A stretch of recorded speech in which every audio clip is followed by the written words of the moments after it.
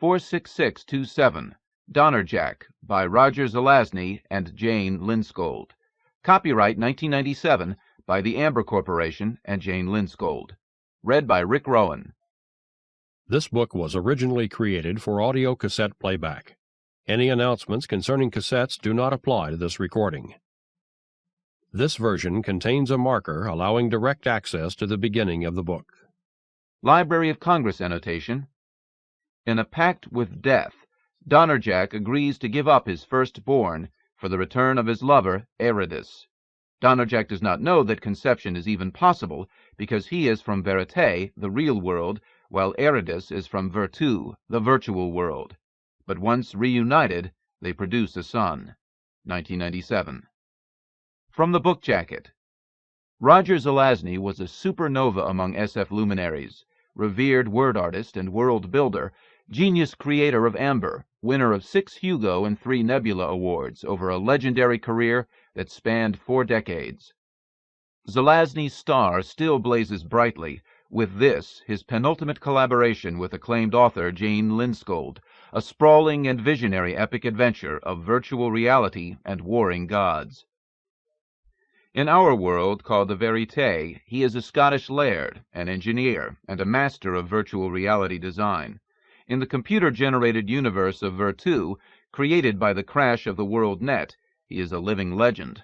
Scientist and poet with a warrior's soul, Donnerjack strides like a giant across the virtual landscape he helped to shape, and now he has bargained with death himself for the return of love.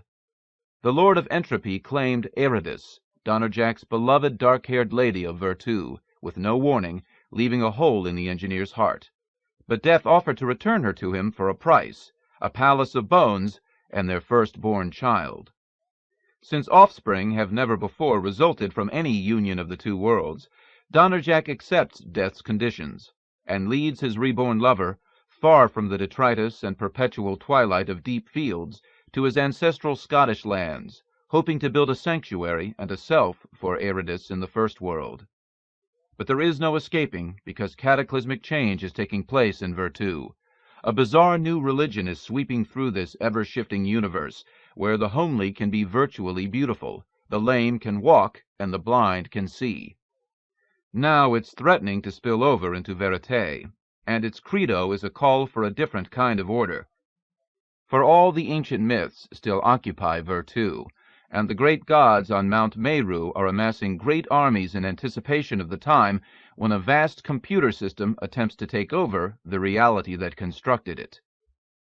The House of Donnerjack, itself responsible for so much virtuelle growth, is now responsible for preventing more, as John Darcy Donnerjack and Ayradyss, each in their own way, must guard and guide a precious, impossible legacy from death and after death. For the engineer and his beloved Angel of the Forsaken Hope have produced their greatest creation, one coveted by the Lord of the Lost for some incomprehensible purpose, one that will play an integral part in the future molding of both universes, a son. About the authors. Roger Zelazny burst onto the SF scene in the early 1960s with a series of dazzling and groundbreaking short stories.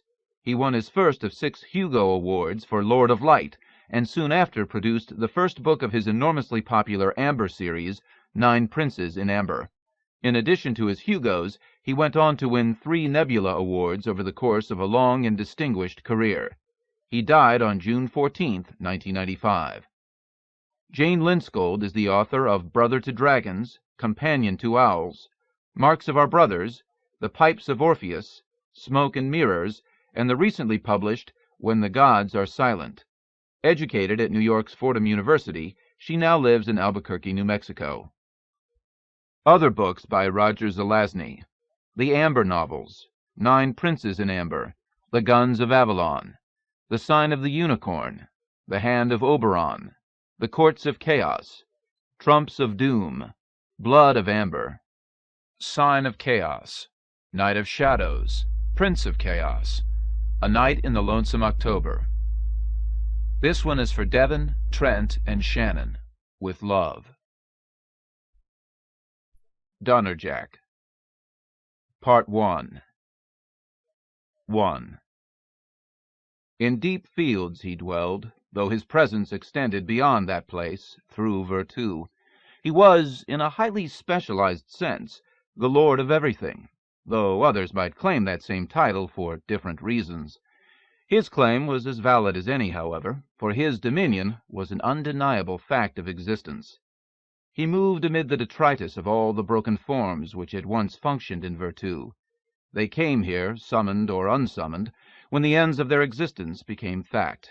Of some he salvaged portions for his own uses. The others settled where they fell and lay, strewn to continue their decomposition, though some parts of them survived longer than others. Even as he strolled, pieces would rise up, in human form or other, perhaps to strut a few paces, mouth some words, perform a characteristic function of what they had been, then sink again into the dust and rubble of which they were becoming a part. Sometimes, as he did now, he stirred the heaps with his stick to see what reactions this would provoke. If he found some performance or some bit of knowledge, some key or code, of amusement or use, he would bear it away with him to his labyrinthine dwelling. He could assume any form, male or female, go where he would, but he always returned to his black-cloaked, hooded garb over an amazing slimness, flashes of white within the shadows he also wore. There was a great silence in deep fields much of the time. Other times discordant sounds rose, seemingly from the dust and rubble itself, squeals of entropy, and when they fell away, the silence seemed even deeper. His favorite reason for occasionally absenting himself from his realm was to hear patterned sounds, specifically music. There was no other like him in all of creation. Known by thousands of names and euphemisms, his commonest appellation was Death. And so Death walked, swinging his stick, beheading algorithms, pulping identities, cracking windows to other landscapes. Arms twisted upward from the ground as he passed, hands open, fingers flexing, and his halo of moire and shadow passed over them, and they fell back.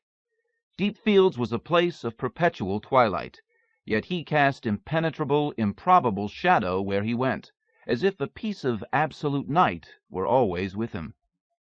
Now another piece of such darkness flapped into existence, black butterfly out of his arbitrary north, perhaps a piece of himself returning from a mission, to dart before him and settle finally upon his extended finger. It closed its wings as he raised it. A moment of cacophony came and went. Then, "Intruders to the north," it said, its voice high, piping, small dots of moire passing like static outward from it. "You must have mistaken the activity of a fragment," Death responded, soft as the darkness, low as the dying rumble of creation. The butterfly let fall its wings and raised them again. "No," it said. "no one intrudes here," Death replied. "They are rifling heaps, searching." "How many?" "2." "Show me." The butterfly rose from his fingertip and skipped off to the north. Death followed to the sound of discord, odd pieces of reality flashing into and out of existence as he passed. The butterfly traveled on, and Death mounted the hill, pausing when he had achieved the summit. In the valley below, 2 man-like forms, no, one was female, had excavated a trench to considerable depth. Now they were passing along its length, the man holding a light while the other removed things from the ground and cast them into a sack. Death, of course, was aware of much that lay in the area. "What desecration is this?" Death inquired, raising his arms, his shadow flowing toward them. "You dare to invade my realm?" The one with the sack straightened, and the man dropped the light, which went out instantly. A great babble of voices and strident sounds filled the air, as if in synchrony with Death's ire. There came a small golden flicker from within the trench as his shadow reached it. Then a gate opened, and the figures passed through it, just before the shadow flooded the trench with blackness. The fluttering shape approached the hilltop. "A key," it said. "They had a key."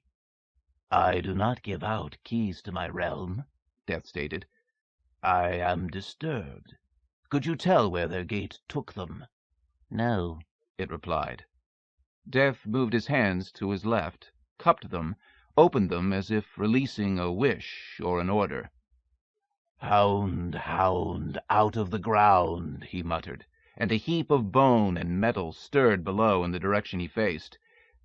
Mismatched bones reared up, along with springs, straps, and struts, to form themselves together into an ungainly skeletal construct, to which pieces of plastic, metal, flesh, glass, and wood flew or slid, turning like puzzle pieces after unlikely congruencies, fitting themselves into such places to be drenched suddenly by a rain of green ink and superglue, assailed by a blizzard of furniture covering and shag rug samples, dried by bursts of flame which belched from the ground upon all sides. There is something that needs to be found, Death finished. The hound sought its master with its red right eye and its green left one, the right an inch higher than the left. It twitched its cable tails and moved forward. When it reached the top of the hill, it lowered itself to its belly and whined like a leaky air valve. Death extended his left hand and stroked its head lightly. Fearlessness, ruthlessness, relentlessness, the laws and ways of the hunt, rose from the ground and rushed to wrap it, along with the aura of dread. Death's dog, I name you Mizar, he said. Come with me now to take a scent. He led him down into the trench where Mizar lowered his head and nosed about. I will send you into the higher lands of Virtu to course the worlds and find those who have been here. If you cannot bring them back, you must summon me to them. How shall I summon you, Death? Mizar asked. You must howl in a special way. I will teach you. Let me hear your howl. Mizar threw back his head, and the sound of a siren bled into the whistle of a locomotive, mixed with the death wails of a score of accident victims, and from some place the howling of a wolf on a winter's night, and the baying of hounds upon a trail. A legion of broken bodies, servomechs, and discarded environments stirred and flashed in the valley below, amid junk mail, core war casualties, worms, and crashed bulletin boards. It all settled again with a clatter when he lowered his head, and the silence took hold of Deep Fields once more. Not bad, Death observed. Let me teach you to modulate it for a summoning. Immediately the air was rent by a series of shrieks, wails, and howls, which brought a stirring to all of Deep Fields with its pulsing pattern, and which resulted in an inundation of new forms, falling, striding, shuffling, sliding into the realm, stirring the dark dust to haze the air through which new cacophonies traveled. That I will hear and recognize wheresoever you shall be, Death stated, and I will come to you when so summoned. A patch of blackness landed upon Mizar's nose, and his lopsided eyes were crossed as he regarded the butterfly. I am Ayradyss, a messenger, it told him. I just wanted to say hello. You have a fine voice. Hello, Mizar answered. Thank you. Ayradyss darted away. Come with me now, Death said, and he moved to descend the trench.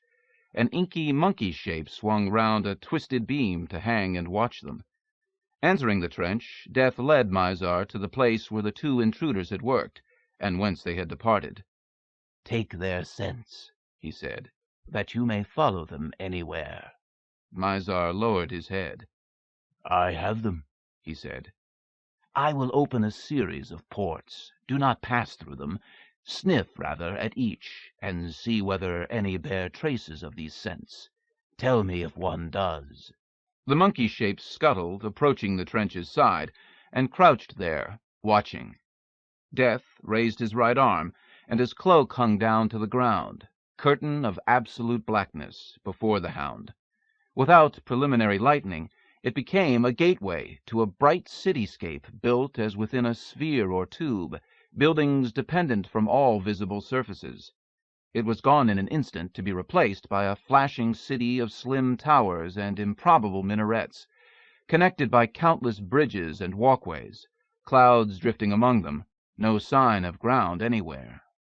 Then meadows flashed by, and long corridors of innumerable doorways, both lighted and dark, opened and closed, the interior of an Escher-angled grotto, tube cities beneath a sea, slow-wheeling satellites, a Dyson-sphered realm whose inhabitants sailed from world to world in open vessels. Yet Mizar remained still, watching, sniffing. The pace increased, scenes flashing beneath Death's arm with a rapidity that no normal eye might follow. Alioth skipped before prospects of live flowers, both mechanical and organic. Death halted the process, freezing on the scene of a classical ruin, broken pillars, fallen walls, crashed pediments, upon a grassy and flower-dotted hilltop, flooded with golden light beneath a painfully blue sky. Gulls passed, calling. The shadows were all hard-edged, and a touch of sea smell drifted through the gate. "Anything at all?" Death asked. "No," Mizar replied, as Alioth darted through the gate to settle upon a flower, which immediately began to droop. "I have tried the likeliest choices for the glimpse I had. We will look somewhere more distant, someplace almost impossibly hard to reach. Bide." The scene vanished, to be replaced by that blackness which had prevailed earlier. A little later a light appeared. It brightened steadily, casting illumination far down the trench and beyond it. The black, spiderish monkey form, crouched on the trench's edge, drew back as the brightening continued, as coils of colored light and random-seeming geometric forms drifted within to the accompaniment of an electrical sizzling sound. Trails like lightning came and went. Then darkness ensued of an instant, inverting the values of the various brightnesses. A negative quality came over the crackling prospect. Mizar stirred. "Yes," he said then, the spikes of his teeth gleaming metallically in the glow. "There is something similar here." "Find them if you can," Death said. "Call to me if you do." The hound threw back his head and howled. Then he sprang forward through Death's port into the dark, bright, abstract world beyond, sustained by wings of moiré. Death lowered his cloak, and the gate was folded and put away. "You may never see him again," said the monkey. "It is a very high realm to which you have sent him, perhaps beyond your reach." Death turned his head, showing his teeth. "It is true that it could take a long while, Dubhe," he said. "Yet all patience is but an imitation of my ways, and even in the highest realms I am not unknown." Dubhe sprang to his shoulder and settled there as Death rose up out of the trench. "I believe that someone has just begun a game," Death said as he headed across deep fields, through a meadow of blackest grass, black poppies swaying at the passage of his cloak. "And, next to music, they have invoked a pastime for which I have the highest regard. It is long, Dubhe, since I have been given a good game. I shall respond to their opening as none might expect, and we will try each other's patience. Then, one day, they will learn that I am always in the right place at the proper time." "I once felt that way," the monkey replied, "till a branch I was reaching for wasn't there." The cacophony that followed might have been their laughter, or only the random bleats of entropy. Same thing. John Darcy Donnerjack loved but once, and when he saw the moiré, he knew that it was over. He knew other things as well, things he had not even suspected till that moment, and so his heart was torn in more than one direction, and his mind spun down avenues it had never traveled before. He looked at Ayradyss, his dark-haired, dark-eyed lady, there beneath the hilltop tree where they always met, and the moiré swam over her, granting her features an even more delicate appointment. He had always felt that, had they chosen, they might rendezvous in his world, but that the dream-dust, fairy-tale quality of their romance required the setting of this magic land. Neither of them had ever suggested otherwise. Now he understood, and the pain was like ice in his breast and fire in his head. He knew this place far better than most of his kind, and he doubted that Ayradyss was even aware of the first moiré flicker which meant her end. He knew her now for a child of Virtu rather than a visitor masked by an exotic name and pleasing form. She was exactly what she appeared to be, beautiful and lost, and he caught her about the shoulders and held her to him. "John, what is the matter?" she asked. "Too late," he said. "Too late, my love. If only I had known sooner." "Known what?" she said. "Why are you holding me so tightly?" "We never spoke of origins. I did not know that Virtu is really your home." "What of it, John? What different—" And the moire flickered over her again, longer than before, and he could tell by her sudden tensing that this time she had noted it. "Yes, hold me," she said. "What did you mean when you spoke of wishing to have known sooner?" "Too late," he replied. "There might have been something I could have tried. No guarantee it would have worked, though. Probably wouldn't have." He kissed her as she began to shake. "Too small a piece of an idea too late. I have loved you. I would that it could be longer." "And I you," she replied. "There were so many more things to do together." He had hoped that the moire would not return for a long while, as might sometimes be the case, but abruptly it was back again, causing her form and features to flow as if seen through a heat haze, and this time he thought that he heard for a moment a strain of discordant sound. This time the moire remained, and Ayradyss continued to waver through more and more distortions. It became difficult to hold her as her shape was altered, diminishing the while. "It is not fair," he said. "It is as it always has been," she replied, and he thought that he felt a final kiss as she fell, and the air was touched again by that sound. A faint track of bright dust lay across the air. He stood with empty arms and clouded eyes. After a time he seated himself on the ground and covered his face with his hands. At some point his grief gave way to a journey through everything he had learned of Virtu, the race's greatest artifact, and he brought to bear theories he had developed over the years, and all of the speculations with which he had played during his enormously fruitful career.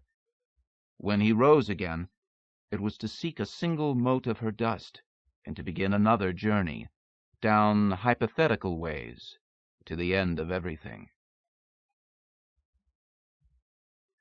Tranto felt it come upon him, as he labored with a fractalizing crew, manipulating small progues into a forest, under a new ID, there, outside the thatched hamlet he had also helped to raise.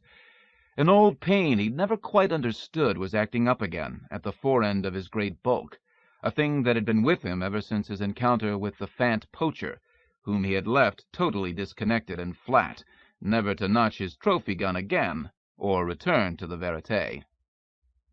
Tranto bellowed briefly at the sensation, and the other fants moved away, rolling their eyes and shifting uneasily.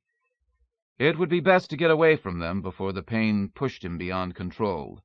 His small and diminishing area of rationality had never dwelled deeply on the nature of pleasure and pain. For his kind, pleasure was connected with the sensation of processing without any actual work involved, a high-order distillation of that which motivated their mundane, purposeful work actions. Pain, on the other hand, arose from the introduction of hidden chaos factors into their progues. Long ago the hunter's blast had left such a trace, which acted up every now and then, ruining his social life and contributing to local gossip. He snorted and stamped. He had labored once, a prisoner, in an encrypted space, a love nest of a government official of the Verite, whose virtual companion had ruined the packaged ecology with her extravagant insistence on omnipresent bowers of flowers, to the point where the hopefully self-supporting space had overloaded and could no longer serve the second half of its dual function. Part of a crew of shanghaied labor, Tranto recalled the painful chaos factor control prods in the hands of Lady May's overseers, and sometimes those of the lady herself, by which he and the others had been driven to offset the effects of the progues she had skewed. As terrible as the CF prods had been, they were never as massively traumatic as his spells, though they had finally served to set one off, the one which resulted in his destruction of much of that place. opening it to the attention which had led to Morris Rintle's dismissal when it was discovered that diverted government funds had been used in its setting up, and to divorce when his wife and the Verite had learned of his virtual lover. A fresh wave of pain swept through him from the throbbing site of his old injury. He bellowed again, and reached out with his forward appendage to uproot one of his recent plantings. He smashed it against the ground, and brandished its remains overhead. Very disturbing, his fleeing rationality observed, and, really, too bad. He bellowed again, and charged his fellows, who scattered with an agility and rapidity near amazing to those other laborers only acquainted with the Fant's generally slow-moving ways. The other laborers were, of course, moving hurriedly themselves by then. Tranto smashed several trees to the ground, then turned away. His burning eyes focused upon the village, and he rushed off in that direction. The overseer progue withdrew its embodiments hastily. Brandishing the tree trunk, Tranto demolished a hut, then threw his bulk against the next structure, to be met with a satisfying swaying and cracking. He hit it again. He swung the trunk. The wall went down. He bellowed then, and stamped on through. As he advanced upon the next, a spark of memory suggested that they would be after him soon, with CF prods, then with lethal weapons. As he trampled the building to ruin, and listened to the cries of workers and foremen, he knew that he should turn away from this place, flee to some safe wilderness where he might abide until the attack had run its course and healing had begun. He smashed another wall, drove the battered tree trunk against a second, then sent it through the roof of a third. Yes, he really should be moving on. Only all these damned things seemed to be in the way. Trumpeting, he stamped down the street, upsetting supply carts, trampling seed objects as they spilled. They would be waiting for him at the transit station, he was certain. If they could not stop him, they would try to transfer him to a secured space where a therapist would hurt him again like last time. Better to flee in this direction and batter his own gate when he was in the clear. It would not be the first time he had broken through a chambering field.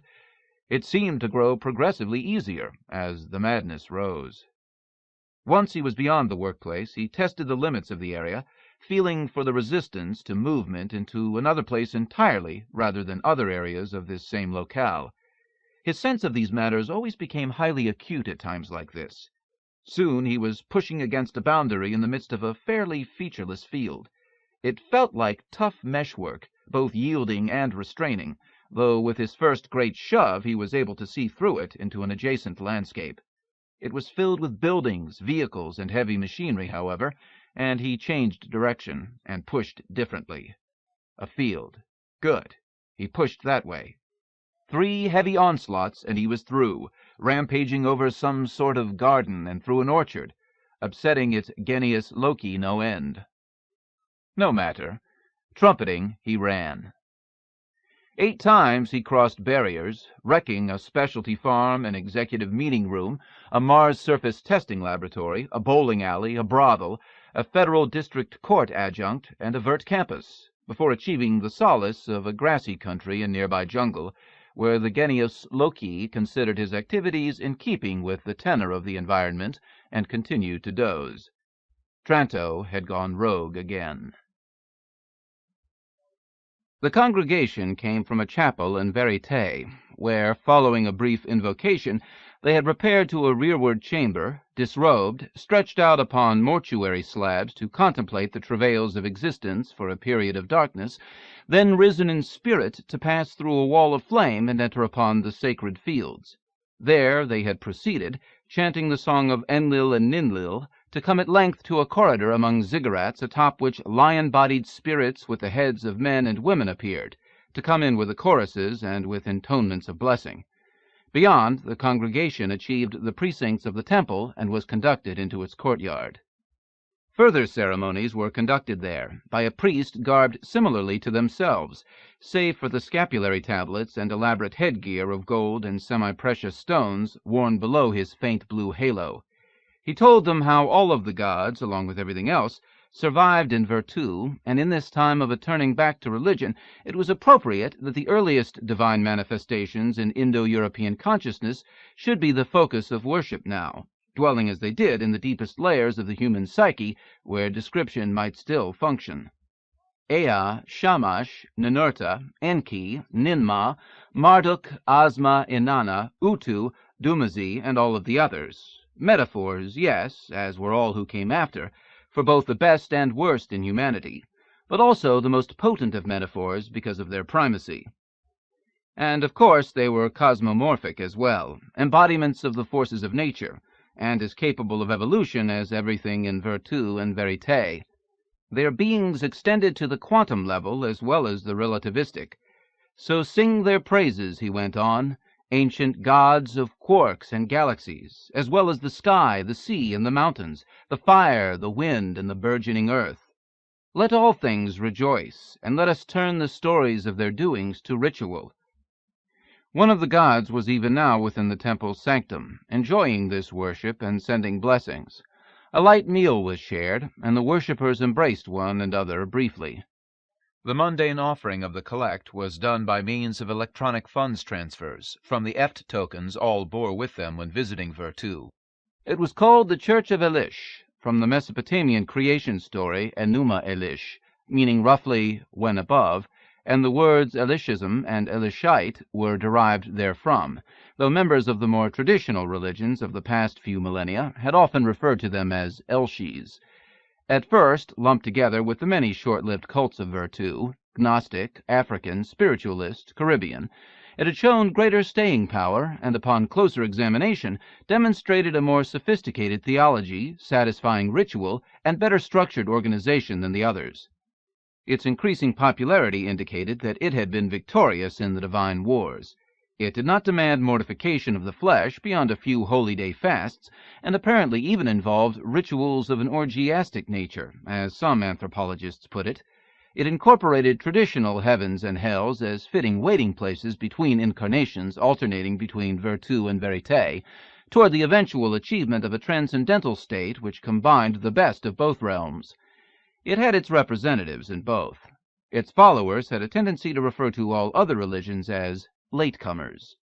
Every now and then, usually on high holy days, some worshippers well advanced along their spiritual paths were permitted to enter the temple itself to undergo a higher grade of initiation, involving experiences perhaps intoxicating, oceanic, sexual, illuminating. These tended to result in some small advantage in life, physical or mental, which functioned best in Virtu, but which sometimes carried over to Verite. This phenomenon had also been a subject of anthropological consideration for over a decade, the only general conclusion to date being the catchphrase psychosomatic conversion. In fact, Arthur Eden, tall, very black, his beard shot with gray, heavily muscled in the manner of an athlete somewhat past his prime, which he was a professor of anthropology at Columbia's Verite campus. He had joined the Elishites for purposes of preparing a full-length study of their creed and practices, comparative religion being his specialty. He was surprised at how much he was enjoying the preliminary work, for the church had obviously been set up by an expert or experts in this area. As he walked back, singing amid the pyramids, along the trail through field and wood, he wondered at the administrative entities behind this landscape. During a night service he had once been puzzled by the skies, as he'd sought familiar constellations. On a later occasion he'd recorded it by means of a simple probe disguised as a bracelet. Later, when he'd projected it onto a computer screen and begun playing games with it, he finally discovered that that sky was to be achieved by moving the present one backward through time for about 6.5 millennia. Again, he was impressed by the Church's efforts at verisimilitude in their claims to antiquity, and he wondered again at the priesthood, or whoever the brains behind the structure of things might be. The wall of flame rose before him after a time, and he joined the others in the prayer of passage. There was no sensation of heat as they negotiated the blazing way, only a small tingling and a whooshing sound of the sort a high fire might make in a strong wind, probably intended to intensify the memory. In the darkness that followed, he located the center aisle of the chamber and counted paces as he had been taught, forward, right, left, coming at length to his slab and reclining there. He was eager to begin dictating his notes, but instead reviewed his impressions as he lay there. Yes, the Elishite's worldview had an ethical code, a supernatural hierarchy, and an afterlife. They also had sacred texts, a collection of rituals, and an efficient organizational structure. The latter was difficult to obtain information concerning. All of his careful inquiries had so far met with responses indicating a consensus of the clergy as a basis of decision-making, always divinely inspired, of course. Still, he was yet a neophyte. He could understand a measure of reticence on matters of church politics. There should be opportunity to probe more deeply as his status evolved. Lying in the darkness, he recalled the rituals he had witnessed thus far, wondering again whether they represented an actual reconstructive interest on the part of their composers, and if so, from which archaeological sources they might have been derived and projected, or whether they had been made up de novo and calculated to produce maximum effect upon a modern congregation. If it were the former, he required knowledge of the key works and the approach which had been taken in these developments from them. If the latter, he still needed the ideas which lay behind the thinking. It was not often that one got to witness the nascence of a new religion, and it was important that he get into it as far as he could and record everything. Lying there, still tingling lightly, he reflected that whoever was behind it seemed possessed of a fair aesthetic sense, along with all the rest. Sajak led his clan to a new section of the forest, partly because the area it had inhabited for the past month had been heavily browsed, and partly because of an Ixi sighting near that territory.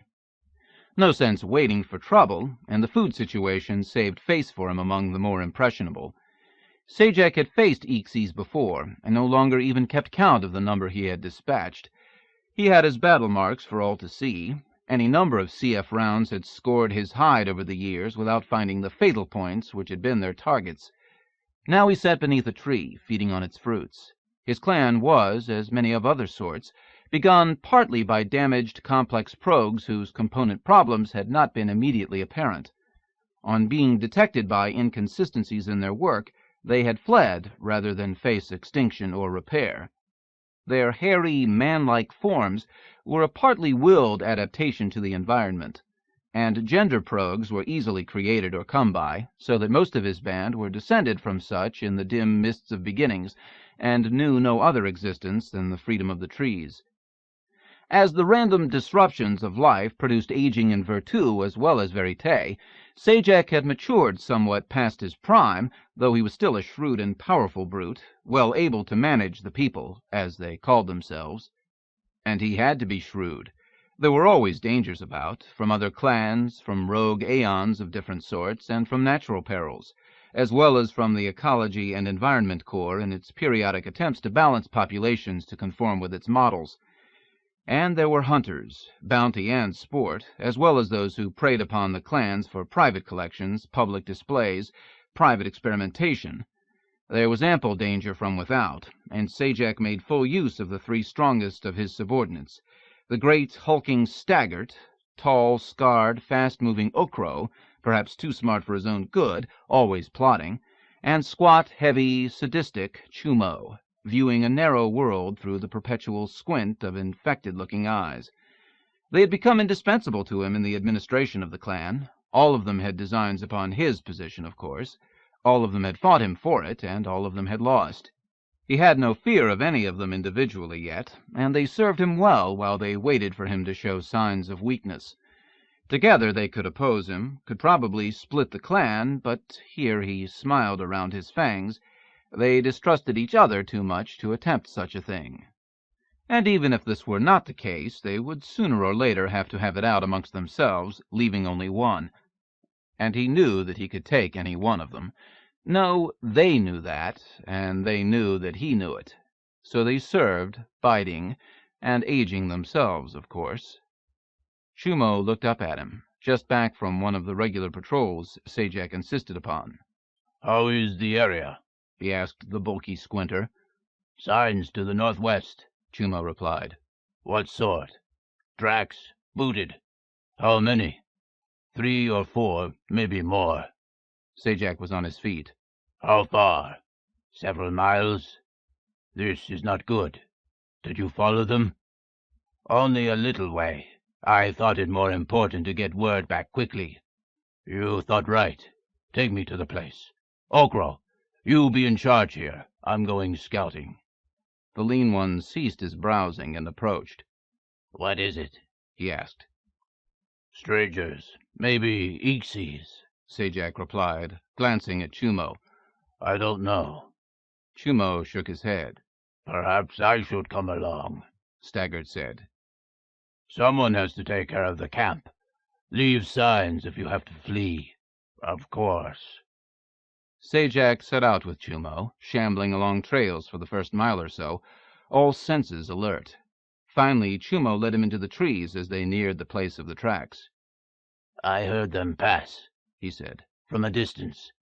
By the time I got here, they were already well gone.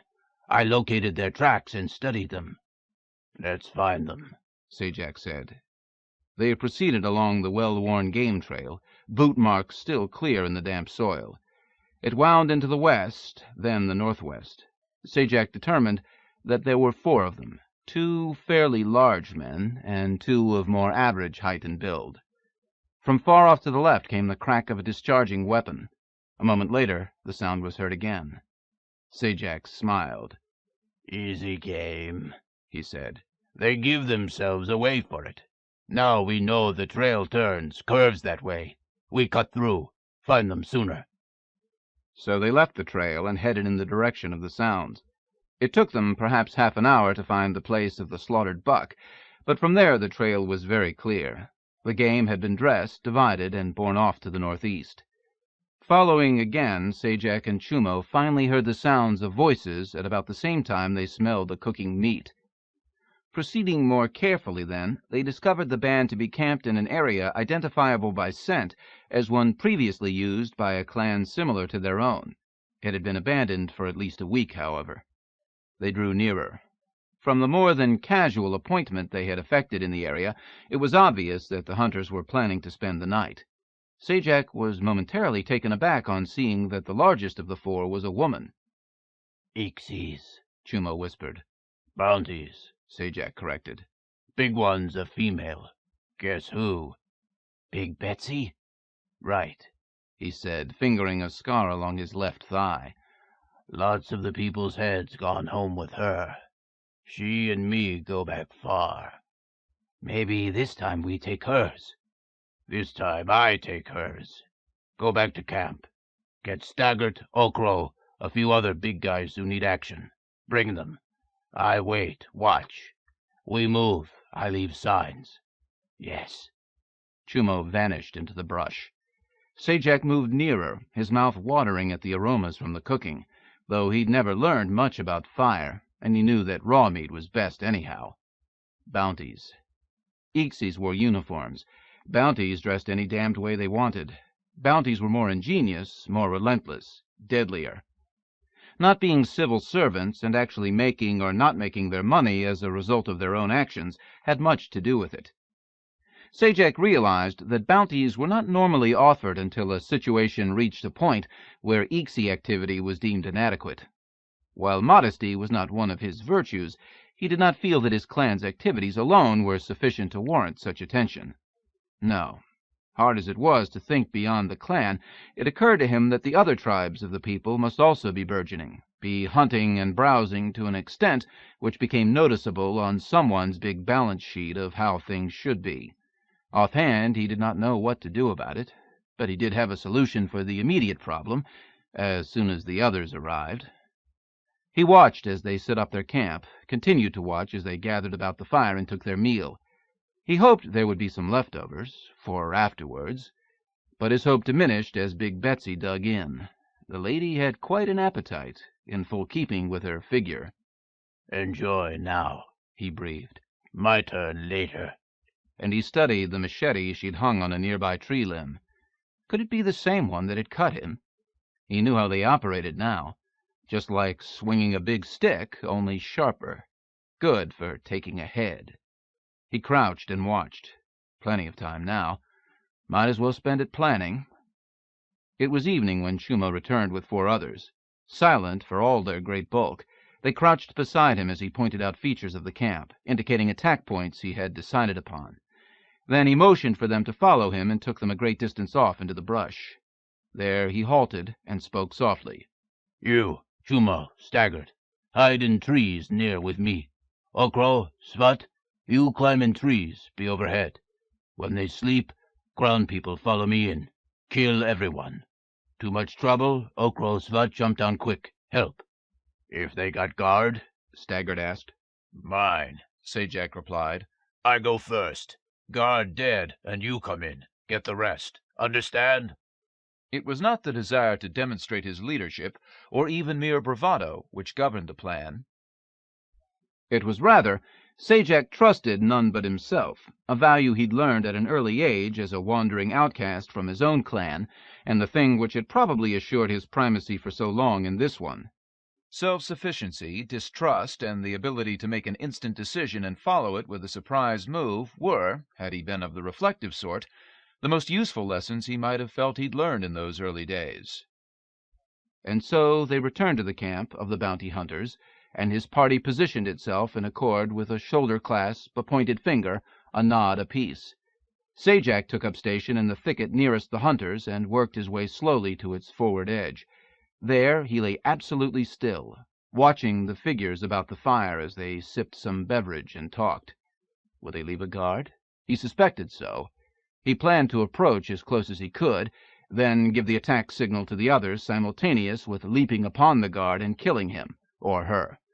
He hoped that Big Betsy would stand the first watch herself, both because she was the most formidable, and it would be well to dispose of her quickly, and because he could hardly wait, after all these years and encounters, to slay the huntress from far-off Verite. He had never heard of Thomas Ray, who had introduced sex and repro into Prog so long ago, but probably he should rape her too, he decided, just to show that his victory was total as well as complete. On the other hand, he realized that he would be afraid to try it while still she lived. No matter. Afterwards would serve as well to prove his point. Again he studied the machetes. Big Betsy had hurt him bad with one such that other time. He had thought of it over and over, until he was certain how it worked, though he never dwelled on the mysteries of design or manufacture. Good for getting heads, he knew. It was how they filled their bounty sacks. He watched the campers and tried to understand their conversation, but failed. He wondered whether Big Betsy knew any of the people's talk. He listened to the night sounds and studied that other mystery, the fire. It seemed a long time before one of the men began to yawn, but moments later another joined him. The first said something and gestured toward his sleeping roll. Big Betsy nodded and answered, jerking her huge thumb in that direction. All three of the men retired to their bedrolls, and she added more sticks to the fire. She cleaned her weapon and honed her machete then, setting both of them near to hand when she was done. Sajak studied their disposition. He had to come upon her in such a fashion that she could not seize advantage and turn it on him. Once it was simply strength against strength, there would be no problem, despite her bulk. He was considerably more massive, and his strength had long been a thing of legend among the people. So he would leave his cover with total stealth, he decided, as soon as the other bounty's breathing had grown slow and regular. Then he would advance carefully, but not trust to total soundlessness in crossing those final feet. Yes, that seemed most prudent. He felt that she would be as alert as one of the people, and the tiniest sound would be as sufficient to galvanize her to action as it would be to himself. He would have to cover that final distance with a great leap. A half-hour, perhaps, went by. The three men seemed to be sleeping. Big Betsy was sitting very still, staring into the flames. He continued to wait. The sleepers should be easy for the others to deal with, but best not to take any chances. The night wore on. It became obvious that the others were deep into sleep. His clansmen would be growing restless, might think he was afraid of the human woman. Was he? She was the biggest woman he had ever seen. He fingered his scar. Then he parted the fronds before him and moved slowly forward. He placed each foot with the utmost precision and shifted his weight carefully. He controlled his breathing. He could not control his smell, however. He heard her sniff, once. Then her right hand flashed out toward the weapons. He leaped immediately, his battle cry rising to his lips. But Big Betsy had thrown herself to the side and rolled away, moving with surprising speed for one of her bulk, uttering a shout of warning to the others as she did so. Sajak missed his target, her back, but a quick movement of his long arm was successful in knocking the half-clasped rifle from her hand. He lunged at her again, but she rolled backwards over his shoulder, removing herself from his path and coming up onto her feet, facing him. As he began to reach for her, she kicked him twice in the stomach, ducked beneath his sweeping arm, and drove a heavy fist against the right side of his rib cage. While any of these blows would have devastated a man, Sajak was only momentarily shaken by them, and snarling he made for her again. She tripped him as he passed, and he felt her ham-like fist fall upon the massive muscles at the back of his neck. Shaking his head, he turned toward her again. About him now rose cries and growls as his clansmen fell upon the recent sleepers, along with the sounds of their conflict, which included the breaking of bones. Big Betsy kicked him again. He bore it stoically and advanced upon her, moving more deliberately now, having learned that his rushing attacks were less than effective. She retreated from him, striking as she went, and keeping her kicks low, for she had seen the enormous speed of his hands and arms, and feared his catching hold of her leg should she kick too high. She worried him about the shins, knees, and thighs, but he plodded toward her, ignoring these blows, his arms swinging low before him. He found himself wishing she were one of the people, as he considered what a fine mate she would make. He struck suddenly with a blinding movement of his left arm. While she managed to roll with it, her balance was destroyed. She stumbled to the side. He was upon her in an instant, seeking to immobilize her. Even then, before he succeeded, she struck his chin with the heel of her hand, clawed at his eyes, aimed brief blows at his throat. Finally, his left arm about her back, crushing her right arm to her side, he caught hold of her left elbow with that hand and drew it against her left side with such force that he heard cracking sounds from within her chest. She grunted once, perhaps too compressed to cry out, and suddenly she spat in his face. He wondered at the significance of this as he reached out and caught hold of her head with his massive right hand.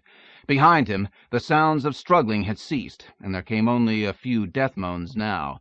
He turned her head to her left as far as it would normally go. Then slowly he continued to turn it. Her neck made cracking sounds, and he felt spasms within her body. He squeezed her more tightly and continued to turn her head. There came a final snap, followed by a brief convulsion. Then she fell limp within his grasp. He lowered her to the ground and stared.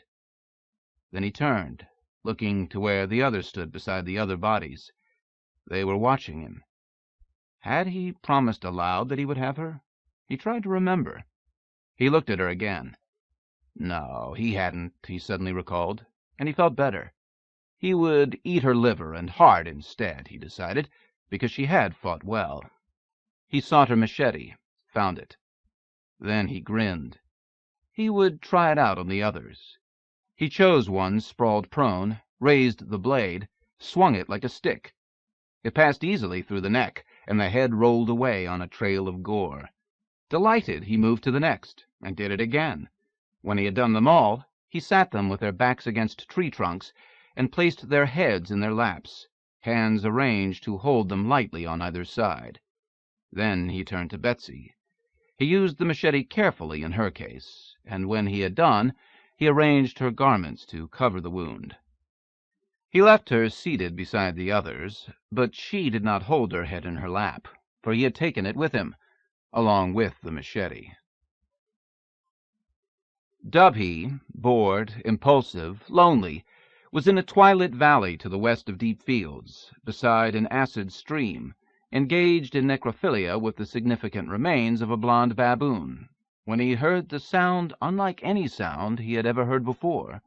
Startled, he released her, and her lower anatomy pranced away into the stream to be reduced in stature with every step, until finally naught remained but a pungent memory. He threw his head back and barked in frustration. The intruding sound continued, so strange. It was patterned. It was unlike the intermittent burst which came and went as a byproduct of entropy doing its stuff. He climbed out of the valley. East, it seemed. Something interesting going on there. The sounds did not let up. He struck a course in that direction. A piece of something shiny and mechanical drifted by, and he mounted it and rode it until right before it crashed, jumping off at the last moment. Then he hurried on afoot, through the always twilight, spotted with occasional flares and will-o'-the-wisps from the always decomposing, leaping chasms, scrambling up hillsides and down their farther slopes. "What is it, Dubhe? whither fare you?" came a satiny voice from a hold that he passed. He paused, and the snake slithered forth, long, shining like beaten copper. "I'm following that peculiar sound, Fecta." "I feel its vibrations also," the snake replied, silvery tongue darting. "So you do not know what it is?" "Only its direction." "I will join you then, for I too am curious." "So let us go," Dubhe responded, and he set off once more. He did not speak again for some time, though he occasionally caught the glitter of Fecta's scales at either side, and sometimes before him. They hurried on, the sounds louder now, voices and instruments distinguishable. Mounting a hillside, they halted. To the east they beheld the figure of a man walking, a kind of light about him. What gait, track, or trail might touch upon him as he moved here? The sounds came from the tall, dark-haired man, or from something he bore with him. He moved slowly, with a deliberation that implied a definite course he followed. It led him down his hillside and into a long valley. Dubhe hesitated to move toward him, and so be seen. He elected rather to follow, and so let the man pass below before he moved again. Fecta also waited, apparently of the same mind. The sounds danced through the air in the man's wake, and Dubhe found them pleasantly disturbing. "Is there a word," he asked Fecta, "for when the noise is good?" And Fecta, who spent her time passing through mounds and around them, and going up and down the valleys, digesting bits of wisdom before they might decay, replied, "Music. It is called music. It is a thing very difficult to manifest here. Perhaps that is why the master likes it so, for its rarity. More likely, though, he loves it for itself, as I see that this is easy to do." They followed the man and his music through the dark valley, Fecta pausing only to devour the remains of the previous day's weather report for Greater Los Angeles. "Let us pass him," Fecta said at length, "for I can tell from a feeling to the land that the master will meet him in the valley 2 bends hence." "Very well." They skirted the foothills to a ridge, crossed through a declivity, raced ahead to another such gap, crossed the valley into which it debouched, and mounted a hill. The music came from far behind them now. Ahead and below, within the great vale, they saw a slow movement. Death climbed a small mound, extended his arms, and turned in a circle. Then Bones rose up out of the ground, fell down from the heights, rushed toward him in a chaos of rattling forms, came together before him, assembled themselves into a structure. Soon a high-backed throne stood there, surmounted by a skull. It shone like ancient ivory in the valley's quiet light. As Death took a step forward, the excess Bones flew away to outline a path leading out to the mouth of the valley at its turning. He moved to the rear of the throne then, where he opened his cloak to release a spectral form which hovered behind its knobby back. Returning to the front, he seated himself. Raising first his right hand, then his left, flames came up on either side, creating shadows. The music grew louder. "The boss really knows how to do things with style," Dubhe remarked. "He does seem to take a certain pleasure in the dramatic," Fecta observed, as they descended and moved into a nearer patch of shadow. Fecta and Dubhe waited for what seemed a long while. The sounds continued to increase in volume. Then there was movement at the end of the valley. The man halted and stared. Then he advanced slowly along the bony way, his music all about him. When he came to the foot of the mound, he stopped again. "And our visitor seems similarly inclined," Fecta added. "True." Death turned his head toward the visitor. He spoke in a ragged, rattling way his minions had not heard him use before. "You come to me playing Politians Orfeo, arguably the world's first opera, a fine piece, which I have not heard in a long while. Of course, this also stirs memories of a story I have not heard in a long while." "I'd thought it might," the man replied. "I know you, John Darcy Donnerjack. I am an admirer of your work. I am especially fond of the delightful fantasy of the afterlife you designed based on Dante's Inferno." The critics liked it, but the public proved somewhat less than enthusiastic. "It is generally that way with my work also." Donnerjack stared, not certain how to respond until Death chuckled. "A small jest," the Cloaked One added. "In truth, few consider me an actual being. I might be curious as to how you arrived at this conclusion, let alone decided to undertake this journey and succeeded in finding your way here." "My life's work has involved Virtu, and I am, among other things, a theorist," Donnerjack replied. "I feel it will be worth spending time with you one day, in discussion of theory." Donnerjack smiled. "I might enjoy that. You would seem the logical source for final opinions." "Mine is not really the last word on everything. Generally, I leave it to others." Death cocked his head and fell silent until the current passage had finished. "Lovely," he said then. "I take it you seek to induce in me a mood of aesthetic pleasure." Donnerjack placed the small unit which he bore on the ground at Death's feet. "I admit to that intention," he answered. "Please accept the player as a gift. There are many other melodies on it as well."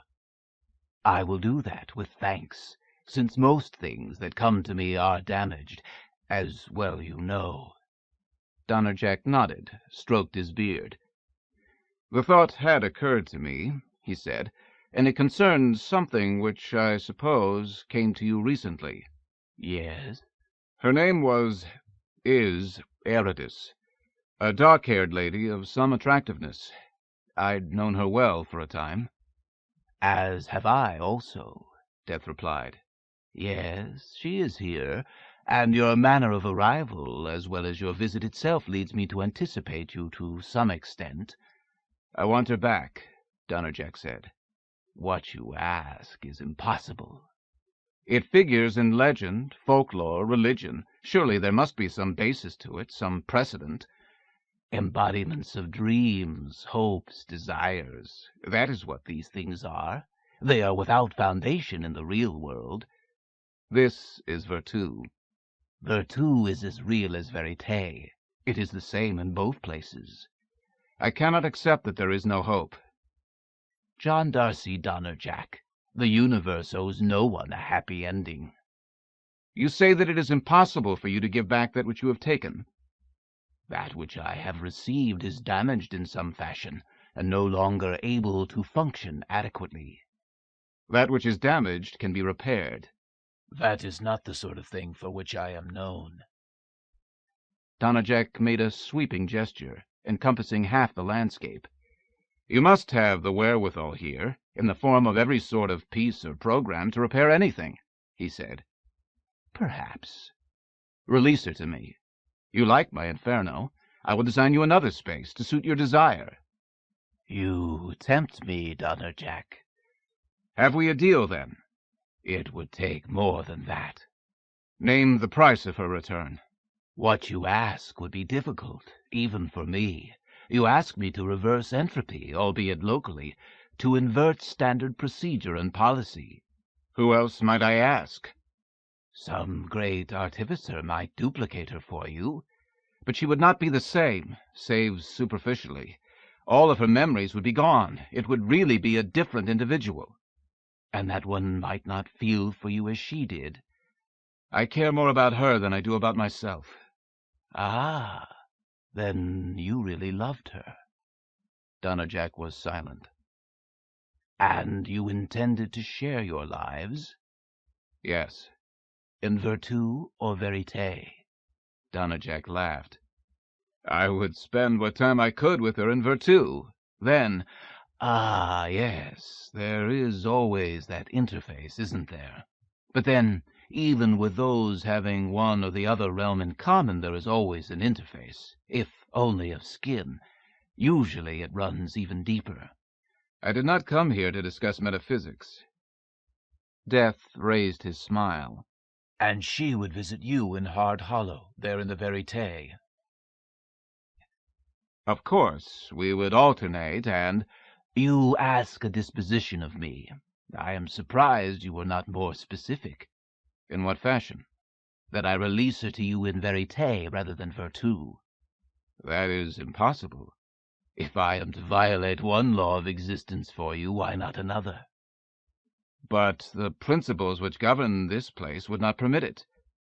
There is no way to manage the visit effect permanently, fully, either way. And if there were? I have made a lifetime study of this. A life is a shallow place in time. Still, Do you think me a probe-generated simulacrum? Some toy of human imagination? I came into being when the first living thing died, and I will not say where or when that was. Neither man nor machine ever wrote a program for me. Donnerjack drew back as a moiré flowed between them. You make it sound as if you really are Death. The only reply was the continuing smile. And I almost get the feeling you are discussing an experiment you would be curious to perform. Even if that were so, it would not get you a fire sale price on my services. What then? What do you want? Yes, you will build for me. But I want one thing more. You spoke of myths, legends, fairy tales. There are reasons for them, you know. Yes? You have wandered into something you do not understand. If you would play it out, give me my price, and you shall walk away with her, back to your own realm. Give her to me, and you shall have your price. Death stood slowly, stepped to the left of his throne, and raised his right arm. The Orfeo reversed itself, repeating backwards the passage just completed. The figure of a woman moved out from behind the throne. Donnerjack's breath caught in his throat. "Ayradyss," he said. She is aware of you at some level, but she cannot yet reply, Death said, leading her forward. You will take her by the hand and follow the trail of bones. It will be a long, dangerous, and difficult way, but you will win back to Verite if you do not depart the trail for any reason. High powers may attempt to interfere. Stay on the trail. He placed her hand in his. And now, your price? Your firstborn, of course. What you ask is entirely impossible. First, that we should ever have offspring. Second, that I should be able to deliver it here if we could, physically, in toto. Agree to the conditions, and I will take care of the details. Donnerjack regarded the pale, vacant-eyed form of his love. I agree, he said. Then walk the way of bones back to the light. Amen, said Donnerjack as he turned away, leading Ayradyss. And goodbye. I'll be seeing you, Death said. 2. Lydia Hazard was 17 years old, with several months' vacation ahead of her before beginning her university studies. In that she was the elder of 2 daughters in a well-to-do family, Hazard Insurance, 3rd generation, her parents, Carla and Abel, had given her the present of a summer in Virtu, before her life got hardball, red in tooth and claw, and otherwise preoccupied with things academic. She was 5 feet 6 inches, narrow of waist, large of bust, with hands and legs of a swimsuit model. Her hair was shoulder-length and very blonde, her cheekbones high, teeth dazzling, complexion pink and smooth, eyes of jungle green with a hint of green splashed above them. This was only in Virtu, and it cost extra, but her parents were in a generous mood. In her home in Bayonne, New Jersey, Verite, she was 5 feet 9 inches, with nondescript brownish hair, a bit skinny and gawky with terrible posture, possessed of a volatile complexion, and a tendency to chew her fingernails to the quick. Her smile, thanks to orthodontics, was quite fetching, however, and her eyes were indeed jungle green. For that matter, her voice was pleasantly husky, and she had a high IQ. At first she traveled with her friend Gwen, who'd been given for a graduation present a week in the generic resorts of Virtu: beach, mountain, desert, seashore, cruise, casino, safari, and they had tried a half-day in each to learn their favorites. Both found casino intimidating, because once the package plays were used up, one played with one's own money, or one's parents', efted on the spot from casino's account to one's own, or more usually the other way around. This, both Gwen and Lydia had impressed upon them, was a no-no. They were in Virtu to experience the exotic, to acquire additional social graces, and to get laid in congenial surroundings by good-looking partners in total safety from pregnancy and disease. Bodies bucking and heaving against micro-manipulable force fields back in Verite, Senses knowing they had spent themselves beneath stars and their partners on South Pacific beaches where waves beat counterpoint and breezes bore the aromas of flowers. Did it matter whether one's partner was a construct out of Virtu or a fellow idealized vacationer from Verite? They felt the same, and the uncertainty piqued the sense of romance to the fullest. Either were free to lie or to tease, so of course they did. It spiced the game to wonder whether an address someone had given you back home might be real, whether the man or woman you mounted, stroked, sucked on might be even more fun on the other side, or whether it was all a dream and such a person did not even exist in the Verite. She walked the beaches a lot after Gwen's week was up. They were some of her favorite places when she wanted to be alone, and she realized that for a time she did want to be alone. She requested solitude in Virtu, and it was not sifted-seeming tourist beaches that she sought. They were more wild, pebbly strands, sometimes possessed of a vaguely Aegean feeling. Other times they were pounded by chill breakers which bespoke the North Sea, and she was fascinated by the lives and deaths she noted in tidal pools along her ways. Underwater forests might sway as in invisible winds, tiny crustaceans scuttle among stones, fishes hover and bend, minuscule red armies and blue armies take up positions for battle. Occasionally she saw a red sail, but while the vessel sometimes came near to shore, it never lay to anchor in her sight, nor did she ever glimpse its crew. When the flotsam, driftwood, shells, smells, pools, and sounds of the shore attained a certain level of intensity, she would climb the pale cliffs and hike inland. There lay rocky hills and higher prominences, twisted trees along their slopes. Pink and yellow flowers bloomed in meadows. Pockets of fog filled dells and crevices in stone walls till late in the day. A number of vine-covered ruins, always of stone, occurred in the lower valley. Thistles of a soft red occasionally punctuated the sloping prospect, and she came upon a hill at eve where she seemed to hear music from under the ground. There, in a sheltered depression to the northwest, she wrapped herself in her cloak to spend the night. Lying under the stars, she heard the music rise out of the ground and deepen, grow more wild. For a long time she simply listened, as if in attendance at some odd concert. Abruptly, then, its character shifted. Louder, more powerful it came, no longer from beneath the ground, but from somewhere nearby. Had she been drowsing? She searched hastily for a break in her consciousness, could not be certain whether one had occurred. Rising, she paced the hilltop, seeking the direction of the music. It seemed to be coming from the southwest, to her right. The world grew brighter as she headed in that direction, climbing. It grew louder still as she reached her hill's summit. There, from across the valley, backlighted by a recently risen moon, she beheld a form atop the next height. A piper. He stood stock still, the skirls and wailings on his pipes filling the air between them. She seated herself. As the moon rose higher, she saw that the piper was a man. Their hilltops seemed to drift closer together. This later struck her as peculiar, in that her solitude order was still in effect. She had not intended on lifting it for a couple of more days, following a conditioning visit to Verite. Strange. How long she sat she could never tell. The moon had risen higher, and the piper had turned somewhat, so that its light fell across his face from the left, both illuminating and shadowing. He was high of cheekbone, heavy of brow, and he wore a small beard. He seemed to have on rough, dark leggings and a dark green, moist-looking satin shirt. There was a cap on his head, and the hilt of some sort of weapon at his side. Slowly he turned toward her, until he was staring into her eyes. Abruptly he left off playing them. He doffed his cap and bowed to her. "Good evening, milady," he called. "Good evening," she replied, standing.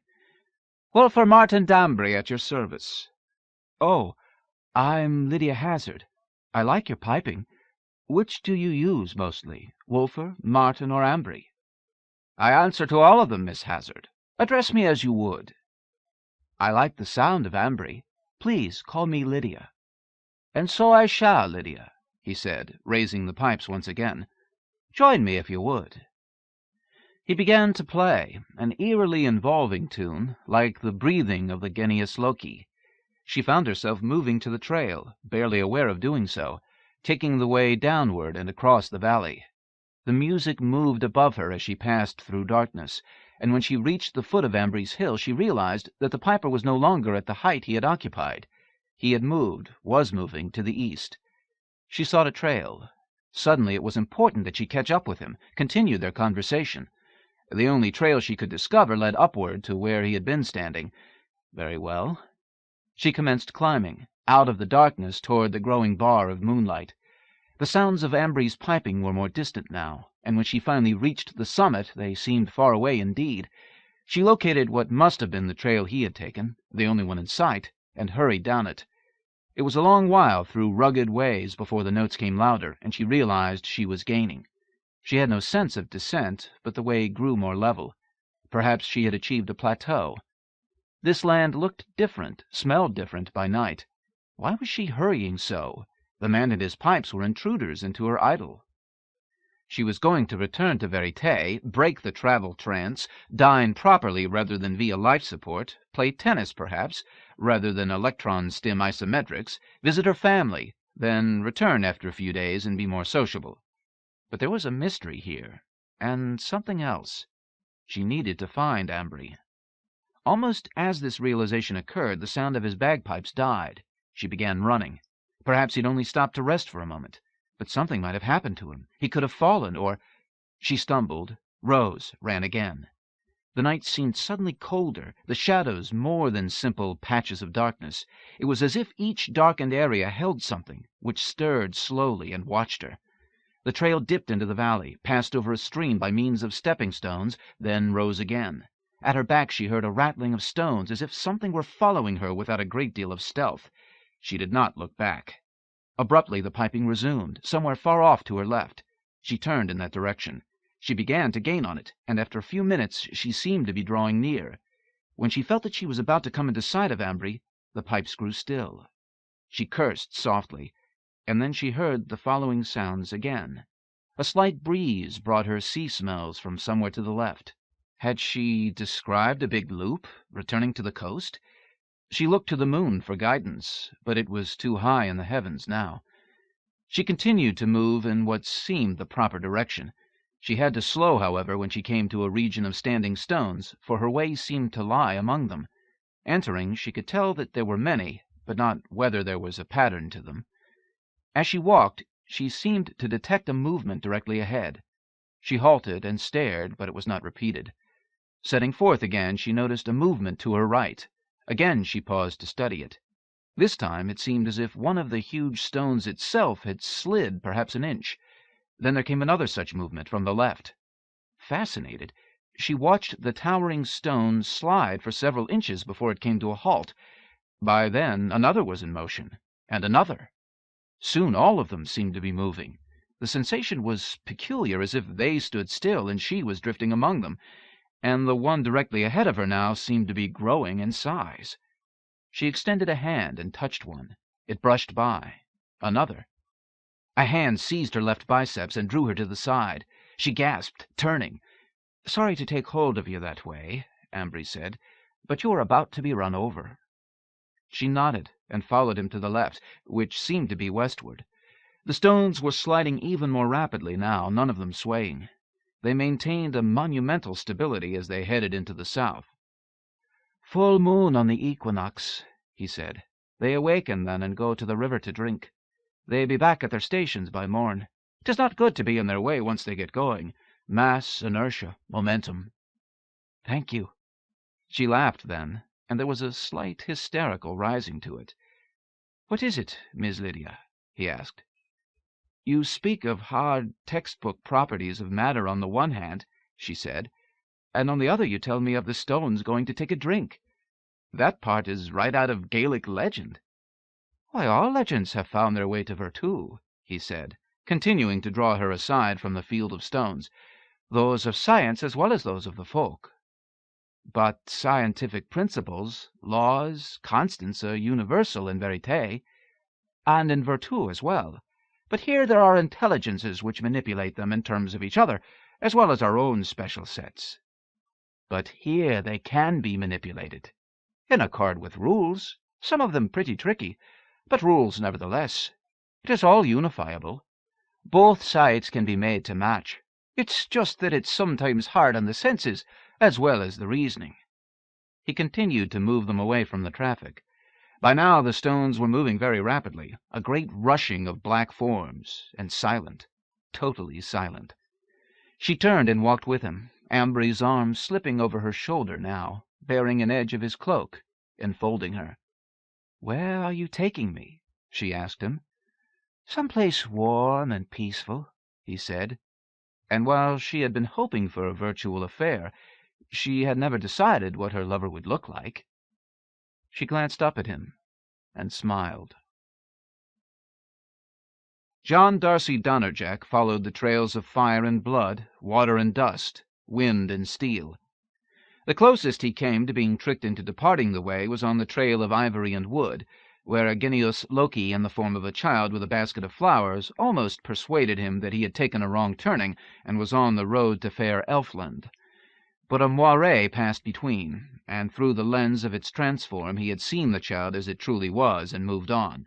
It leaped at him then, fangs bared, heavy metal tails striking sparks from the stone, but the way of ivory and wood guards its travelers even from the masters of place. On the trail of earth and ash a maddened Fant emerged from a hole in the trail itself and rushed toward them. Donnerjack, observant unto death, detected the swelling near the base of one of the beast's foretusks, however, and lured it to the side of the trail, away from Ayradyss, while summoning and reviewing the life specs of its sort. Then, in a fit of the design inspiration which had made him a legend in both academic and engineering circles, Donnerjack dug his thumbs into two of the beast's acupuncture points and waited. It shuffled its massive feet, but remained where it stood, as if sensing the intent behind the human hands which used it so. Its breathing slowed, and it made small snuffling sounds and regarded the man intently. Then it turned away, departed the trail, and headed for the woods. It was around the next bend that the Ayradyss Loki again appeared, of a lovely blue color, and formed somewhat like a caterpillar tractor, and, with inhuman actions, threatened the travelers.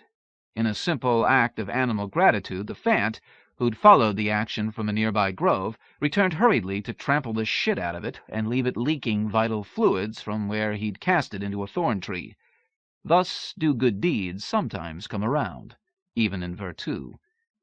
Donnerjack moved on, then, to essay the awesome chasm of stars and bridges, which would make all the difference. He could hear the growls of the structures swaying and terrible clicking of the illumination's teeth even from there, for he was nearing the place of the primal language itself, where the words of creation had assembled Virtu. He plodded steadily onward, one of the few men able to deduce the secret geography of the universe, a virtue which had made this endeavor possible, but which in no way mitigated its dispositions. For, as he mounted the final height and took the first turning, coming at last into sight of that groaning, clashing abyss of fire and spans, the fear of death filled his stomach, and rose from there. Rising from his knees and lowering his hands from his face, he called to Ayradyss and felt her hand upon his shoulder. Straightening, he threw his head back as he advanced, and then, voice wavering at first, he began to sing as he moved on to the span. High atop Mount Meru, at the center of the universe, the gods sat unmoving on their stone thrones, contemplating Virtu all about them. Having sacrificed much of mobility for the better part of omniscience, they tended to sit so for long spans of time. Action detracted from perception and perhaps wisdom. Having extended much of themselves into their warring avatars, they had slowed the functioning of their personalities here. Hence their conversations would have been drawn-out affairs by time-bound standards. Fortunately, an equivalent of singularity math prevailed at Virtu's center, allowing for those frustrating and wonderful anomalies the lesser gods referred to as eternity physics, envying their seniors those awful and awesome excesses of inscrutability in regions above the winds that blow between the worlds. Skyga, Siga, and Earthma realized they'd not much of themselves left, what with extensions of sense and personality beyond number and mass. Their ongoing, extended conversations, sometimes more like monologues, were necessary for preserving what remained of identity. They feared that silence would extinguish them as they were, leaving them forever divided among their lesser selves throughout the realms of Virtu. There were, of course, hierarchies within hierarchies, as one descended the skies, the lands, the seas. "Thus a new cycle begins," Siga observed over a timeless decade. "As with most major events, its origins are already muddied," Earthma observed, "unless the hand of Skaiga moves within them." "He has not spoken for a long while. Perhaps he is acting." "Or perhaps he has finally decomposed completely. I wonder. No, he plays a guarded game. He hums softly." Don't you start too." "You think he is not really there?" "If the gods don't know, who is to say?" "We might take advantage of such an absence by returning all of ourselves to our bodies and removing them to the cave where it is more comfortable and—" "We would lose touch with our minions for a time, and gain touch with each other, fair one." "True, and pleasant indeed would it be, though whenever such as we make love, the chains of consequence tend to dizzying complexity as well as to poetry." "What the hell? Let's leave him to his mantra and get to bed." "A moment while I cover my absence with a few illusions." "Then we uncover ourselves and make the mountain move." So much for the poetry part. As Siga reeled in his consciousness, his perspective on Virtu's spiritual development altered from being gathered into one place. While it remained a colorful panorama, it seemed now, compressed as the picture had become, that he was more aware of patterns, where before he had seen only events. "Earthma, I think there may be a peculiar social current that has some connection with Stage 4, he observed as they walked toward the cave. "Don't be silly, Siga," she said, brushing against him with her hip. "No mortal in Verite, and hardly any in Virtu, even suspect that there is a theoretical basis for such a thing." "True," he acknowledged, catching hold of her hand. "And even if one were to work it out, that is all that it could be, a hypothesis with no obvious applicability." "I'd found some small and subtle uses for it." "Nothing like what we talked about in the beginning." "No, you're right," he said, following her into the cave and drawing her to him. "Now, which would you rather explore, reality theory or female anatomy?" she asked. "When you put it that way, I begin to appreciate how many centuries I've spent in an abstract theological fashion." She gestured, and there was sufficient illumination to light their way to bed.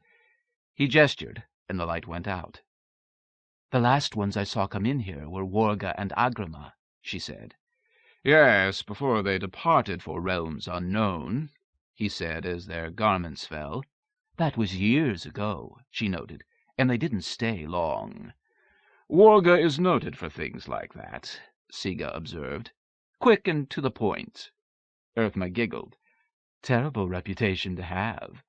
"The sea, on the other hand, is slow, steady, relentless, and occasionally it grows wild." "Live up to that," she said.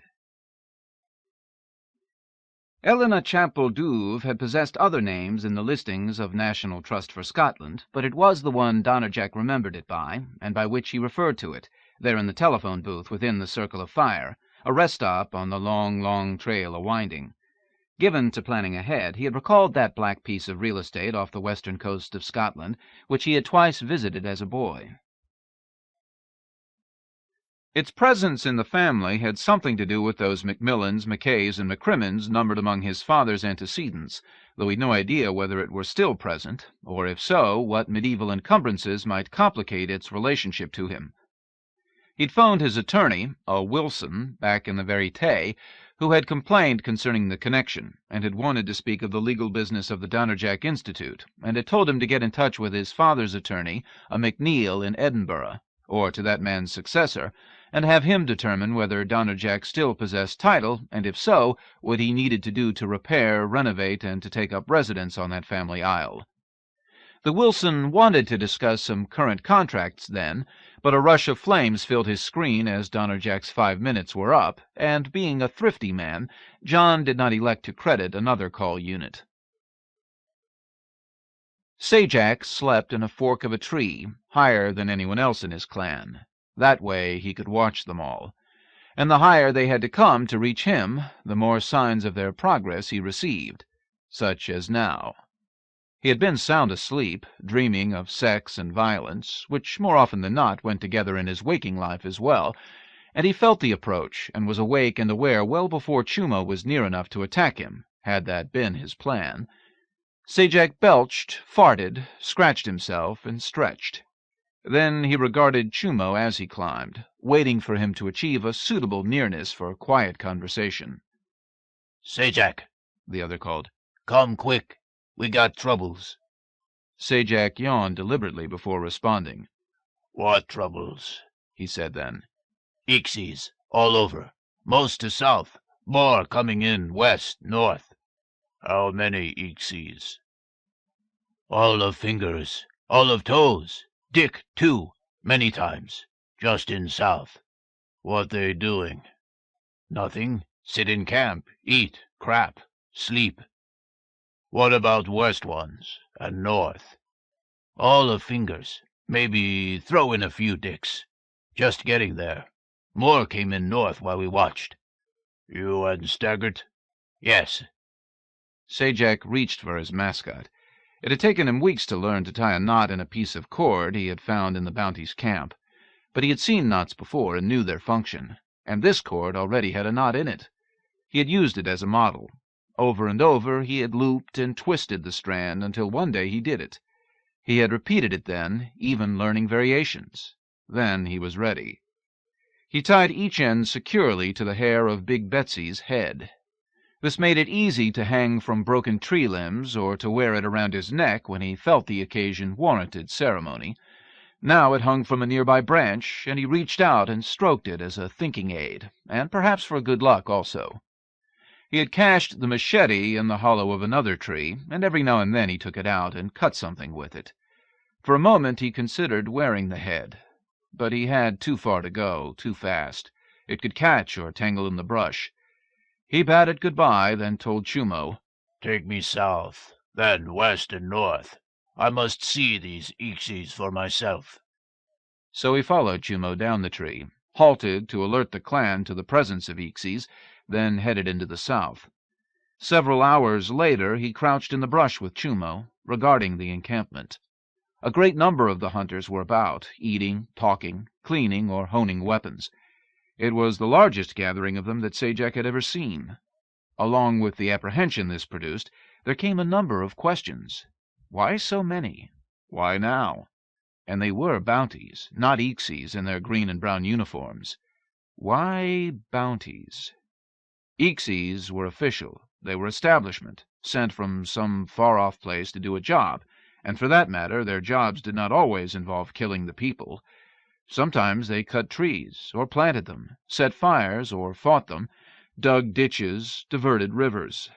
Bounties, on the other hand, only came to kill, and unlike Ixies, they took away tokens of their work.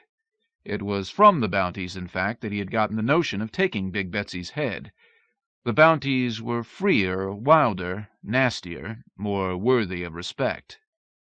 Usually they were loners or trackers in small parties, and he had to assume that those to the west and the north were a part of this entire business. Such things did not just happen. After a time, he touched Chumo's shoulder. "Take me to the west now," he told him. As they traveled, he wondered where Atlag's clan browsed these days, or Dortak's, or Bilgad's. A general knowledge of where the others browsed was useful in preventing territorial disputes, but he was thinking precisely rather than generally at the moment.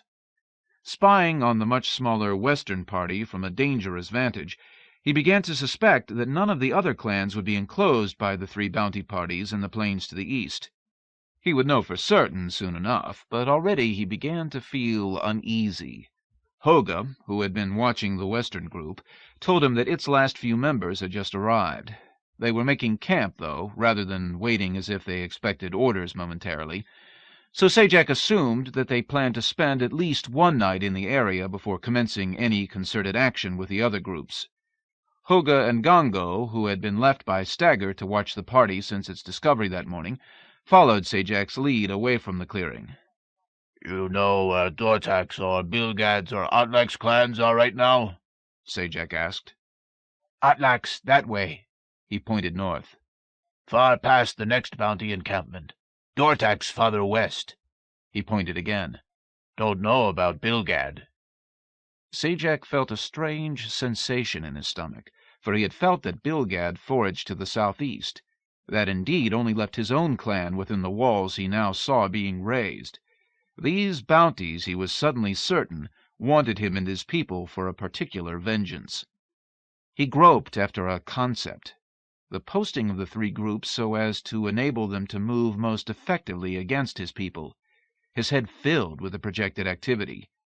The notion of putting it all together in this fashion before doing it took hold of him mightily. He did things, too, in that way, though on a much smaller scale. While he lacked a word for the concept plan in both its verb and noun forms, he suddenly understood it, and he realized that he needed one of his own, a bigger one than he had ever come up with before. "Take me north now," he said, "where Staggart watches the other group." He calculated distances as they went, and he thought about the Circle Shanabal. He knew that he must act quickly, and that his plan would have to be better than their plan. A little after noon they arrived at the northern encampment. Staggart met them and led them to a vantage amid trees on a hilltop. "This is the smallest camp," Sajak observed. "I see 2 hands of bounties." "And there are more bounties on patrol," Staggart said. "The people are in great danger," Sajak said after a time. "From these bounties?" Staggart said. "Yes. These and those to the west are going to surprise the people and drive them southward to be slaughtered." "How do you know this?" Staggart asked. Sajak thought of the raid on which he had slain Big Betsy. He suddenly thought of the other bounties coming here because he had given them fear that they could become the prey. "I tell you everything I know, Staggart, and you'll be too smart," he said. "Like me. They want our heads, and they will take them, unless we have a better way of doing things than their way of doing things." He turned toward Chumo. "Go back," he told him, "to the other 2 camps. Get Gongo, get Hoga, get Okro. Bring them here to wait for me." "Wait?" Chumo asked. "Where are you going?" "Back for the rest of our clan." "Bring 'em here, too?" "Place near here." "What for?" Sajak studied the other. Then he tapped his forehead. "New way of fighting." "What do you call it?" "People warfare," Sajak replied.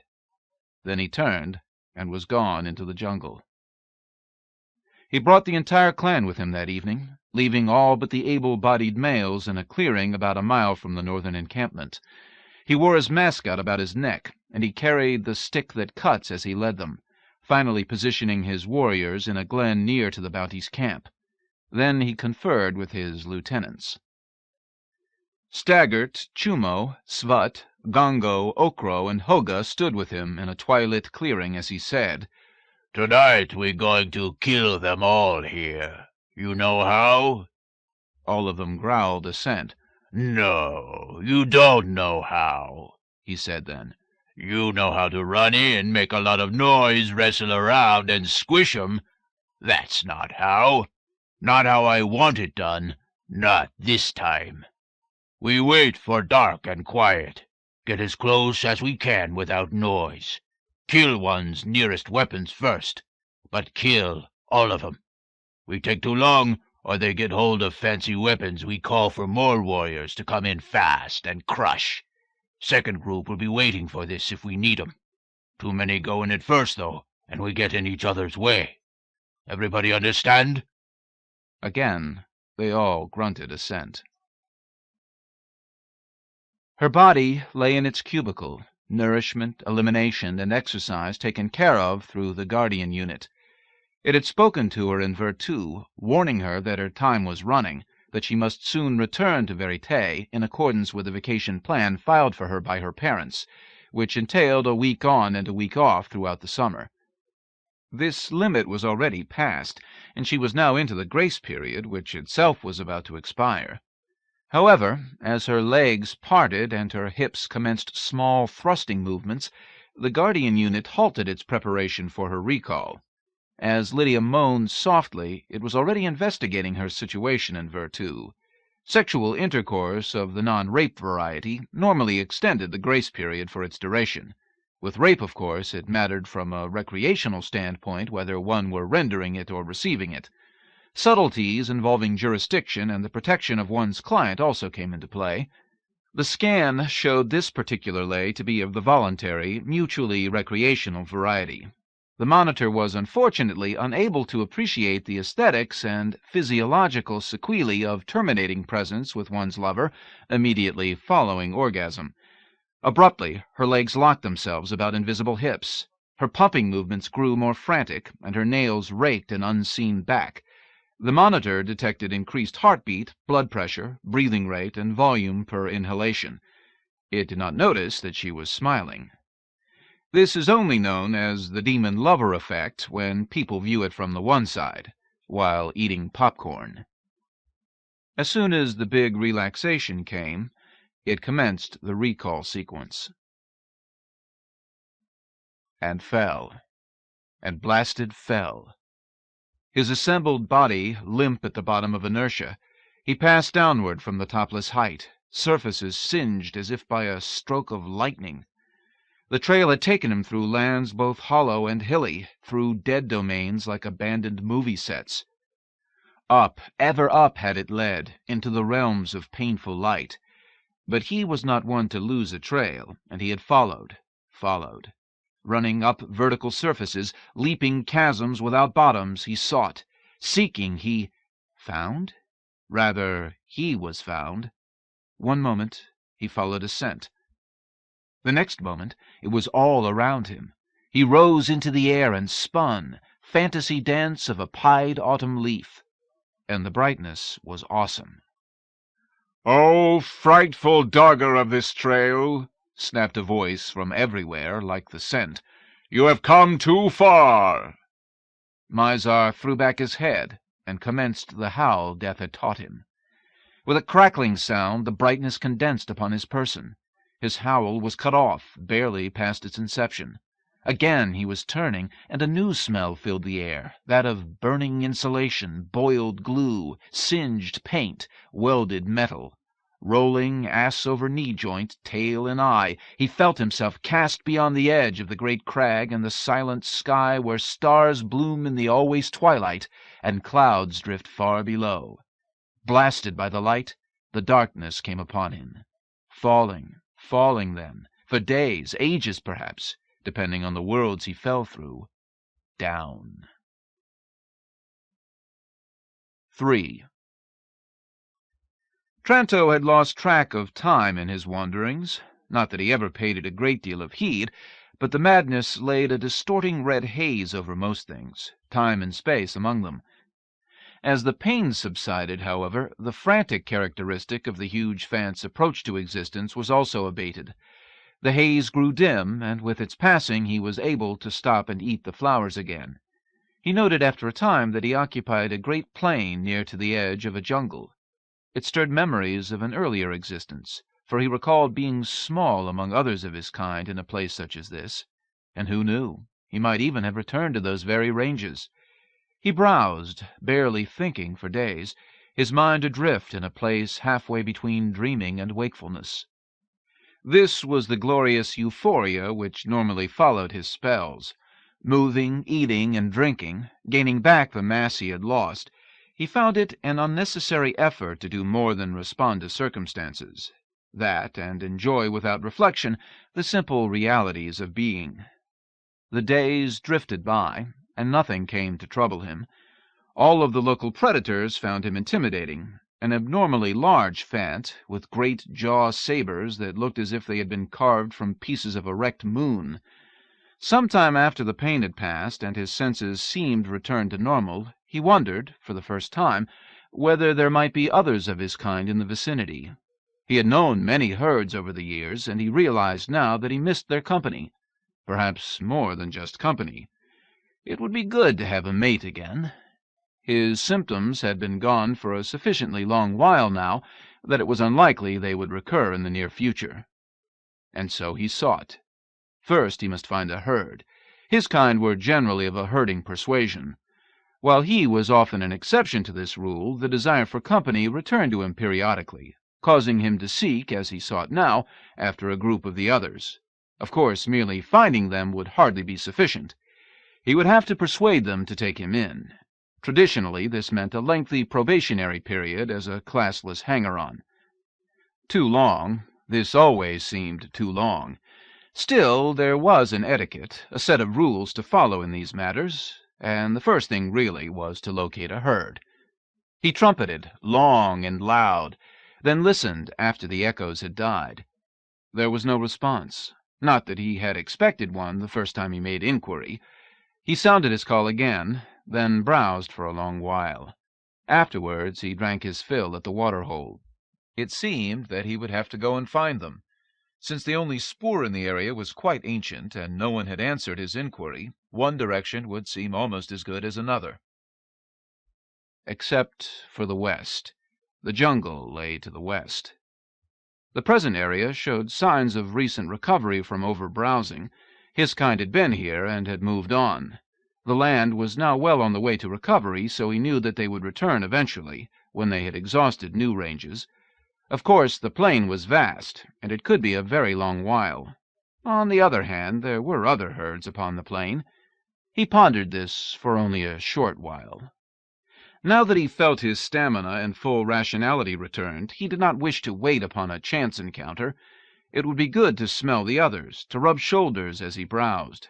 There was no real reason to wait around here, and ample reason to depart. He would go looking. He would find them. He turned slowly. North, east, west, south. Yes, south. There was an old trail. He began walking in that direction. He only half followed the dried trail. There were fence somewhere in the south, and that was sufficient. There was no real need to hurry. Once he made a decision and began acting, it was as if some natural law had been invoked. His patience was as legendary as his wrath. His memory was excellent also.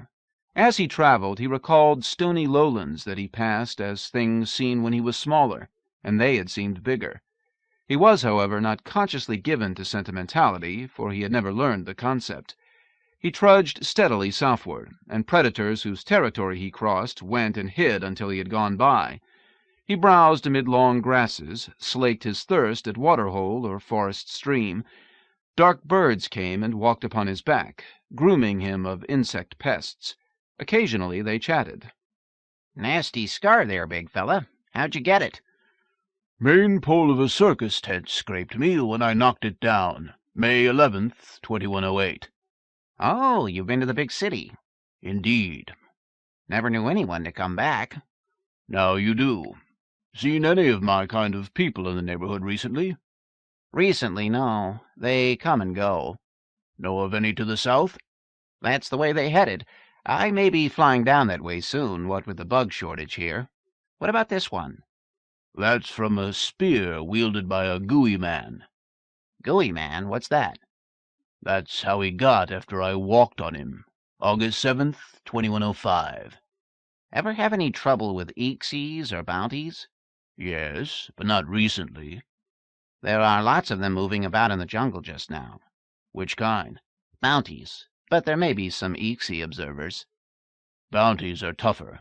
One almost nailed me back when there was a price on my head. September 17th, 2113. Lady. Big Betsy, they called her. She's dead. Good. I sometimes dream she's still after me. What killed her? Zajac of the Tree People. Took her head. Still has it. Tranto snorted. Name sounds familiar. He's boss of the biggest clan. Fast. Can catch a flying bird in his hand as he swings through the trees. I've seen him do it. Strong. Dangerous. They get gooey, too, if I walk on them. Big Betsy favored ambushes, though.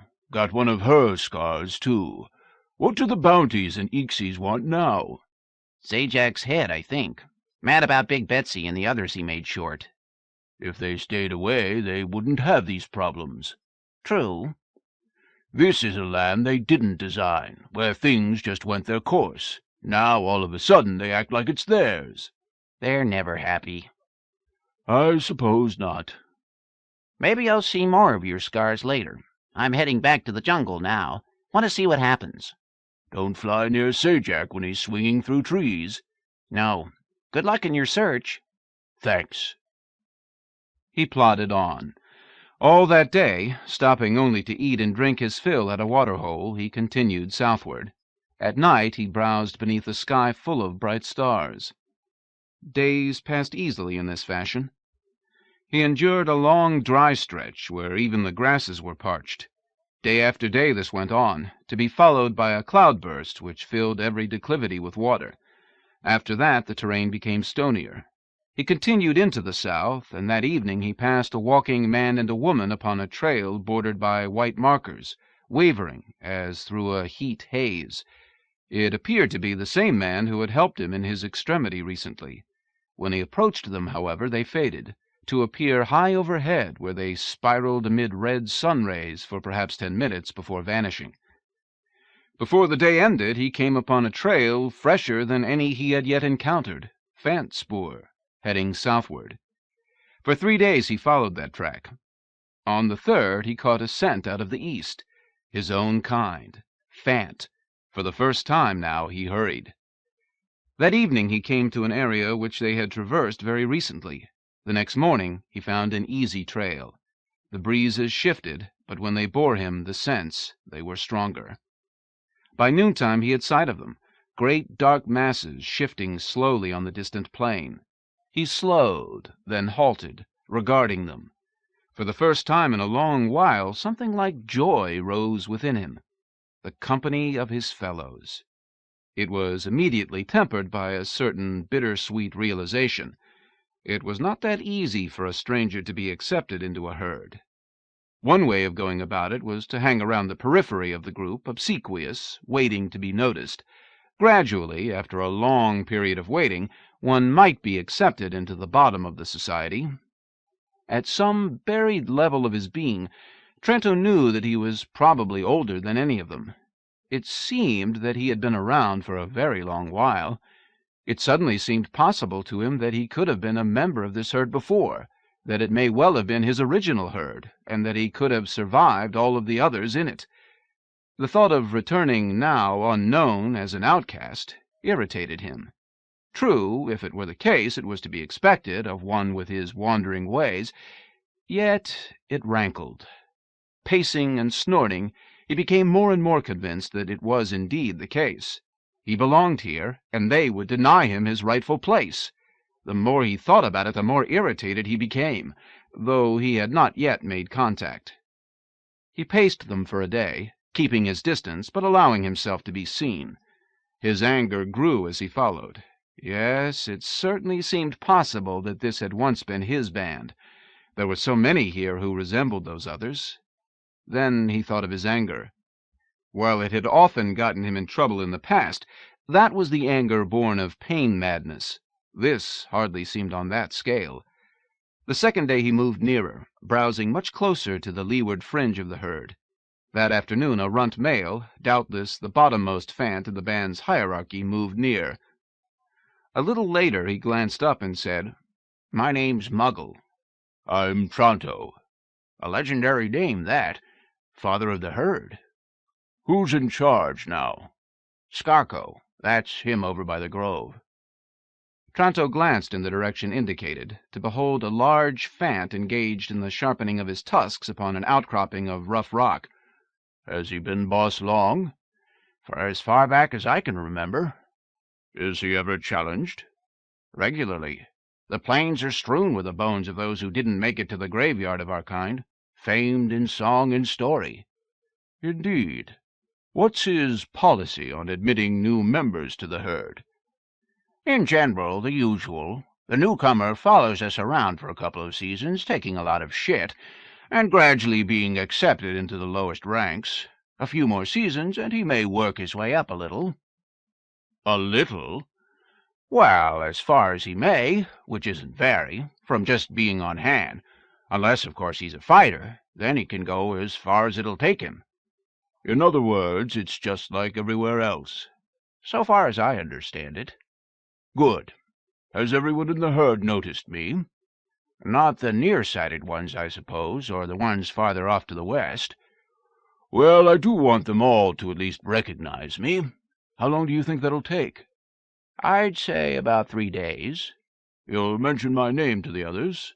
Of course. They sent me to learn it. I get all the jobs like this. I can't wait till you join up and I have someone I can push around. The next day many of the Fants wandered by, glancing at him. When Muggle came by again, he paused. They know your name, he said, and I've learned that it's not at all a common one. I've been asked to see whether you have chain marks on your leg, and to find out whether you were ever boss of your own herd. Apparently there was once a Tranto who got hauled away to be exhibited. There's some story involving a tall building he did something terrible at. Yes, I was boss of my own herd, Tranto replied. Muggle moved to inspect his legs. Those do look like the marks he described to me. Who? Skarko. Oh, the boss was wondering. Yes, he wanted to know what you planned to do here. Oh, I planned to wait 3 days till everyone at least knew who I was, and then challenge him for leadership of the herd. Combat? Tusk to tusk? Body to body? The usual, yes. To the death? To whatever is necessary. You ever do it before? Yes. To the death, I mean. Yes, that too, though it seldom goes that far. Really? You ever seen one end in death? Well, no, but I've seen some pretty nasty fighting. Exactly. We usually knock off when it's pretty obvious who's the better Fant. 3 days, you say. When did you start counting? Well, there was yesterday, and then there's today. Tomorrow? Tomorrow you give the challenge? The day after. I meant 3 full days. Everybody will have an idea what I look like by then. It's the closest I'm going to get to being introduced. But that's just not how it's done. Usually they start out fighting some lower Fant and work their way up. Somewhere along the line they find their level, and that's that. I've a pretty good idea where I'll wind up. I'm just cutting out the middlemen. That's dangerous. I'm glad he appreciates it. Excuse me. Continuing his browsing, Tranto noted after a time that Muggle had moved into Skarko's vicinity, as if in the accidental course of his breakfast foraging. They were together for some small while. Then a black bird came and sat on Skarko's head. Later in the day, Muggle wandered his way again. I was talking to Skarko a bit ago, he said. Tranto grunted. He thinks it rather ill-considered for you to do a thing like that when you're not even familiar with the group. What if, speaking hypothetically, of course, you fought him and won, and then discovered that you didn't even like the job, or the area, or your constituents? We could always move to a different area, Tranto said. And as for the job, I think I indicated I've held the like before. Never had any trouble with my herd then, either. Muggle nodded. The boss had anticipated your saying something like that. He's pretty smart as well as tough, you know. Tough just isn't enough to have kept him where he is for as long as he's been there. Now, he felt you might need a little time to make up your mind about whether you were really doing the right thing. I know what I'm doing. Bear with me a moment. Skarko appreciates your feelings, as an outcast looking for a home, as a Fant so desperate for acceptance that he's willing to risk his life for a herd, so he asked me to make you a proposal. Hold off on the challenge, and he'll waive the waiting period. You won't have to wander about the fringes of the herd looking pathetic and sucking up to everybody. You'll be in, effective immediately, with all the rights and privileges that entails. That would still leave me at the bottom of things, which is unacceptable. You could still fight your way up, a rung at a time, whenever you felt up to it. Too slow. No thanks. He will be sorry to hear that. I'm certain. Muggle lumbered off. Trento watched him browse his way toward Skarko again. Later in the day he came back. "How's about this?" he asked. "He lets you in at the middle level. No getting dumped on like the guys at the bottom. In fact, you'll have plenty of guys you can push around yourself then. That's what you want, isn't it? Acceptance and a little fun?" "What about the guy I displace?" "The boss just tells him to eat a little shit. He'll do it. That's what life is all about." "What about the ones I'll suddenly be over?" "They eat a little too, but they'll get over it." "Whoever would be right above me and right under me wouldn't accept me. Seeing how I'd gotten my position, I'd have to fight them to consolidate things." "That's up to you." "True, and since it means I'd have to fight anyway, I'll just start at the top." "Skarko's awfully tough." "I never doubted that." "Did you really get that scar knocking down a, what do you call 'em, circus tent?" "No, that's the one over on this side. I got that one tearing a fighting vehicle apart." "I'm not sure I know what that is. But I'll go and pass along your answer now, if it's final." "It is." Muggle moved away. Trento foraged some more, wandered over to the water-hole and drank, climbed the hill, and watched the day end. As the shadows drifted about him, he descended its far side, lowered his head, and drowsed. Somewhere in the middle of the night he was roused by the sense of a large presence moving nearby. Despite their great bulk, Fants can move with ghost-like stealth. Yet it is not that easy to surprise a fellow Fant who is experienced in that area himself. "Good evening, Skarko," Trento said. "How did you know who it was?" "Who else would it be?" "True. I guess we're the only two with anything to talk about at this hour." "So it would seem." "I know who you are." "The bird. I saw it." "I might have guessed without it, ancestor."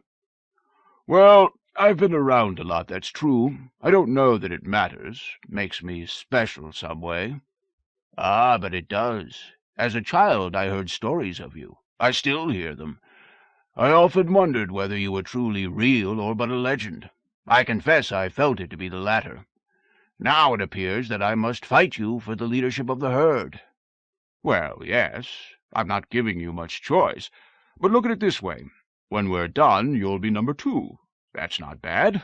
Takes a lot of the pressure off in a way. I understand." Skarko made a polite noise then. "That's not entirely it," he said. "What do you mean?" "You are right that being number 2 might not be bad.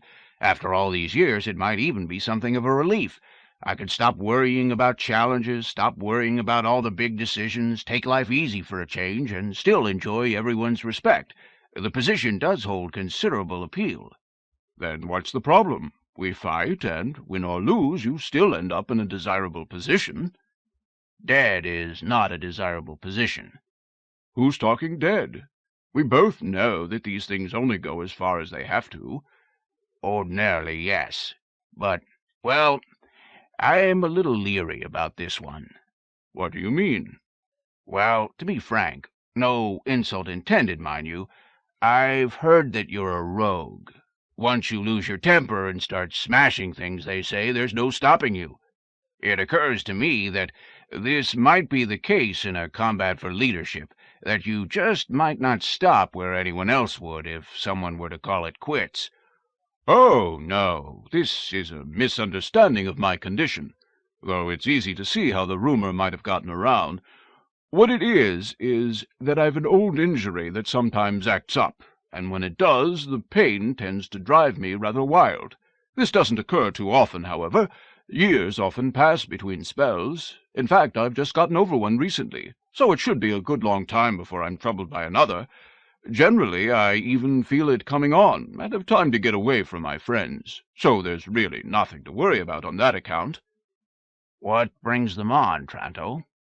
"Oh, different things. Apart from the times when they just come on by themselves, various traumas might set them off. A CF prod, for instance. Hate the things." "Oh, they've had you on forced work crews?" "Indeed. Usually a mistake on their part." "I can imagine.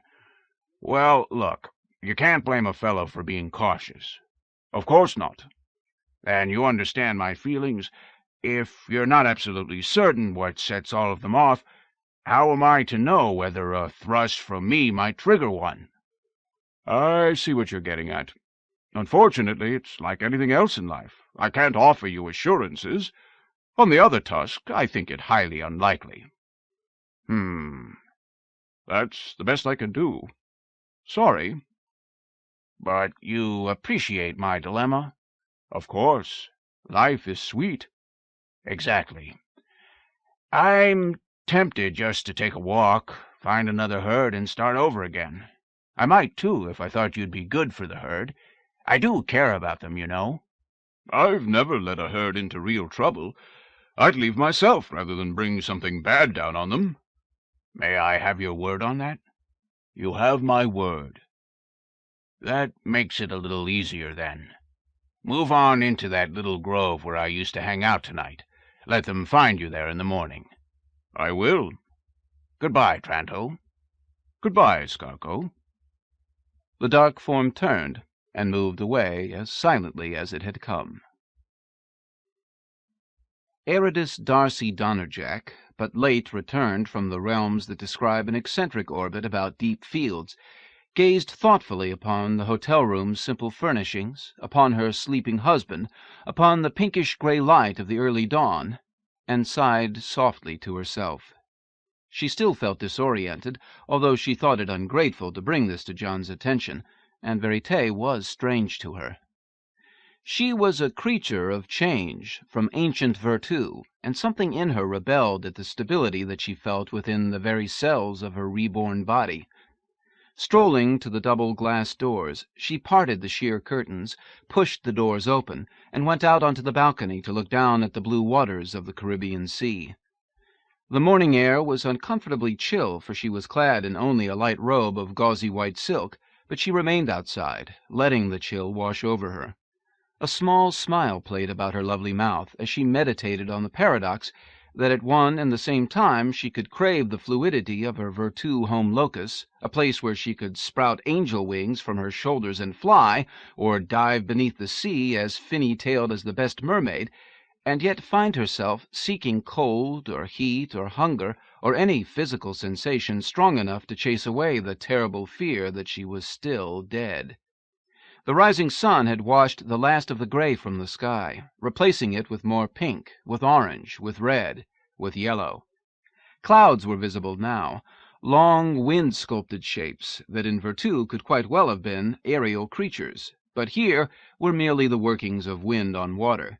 Water that had been pulled into the sky only to fall again to the land and thus be drawn up again in a ceaseless cycle that none the less had something of chaos in it. Meteorology was still more art than science, for all that chaos theory and fractal geometries had added to science's comprehension. Science. Her Donnerjack's religion, for all he denied it. He was a practical man, a hard man, and yet there was a poet in him, a poet that had been drawn to Ayradyss. Nymph of Verite, mermaid beneath the 7 dancing moons, angel of the forsaken hope. In Virtu she had fallen in love with her poet, and after the moiré had touched her, her poet had drawn her from the lands about deep fields.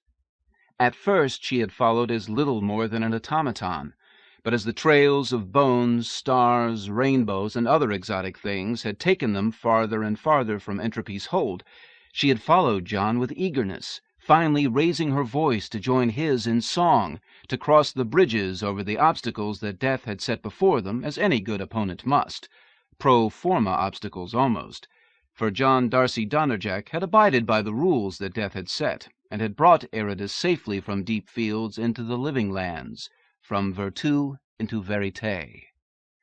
No, John Darcy Donnerjack had not failed to bring forth his Ayradyss, as Orpheus had failed to bring forth his Eurydice, but something in her wondered at the cold, practical man with whom she shared a bed. Often he was loving enough, attentive, possessive, but now that she knew him in the larger context of his life, she wondered that he had striven so hard to take her back from death, for he often had little time for her outside of the hours that were spent making love or engaging in lovers' chatter. She wondered if she bored him. Clipped-winged angel, tailless mermaid, nymph no more, merely woman. A woman possessed of unique, curious knowledge, true, a program crafted for Virtu, now residing as a woman of flesh and blood in Verite, but still nothing more than a woman. Ayradyss, returned so recently from the realms orbiting deep fields, heard her new husband stir in his sleep, turned and saw through the window curtain how his arms reached for her and did not find her, saw how he woke to greater awareness and to horrible fear. "Ayra!" he called, and his voice carried the bone-shivering terror that only one who has lost a lover to death can know. Ayradyss pushed apart the curtains and hurried to his side, saw the relief that flooded his blanched, anxious face with blood. Sliding into the bed at his side, she felt his burly arms clasp her to him, heard his murmured endearments, felt the rapid beating of his heart begin to slow as he assured himself that she was indeed with him once more, doubted no longer his love, wondered only at the odd shapes that love can take, even in Verite, where no human is a shapeshifter. A problem? Abel Hazard and his wife Carla regarded the imaged tour executive, a Mr. Chalmers, in their family vert space. "What sort of problem?" Abel asked him. "Lydia is all right, isn't she?" "Oh, yes, quite all right," Mr. Chalmers assured him. "What we seem to be faced with is a small retrieval problem." "Retrieval? You mean you can't bring her back?" "Well, when her time was up, the recall sequence was initiated after a small grace period to allow her to finish whatever she was about. So far, she has not responded to the signal." "Why not?" "It seems she is still occupied. The grace period has run into a number of extensions." "Occupied?" Carla asked. "How?" "Indications are that she is with a lover." "Oh. Well, she is there to enjoy herself. Let Lydia have her fun. If there is no physiological danger in extending it a little longer, let her stay on. She'll tire of it in a while, and we can let her spend some extra time recuperating before she goes back." "Thank you," Chalmers said, smiling. "It is not without precedent, of course, but we are required to keep parents and guardians aware of these matters. Half a day is hardly serious. We'll notify you as soon as she is returned." "Thank you." Arthur Eden wore the garment of the lowest grade initiate, a red and gold patterned dashiki-like affair, though he had not achieved this status. He waited in the courtyard before the temple with a small group of other similarly clad individuals, both of Virtu and Verite. A service was currently in progress beneath a star-filled sky, which also bore 2 signs and several portents shining brightly at mid-heaven. Slowly, a light descended from the sky, taking on the form of a silver sailing ship, passing overhead, entering through some hidden opening in the roof of the temple. A small ensemble at the left hand of the priest began to play then, a thing of strings and flute. A sigh rose from the congregation, and the priest intoned, "The god has arrived to oversee the lesser initiation. Let any who are unready speak now and save yourself a profaner's damnation." None responded. There followed an intoned prayer, then, as in the rehearsal earlier in the week, the musicians moved to a position near the temple doors. The initiation candidates turned in that direction and advanced with slow, measured steps. As they did, the doors were swung open with matching deliberation. The musicians moved again, entering, and Eden's party matched them to form a procession. The rest of the worshippers remained behind in the courtyard. Ahead, Eden saw candlelight through a dimness, and he smelled incense. Advancing into the theatrically shadowy interior, he realized that there were dark doors in the walls at either hand, as well as a tall, narrow silver pair directly ahead. All of them were closed. The bright pair to the chamber's rear was elaborately embossed with abstract, curving designs, amid which the candle's light swam like bright fish in a garden pond. They continued until they were well inside. When the music grew slower, they halted. A small draught ceased, and they knew that the doors had been closed behind them. They stood for a long while, waiting, listening to the music, preparing themselves spiritually as they had been taught. Abruptly, then, the music ceased, and the silver doors began slowly to open. A moment later, he could see that there was something very bright behind them. Above the music of the lost that might be reclaimed, Death heard Mizar's cry. The bone woman whose hand he held came apart as the howl was broken off, and he rose and turned 3 times in a circle, widdershins, but the sound had been too brief to determine its source. He walked then to the twilit crest of a hill, held forth a pale hand, and captured the cry. Too brief to take him all the way, yet he cast it before him down the farther slope, and followed its echo. As he walked, the twilight flickered about him, and the hillside grew level, and he moved in a brightness of full day down a busy thoroughfare where none took notice of him save for a single old woman who turned and stared into his eyes. He reached out and touched her shoulder, not ungently, and she slumped to the pavement. He continued on, not looking back, and turned right at the next corner. The city faded, and he walked across a lake. Several fish turned belly up and floated to the top as he passed. When he reached the farther shore, he came to a field and began walking through it. Partway through the field, he halted. Red and yellow flowers bloomed about him, save in a patch to his left where a multitude hung withered upon their stalks.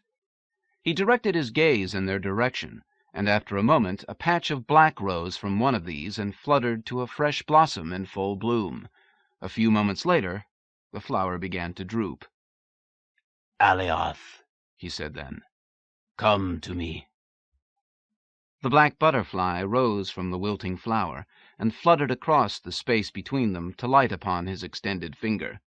"Hi, boss. Fancy meeting you here." "It was not really a matter of chance," Death responded. "Didn't think it was. Just making conversation." The dark figure nodded. Ayradyss could never tell when Death was amused. "For that matter, I might even venture a guess as to why you're out and about in the flesh, so to speak," Ayradyss ventured, still wondering. "I heard Mizar's howl too." "Ah." "Yes, but broken off after only a moment." "Indeed. It was too brief for me to respond properly. I was hoping that, from your position in the scheme of things, you might have been able to obtain a better notion as to its direction."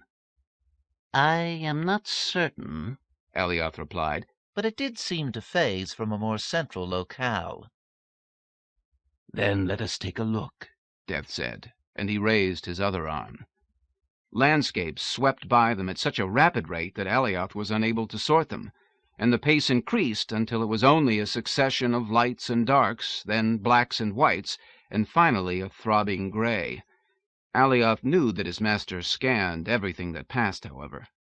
Their course took upon it a spiral aspect then, and the sequence through which they had just passed was reversed. When they halted, Death stood at the base of an enormous mountain whose top was lost to sight beyond the clouds. Death leaned to examine a small crater. Ayradyss fluttered above it, dipped down into it. "Piece of reddish cable embedded in the side here, Lord." Death dropped soundlessly into the hole and extended a hand. He removed the object from the wall, raised it, studied it. "One of Mizar's tails," he said. "I wonder what aspect of him it represents."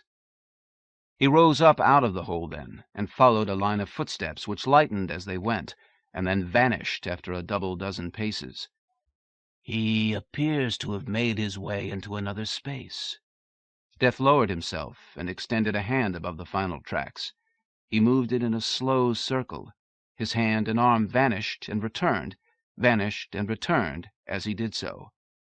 "Continued through many," he said.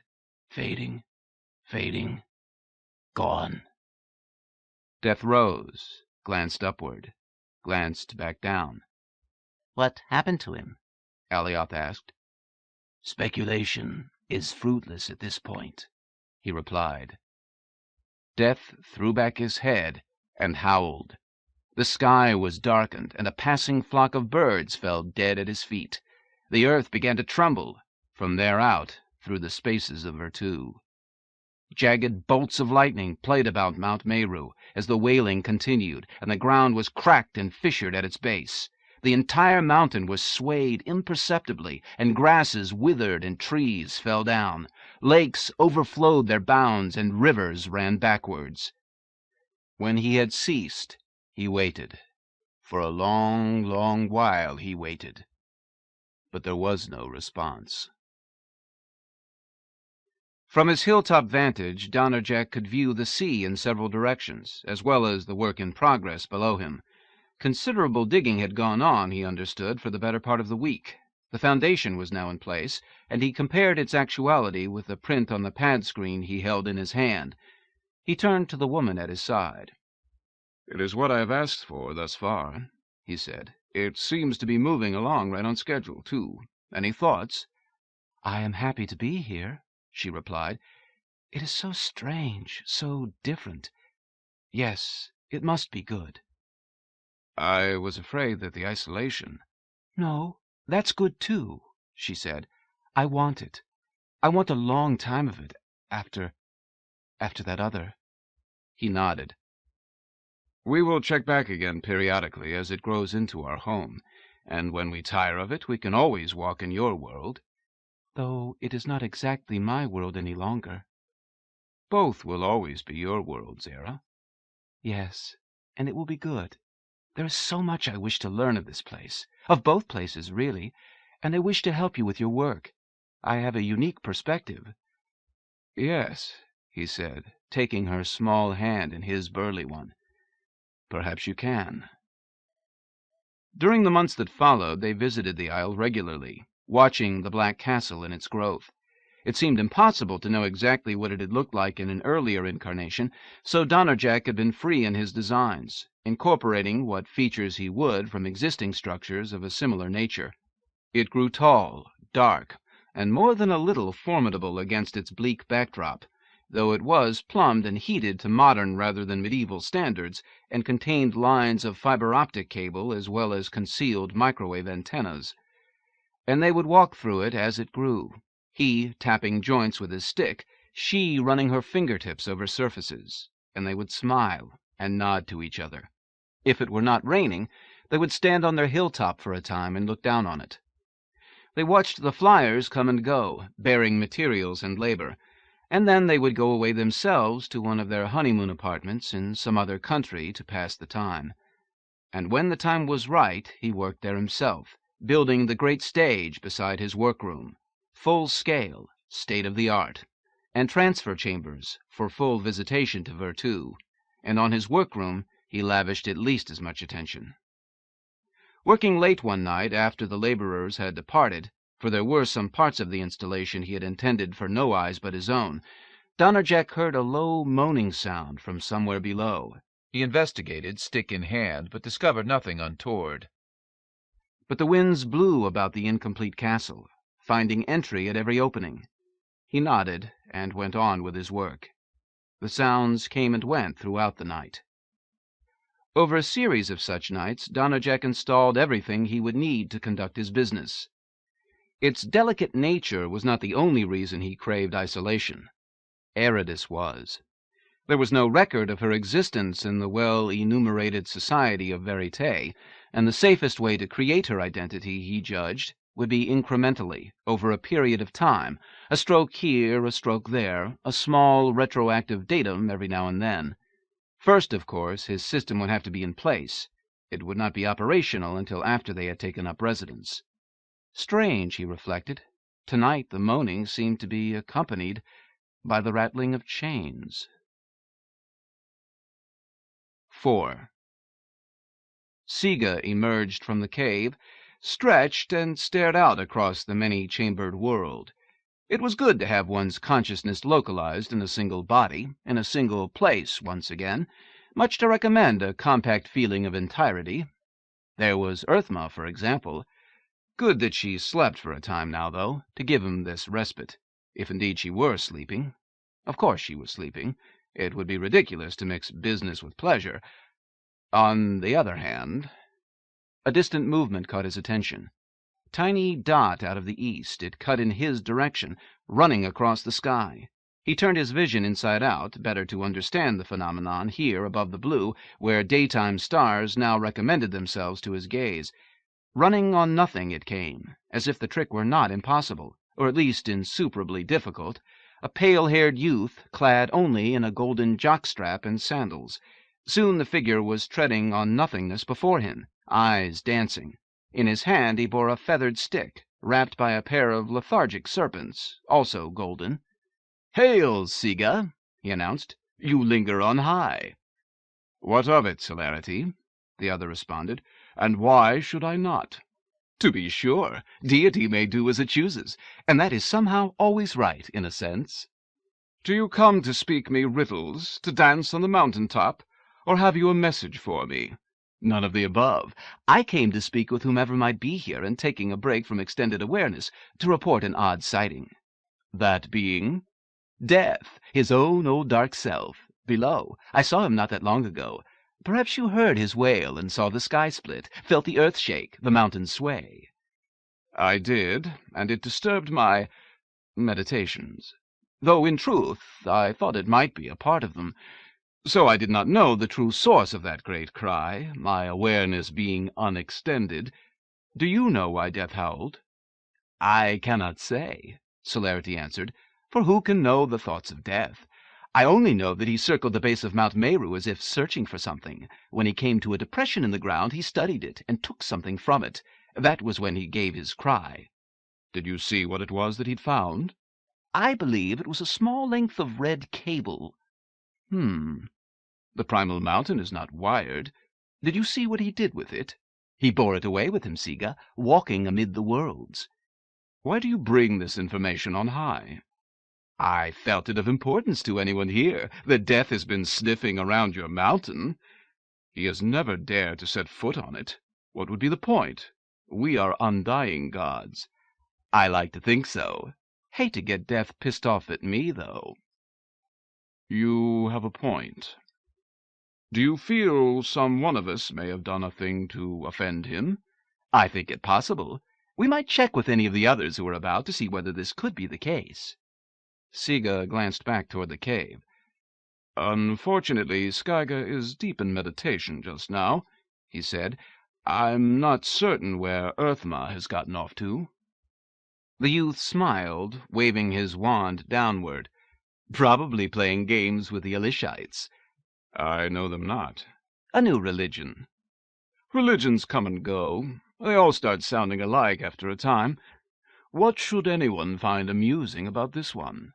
"It's still growing, and it contains some unusual features. For one thing, it was founded here in Virtu, and it seems to be spreading across the border to the First World." Siga shrugged. "Virtu has always existed in one form or another. The technology of the Verite only provided it a local habitation and a name. It may well be that all religions have taken their origins in Virtu. For what is it but the collective spirit of the race?" "Be that as it may, another has come along. Maybe you should get involved yourself." "Perhaps. Have you?" "Strictly as an observer. A distant one so far." "What sort of religion is it?" "They went back to the old Sumerian stuff for it. A return to basics at a new level, as they were bad. Only none of the founders were sure what that meant, so they guessed. It has standard personifications and the usual theatrics." "Who started it?" "I don't know the name. I wasn't watching at the beginning, but rumor has it an Artie got the word and started the ball rolling." "Do you know whether one of my colleagues had a hand in it?" Celerity shook his head. Siga mused.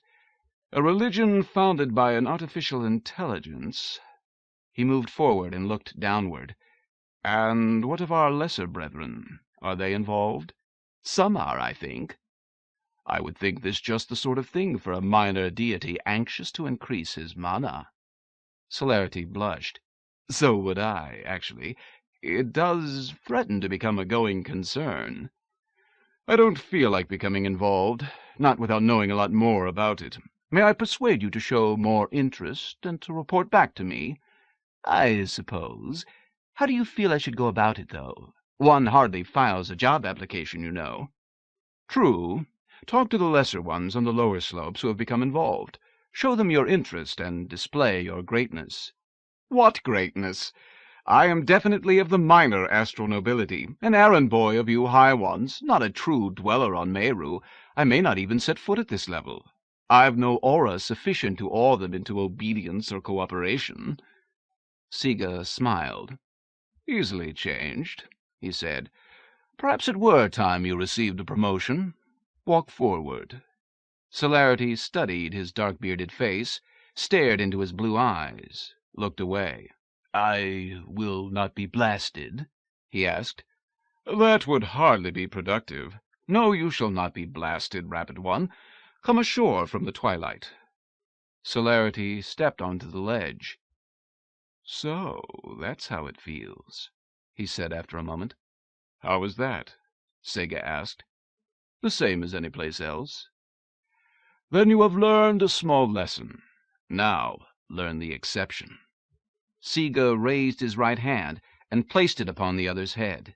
Immediately Celerity winced. Slowly, then, his expression grew more relaxed, until finally he was smiling. After a short while, a small radiance surrounded his body. The golden quality he exhibited was enhanced, grew to become an aura of almost liquid quality. Soon ripples and lines appeared within it, as if a flow were occurring. "It feels as if a current is passing through me, between your hand and the mountain," he said after a time. "This is indeed the case," the other replied, "though some of it remains to enhance your personal attributes. In other words, you grow stronger by the moment." The aura reached a peak of brightness, and Siga held it so for several minutes more. Then he withdrew his hand suddenly and let it fall to his side. "And so, Celerity, you are ready," he said. "Go forth into the worlds, obtain knowledge of this matter, and bring it to me." Celerity raised a hand and flexed it. He stared at it. It began to glow with the golden light. He smiled. He raised his wand and saluted Siga with it. "At your service," he said. Then he sprang straight up into the air, hovered a moment, and turned. Suddenly he was gone, a golden streak in the north. Moments later he reappeared, out of the south. "At your service," he repeated. Then he was gone into the east. Sajak wiped his machete on the pant leg of one of the bounties, then regarded the man's web belt with the sheathed machete hung above the left hip. Stooping, he studied the manner in which it was fastened. Here his experience with knots seemed somehow to serve him. He understood how it worked. Leaning forward, he unfastened and removed it. Raising it then, he saw that it was too short to fit about his own waist. He was about to cast it away when he realized how it might be adjusted. He expanded it to its greatest length, then clasped it about himself. He withdrew the machete and looked at it. It was cleaner and newer looking than the one he held. He replaced it in the sheath and plunged the old one into the ground beside the corpse. Then he straightened for a moment and regarded the 12 dead bounties, seated with their backs against tree trunks, their heads in their laps, hands positioned as if holding them. "Good work," he said to the others, who had stood watching him, "because you did what I told you." "2 hands, 2 dicks of bodies," Staggart said. "The people never did them like that before." "Not done yet, either," Sajak said. "We going back for the others? West? South?" "No, too many. There is another way." "What?" "You will see. Get the rest of the clan together now. The way is open to go northwest." "We run away?" "Little bit. Not for good." Staggart moved to one of the bodies, leaned forward, groped at its waist. "What you doing?" Sajak asked. "Get a waist thing and a cutting stick like yours, to take heads with." Sajak moved forward, placed a hand on his shoulder, and pushed. Staggart fell, sprawling. "No," Sajak said. "Nobody get cutting stick but boss. Just Sajak." Staggart sprang to his feet with a snarl. He began to raise his hands, and Sajak struck him a low blow. He grunted and clutched his groin. "Only boss has cutting stick," Sajak said. Staggart's eyes narrowed. Then he looked away. "Sure, boss. Only Sajak," he said then. Sajak turned to the others, all of whom dropped their eyes.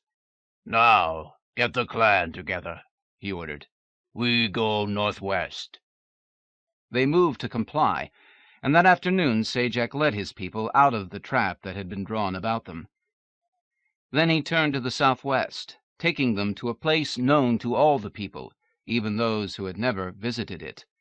All afternoon they moved, pausing only once to feed. At length, by twilight, they came to the Circle Shanabal. It was a circular clearing in the jungle, a few boulders scattered through it, a large, hard-packed mound of earth at its center. Sajak increased his pace, heading toward the mound. With a leap he took himself atop it, and there he paced, turning slowly in all directions. The clan followed him into the clearing, moving to its center, gathering about the mound, murmuring softly. "This is the Circle Shanabal," he said. "Very important place. Long time ago, Kairak, founder of the clans of the people, lived here. Story is that he beat upon this mound till people in the trees come to see what the matter is. Then he stood here where I am standing, and told them why being clan is better than being wild and by yourself. They thought it good idea to join him. Of course he had to fight some of the toughest ones then who would like to be boss themselves. But that's okay, he won. Then the clan hung around here for a long time. Place got browsed out, though, and they moved on. Later, clan got too big, and they split it. More splits went on over the years. But every now and then, when some big emergency came along, old Kairak would come here, back to the starting place, and call them all together. And after he was gone, every now and then, when emergencies came along, the biggest boss would come here to call everybody back to deal with it. Been a long time since Kairak's days and other emergency times. But we got one now, and I'm biggest boss, and I'm gonna call 'em all in. They all remember the stories. They'll come to see what's going on." He knelt then, and began striking his fists on the top of the mound. "We all gotta help. Take turns hitting it. Get big sticks if you gotta. Don't hit each other." Several moved to join him as he climbed down and stood at the mound's side. Soon their pounding grew steady, settled into a rhythm. The others began to sway, then to raise their feet and put them down again. All through the night the drumming went on, the clan slowly working itself into a bashing, wailing, foot-stamping frenzy. The jungle continued to throb with the pounding. Soon the first strangers began to arrive. Throughout the night more of them came to the clearing. At first it was individuals and couples. Then larger groups appeared to join in the dancing and the drumming. Then old Donnerjack, who remembered the tradition, came in with the rest of his clan. The circle began to fill, and newcomers relieved tired drummers. Finally Atlag entered the circle with the balance of his people. Later in the afternoon Bilgad's clan showed up, crowding the circle, joining in the wailing, the swaying, the great mass circling of the mound. Still Sajak, sweating and stamping, caused the hypnotic drumming to continue. Individuals dropped out to eat and relieve themselves, returning as soon as they were done. The vibrations in the ground were felt as far as the western bounty camp, but the hunters, who had never experienced a clan summoning, thought it a geological phenomenon, and continued the preparations for their project at hand. The drumming and dancing continued till twilight. Then Sajak signed to the drummers to stop, and when they had, he vaulted once more to the top of the mound. He turned slowly in a circle, taking in all of the clans with his gaze. "Many bounties have come to take our heads," he said. 3 groups of them took places about my clan. Big one to the south, smaller one over that way. He gestured, then gestured again. Smallest that way. Sajak's clan killed all of the last one, took their heads. A murmur ran among the visiting clans. "That let us get past them," he continued, "to come here, to the old place, to call in the rest of you. Sajak's clan is mighty, but Sajak is not a fool. Too many bounties there for Sajak to get them all. But Sajak knows how to do it. Sajak wants you to come with him. Not all of you. Sajak only wants a few good clansmen, big, strong, fast. come with him and his fighters to the western bounty encampment. There we will kill them all, and you will see how it is done. Then we go south to the big bounty camp, and everyone must help." There was more murmuring then. "Zajac," Dortak called out, "the bounties drew their lines around your clan, came to kill your people. They did not do this to the rest of us. Why should we help you fight your battle?" Zajac showed his teeth. "You think they will stop with the head of Zajac and the heads of his people?" he asked. "If they can do it to Zajac, they can do it to Bilgad. When I am gone, they will come for Odlag, then you. By yourselves, none of you will stand against a massing of bounties such as this. Together, though, with me to show you how to do it, we will kill them all tonight. Leave them with their heads in their laps. No longer will they think the people are easy to kill. They will be afraid and stay away. It will be a long time before they come back, if they ever do." Dortak drew himself erect, then spoke into the silence that followed Sajac's statement. "This may be, and it may not be," he said. "I believe you when you say that you have learned good ways to kill bounties. What I do not know is whether killing them all will keep more from coming, or will bring even more later after our heads." Zajac started to respond, but Dortak said, "But I will go along with you, for now all of the people need your knowledge of bounty killing. This is how we will learn it. But if we are successful, if we kill them all, the clan of Dortak will move to a different place. This is because I feel that the bounties in the Ixies will mark this place in some way, as a trouble spot, and it will no longer be safe to live here. You may be right. They may not come back for a long time. But I believe that they will come back one day, and I do not want my clan here when they do." Zajac showed his teeth again. He had been about to bluster, to say that he would kill all of the later bounties too. Then it occurred to him that he might one day have to run, and it would not do to make it look too bad a thing. In fact, he realized that it might not be a bad idea to get the hell out after this battle. The jungle was big. Even if the bounties found the clans again later, they would have no way of knowing whether they were the ones who had been behind this night's work. "Dortak is wise," Zajac said. "We cannot say for certain what the bounties will do. Yes, I think we should all move to new places after we have done here. Not come back for a long time." He made a mental note then to either kill Dortak one day or to become friends with him, for he saw that he could be either dangerous or useful. He would have to think about it. Ayradyss fell in love with the bed frame as soon as she spotted its canopy towering over the jumble and detritus of the Massachusetts antique dealer's shop. Headboard and footboard were shaped from twisting vines of wrought bronze that had been permitted to verdigrease to a soft green. Almost hidden within the vines were tiny morning glories, floral jewels in royal purple, shining pink, pastel-kissed white, and an odd, almost translucent blue. At each corner the vines coiled up slender, polished wooden posts, rioting upward to intertwine and form a canopy from which fabric could be hung, or which could be left bare. "Oh, Dak, don't you just love it?" she asked, hurrying across the shop to examine her treasure more closely. Dak, the robot who would be the major domo of Castle Donnerjack when the ongoing construction was completed, turned from where he had been reviewing and recording samples of antique silver patterns. His tall, lean frame hid surprising strength. His features were an Art Deco rendering of Clark Gable done in silver and bronze.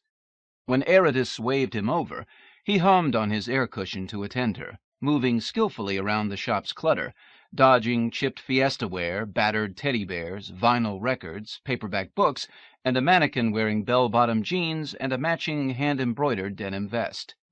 "If by love you mean, do I find it attractive?" the robot responded, when he was close enough that the shopkeeper could not overhear their conversation. "Yes, I do. It is a pleasing construct. Do you wish me to contact Master Donnerjack so that he can also view it?" Ayradyss thought of John, busy with his portable computer back in their latest honeymoon retreat, this one a beachfront, weather-beaten cottage on Cape Cod, and some of her pleasure faded. She had so wished him to come out with her, to hold hands as they walked the beaches, to giggle at the funny little purple and blue crabs with their oversized right claws, to wander into shops. In the polished chrome of Dak's front panel she saw herself pouting, and shook the expression away with an angry toss of her ebony tresses. "No, Dak," she said. "Let's leave John to his work. The sooner he finishes, the sooner he can come out and enjoy himself." She looked back at the bedframe's tangling vines, thought of the fairy-tale Virtu realm in which she and John had courted, and a warm, loving smile rose to banish the remnants of the pout. "John will be enchanted, I suspect," she said happily. "Dak, let's pay for it, and have the shopkeeper ship it directly to Scotland." Dak nodded, but when he scanned the price ticket, his fiscal programming insisted that he question her decision. "Madam," he said softly, "the cost of this one piece is so high that I believe we could have an entire bedroom suite in this idiom fabricated for the same price. The reproduction would be indistinguishable from the antique."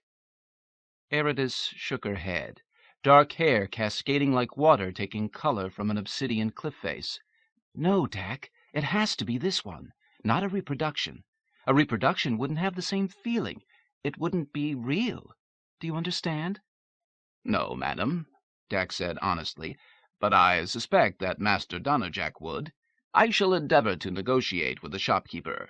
Perhaps we can reach a more equitable price." Ayradyss patted his shoulder. "Do as you will, Dak. I acknowledge that you are my better in this."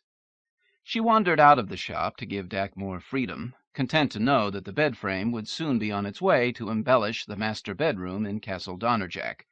The sunlight was bright, glinting stars off of the waves.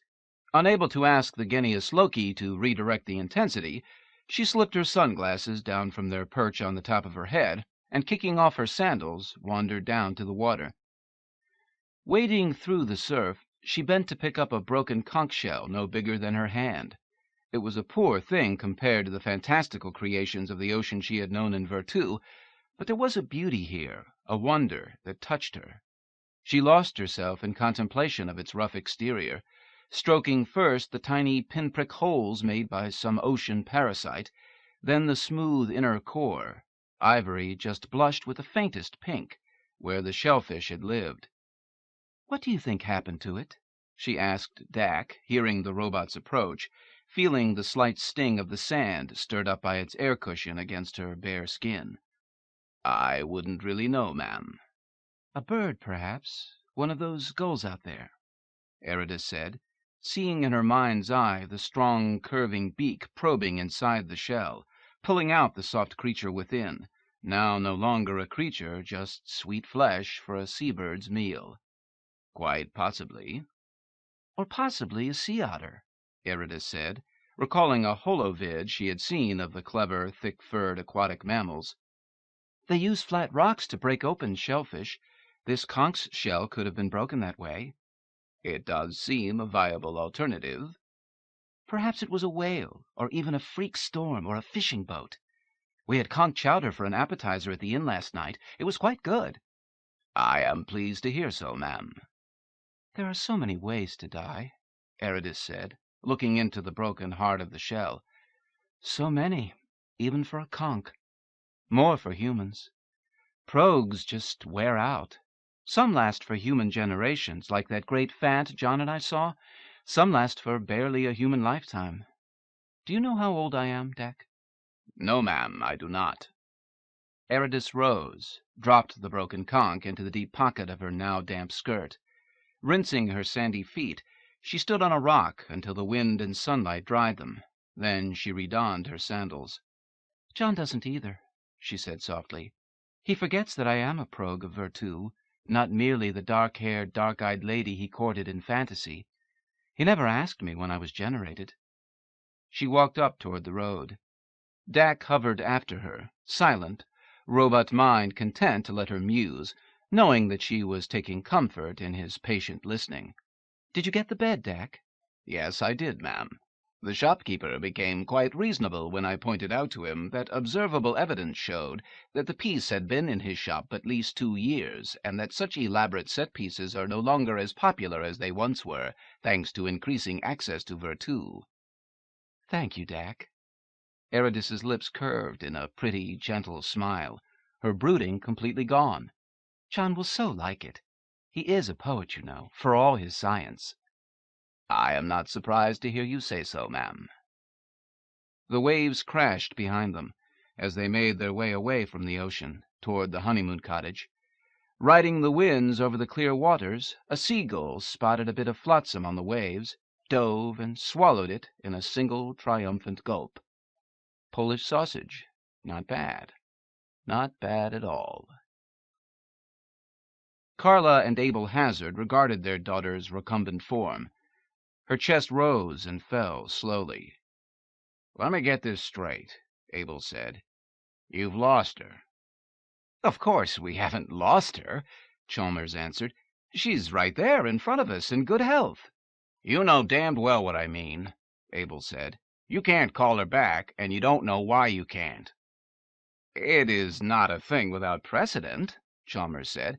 "There are certain states, partly psychological, which can induce total resistance to recall."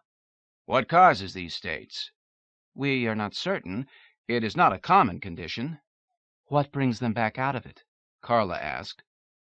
"There is no single stimulus we've been able to identify. It seems to be more a constellation of factors, which varies in each case." "Have these factors anything in common?" "Not so far as we have been able to determine. Can't you trace her to wherever she has traveled in Virtu and determine what factors are operating? It would seem you could just ask her." "Yes, it would, wouldn't it?" he said. "But that's why these cases are so peculiar. She's found her way into uncharted territory, and we've lost the signal." "You lost the signal in other cases of this sort, too?" "Yes, it's a classical sign of the syndrome." "And you're telling me there's nothing you can do to bring her back?" Abel said. "No, I never told you that. First, you must realize that she's in no real danger. The support systems are more than adequate for her health. Nothing to worry about on that count. Second, we are consulting the physician who treated most of the other cases over the years, a Dr. Hamill. He is considered the expert on this phenomenon." "When you speak of other cases, just how many have there been?" "I'm sorry, I'm not permitted to discuss that." "I take it you carry a lot of insurance for these matters?" "Oh, yes." "Good. You're going to need it."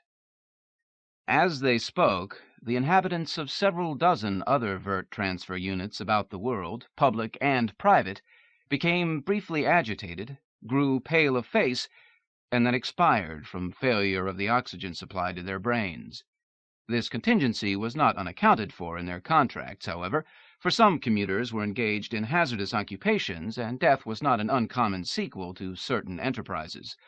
All of these individuals being bounty hunters, the appropriate waivers were present in file, and the matter of their passing was handled routinely. It was noted early on that theirs were the repercussive equivalents of decapitation. Even as a small smile crossed Lydia's face and her body began to twitch once more, both categories of recall failure were entering the realm of statistics, which, of course, was yet another territory of Virtu. But while some of the bounties caught the flash of moiré and perhaps even fragmented glimpses of deep fields, Lydia's was a more pleasant, while equally engaging prospect. Ben Quinan, arms forming an X upon his breast, stood within a pillar of green flame in the inner sanctum of the main Elishite temple in Virtu. His lips twisted through a series of small smiles within his changing face as he communicated with the powers on high. Now aquiline and widow-peaked, now lantern-jawed with his hair a sea of burnished curls, all of them people he had once been, he flowed in response to the shifting nuances of revelation. He did not normally lose control in this fashion, tending to keep the outer man and the inner apart from each other, save in willed assumptions of appearance for the promulgation of policy. Now, though, vigilance relaxed by ecstasy, the shape-shifting forces of his spirit swam unchecked through him, and he changed in height, width, limb length, and pigmentation, in response to the sweetened charges he'd received. As the light began to fade, his body grew stocky and lost height. His features became coarser, skin grew more porous. His eyes shifted to match the gray of his hair. He smiled, and he muttered in tongues until the light was gone. Then he walked.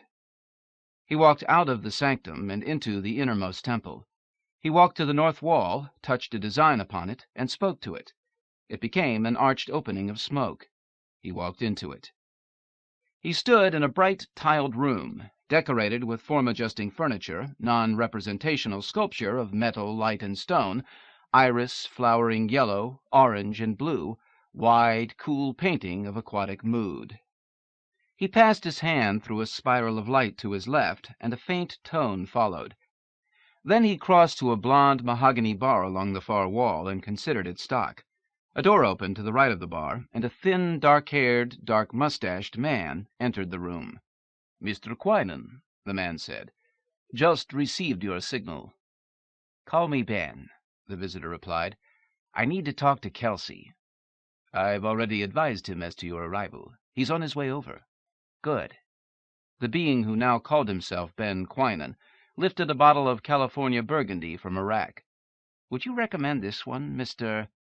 "Araf," the other replied. "Call me Aoud. Yes, I am told that it is quite good." Ben smiled, located a corkscrew, set to work opening the bottle. Then he filled a glass halfway, sniffed it, sipped it. "Are you in the flesh or hollow?" he asked. "The flesh. But you don't drink." "Old habits die hard." "Too bad. I'd have asked you whether this wine tastes the same here as in Verite proper." "I'm sure that it does, Ben. Or it's such a close approximation that it doesn't make any difference." "You might pour me a glass," said the large, red-haired man who suddenly stood in the center of the room. Ben turned and stared. "Kelsey," he said, "not quite in the flesh." The man nodded. "I was too far away to get here quickly in that fashion. I heard you musing, though, and I wanted you to know I've tasted things both ways, and they're the same." "But you are a Verite. It may be different for one from Virtu." Kelsey shrugged. "It may be different for every human being in the world, either world," he said. "Well taken," Ben acknowledged. "Yet it is not entirely academic." He shifted his gaze to Aoud, then raised his eyebrows. "I think I'd best be leaving now," Aoud said suddenly, "so you can get on with your conference and me back to warding." He bowed slightly, and Ben and Kelsey nodded to him. "Yes," Kelsey said, and Aoud turned and was gone. Kelsey moved forward and extended his hand. Ben clasped it. "No different than if I'd driven over," he said, squeezing for emphasis, "or if you'd stayed home and I'd projected there." Ben returned the squeeze with an instant of great force, then released it. "I disagree," he said.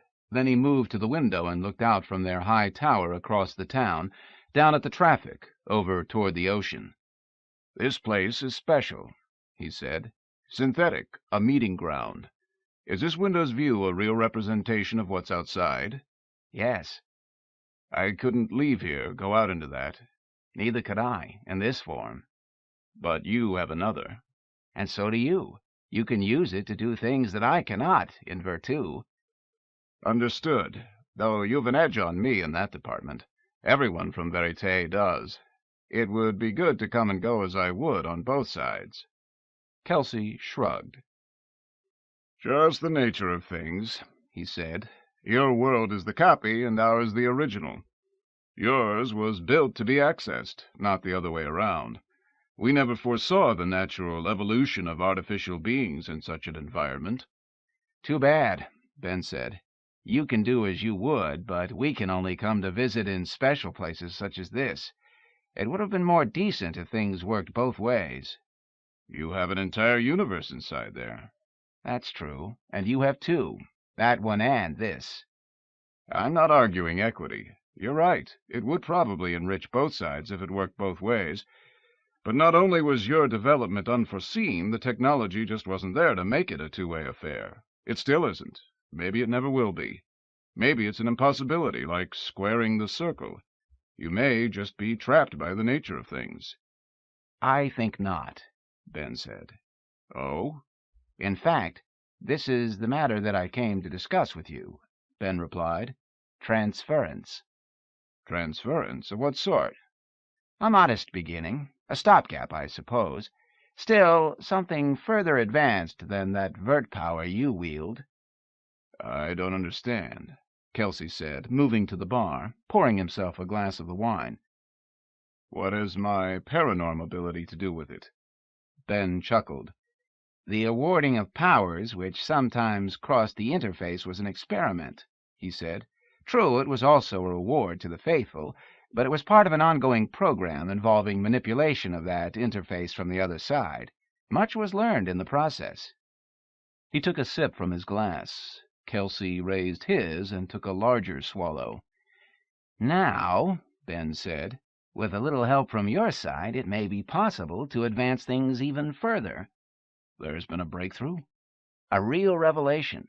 Of course, it must be tested, in several stages, actually. Tell me what I must do to help. For now, just some simple experiments in the transfer chambers. Certainly. What are the particulars? Ben took another drink, strolled to the bar. He finished it there and set down the glass. Kelsey followed him and did the same. Come with me, Ben said. He reached out and placed his hand upon the other man's shoulder. Turning him, he began walking toward a helix of rusty light in the far corner. Before they reached it, there came a sound like running water. This way. The room twisted away from them, and they found themselves in the vert representation of a transfer chamber. It's easiest just to show you, Ben said, opening the cabinet beneath one couch and exposing its equipment. Sajak regarded the camp by scattered firelight.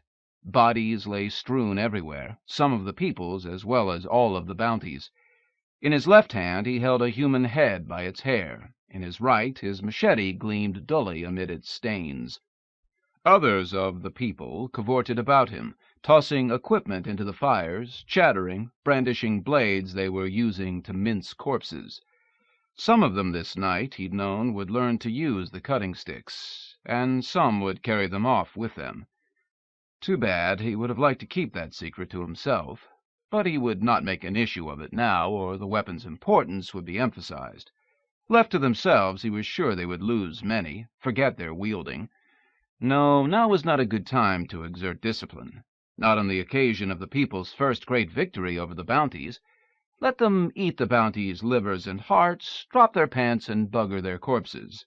Let them swap dismembered body parts and reconstruct their owners grotesquely. The people had to have a little fun after all the tension they had been under.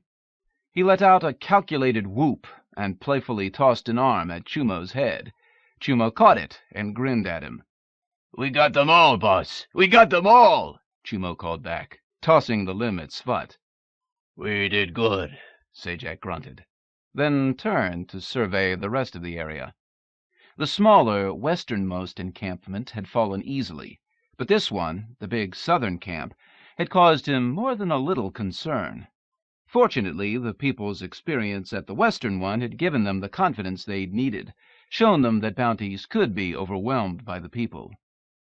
"You have your victory," Dortak said, suddenly appearing at his side. "Yes," Sajak said. "a good one. More will come looking for you. We will be far away. They may seek you in far places. Let them. We can run, we can fight. We know the jungle better than bounties. They may have other tricks you have not yet seen. We will learn them.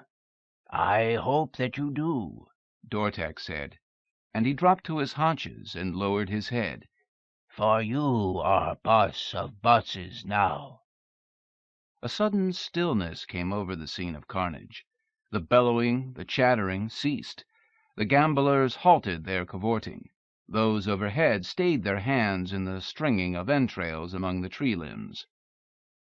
"Boss of bosses," Sajak said, knowing at that moment that he would not be killing Dortak. "Good idea. Me, boss of bosses. like old Kairak. Never been a boss of bosses since him. Maybe good idea, Dortak said. But maybe one day you hate it. Trouble comes, you got to help all clans. Atlag, Bilgad, they will come to call you boss of bosses. Here comes Atlag now. They get trouble and go drum for you at Shanabal. You got to come and help. All people your people now. Big job. As Dortak rose and moved away, and Atlag came to offer his allegiance, Sajak considered some of those ramifications involved in being boss of bosses. He found the prospect vaguely unsettling. Big job, as Dortak had said. Boss of bosses. But Kairak had done it long ago, and they still told stories of his deeds as though they were but yesterday. It would be good if one day they told such stories of Sajak.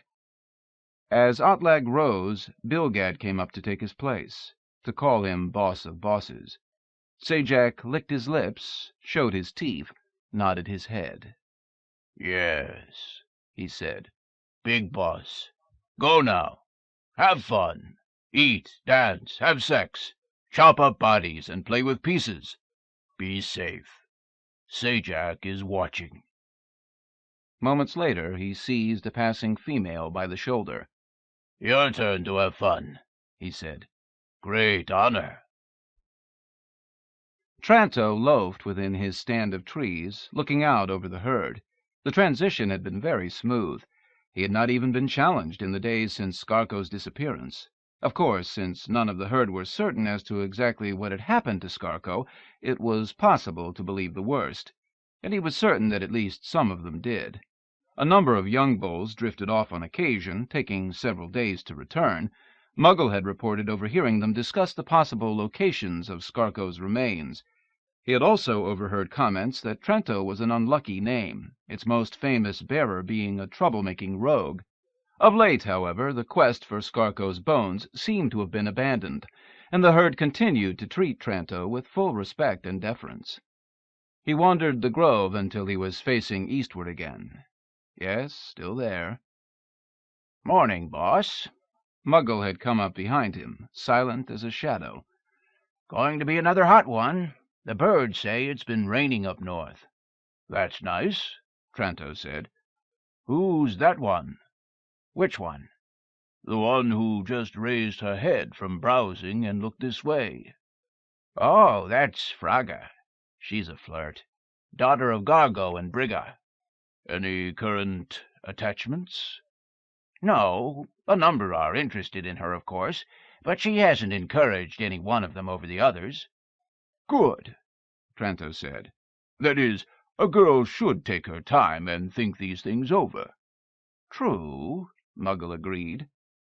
Let's browse a bit, heading down over that direction. Slowly. When we get there, we'll just say hello. Then you can do introductions. Sure, Muggle said. It's good to mingle with your people every now and then. It is, Muggle agreed. Abel and Carla stared at the virtual form of their swollen daughter, there in their home Vertspace. They regarded Chalmers and the slightly hunched, white-bearded figure of Dr. Hamill. Highly unusual, the doctor was saying. I can't recall another case of false pregnancy during transfer sleep. Her records do not indicate any psychopathology. Carla glanced quickly at her husband, then back at the doctor. What, she said, if it is a real pregnancy? Dr. Hamill met her gaze. This surface scan, which takes only seconds to run, showed the hymen intact, he told her. Is there some reason to think otherwise? Not really, but humor me and check further anyway, she said.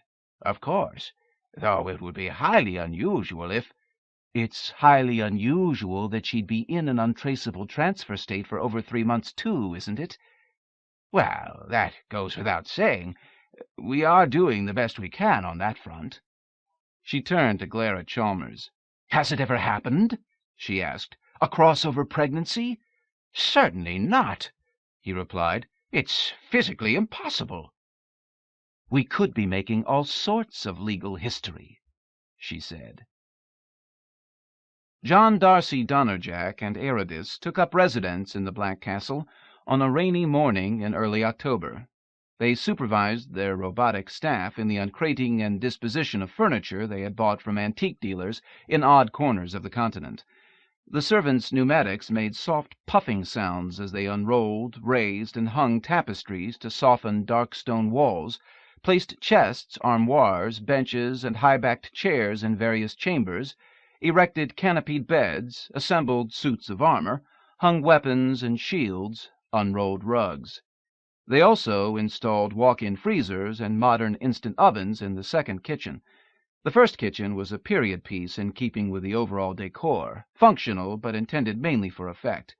Ayradyss liked the feeling of permanence that came with antiques.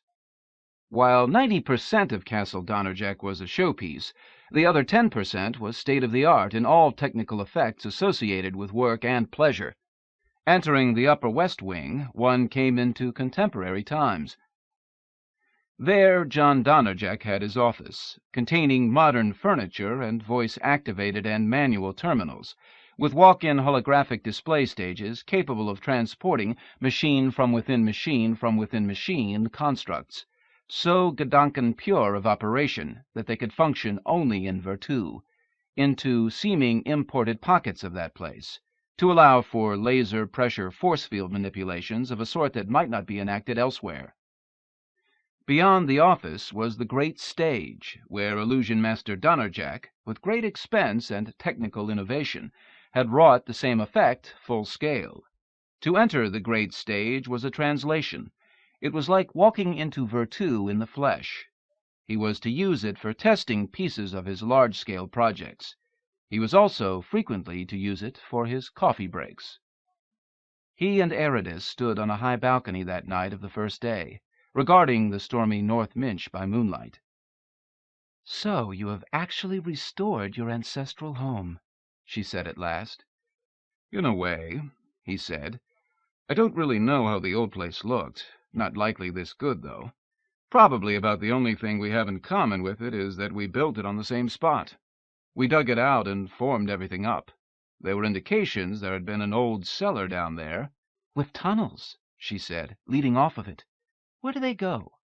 "Way back into the rock. They seem to be natural. I didn't try to explore them all. Just sealed them off with a big metal door.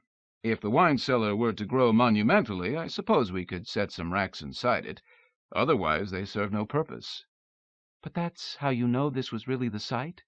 "Well, my grandfather said something about the old place supposedly having tunnels. That, along with the foundation, makes me think I was probably right." "It is so different from Virtu." "In what way?" She gestured outward. "That storm will pass after a time," she said, "and things will return to a ground state that is stable." "But it is that way in Virtu also." "Yes, but it can be changed instantly, and there are places noted for their fluctuation." "One can landscape here. Hell, we've terraformed parts of the moon and Mars, and the insides of asteroids." "And one can take a step sideways and backwards in Virtu, find the proper guides, and be in a totally different place. Then there are the wild lands, which develop their wild genii, which generate their own wild programs." "We can play games with reality here, too." "Yes, but later you return to the firmness of the ground state.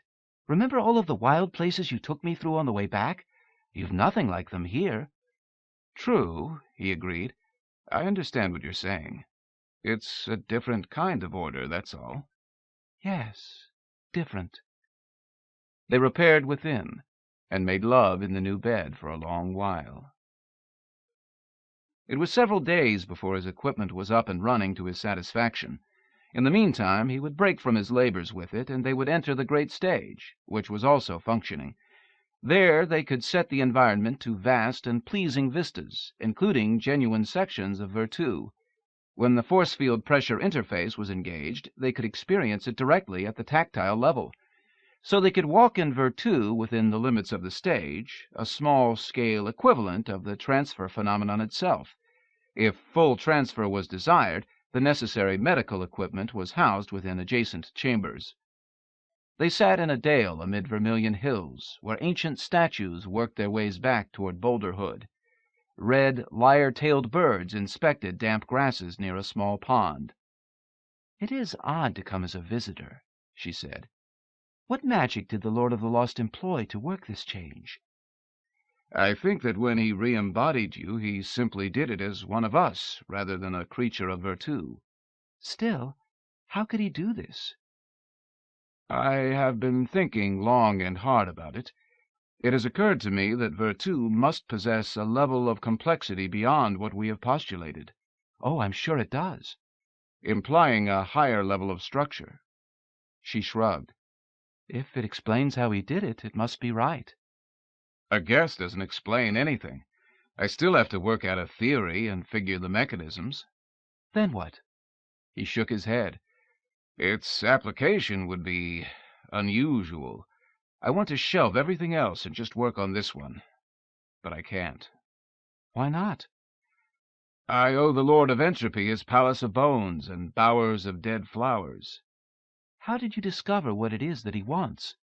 A list of specifications and general layout appeared on one of the screens this morning. How do you propose making delivery? He's watching. He'll know when it's ready. I will be shown what to do at that time. That's frightening. Do you think he's watching us right now? I suppose it's possible. She rose. Let's go back outside, she said. All right.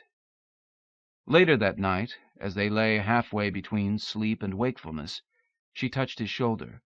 John? What is it? Do all castles make strange noises at night? Perhaps, he said, listening. Then he heard a distant metallic rattling sound. It's windy, he said after a time. The workmen might have left something lying about unsecured. It sounds like a chain. It does, doesn't it? I'll look around in the morning. Yes, do that. Night, love. Night. Death sat on his throne of bones and regarded the model of his palace he had brought into being. With brief movements of his fingers in the space before him, he opened sections, enlarged them, enhanced them. At times he rotated the image of the structure slowly, nodding or shaking his head. Interesting, said Fekta, who had come up beside him and mounted the chair's high back. Will it have dungeons? Of course, Death answered. Secret passages? Certainly. Lots of ledges and crannies? Plenty. Blind corridors? Those too. Some of the stairways seem to do funny things. Escher effect, Death said. A place one could slither through forever, bigger even than your current dwelling. Exactly. So you are pleased with it? In my fashion. You will cause it to be created, then, here in deep fields? Not as it stands. It requires considerable elaboration. And when that has been done? Oh, yes. Then... Donnerjack found a set of revised specs waiting for him on a screen early in the morning. He lowered himself slowly into his chair and studied them. Tricky, very tricky, he decided. And why should the place have a nursery? He called up a hollow of his proposal on the nearest stage, stared at it, commenced rotating it. Tentatively, then, he entered some of the proposed changes, holding back those which would not lend themselves to representation here. It was several hours before he had cobbled together an approximation worth examining in greater detail. When he had, he transferred a section of it to the great stage, went over and walked through it. Then he returned to his console, made adjustments, and moved another section to the stage. He walked back and inspected it. Later, deep into his alterations, he turned to discover he was not alone. Ayradyss, good morning. I didn't realize you were up. She smiled, took his hand, and squeezed it. He drew her to him, and they embraced and kissed. Yes, I was awakened again by an upset stomach. Might the food of Verite do that to one from Virtu? He shook his head. I don't see why it should. Well, I've been nauseated every morning for several days. Really? Why didn't you say something sooner? There are things you can take to settle the stomach. It always passes quickly. Then I am fine again. Any other symptoms? I threw up a little bit. I will order something for your stomach. Thank you, love. This is your latest project? Yes, the one I owe to the Master of Deep Fields. I can set it to sequence for us, if you would like to walk through it with me. I would. Shall we take coffee with us? Let's. Neither an Ixie nor a Bounty, Virginia Talent knew all their territories, though from a different vantage. She was a ranger with the Virtu Survey Department, keeping track of emerging territory and fluctuations in existing lands. She traveled far, observing and recording, and while her function was mainly passive, her knowledge was extensive. One of the few Veriteans employed in this capacity, she delighted in her work, hiking the wildlands and recording her discoveries there. Every day was a revelation to her. She worked harder than others in the business, and she resented returning home at the end of each tour of duty. She climbed a trail amid rocks and ferns, flowers and squat trees. Above her, winged shapes, some fresh emerged from red fruit-like cocoons, fled, croaking. Occasionally a small pale figure darted across her path. Slim, dark-haired, and pale-eyed, skin the color of cocoa, she made her way with grace and agility. Hot breezes played through the morning sunlight, and her way lay within shade. She had timed it that way. Periodically she would pause to sip from a water bottle, or to record an observation. At one point, a voice came to her out of a tree at a place where the green swirled darkly within it. Virginia Talent, you have traveled far. That is true, she responded, slowing, and the foliage here seems lusher than usual for the season, and I've seen more hunting wilches. Excessive rains, which favor the leaf-eating gronhers. They multiply quickly, as do the wilches who eat them. Soon the wilches will reach a point where their dancing begins.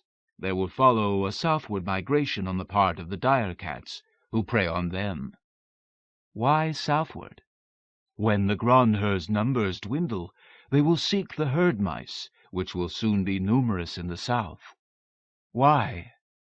The grains they feed on are even now in unusual development because of nutrient-bearing flooding earlier this year. And the land from the rains? She asked. There was no reply. The green flame had ceased to dance. She smiled and walked on. Clouds gathered and blocked the sunlight. There followed a low rumble of thunder. The trail bore her left, its steepness diminishing. A few drops of rain spattered against fronds. There came a flash of lightning. She hurried. The full downpour caught her in a largely open area where the trail had widened as it neared the top of the plateau. She wisely avoided a grove of tall trees, choosing instead the less complete but safer shelter offered by some broad-leafed shrubs that partly intersected an outcropping of stone.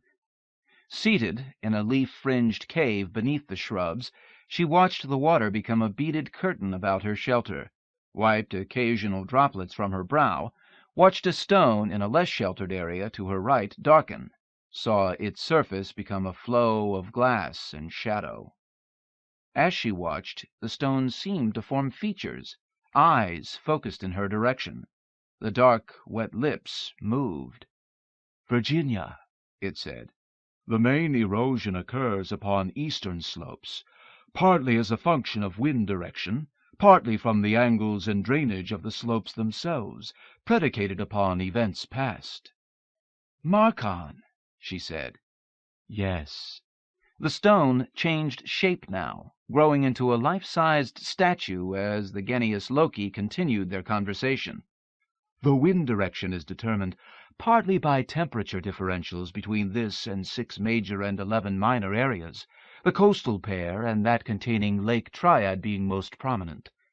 Have you had a fruitful journey thus far? Indeed, she replied. I've always found your realm particularly fascinating. Why, thank you. What of my neighbor Cordalis's? It's interesting, but the rapid spread of wildfire vine tends to crash the botanical cycles over frequently. I feel it is because of the floral coloration.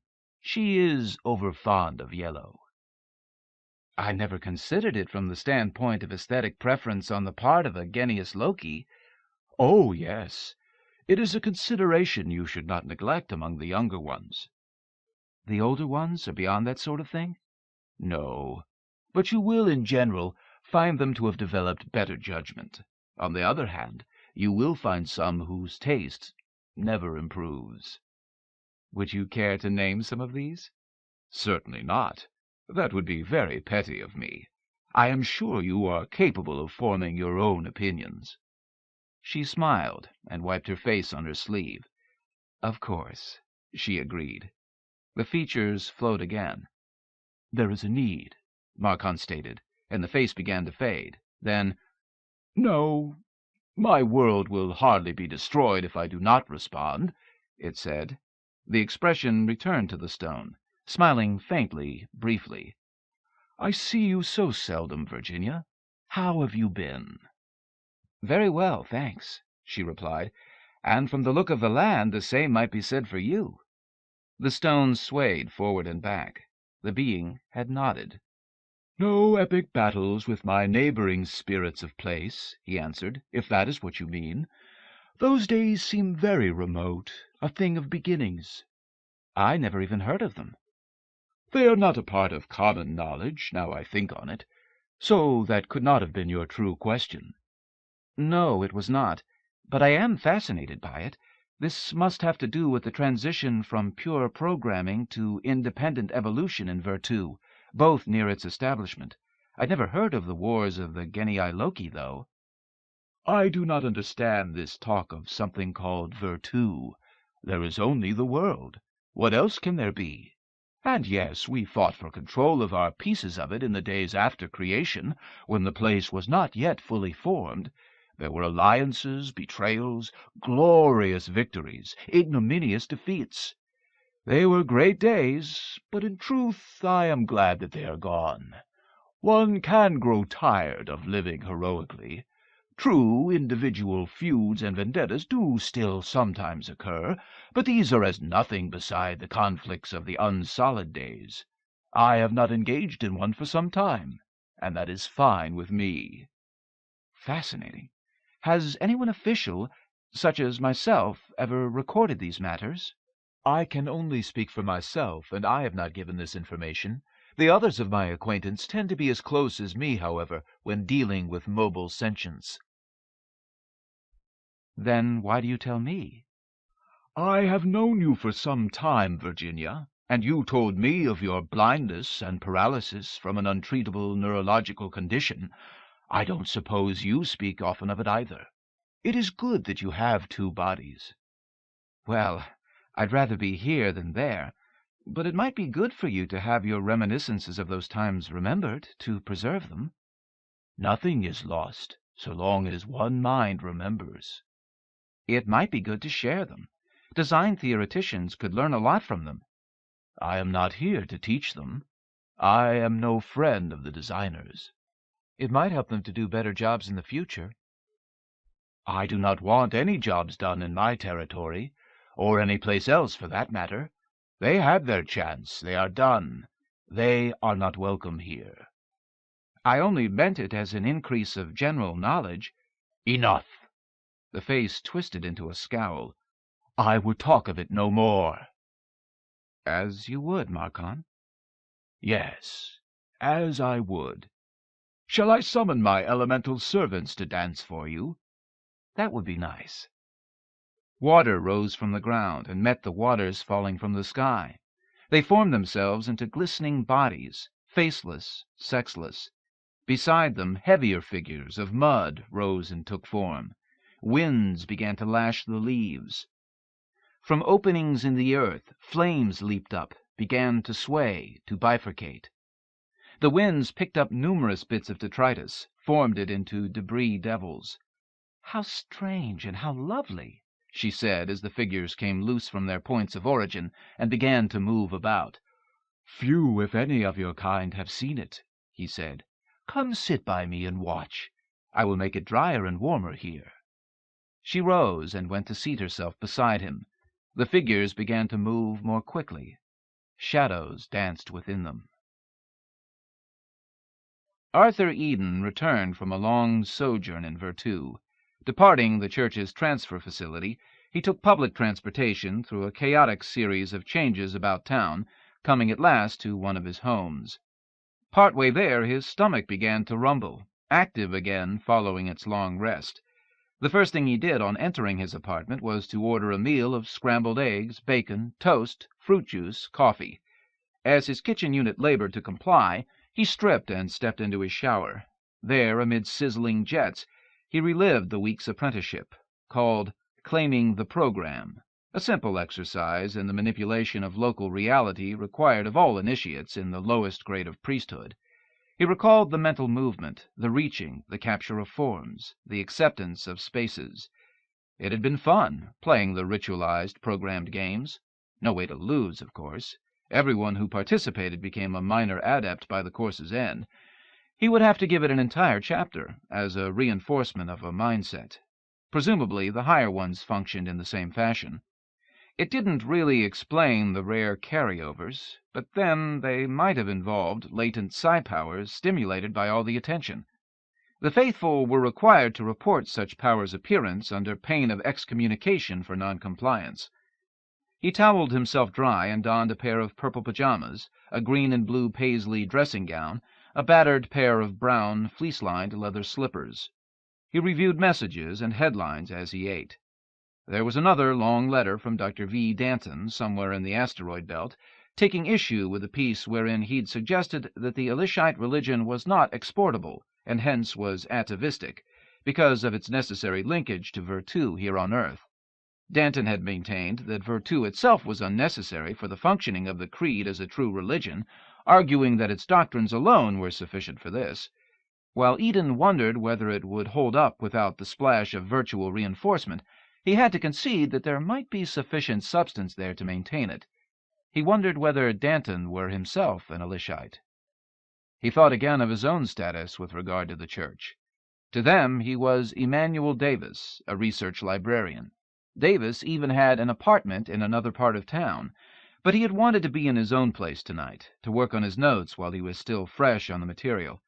If they learned of his dual identity, his membership would be terminated immediately, he knew.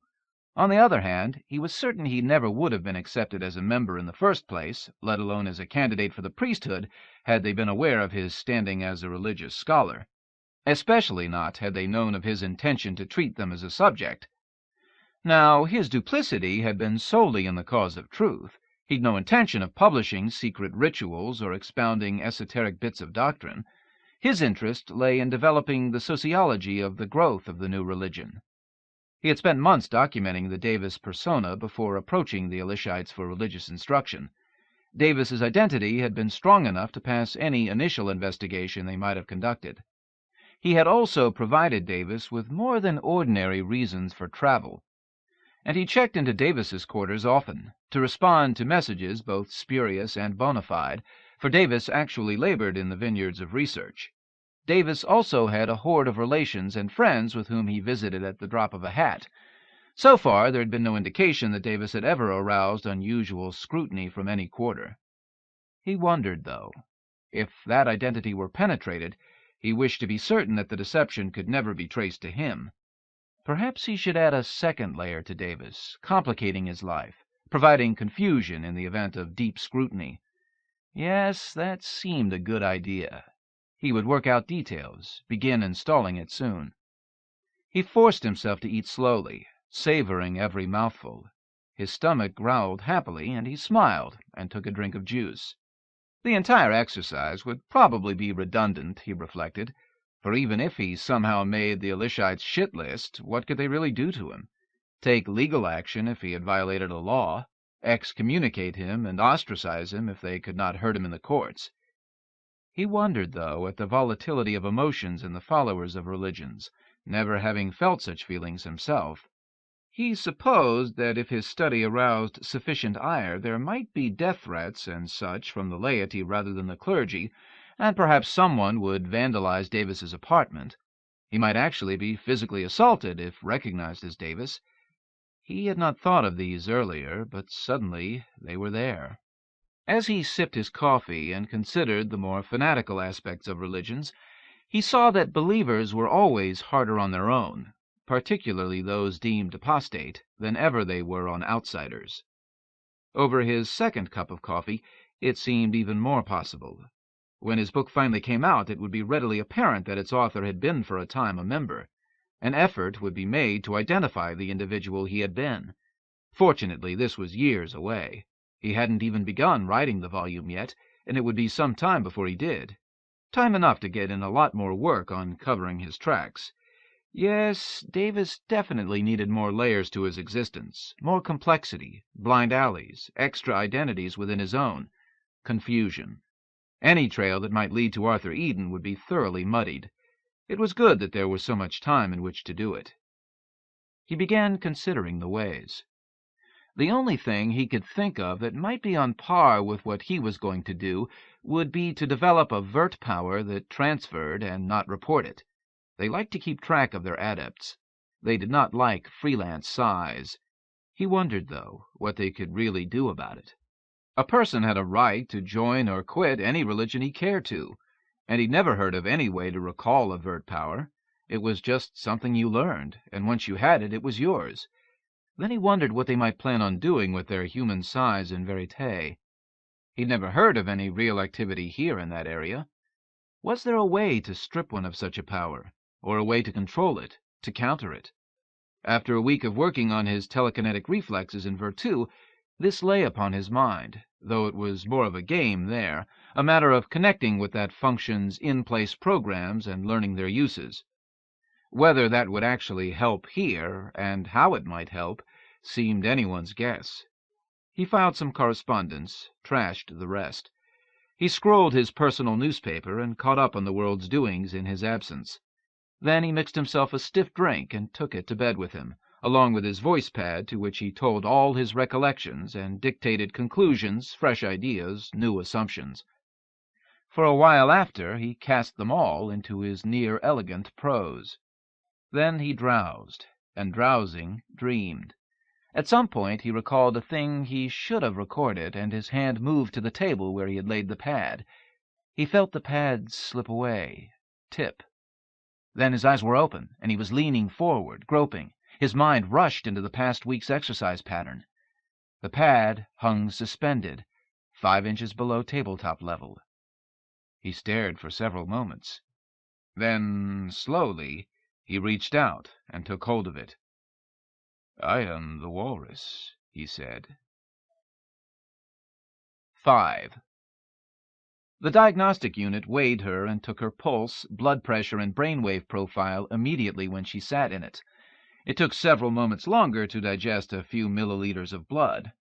Set for voice response, it answered her then. "Madam, you are pregnant." "You are mistaken," she said. A moment passed. Then, "Diagnosis confirmed," it reported. "You must be malfunctioning." "Unlikely," it responded. "I am very new, and I was fully tested at the factory." "There is a reason you came with a full year's warranty at no extra charge," she said. "Yes, because it is a gesture on which they seldom have to pay. I can provide you with the number to call for televaluation." "All right, let's have it." Later, the service tech, who insisted on eyeballing the unit in Vert, shook his head. "There's nothing wrong with it. It tests perfectly," he said. "But I can't be pregnant." He glanced at her, smiled faintly. "Are you sure?" "It just doesn't work that way," she said. He shook his head. "I'd better not ask what you mean," he said. "But believe me, there's no product liability involved. What you decide to do with the information is, of course, your own affair." She nodded as he made his farewell and went out like a light. She wandered the castle's high halls, thinking of children.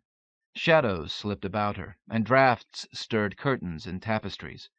Small things scuttled, scratching across rafters. And what was that other sound? She wondered at the impossibility of it. The mating of Virtu and Verite was always sterile, had to be sterile. It was a part of the way the worlds worked. There was no room for negotiation with principles. She could not be pregnant. She halted and regarded herself in a wonderfully warped mirror, where a slight side-to-side movement made her left cheek look as if she were chewing gum. She amused herself with the effect each time she passed. What had happened between her passing in Virtu and her reassembling in deep fields? The sound came again, musical, metallic. Whatever else was involved, the Lord of the Lost had been able to send her re-embodied self across the interface to become a genuine resident of Verite, and by way of the scenic route at that. Might that change also have included a susceptibility to impregnation in her new home? How long had she been in Verite now? 6 months? A year? It was hard getting used to the way time worked in this place. Again, and nearer now, that sound. Was it from the small room to the left, or the little corridor beyond it? She slowed, glanced into the room as she came to it. Nothing. She stepped inside. At her back she heard a small sound. Turning, she beheld behind her in the hallway the shadowy figure of a small man in a ragged tunic and breeches, bearded, a chain about his ankle. "Who are you?" she asked. He paused in mid-moan and turned his head as if studying her. "Who are you?"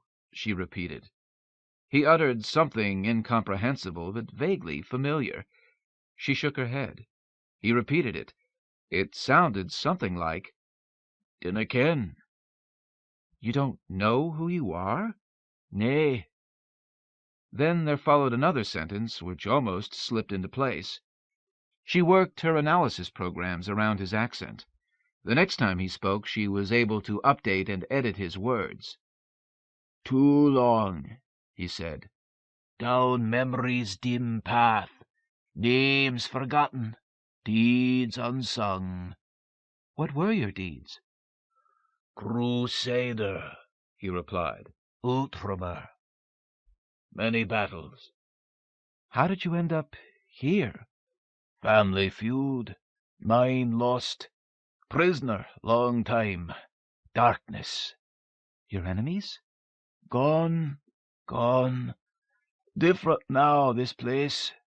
Fell down, went away, but its spirit remains. Wandered the ghost castle, I did, still do, me and others from days gone. It's here, in the shell of the new one. Sometimes I see it, others I don't, fading like me.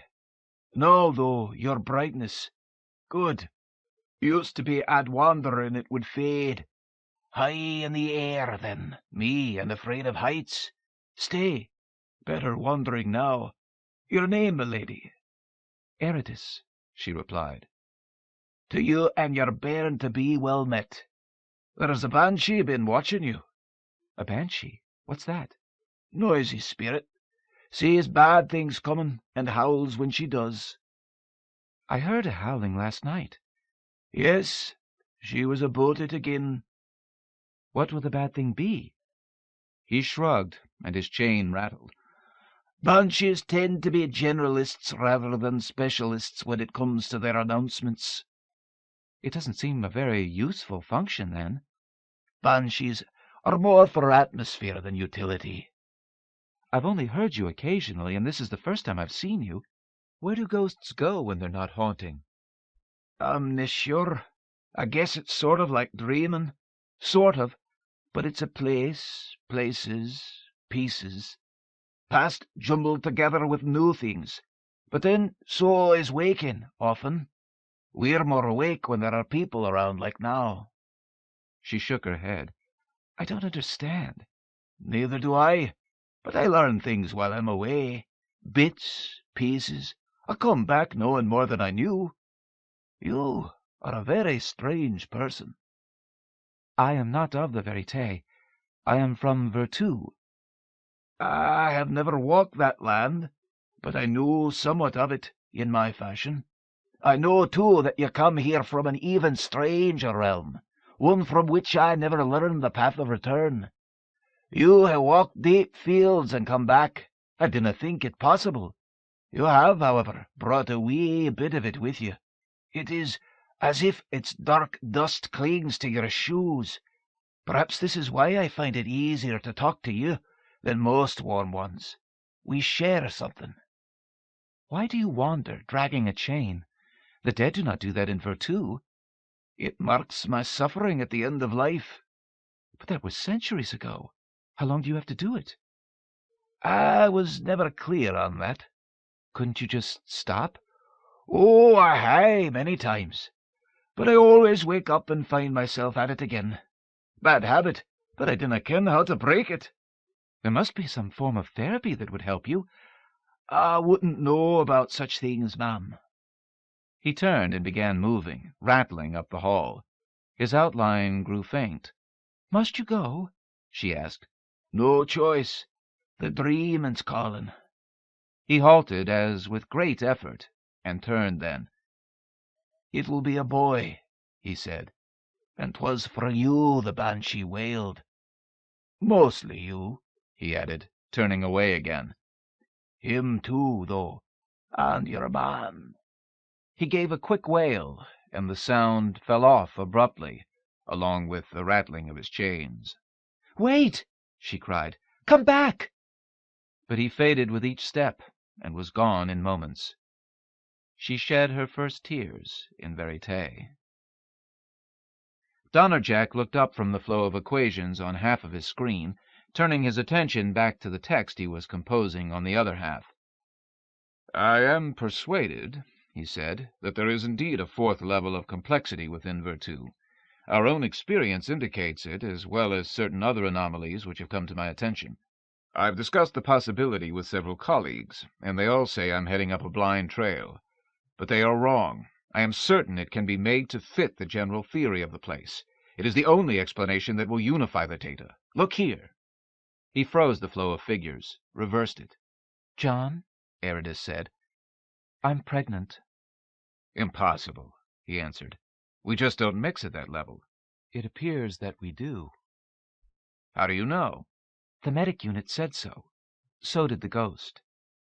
He froze the action on his screen and rose. "I'd better check that machine over. Ghost, did you say?" "Yes, I met him upstairs." "You mean as in specter, spook, haunt, disembodied manifestation?" "Yes, that's what he indicated he was." "This place is too new to have a ghost. If there were such things as ghosts, we haven't had any violent deaths on the premises." "He says he's a carryover from the old castle that used to occupy this site." "What's his name?" "He couldn't recall." A nameless horror, then. And he remarked that you're pregnant?" "Yes. He said it will be a boy." "Well, a way of checking on the ghost. Let's have a look at the machine." A half-hour later, Donnerjack rose from the console, closed the unit, closed his toolkit, and rolled down his sleeves. "All right," he said. "Everything seems to be in good order. Interface with it, and let's get some readings." She moved to do this, and he began a run-through on a standard series. When it reached the crucial point, it responded, "And you are still pregnant." "I'll be damned," he said. "What should we do?" she asked. He scratched his head. "I'll order a med robot with OB/GYN and full pediatric programming," he said, "while we think about it. These readings show it is fairly far along. Who'd have thought?" "I meant," she began, what should we do about the other?"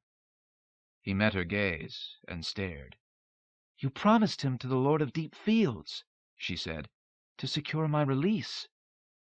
"It seemed a situation that would never occur." "But since it has, what are we to do?" "We do have time to think about it. It might be negotiable." "I've got a feeling that it isn't." "Well, it would still seem the first thing to try." "And the second?" "I'll be thinking." Pregnant. Floating in a warm bath, Ayradyss contemplated the concept for some time. It wasn't that she had never considered the possibility. Self-replicating progs, both parthenogenetic and gender-related, were common in Virtu. They saved the Genius Loci from wasting all their energy on basic programming, made opportunity for art. But she had never seriously considered the possibility for herself, certainly not once she had given her heart to John, for while those of Virtu and Verite often made love, they never made babies. Closing her eyes until she gazed out from between her lashes, She gazed down the length of her nude body. There were no changes that she could see, but as the morning sickness proved, the changes were happening. Protectively, she laced her fingers over her still flat abdomen.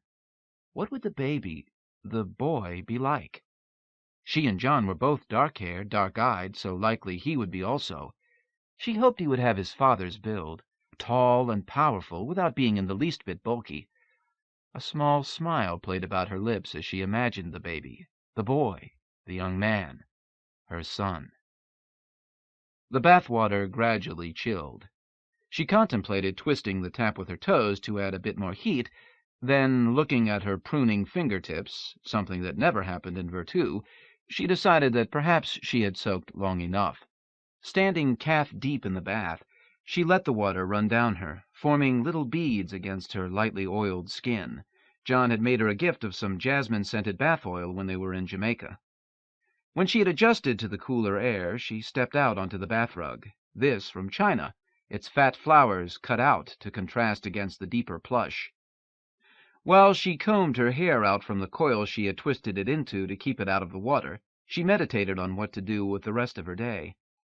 John was busy in his office, patiently working on his design for Death's Palace of Bones.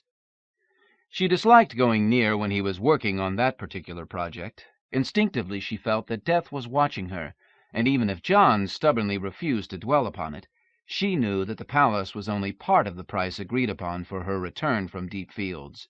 She did not blame John for agreeing to Death's terms.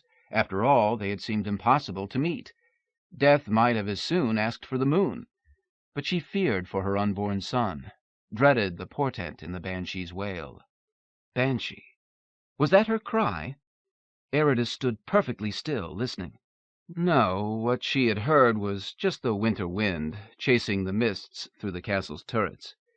Quickly she hurried to her closet, took out a long tartan skirt, an Irish cable-knit sweater, heavy stockings, comfortable shoes. The ghosts liked to haunt the regions of the castle that had been recreated to follow John's fancy of what a Scottish castle should look like. She would go seeking them, ask them about the portents. Who better to ask about Death and his plans than those who walked the line between life and whatever in Verite passed for deep fields? John must have his plans for defeating Death. She was certain of that. Scientist and poet he might be, but he also bore something of a warrior's soul. Verite-born, Ayradyss knew a few of the details of the religion practiced by many of her Aeon kin. John had his place in their pantheon. Did he know? A demigod of sorts. Still, his plans, his abilities, did not mean that she could not investigate on her own. The unborn child was her son, too. He was being claimed as ransom for her life. It was her place, as much as John's, to defend him from Death. Face set, she hurried from the bedroom suite, up the stone stairs, out onto the battlements. Her long, full skirts snapped in the wind as her wings had in Virtu, but this time she did not mourn her wings. She had something more precious within her, something she was determined to protect. "Banshee!" she cried. "Banshee!" The wind took the words from her lips so quickly she barely heard them. Arms outspread, she spun. Her skirts belled round and full, her hair whipped out massy and dark. A cyclone of tartan and ebony, she danced in the wind. Rain began to fall, stinging and cold. Turning to hail, it pebbled the slick stone, cobbled the flags with tiny lumps of ice. Still she danced, her head light and swimming now, her feet gliding on the ice. Ayradyss waltzed with the wind and weather. She felt a firm pressure at her back, a hand clasp her icy fingers, but her streaming eyes could discover nothing of her partner. Crystals were forming both in her hair and along the thick cables of her sweater, jewels from the Winter King's hoard. An orchestra played, too, ringing hail, the moan of stone, the shriller howl of the gusts that tore through the crenellations. Almost now, almost, she could see her partner. His face was white, the cheekbones high, so high, the teeth so white, even against the whiteness of his face. All of him was white but the darkness of his eyes, and these were as dark as the pit, dark as night, dark as— "Dinna ye ken to come oot o' the rain?" said a harsh voice, a clatter of iron underlying the words. Ayradyss felt the Winter King spin her away, handing her off to this new partner. She reached obediently to take the hand she saw before her, but her numbed fingers met with nothing, not even resistance. Letting her hand fall, she slowed her dancing steps, slipping and sliding as she did this thing. "Lass, you're wet to the bone and half ice," chided the voice, her mind asserting the program that sorted the strange bird words into something easier to understand. "What are you doing out here in such weather? I'll have a word with that husband of yours for not looking out better for you. Laird of the castle or nay, see if I don't." Ayradyss let herself be guided to the heated interior of the castle. As the ice melted from her hair and her fingers pricked at the warmth, she recognized her interrogator. "Ghost!" she said happily. "I was hoping to find you." "Find me?" the Crusader ghost groused. "Lass, you almost joined me. Get yourself into some dry clothes before you kill yourself and your bairn." "But it's about my baby I want to talk to you," Ayradyss protested, wringing out her streaming hair, shivering as the warmth of the castle forced sensation into hands and toes. "Do you? Do you now?" The ghost's expression remained severe, but something in its bird tones softened. "Dry off first. Drink some soup to warm your insides, and you might find me in the long gallery." As a means of ending discussion, the ghost faded out. His chain lingered behind him a moment longer, then vanished as well. Ayradyss shivered, sneezed, and gathering her wet skirts in both hands, hurried down to the master bedroom. Some time later, hair completely dry, clad in fresh, warm clothing from the skin out, and a pint of thick beef and barley soup inside of her, and a second helping in a heavy pottery mug in her hand, she climbed the stair to the long gallery. It was a good place to meet with a ghost, she thought. Although she and John had selected a Persian runner to cover the floor, the bare stone was still visible along the sides. The tapestries and portraits, oils that she had purchased in various antique shops, giggling at the expressions on some of the faces — why would anyone wish to be remembered as seeming so severe? — relieved the dark stone, but did little to alleviate the corridor's gloom. Not even discreetly arrayed artificial light could do so. It was as if the gallery had decided that it was meant to be a shadowed, haunted place, and consciously defied any efforts to make it otherwise. Sipping from her mug, Ayradyss walked slowly down the corridor, the sound of her footfalls swallowed by the carpet. Coming to a window with a deep stone sill, she set her mug down. She was digging after a piece of beef with her spoon when she heard the clanking of the ghost's chain. "Thank you for coming, sir," she said politely, taking her skirts in hand to give him a deep curtsy. "I had no choice, now did I?" the ghost said grouchily. "If I didna come, you would go dancing in the wind and snow again like a daft thing." "Not so daft," Ayradyss said, tossing her head and arching her eyebrows at him. "I did find you now, didn't I?" "That you did. Now what's this about asking me about your bairn?" "I had none of my own while I lived. There will be none now that I've died." "But you knew that my baby would be a boy," Ayradyss protested, "and you knew that the banshee wailed for him, and for me and for John." The ghost shook its chain, paced a few steps, glowered at her from beneath bushy brows. "You're taking liberties, lass, liberties indeed. Ghosts and supernatural manifestations are not to be interrogated so. We give omens. Interpreting them, that's another providence." Ayradyss stirred her soup deliberately, ate one spoonful, then another. It was growing cold, the barley gluey. She pushed the mug back into the recess. Looking up into the opaque window, its lead-joined panes all diamonds and angles, she said, as if to herself, "I wonder if the Winter King would tell me what I need to know. He smiled so when we danced.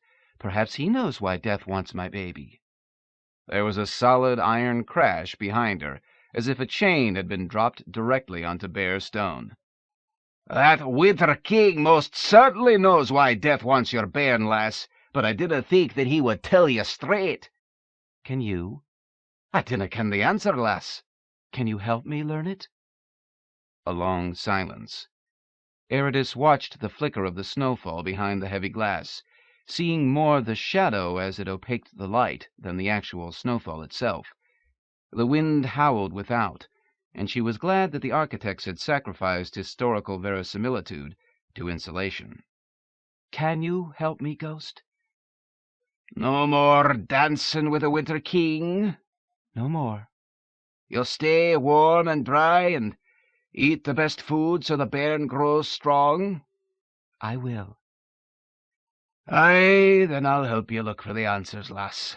I canna promise that we'll find them, but I can help you look. Ayradyss turned and studied the ghost. He stood bent within his shabby tunic, his breeches sagging. His feet, she noticed, were bare and disfigured with corns. The ankle around which the chain was fastened, oddly, was as smooth as the one without.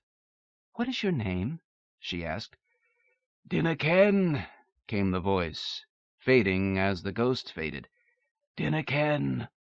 Some things 'tis better not to know." Ayradyss contemplated this for a long moment, then gathered up her mug of cold soup. The sky outside was growing dark. She would pull John from his calculations. They could build a fire in the parlor off their bedroom, dine by candlelight by the hearth. Afterwards, perhaps they could return to the jigsaw puzzle they had been doing, a Monet bridge scene that had them quite baffled.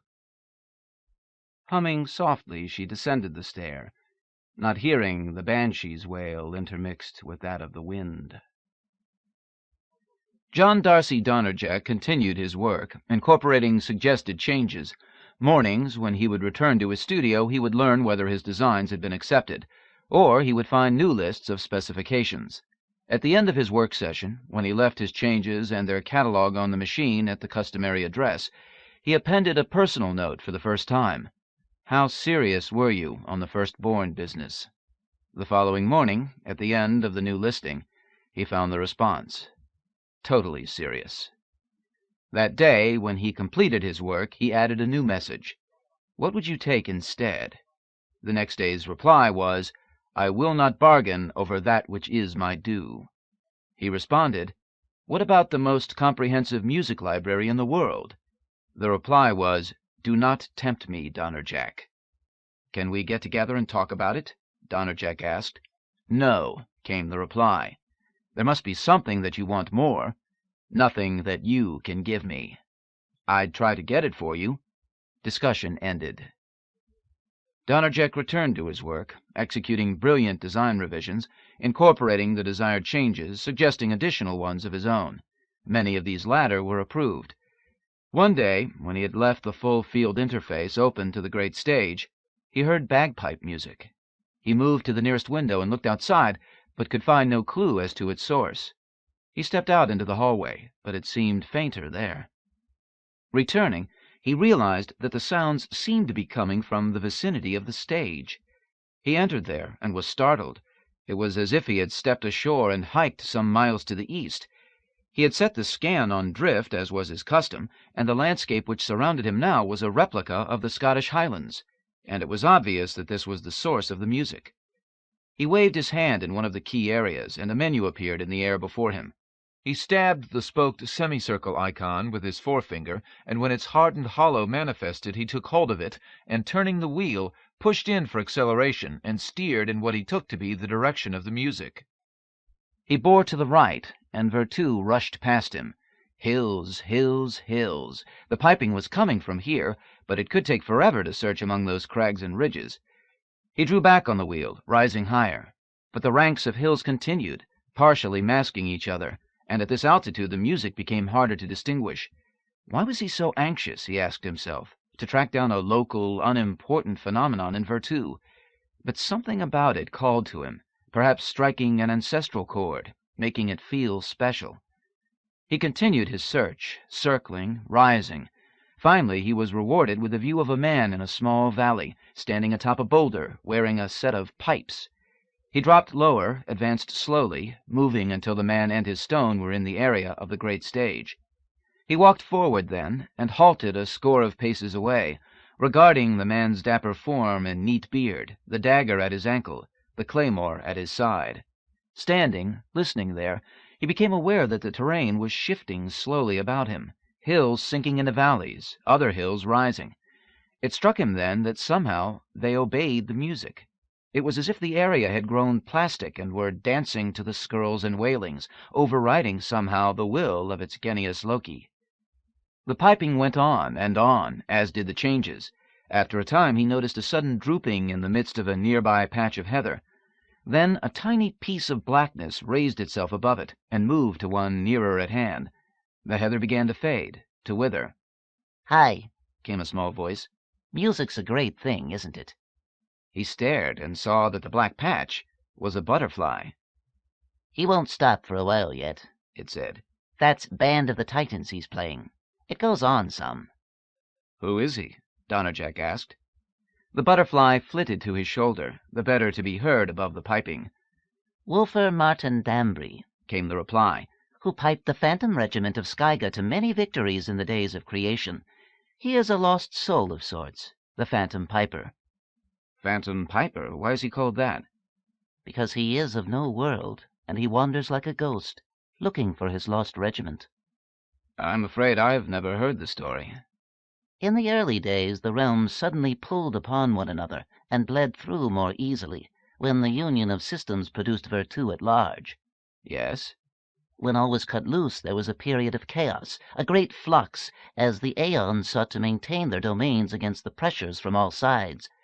A world had been born and sent upon its way, but its unmooring was somewhat catastrophic, though it might not have seemed so on the outside. It may have been a matter of moments there, though it ran for eons within." "I know of this, and it was actually quite brief in real time." There followed a musical chuckle. "I assure you," it answered, "that the time in Virtu was real to those of sentience." "It was just an observation, not an attempt to belittle any who suffered. Were you present? A butterfly seems such a fragile thing in times such as that." Again that laugh. "If you ever have access to chronicles of those times, check out the name Ayradyss." Donnerjack glanced at the piper. "We have digressed somewhat," he said. "True. There was a company of deadly fighters Skyga had imagined. He brought them into being whenever he needed their services in battle." The piper skirled on, and a hiss began to fall as Donnerjack shook his head. "Imagined, you say?" "Yes. As was customary with gods at the time of the Great Flux, he created what he needed by an act of strong imagination. They don't go in for that much any more. Too strenuous. But what he needed then was a deadly strike force." "He just imagined them, and there they were?" "Oh, no. Even a god requires some preparation. He had to imagine each one individually in advance, form and feature, fighting characteristics.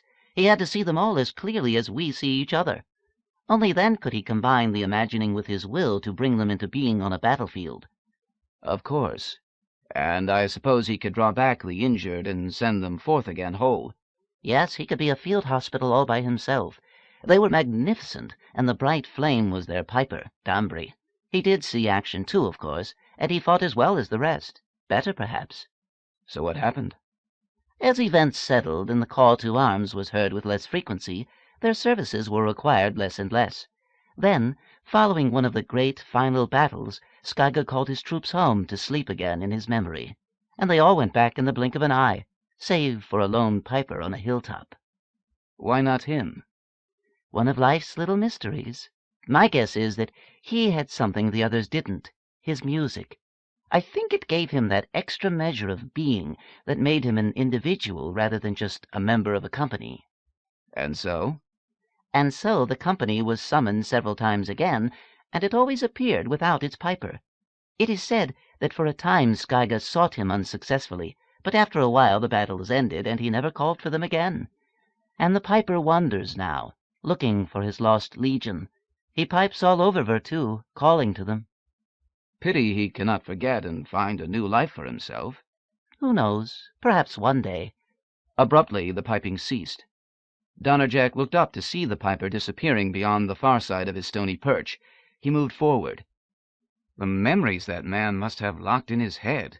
It would be a full education in the epistemology of Virtu to get him to talking. Donnerjack rounded the stony outcrop, but the piper was nowhere in sight. He circled it again. "Wolfer!" he called. Wolfer, Martin Danbury! I have to talk to you. Where are you?" But there was no response. When he returned to the place where he had been standing, the black butterfly was no longer in sight either. "Alioth," he asked, "are you still here?" Again he received no answer. He backed away. Then, on an impulse, he activated his controls and soared. No sign of the piper, but he was impressed by the subtle changes in the terrain apparently in response to the music. Soft rises had grown steeper, steep ones craggier. The land about his perch had taken on a rawer look, as of earlier, rougher times. Donnerjack descended and released his controls, restoring the normal drift program which permitted the landscape of Virtu to shift through the great stage. He could hard hollow or leave soft anything that came by. He left it at soft. Turning then, he departed into his own world. Ayradyss could easily see the swell of her belly by the day that she finally met the Banshee. For some time now she and John had been in full-time residence at the castle, rarely leaving their Scottish island. Their privacy was a lover's delight, but she knew it also served the practical purpose of keeping difficult questions about the origin of Donnerjack's new wife to a minimum. Ayradyss was in complete accord with John's desire to keep her Virtu origin a secret. The masquerade would not need to be maintained forever.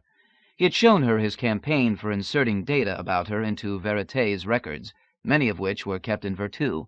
However, between drawing up the plans for Death's Palace and the occasional business of the Donnerjack Institute, he had put off actually beginning his campaign. She did not mind. Her experiences in deep fields, although poorly remembered, still haunted her. The isolated castle, with its many ghosts and robots, was society enough. Still, sometimes she left the castle proper to walk near the ocean on a particular isolated pebbly strand. The fisherfolk never came near this spot. The waves hid far too many rocks, and the villagers lived far too intimately with wet and cold and the uneven temper of the sea to find the wild prospect at all enticing or romantic. Ayradyss, however, enjoyed it, and as her pregnancy drew on, more and more often she took her exercise on the strand, well enough bundled to still the worried nagging of both the robots and ghosts. So it was that one foggy morning she met the Banshee. Ayradyss's first impression was that one of the girls from the village had come to do her wash, but she dismissed that idea as ridiculous even before it fully formed. Who would do laundry in cold salt water when there were gas-powered washers and dryers aplenty in the village? Curious, she hurried closer, her shifting balance making her just a little clumsy on the round pebbled beach. Drawing alongside, she saw clearly that her initial fantastical impression was apparently correct. The girl was indeed dipping bits of clothing in the salt waters of the inlet. "Miss?" Ayradyss called out, wishing she had learned more of the local idiom, although she suspected what the ghosts could teach her would be centuries out of date. "Miss, have you lost something? Can I help you?" At the sound of Ayradyss's voice, the girl, no woman, rose from where she had crouched by the water, and as she rose, the clothing she had been washing vanished away. But not before Ayradyss caught a glimpse of what she was certain was a swatch of the Donnerjack tartan. When the woman turned to face her, Ayradyss could see why she had initially mistaken her for a girl, for she was terribly slender, a mere slip of a thing, yet there was strength in her, and a strange intensity in her green-gray eyes. Those green-gray eyes so drew her attention that Ayradyss had closed to easy speaking distance before she registered that the woman was very beautiful. Her straight, silky hair, which fell nearly to her feet, was precisely the shade of moonbeams. Although her gown was simple, hardly more than a shift with a ribbon at the throat and a sash beneath her small round breasts, the woman's bearing was aristocratic, and aristocratic too were the fine, sharp bones of her face. Her hands showed no sign of the scrub-maid's work she had been about, but were as long and slim as the rest of her, with shapely, perfect nails. "You aren't a woman of the village," Ayradyss said, trying not to curtsy. After all, wasn't she the lady of this land? Wasn't her husband laird of the castle? "Pray tell me, who are you?" I am the Keeneyug of this land, of the old lairds who built the first keeps of old, upon whose dust your husband built a castle to be your home." Her voice was as genteel as her form, but there was something about her cultured tones that made Ayradyss's flesh creep and sent her hand to rest protectively on her belly. "The Keeneyug? What is that?" "The Wailing Woman," said the other. "The Crusader ghost calls me the Banshee in the Irish fashion, his mother having been Irish, though he does not recall that. Do you know his name? I do, but he does not want it. When he does, he will know it for himself, for all the good that it will do him. The Keeneyug turned her green-gray gaze on Ayradyss. Are you going to ask me what I am doing here?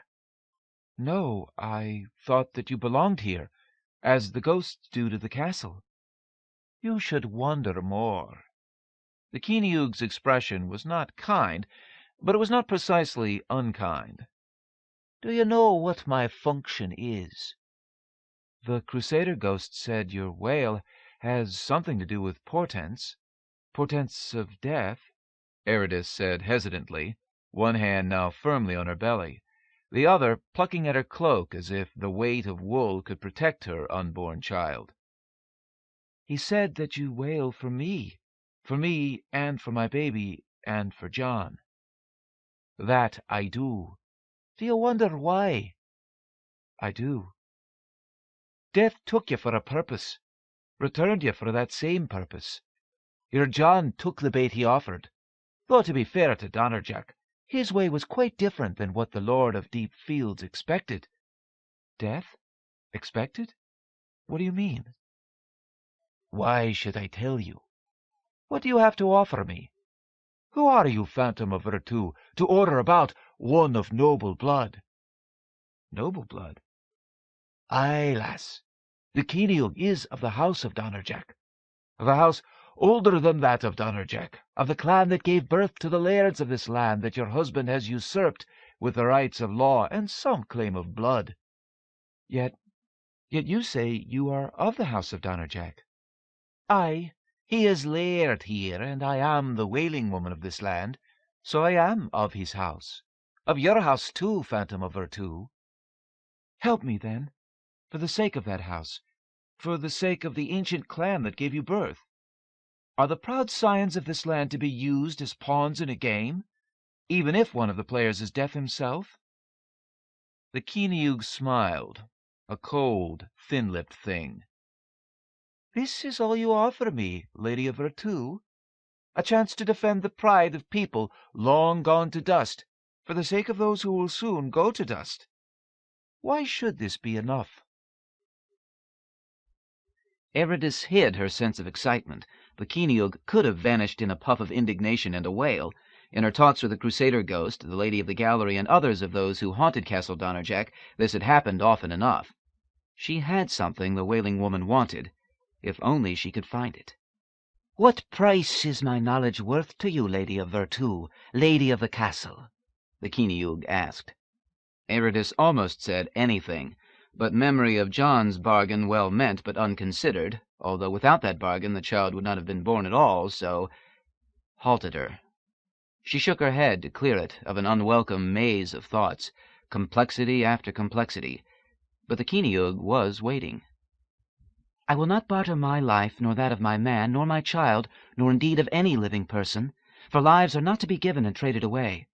Any other thing within reason I will give to you. Careful, so careful. The Keeneyug's tone was mocking. But you have more reason than most to know the value of care. Very well. Here is my price. I was made the wailing woman against my will. As penalty for failing to warn my father of the plot that took his life. In death I must warn those who dwell in the castle of the coming of their deaths. Take my place, Lady of the Castle, and I will tell you what I know.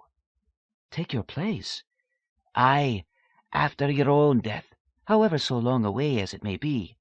I do not ask for your life, only for your afterlife. Afterlife? Ayradyss wrinkled her brow, trying to force into her memory the substance of her time in Deep Fields. It had not been precisely. She could not remember what it had been, or what it had not been, except that she had been. There had not been a cessation of herselfness. I agree, she said, before she could think further. On my death, whenever that shall be, I shall take your place as the Keeneyug. It is done, said the wailing woman, and with those words Ayradyss knew that it had been. Some silken tether had looped itself around her, anchoring her to her fate as securely as the Crusader ghost was anchored to his chain. Now, tell me what you know of Death's plans. Tell me why you wailed for me and for my menfolks. You are cold, the Kiniug said, and Ayradyss realized that she was. After you have done so much to preserve your son, you should not risk him before his birth. Go inside, eat and drink. When you are alone, I will come to speak with you. But, away! The word was shouted shrilly, on a rising note. The wailing woman vanished, leaving only the echo of her voice against the cliff. Ghosts, Ayradyss said to no one in particular, always get the last word. I suppose there is some comfort in that. "Won't you have some more stew, darling?" John asked, serving ladle poised over the tureen. Ayradyss laughed. I have had 2 helpings already, John. 2 helpings of stew, fresh black bread, soft cheddar cheese. I am pregnant, not being fattened for the fair. Setting the ladle down, John joined in her laughter. He scooted his chair around the table so that he could sit next to her, and put his arm around her shoulders. "I fuss, I know," he said, "but I worry about you. This is hardly a typical pregnancy. I want the best for you." Thank you, John. I know you do.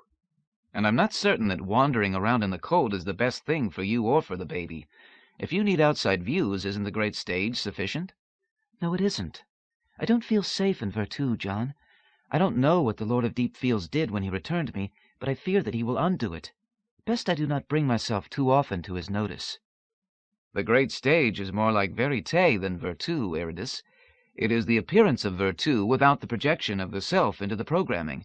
It is a setting you can still enjoy without becoming a character. Nothing more than elaborate wallpaper." I know, John, I know. Still, the awareness of the Lord of Deep Fields extends into all of Virtu, even when we do not make the crossover. No, I prefer to avoid Virtu unless you are with me, and perhaps even then. "Whatever you say, dear." John's tone was level, but Ayradyss could tell he was humoring her, as he might have if she suddenly acquired a taste for pickles or mango ice cream.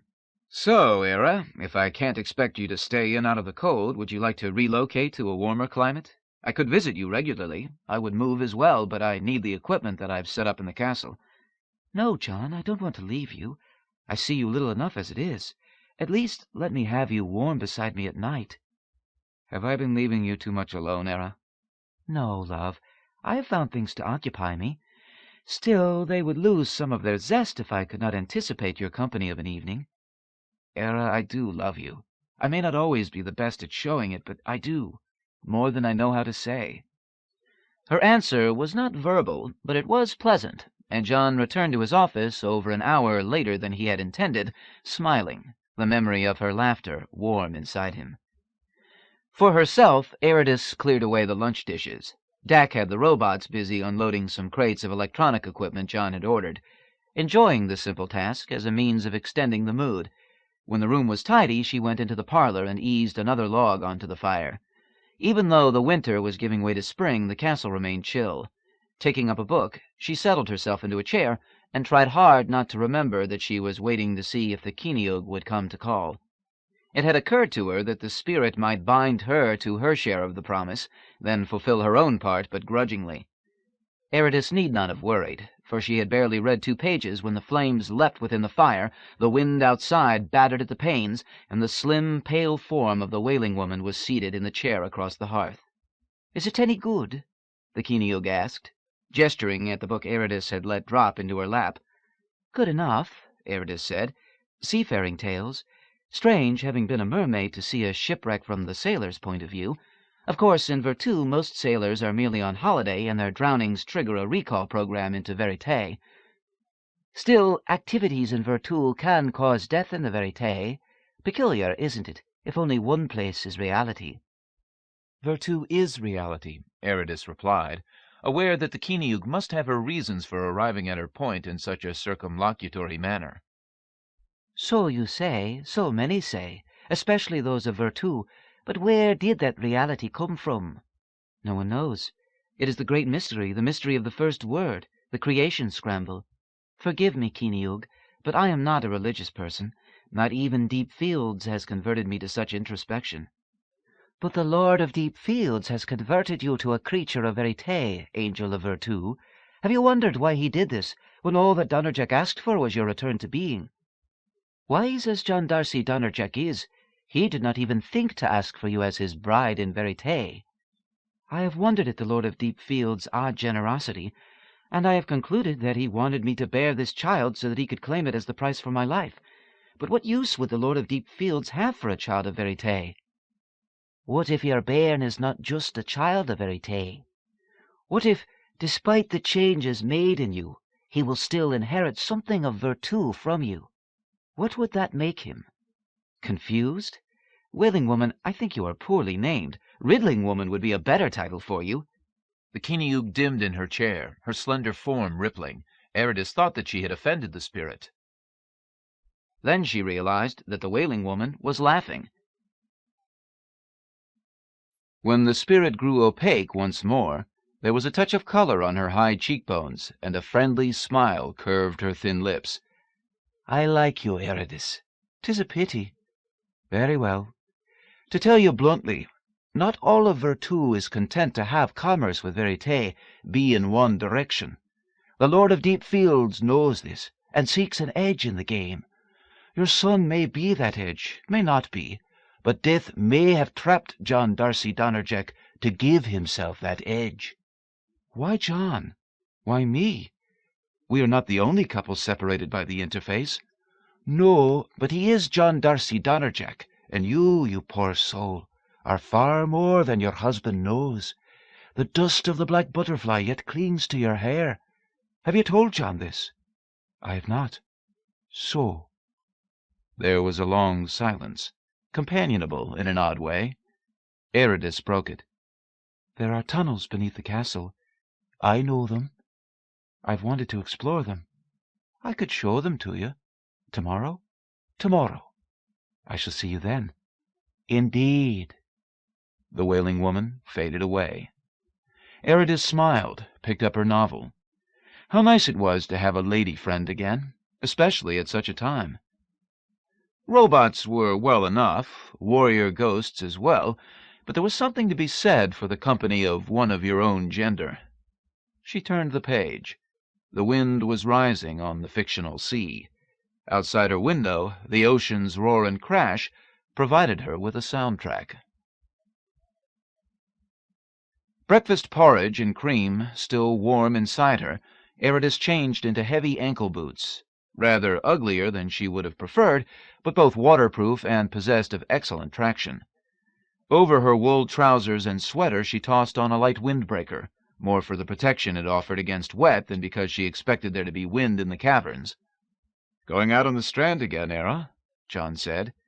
The stack of discs and reader he held loosely in one hand testified that he must have come over from his office to retrieve the materials he had been reading in bed the night before. "No," she said, surprised to hear a touch of defiance in her voice.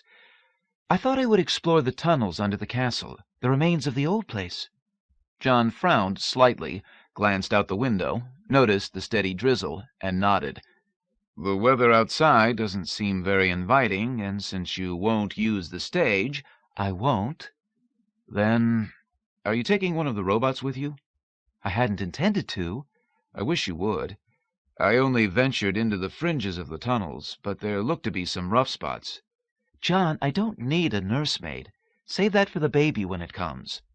"Please, Ayra, don't be unreasonable. I'm not asking you to stay inside. I'm asking you to take a robot so that if you fall or slip or start a rock slide, there will be someone to help you." Ayradyss almost commented that she expected to have one or more ghosts with her, but held back the words. John did not realize the amount of time she had been spending with Castle Donnerjack's spectral inhabitants, the Crusader ghost, Shorty, the Weeping Maid, the blindfolded prisoner, the Lady of the Gallery, and now the Kiniug. And John was not really being unreasonable. "Very well, John. You do have a point. I'll ask Dak who can be spared." John set down his discs and crossed to her. His arms around her, he murmured into her hair. "Any of them can be spared, my love. You are more important than any chore that needs to be done around here." "Almost any. You won't leave your work, she thought bitterly, disliking the petulance in herself. She knew John felt that working steadily on Death's palace was keeping his part of the bargain that had won him Ayradyss's return, but she suspected a certain element of pride as well in his devotion to the project. The Lord of Entropy regularly sent electronic messages suggesting revisions and requesting additions to his Palace of Bones. John had mentioned that he felt strangely honored to be receiving communications from an entity that even Verite's greatest scientists had dismissed as a legend. "Thank you, John," she said, trying to ignore her internal harangue. "I don't think I need anything too elaborate. One of the general-purpose bots should serve admirably." John smiled, embraced her once again, then picked up his discs and reader. "I'll look forward to hearing what you find, my dear. See you at lunch?" "Maybe," she said. "I don't know how far I'll walk, and I'm getting a late start." "Very well. Don't wear yourself out." "I won't." He left, brushing her cheek with another quick kiss. Ayradyss stood a moment longer, wondering if she had angered him. With an effort she put the question from her, knowing that she could not run after him and ask without inviting an argument about the very issues she had resolved not to argue. Marriage, at least to a devoted scientist, was a bit more difficult than she had imagined. She had never realized that the art which had shaped the man she loved would also be her rival. Pressing her fingers to her eyes, she put the thoughts from her. When she had been longer in Verite, she would have more activities of her own. When the baby came, she would have more than enough to occupy her. For now, there were the tunnels to explore, and the odd company of the Kiniug to savor. The heavy iron key that opened the thick iron door could have been a relic of the original castle, but Ayradyss knew that John, in one of those fits of whimsy he usually reserved for his art, had ordered the door specially forged in the village.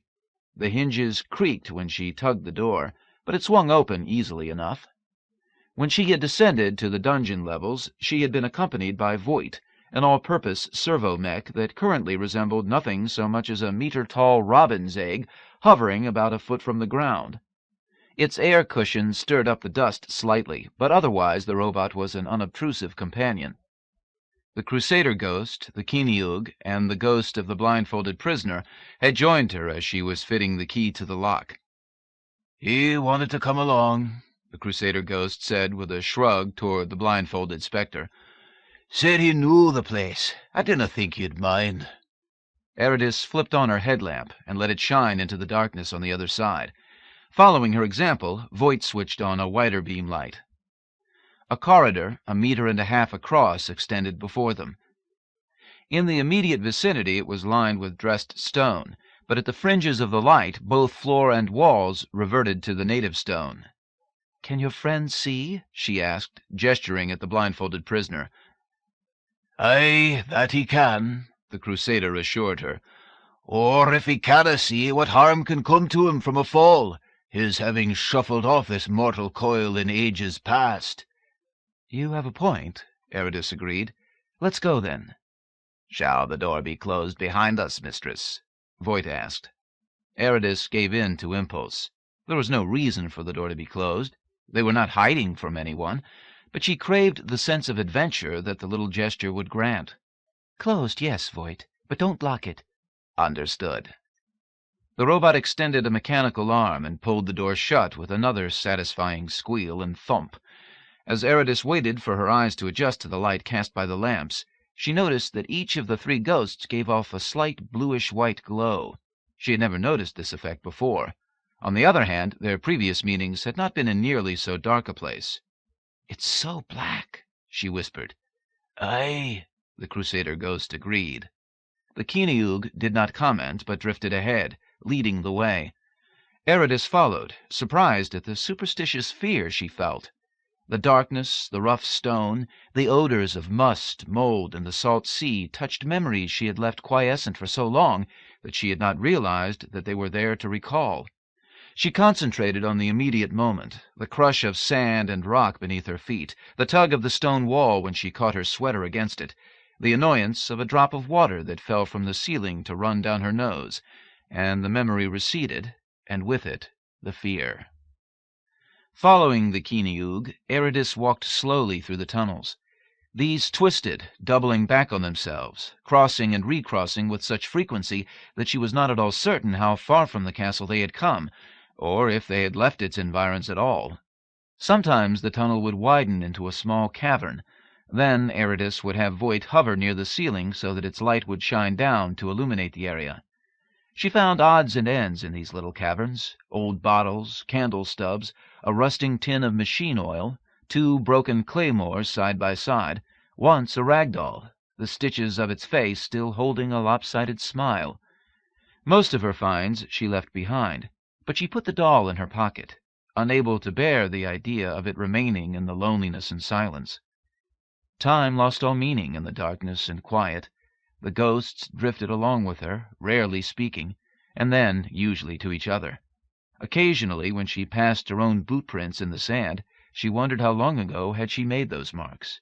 It could have been minutes, but as easily it could have been eons. At long last she felt a breeze, solid and salt. It woke her from the dream in which she had been wandering. "I wonder where that wind comes from," she said aloud, her own voice sounding strange to her. "There is a cave that opens to the sea when the tide is low," the Keeneyug answered. "Would you like to see it?" "Yes." She walked more briskly now, the fresh wind blowing the cobwebs from her mind.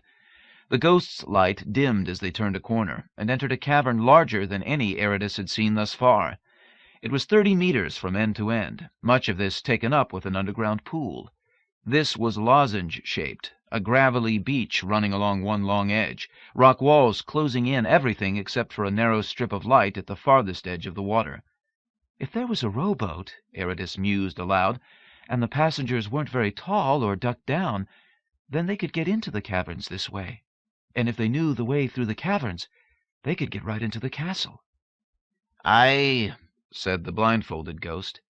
"The way was known in my day. Known and used sometimes for a wee bit of smuggling, sometimes for darker purposes." "I wonder if John knows." "Begging the lady's pardon," the Crusader said, "but I'm doubting that he does. The laird has shown nae mind for these reaches, and the villagers have long forgotten that the way exists. The castle was naught but a rubble heap this great long while." "I must remember to show him. It may amuse him. I hope I can find my way back again." From above, Voigt's voice wafted down. "Mistress, I have been recording our explorations in case you wish to review your journey later. I could easily print out a map." "Very good. Tell me, have you been making a visual recording or simply keeping track of our progress?" "I have been recording the distance traveled and the direction. Would a visual recording have been more appropriate?" "No, Voigt, you've done fine. I was simply wondering whether a video would have captured the ghosts." "I do not believe so, mistress. I am only marginally aware of their presence, and my awareness is based largely on audio indications that cannot be explained in any other fashion. As they do not register on my optical receptors, I must deduce that they would not register on a camera either." "Very interesting." Ayradyss strolled down the water's edge, the Wailing Woman drifting beside her. Although the villagers had forgotten the existence of the cavern, the waters had carried traces of their presence. Lengths of fishnet, a broken buoy, a candy wrapper, this already nearly degraded. There was older trash mixed in the flotsam and jetsam, hardy trash that predated the stringent recycling regulations of the past century. Some of the beer cans and soda bottles might very well be valuable antiques. Ayradyss had seen their like in antique shops around the globe. Perhaps later she would collect some of them and compare them against a price guide. "There is more to these caverns than you've shown me," she said to the Keeneyug. "I'm certain of that." "How can you be so certain?" "A feeling, nothing more. A feeling, and perhaps the presence of the blindfolded one. He would not be here if all these tunnels led to were a series of little caverns and one smuggler's route." "Clever. What if I told you that you were correct, that there was something more?" "I would ask you to guide me to it." "Even if it was dangerous?" "It is in my cellar. I should know what my castle holds, shouldn't I?" "Many a laird and lady of this castle has gone to the grave not knowing what these tunnels contained. Such knowledge is hardly a requisite for tenancy." "I am asking politely. Surely that counts for something." "Perhaps it does, now that you mention it. Already that mechanical creature knows more of these tunnels than many who have tried to chart them. There is a tendency to misestimate their complexity. Interesting. Does this mean you will show me the secrets? Lest you attempt to ferret them out with your mechanical allies? Perhaps, though I wonder if they could find what I could show you. Understand, though, my willingness to guide you does not significantly detract from the potential dangers. I understand, and I am still interested. The way can only be found when the moon is full. The full moon is just past. I am sorry, but this has always been the rule. Then I must abide by it, I suppose. A month more and I will be a bit more bulky, but certainly not confined to my chambers. Then I shall make arrangements. If it can be done, I will be your guide.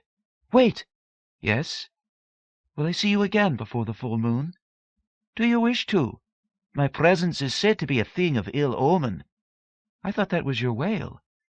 People often confuse one with the other. Yes, I would like to see you. We could continue exploring the mundane aspects of these caverns, or you expressed interest in the book I was reading. I could read to you if you are unable to do so yourself. Tempting. Handling material artifacts is wearying. Yes, I would rather like that. And I would like your company. There are certain metaphysical issues that you and the other ghosts are more equipped to discuss than even John, and I find myself rather obsessed with questions of life and death. As hard as I try to forget, something of deep field still clings to me. I would like to put it from me before the baby is born. Philosophical discussion and books. Yes, that sounds quite interesting. I am certain that a few of the others would join us. The Crusader is a direct soul, as are most of those whose company he enjoys, but there are those among the castle's spectral inhabitants who would enjoy such quiet visits. Very well. Let us plan such an afternoon sometime soon. I do try to save my evenings for John. The wailing woman turned and faced Ayradyss, her green-gray gaze piercing the touch of cheer that Ayradyss had put into her tone when she spoke of John. You are troubled by what you perceive as your husband's neglect, are you not, Ayradyss? You fear that here in Verite you have lost something of the love that you nurtured in Virtu. Is this so? Yes. The word was spoken so softly as to be nearly inaudible. John Darcy Donnerjack loves you no less.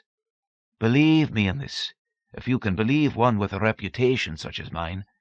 He deeply regrets the deal that he made with the Lord of the Lost to gain your return. He has already asked that one to accept something other than your child. The Lord of Deep Fields refused. Much of the work Donnerjack does is meant to keep Death from claiming his due. Why doesn't he talk to me about this? The Crusader ghost clanked to join them, his chains seeming more solid, more impeding than ever before. Because, lass, he is a man, and has a man's foolish pride. He fears you're reproaching him for what he has done, wants to bring you a solution, not a worry. But never doubt that he loves you, you and the wee bairn beneath your heart. John. Ayradyss knelt and gathered a few of the beer bottles from the shoreline. Voigt, help me with these if you would. I should have something to take back and show John. He did say he wanted to hear about my adventures. Gladly, mistress. I should hurry back. I don't want to miss dinner. According to my chronometer, you have some hours yet, mistress. Good. She turned her face, sad, yet strangely radiant, toward the three ghosts. You don't mind, do you? Not at all, lass. We've lots of time. Time for dreaming, time for exploring. You be getting back to the laird, and tell him all about what you've seen today. Thank you. She gestured as if she would hug the insubstantial trio. You've been such an enormous help. We will do this again, won't we? One by one, each of the ghosts nodded. One by one, they winked out. Ayradyss handed a final bottle to the hovering robot. Then she turned her steps away from the hidden sea. The sound of it lapping against the gravel shore bid her adieu. John Darcy Donnerjack did not hear the banshee howl again in the months that followed his pursuit of the piper, though odd noises continued intermittently in the below ground-level area, erroneously referred to as the dungeons, and the ghosts still walked the halls of Donnerjack Castle. "I say," said Donnerjack, having himself learned the idiom, when he encountered the Crusader ghost in the company of a much shorter vision who carried his head beneath his arm. "Who's your friend?" "He's 16th century," replied the Crusader ghost, "and it involved foreign politics, so the old laird had him done continental. I calls him Shorty." The smaller spectre raised its head by its gory locks, and it grinned at him. The lips writhed. "Afternoon," it said. There followed a hideous grin. Then the mouth opened wide and uttered a terrible shriek. Donnerjack drew back. "Why'd you do that?" he asked. "I am obliged periodically to utter my death cry," the other replied. Then he repeated it. "It must have been quite an occasion." "Oh, indeed it was, sir. All classes turned out for it, though a special affair was conducted here for the gentler folk, and much sport was had at my expense." He shook the locks away from his head.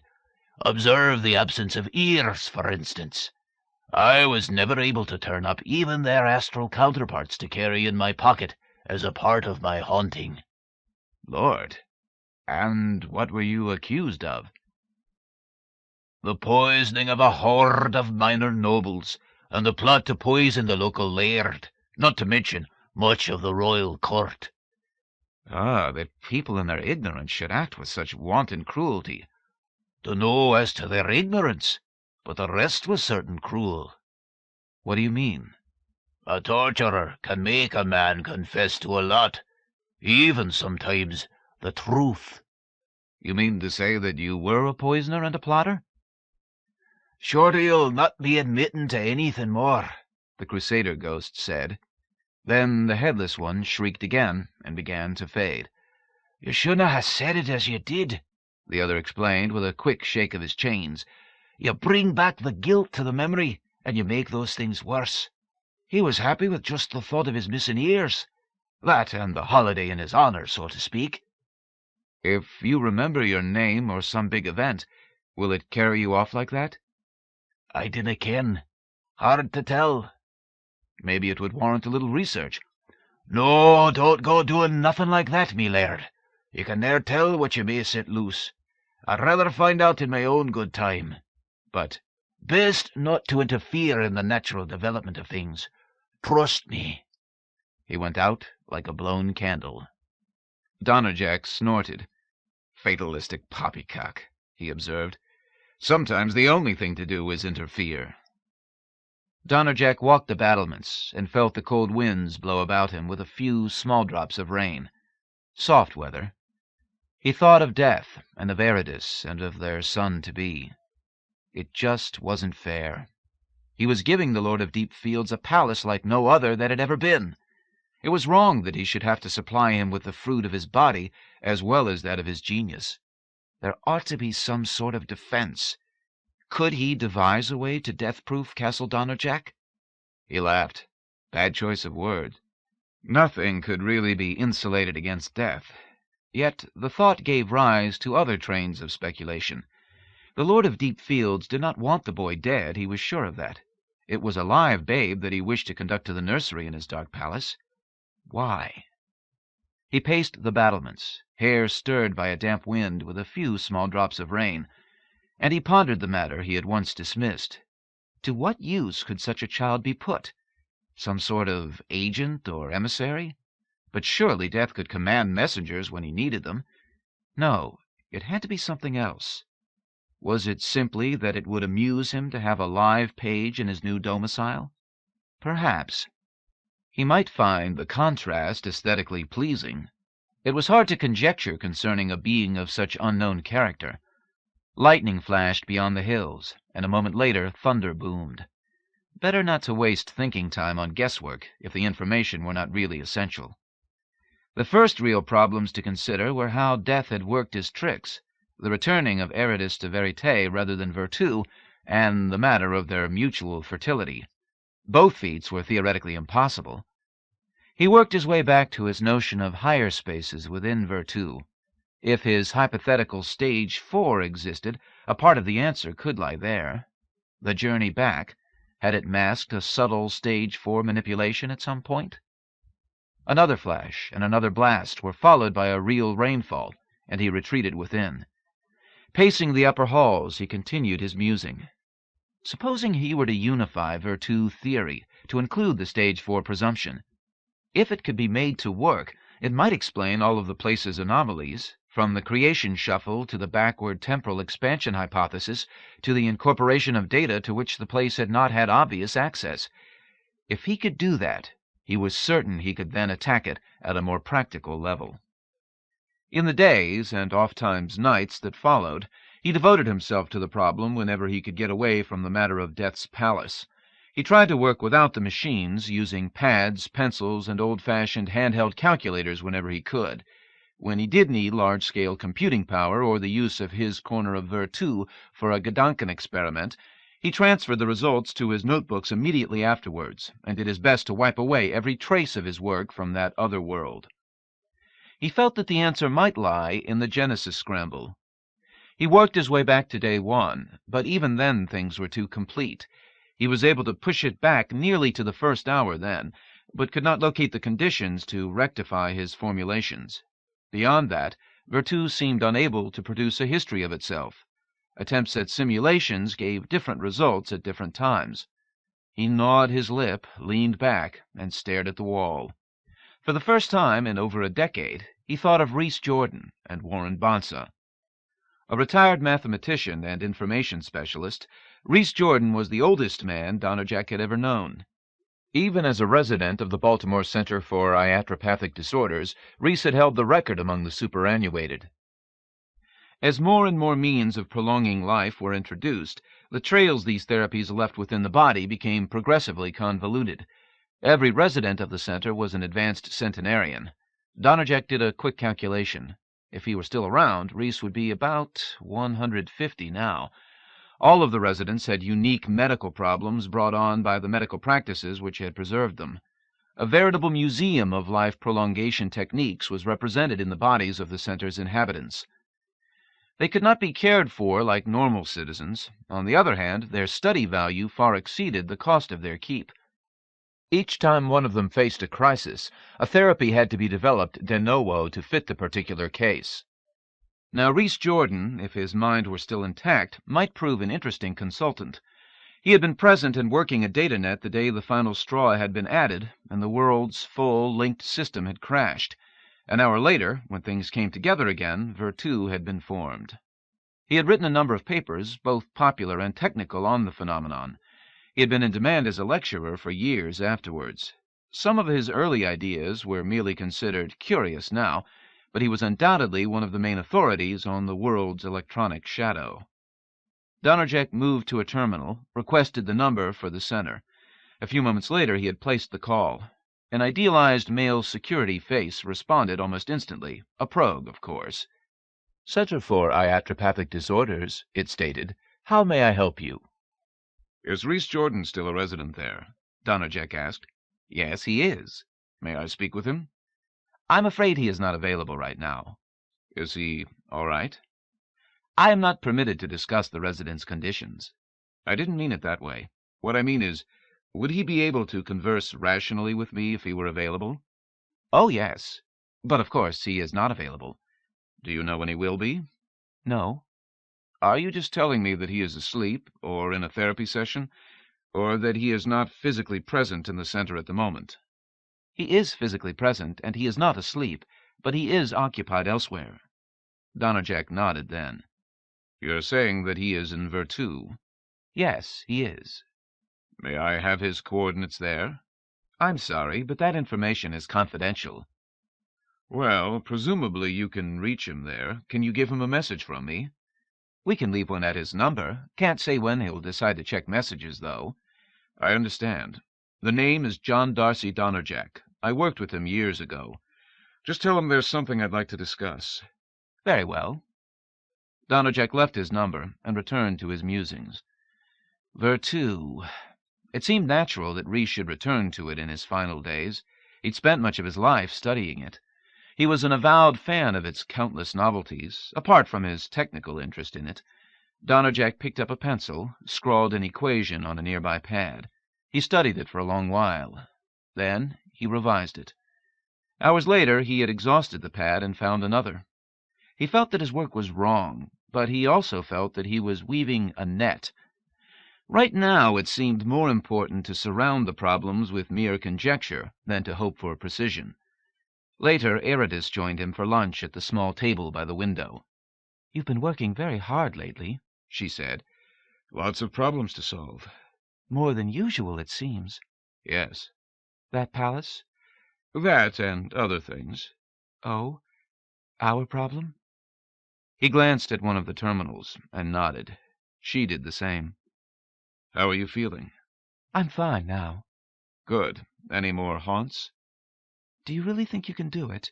Prevent—" He shrugged. I really don't know, he said. Even if I solve my theoretical problems, there's the matter of figuring a way to put what I learn into effect. She nodded. "I understand. Let me know how it goes." He reached out and squeezed her hand. She rose, smiled, kissed him, and parted. "Later," she said. Later, he agreed, and he returned to his work. How long he labored, he did not know. He tended to lose track of time when his concentration grew heavy. Some time later, he heard his name called. "Donnerjack." The voice was familiar, though he could not place it immediately. He raised his head, looked about. "Yes?" "Over in your staging area." Donnerjack rose to his feet. "Rhys," he said. "Right.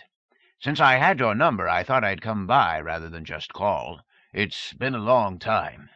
"It has indeed." Donnerjack moved to the stage's missing wall, to his left. "Oh, my." A tall man, with an unruly shock of dark brown hair, stood grinning at him. He wore jeans, tennis shoes, and a green sport shirt. He appeared to be somewhere in his 30s. "You're looking—" "Don't I wish," Rhys said. "It's a persona. The real me is in a quiet coma, looking vaguely moribund. The Med-AI's working overtime again, exploring more branches than a family of monkeys, putting together another tailored treatment. Time to make some more medical history, or call it quits." "I'm sorry." "Don't be. I've had more of life than most, and I'm still enjoying it. I've been everywhere, done damn near everything, read some great books, loved some fine ladies, and collaborated as an equal with John Darcy Donnerjack and Warren Bonsa." Donnerjack looked away. "You've been around all right," he finally said. "They ever find out what happened to Warren?" Rhys shook his head. "Never found the body or anything associated with it. Only person I ever knew to go skydiving and never reach the ground. Too bad he was such a good magician. Escape artist at that. Just went to complicate things, add to the publicity, and muddy the waters. When the journalists were done, everything was cold, as well as distorted. And that damned note, saying he was going to pull his greatest stunt that day." Donnerjack nodded. "They never found any later notes or a diary or letters?" he asked. "Nope. And of everybody I've known, he's one of the few I miss. I wonder if he was working on anything there at the end." "A paper on the natural geometries of Virtu." "Really? I never saw it. Was it published?" "No, he'd given me a draft to check over. Died before I could get back to him on it." "Interesting?" "Very sketchy. Still needed a lot of work. But yes, now that I think of it, it was interesting. Odd. Haven't thought about it in years. Now that I do, I see it bears somewhat on what I wanted to talk to you about." "You still have it? I'd like to see it." "I don't know. Wouldn't know where to begin looking for it." "Well, what was it you wanted to discuss?" "Wait a minute." Donnerjack went to his desk and fetched his pads. Returning, he entered the great stage. "I've been working with some stuff I'd like your opinion on." Rhys glanced at the pads. "Looks like a lot of material there," he observed. "Well, I guess so." "Then I'm going to request that you enter Virtu and return with me to the place I just came from. You can have the data scanned and transmitted there." Donnerjack rubbed his nose. "I don't like the idea of transmitting it anywhere," he said. "What's so special about your address in Virtu?" The differential time flow I worked out for it. A few minutes of real time become a few hours there. At a time like this, there's no place else I'd rather be." "I quite understand," Donnerjack said. "If I may have the numbers for that place, I'll meet you there in just a little while." Reese nodded and recited them. Then he turned and walked away, quickly reaching a vanishing point and passing into it. Donnerjack moved to another section of the large work area, where he entered a chamber and made the necessary adjustments. He ordered the coordinates, then lay back and relaxed. Later, he rose, clad in khakis and a light shirt. He stood in the shade of numerous trees, and the sound of falling water came to him. Moving in the direction of the splashing, he came into a small grassy clearing. Wildflowers were abundant, and at the clearing's far end, a vine-covered cliff face rose perhaps 60 feet against a clear blue sky. Several large boulders lay at the cliff's base and across the clearing, seeming almost intentionally positioned for effect. To his left, the waterfall plunged into a stream about 50 feet across. Higher up, along the face of the cascade, a rainbow winked into and out of existence. On one of the smaller boulders at the cliff's base, Reese sat, arms around his legs, chin resting on his knees. He smiled as Donnerjack entered the clearing. "Welcome to my secret place," he said. "Won't you have a seat?" He reached out and patted an adjacent boulder. "Your design?" Donnerjack asked. "Time trick and all?" Reese nodded. "With the help of the Genius Loci AI who manages it," he added. Donnerjack moved forward and seated himself. "Would you care to meet her?" Reese asked. "Perhaps later, though time is one of the things I have to include in my field theory." "Dear old time, my lifelong nemesis and friend," Reese said with a sigh. "The image of eternity, David Park called it in a book of that title. He posited a time 1 which works out determinate, and a time 2 which doesn't.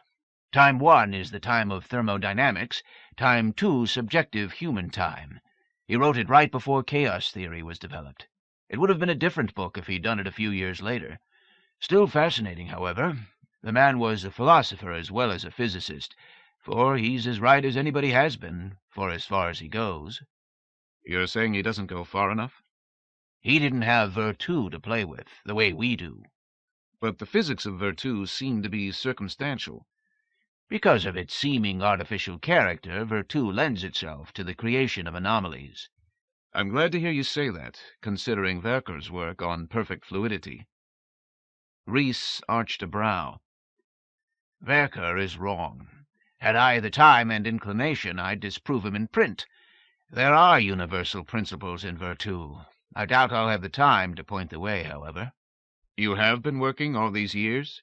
"Never stopped working. Just stopped publishing. You can have my notes if I don't make it this time around. I'll leave instructions." "Very good. But I'd rather you made it. I didn't realize you'd stayed in such good shape, but since you have—" "You can't tell by looking." "I meant mentally. Any idea how you'll come through?" "I'm not going to make a bet with you and jinx myself," Reese said. "That is the way of the statistician. What do you want to know for, anyhow?" "I think I'd like to work with you again." Reese chuckled. "John, I don't think this one is for me. These are probably my last hours. As I said, I'll leave you the papers.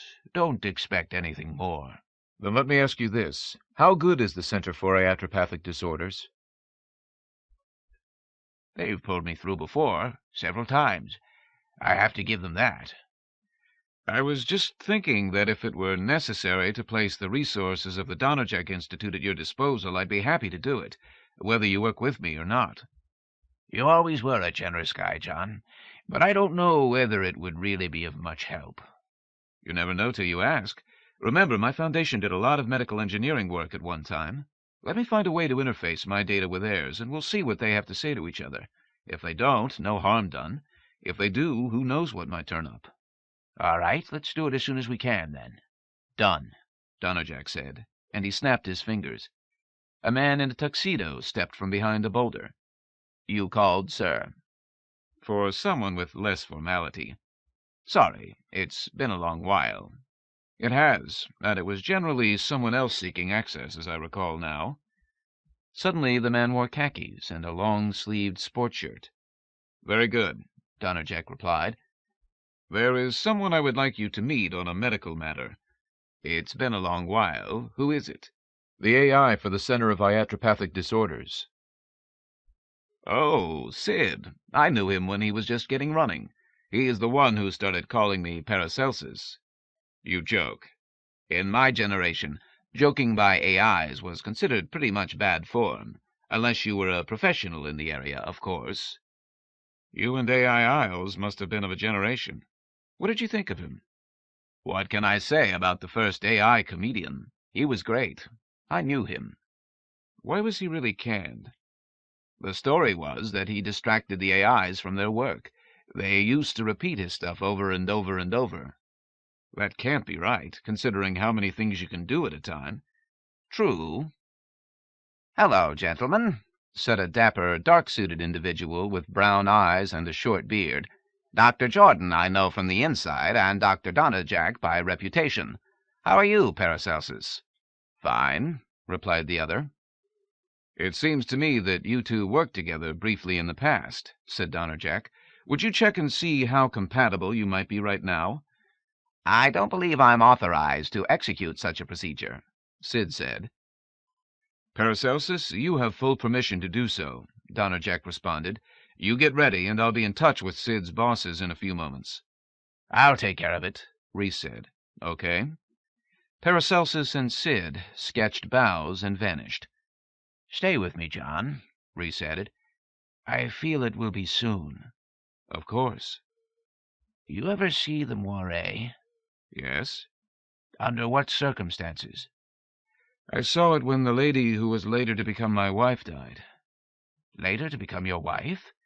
Yes, we had a rather bizarre courtship, which led us to this place. Time paradox? Spatial. How did you effect it? I didn't. I visited a place called Deep Fields, where I petitioned death for her return. You must be joking. There is no such... There is.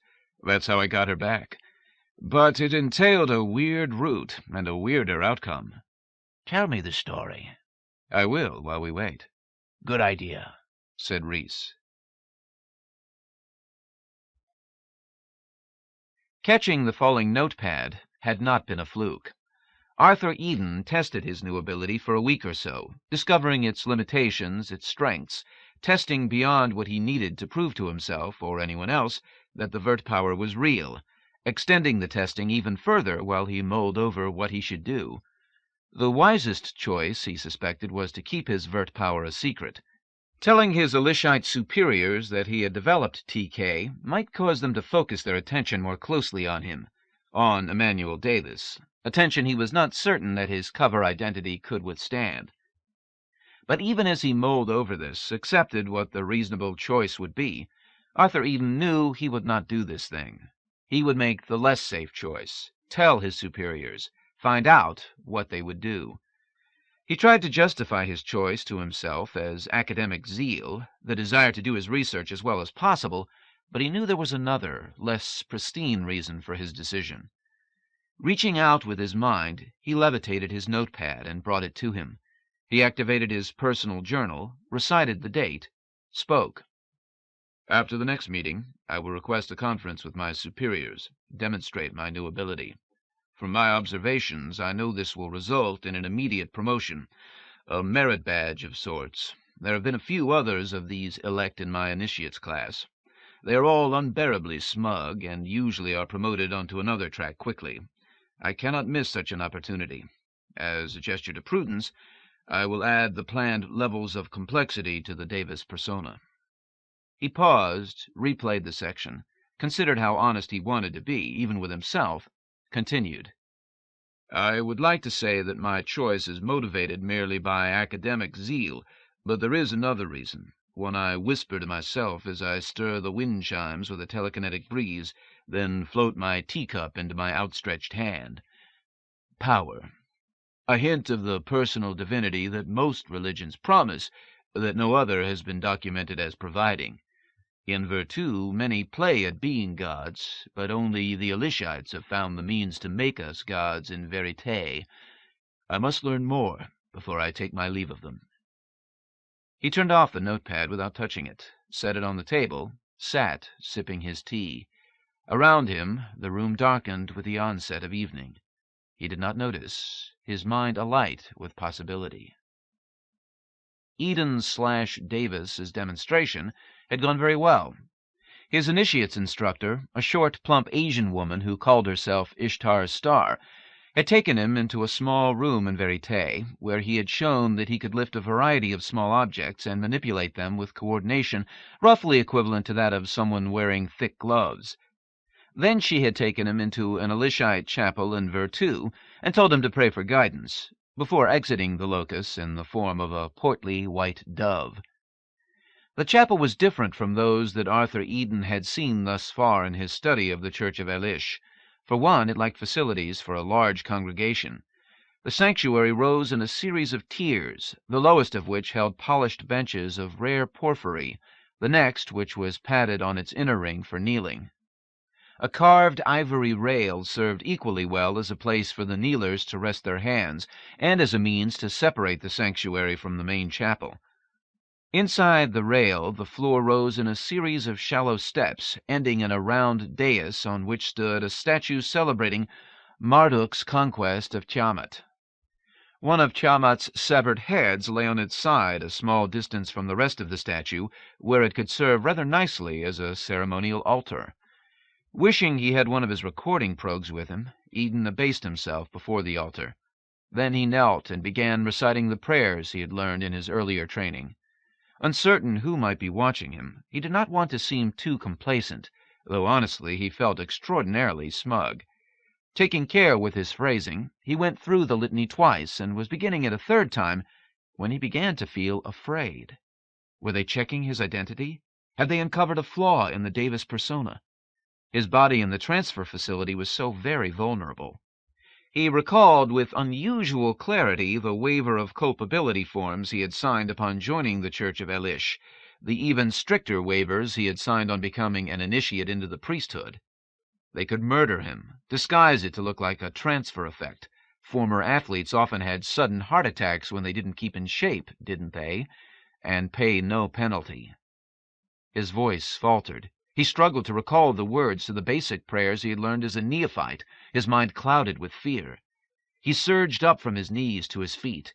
He would hit the emergency recall sequence. He would explain. "Revelation, Brother Davis." The voice broke into his panic like a bucket of water splashed in his face.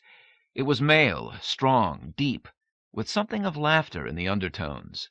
Eden wavered, uncertain whether to fall back to his knees or to finish standing. He managed neither, his feet slipping on the slick marble floor. He would have landed rather solidly on his tailbone had not his interrogator caught him. Eden found himself staring directly into the face of a large, red-haired man, perhaps in his mid-30s, although since this was a vert form, he could be any age. Freckles splashed the bridge of his pug nose. His pale blue eyes were surrounded with a network of lines that bespoke much time spent out of doors. He wore a simple black cotton robe, not unlike a Japanese hakama. Thanks, Eden managed. "You're welcome. I'm Randall Kelsey. Come, take a seat on one of these benches." Eden did so. Kelsey seated himself with easy familiarity on one of the steps leading to the sanctuary and leaned back against the altar rail. "You looked as if one of the gods had spoken to you, Brother Davis," Kelsey said after a moment. Eden caught himself before he could start confessing the real reason for his weakness. "I suddenly realized the enormity of what has happened. Until Sister Ishtar's Star left me alone to pray, I had been more concerned with passing the test, with the fear that the gift would desert me. Then it was all over, and I realized—" Deliberately, he let the words trail off. "You realize that you have been touched by the divine, and that divinity has shaped you into something that you were not." Randall Kelsey fell silent for so long that Eden wondered if he was expected to say something, but if so, the moment for those words had come and gone. He waited, and a trio of tiny gossamer-winged serpents flew into the chapel and fluttered in front of Kelsey, who spoke to them words that Eden did not understand, his tones measured. Each serpent was no larger than the earthworms Eden had dug up in his mother's vegetable garden as a boy and used to bait his fishhooks. Had he ever caught anything? He tried to remember, and all he recalled was the bloated pink worms, unnaturally clean from their immersion in the stream, twisted onto his hook. Do you believe in the gods, Emmanuel Davis? Eden jumped as the words brought him from his reverie. Had he dozed off for a moment? The serpents were now hovering in front of his face, their scales glittering like pulverized gemstones. For a strange moment, he thought that one of them had asked the question. Do you believe in the gods, Emmanuel Davis? Kelsey repeated. More than ever before. More than nothing can still be almost nothing. True. Very well. Eden decided an urbane honesty would suit him best here. He was already known by his teachers as a questioner. If you are asking me, do I believe specifically in Enlil, Enki, Ishtar, and all the rest, I would have to say that I believe there are divinities who find those names and their attendant forms as convenient as any other, but if I was asked to say whether I believed that these were identical to the deities who were worshipped in the dawn of recorded history in the Fertile Crescent, I would be forced to say no. I see. Heresy? I would prefer to call it metaphysical conjecture. In any case, my belief is not out of line with the teachings of the Church. Even in the earliest lessons we are taught that form and name are metaphors for something more primal. True, but what about faith? Faith is something that is given. It cannot be learned. At least so I have always felt.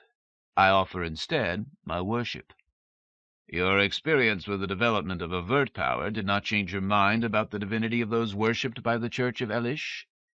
I never said I doubted the divinity, sir, only that I doubted the equivalency of the divinities we worship here and those from ancient times. Yes, I see. Kelsey scratched behind one ear. His slouch against the altar rail irresistibly reminded Eden of a farmhand relaxing at the edge of a field. All he needed was a corncob pipe and a straw hat. Yet his casual posture did not diminish the grandeur of the chapel or the unearthliness of the watching serpents. If anything, his very normalcy enhanced the rest. Eden knew instinctively that despite the lack of gold-tiered crowns or jeweled mitres, that he was in the presence of someone of great authority, someone who could order the plug pulled on his transfer couch, and he resolved to be very, very careful how he answered. Mr. Kelsey, what are the serpents? I wondered if you would ask that. I will withdraw the question if you so desire. No, that's all right. They're recording probes, among other things. Kelsey gestured, and the serpents darted away from Eden and resumed their watchful fluttering a few feet overhead. Tell me, Brother Davis, what is divinity? A type of fudge? Kelsey grinned. I'm glad that you had the balls to say that, Davis. You looked pretty washed out when I came in here, figuratively speaking. Now, what is divinity? Eden paused, considering what not to answer. Emmanuel Davis was supposed to be a research librarian, so his answer should have some sophistication. On the other hand, it should not be so sophisticated as to indicate undue knowledge in the area of theology or anthropology. I have been considering that question since soon after I became a neophyte, sir. You must understand, I first came to the Church of Elish as a tourist. Most do, Kelsey said mildly. I came back, though, because it seemed to me that there was something in the temple when we were told that a deity was present, that I could feel the presence even before the announcement was made. Interesting. And after a time I became convinced that what I felt was the emanations of the divine aura, an aura that I had felt nowhere else in Virtu or Verite. Were you a church shopper, Davis? A little. This answer had been carefully worked out in advance. I was raised Baptist, dropped out, tried a few other religions, though I guess not all of them qualified for tax exemption. They were more like philosophical traditions. Eventually I decided that there weren't any ultimate answers and mucked along, making do. What brought you to our church? A girl from my office wanted to go. Didn't want to go alone. Is she with us? No, it didn't really appeal to her. She said it didn't have enough affirmation of the female. Ishtar will be so hurt. She didn't like her much, to be honest. Said it was the classic bitch pattern all over again. Well, it did have to come from somewhere, didn't it? I see your point, sir. And to be honest, my friend was a bit of a bitch herself. I think she would have liked to identify with Ishtar, assertive feminism or something, but it just didn't work for her. A pity, but we are straying from your own conversion, and your recent experience. How did you learn you had developed a Vert power? I was doing some work and my notepad slipped. I just finished the adept training here, and I reached out and, well, it stopped. Did you report immediately? No, sir, I didn't. I practiced for a couple of days. I was afraid I'd look like a fool. Did you share this information with anyone who was not a member of the church? No, sir, I didn't. Very good. Continue not to do so. We do not wish to be flooded with neophytes who only desire to acquire paranormal abilities. But don't most people already know about them? We did make the news of our miracles public, but most dismiss them as tabloid fodder. However, if everyone knew someone who has a Vert power, someone nice and ordinary like a local librarian who just doesn't need to get up to get a book off the shelf, we would be inundated by the greedy. I can't, you realize. Can't what? Get a book off the shelf? It's too heavy and my grip isn't precise enough. Kelsey smiled. Continue your studies, Davis, and you will be able to do that, and other things even more wonderful. However, I am troubled with the question of your faith. When can you take leave again from your job? Eden wanted to say immediately, but he knew that wouldn't do. I just took off a long chunk of time for the last training session, sir. I've just about burnt my vacation time. Have you begun a new project? Well, I'm about done with a short one I started when I got back. I've been angling for one on early Gothic novels for a professor at Harvard. It involves the Devendra P. Dharma collection and promises at least one trip to Italy. It sounds quite interesting. However, would you be interested in being hired by us instead? Us? The church. We could hire you to do some research for us. Some of your work time would be directed to instruction in the faith. Eden tried to keep from looking too excited, but he knew his eyes had widened in astonishment. Could you really do that? I don't want to jeopardize my job. It's taken me a long time. We can do it. I doubt your employers would turn down a lucrative contract that specifically called for your services. I guess you're right, Mr. Kelsey. Then you will accept? Will the terms be the same as usual for my job?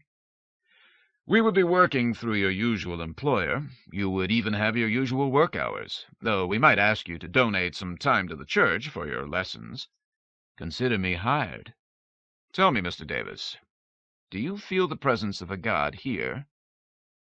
Eden closed his eyes, reached out for that strange tingle he had felt once or twice, and had dismissed as part of the aesthetic trims of the Elishites, something like a sub-audible hum, perhaps.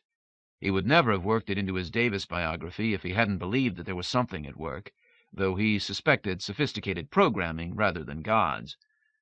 No, Mr. Kelsey, I do not. Honest, too. Very good. Come kneel beside me. We will sing the praises of the divinities who, even if they are not physically present, do have a tendency to listen to those of our church. Taking his place on the kneeler next to Kelsey, Arthur Eden mouthed the appropriate responses. It looked like, if he played his cards right and was very careful, he would have the research opportunity of a lifetime.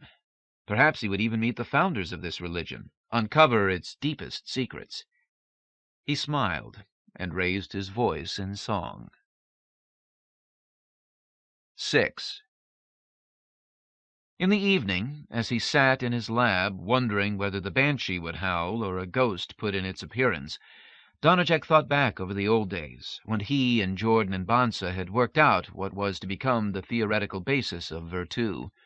It was raining, as usual, and his mind skipped back over nights of good fellowship and amazing leaps of logic, of pizza and beer. Was he still capable of the sort of work the three of them had done back then? Near midnight, he received a message from the CID. It was a holo from Reese. The man stood before him, looking as he had just a few hours earlier. "If you'll receive this," he began, "I've made it through one more. Don't know what sort of shape I'll be in for some time, though. You'll hear from me eventually. Glad you didn't get the other message." Donnerjack touched a code. "Paracelsus," he said. "Spare me a minute." The AI appeared wearing a baseball uniform with a Cleveland Indians insignia. "Hi, boss," he said. "Paracelsus," said Donnerjack. "Tell me what happened." "Well," said the other, "we worked something up between us, Sid and I, decided it was the best course of action, and turned it over to the Progues to administer. They did, and it worked beautifully." "Remind me to call you the next time I'm feeling ill," Donnerjack said. "In the meantime, when would it be best to talk with Reese?" "Call him Monday to congratulate him, but give him 3 weeks before you talk of work. This is a very important job. You want to kill the best man for it?" "No." "Then do as I say, boss. He needs the rest." "Done," Donnerjack responded. "He can't be replaced. He's as precious as Bonsa would be if he were still around." "I've heard of Bonsa, the man who started the whole thing," Paracelsus said. "I wouldn't go that far," Donnerjack replied, "but he came up with some novel theories as to what happened." "He still holds several places in our oldest pantheon," Paracelsus said, almost offensively. "Wouldn't put it past him. Who is he?" "The Piper, the Master, the one who waits." "I think I know him as the Piper." "You do?" "Well, I heard him playing, saw him. What can you tell me about his other personae?" "The Master is a geometrician who had to do with the creation of the universe. The one who waits will figure in the closing or change of Virtu." "None of my business, actually, but do you believe in these beings?" "Yes." "Do many others of your sort?" "Yes." "Why would an AI care to worship anything? You're as self-sufficient as anything in the business. What do you need gods for, unless they're truly real?" "They are as real, more real, I believe, than many figures in other religions." "Well, buying that they exist, what do they do for you?"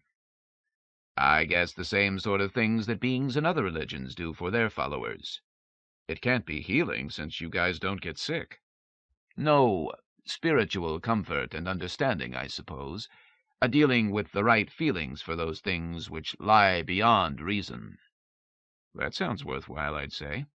But how do you know your gods are authentic?" "I might ask how anyone knows that about any religion. You would have to respond that most religions require a leap of faith at some point." "I might."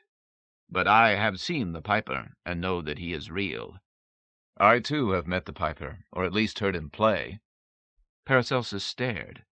Finally, "Where?" he asked. "Through my stage and beyond." "Did he tell you anything?" "Not precisely, but an entity I met there said that the Piper was a lingering remnant of Skyga's mental army." "Remarkable. I never heard that story," Paracelsus said. "He does not usually manifest for those of the Verite." "It was as if he came seeking me," said Donnerjack. "Then you are unusually blessed." "Tell me, does Death figure in the Pantheon?" "Yes, but we don't talk about him much." "Why not?" "What's to say? He's Lord of Deep Fields. He gets you in the end." "True, though right now my relationship with him is a bit different. I'm doing a virtual engineering job for him in partial payment of a debt." "I did not know that your sort ever got involved at that level. But then, you are who you are when it comes to reputation. However, the Piper's presence is a riddle. I would suspect it has to do with your contract." "If it does," Donnerjack said, "he did not reveal it to me." "If you meet him again, perhaps you should ask." "I will.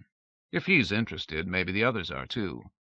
How would I recognize the Master, or the one who waits?"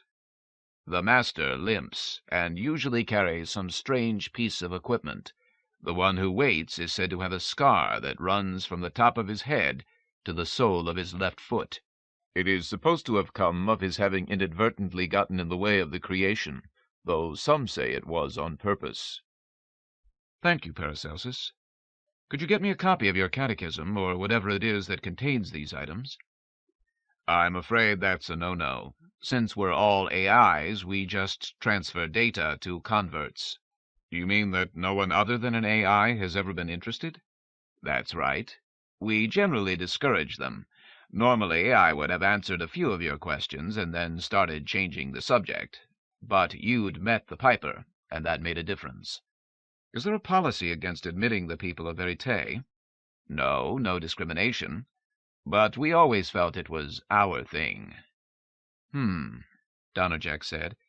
Would you have any qualms about discussing it occasionally? All but certain secret parts, which aren't really that interesting. I don't want to know your secrets. I just want to know whether I may ask you about it. Paracelsus nodded. What about the Elishite religion? Donnerjack asked. Is there any connection between yours and theirs? Yes, we recognize their deities, but we feel that our pantheon supersedes theirs and that our moral code is superior. Your trinity is more potent than Enlil, Enki, and Ea, and all the rest? Some of us like to think so. Others say that they're versions of each other under different names. We have similar anthropological and theological problems in Verite. I don't really think it matters one way or the other, though. Me neither. I'll ask you further another time how Bansa figures in your religion. And you and Jordan, Paracelsus said. Me? Yes. But I absolutely must get some work done before I'm too tired to do it. I understand, boss. Talk to you later, then. Paracelsus went out like a light. Donnerjack moved to his desk and reviewed some designs for Death's Palace. Then he moved on to his real work. The first full moon following Ayradyss's initial exploration of the caverns beneath Castle Donnerjack passed without the Keeneyug successfully managing to take Ayradyss into the secret places. The failure was not for lack of effort. Something sought to block their way, something shadowy yet solid, taloned and fanged. Ayradyss caught a glimpse of gimlet eye, forked tongue, wings that were less wings than animate darkness. "It reminded me of the moiré," she said to her companions when they had retreated back to her parlor, where she had made herself a nest of pillows on the rug before the fire. She wrapped her fingers around a mug of hot cider to warm the fear from them. "But the moiré is without malice. It just is, a warping, an indication that the end is come for a progue. This was—" She shivered and fell silent. Although the room smelled comfortingly familiar, of spices, of the burning wood fire, of the lemon oil the robots rubbed into the antiques, she felt cast adrift.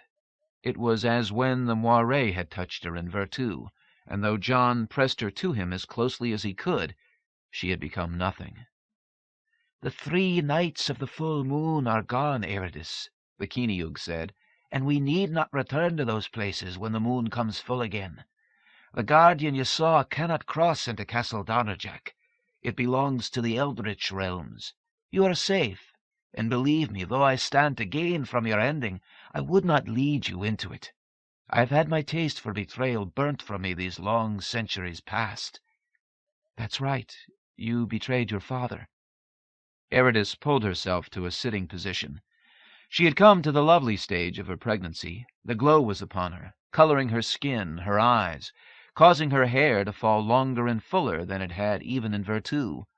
The awkwardness had gone as well. She had centered herself around her growing baby, and moved with a peculiar grace that made it seem impossible that she would ever become ponderous. "I did, and not merely by omission." The Keeneyug's expression was impassive, the expression on her thin, fine-boned face imperious. "My mother had died some years before, and clearly he meant to take another wife. My kin from my mother's clan did not care for this, nor did I. They spoke to me, hinted at their plans, and although I did not raise hand against my father, I looked the other way when I knew they were coming for him." "Did you know that they meant to kill him?" "I suspected, and that was enough." "Enough?" Enough to make you the Wailing Woman? It must be, for I am here, as I will be. Do you regret your choice? No. In the weeks that followed his interview with Paracelsus, Donnerjack worked with a cold concentration. So intense was his absorption that he almost refused a call from Rhys Jordan. "Oh, Rhys, sorry, I've been distracted." "They've gotten me back into working order," the other announced. "I'm ready to help you." "Glad to hear that. I'm going to risk sending you all my notes on everything I've been doing recently." "Oh, excellent.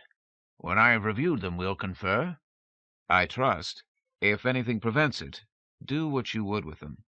"What could prevent it?" "I will include excerpts from my journal also. I think they'll give you a pretty good idea. Glad you're up and about." Donnerjack broke the connection and returned to work. As the moon waned and grew fat again, Ayradyss visited the tunnels and caverns repeatedly. She invited John to join her on some of these expeditions. They brought a picnic, and she showed him the demi-caverns, the hidden beach, the claymores stuck in the floor. He agreed with her that they should remain there. Together they made up stories about how the swords had come to that place, laughing as they added detail after fantastic detail. She did not bring him near the place that led to the Eldritch realms. Testing her courage, she had gone there once after the moon was clearly thinning, and found nothing remarkable there but a tunnel that terminated in an unremarkable bit of rough rock. Voigt's probes found no openings, nor did his densitometer reading show any significant spaces behind. For days at a time she put the mystery from her. Very cautiously she had spoken to John, hinting at her loneliness. He took more time from his work, and they made occasional trips. Not wishing to undergo more ID checks than absolutely necessary, they picked isolated places: Loch Ness, Dove Cottage, the British Museum. Had they wished, they probably could have ventured safely into once popular tourist areas, for the development of Virtu had dealt a heavy blow to the conventional tourist industry. But, as on their honeymoon, they chose places where questions would not be asked, and gloried in each other as much as in the sights. Outside the parlor window, once again the moon was nearly full. How many days? Ayradyss asked the Keeneyug. Until the moon portal is open again. 2, perhaps. Do you wish to venture that way again? I do. Very well. I have spoken with some of the others. There is a charm against the Guardian I learned from the Lady of the Gallery. It comes from after my time, but it may be efficacious. The Crusader and the blindfolded prisoner insist on coming with us. I don't mind. I'm rather touched. They like you, Ayradyss. We all do. And John? He is a different matter. We do not dislike him, far from, but he is mortal. You are other. Because of deep fields? Yes, but more. Your heritage in Verite, mermaid beneath the 7 dancing moons, angel of the forsaken hope, you belong to legend, just as each of us do. It makes us kin. John belongs to legend, in Virtu, that is. This may be so, but he is unaware of his legend, knows himself to be John Darcy Donnerjack, a man of great achievement, yes, but just a man. You know the fluidity of being myth. Strange. I never really thought of it. There are many such as myself in Virtu. But not in Verite. No, that is true. These eldritch realms that the tunnels open into, what are they? Myth, I suppose, but very real, very solid myth. Just as the Guardian you glimpsed is impossible, yet all the more possible for being impossible. It is the way of that place. When the moon is full, we will endeavour to go there again. You will teach me the charm? Let us go to the Lady of the Gallery. She said she would teach you personally. Very well. Let us go then, you and I. While the evening is spread out against the sky, like a patient etherized upon a table. Laughing together they went. Armed with the Lady of the Gallery's charm, artificial light, and the encouragement of the ghosts, Ayradyss descended into the caverns on the first day of the full moon. Although the moon would technically not be full until the following night, the Keeneyug told her that it was worth the attempt, for appearances matter as much as anything in these matters. Voight trailed her, its light revealing the dripping stone, but the ghosts had expressed their doubts as to whether the robot would be able to enter the eldritch realms. After wending their way through the now familiar maze of tunnels, the group came to the appropriate corridor. At first glance it was blocked as always by solid stone, but when the Keeneyug moved to inspect the wall, she turned to Ayradyss with a pleased smile. "Turn off your light, Ayradyss, and have Voight do the same. Then tell me what you see." Ayradyss obeyed, and as her fingers turned her headlamp switch, Voight's light turned off. The blue-white glimmer of the three ghosts illuminated a round space, darker than the surrounding stone, with a sense of depth. "There is a portal just like last time, but it's different. It seems more open this time." "Our luck is better," the Keeneyug answered. "The guardian creature is not there. Quickly, step through."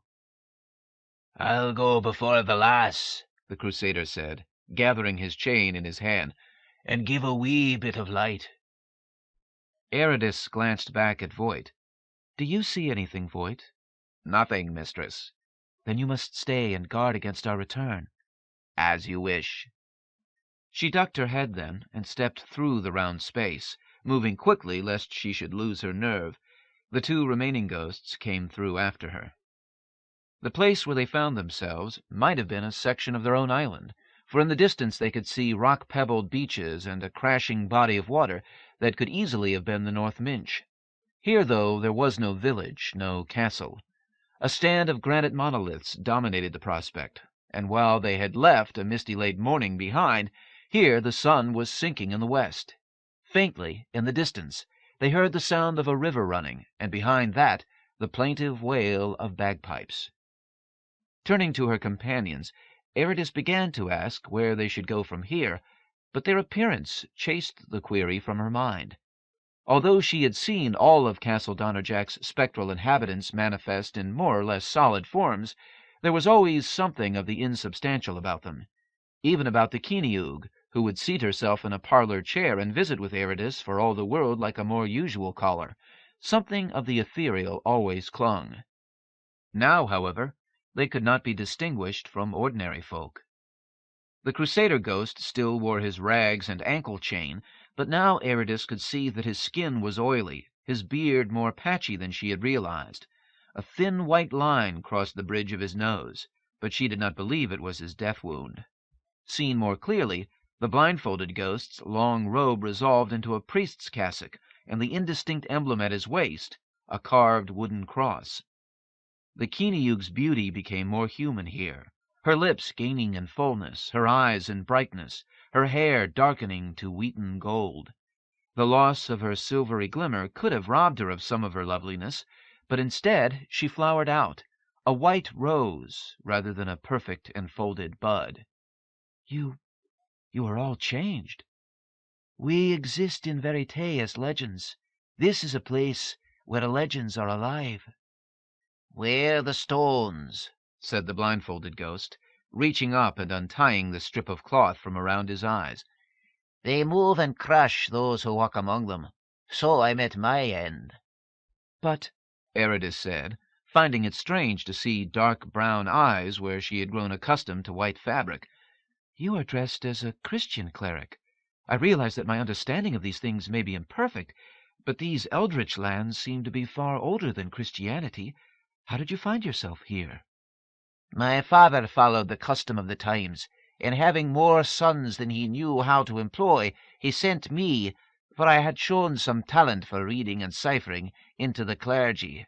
I did well in my education, and after being ordained arranged to be sent home again. There I could have done well but for my pride." "Ugh, pride again," muttered the Crusader. "I lorded my colour and my education over my less formally educated brethren.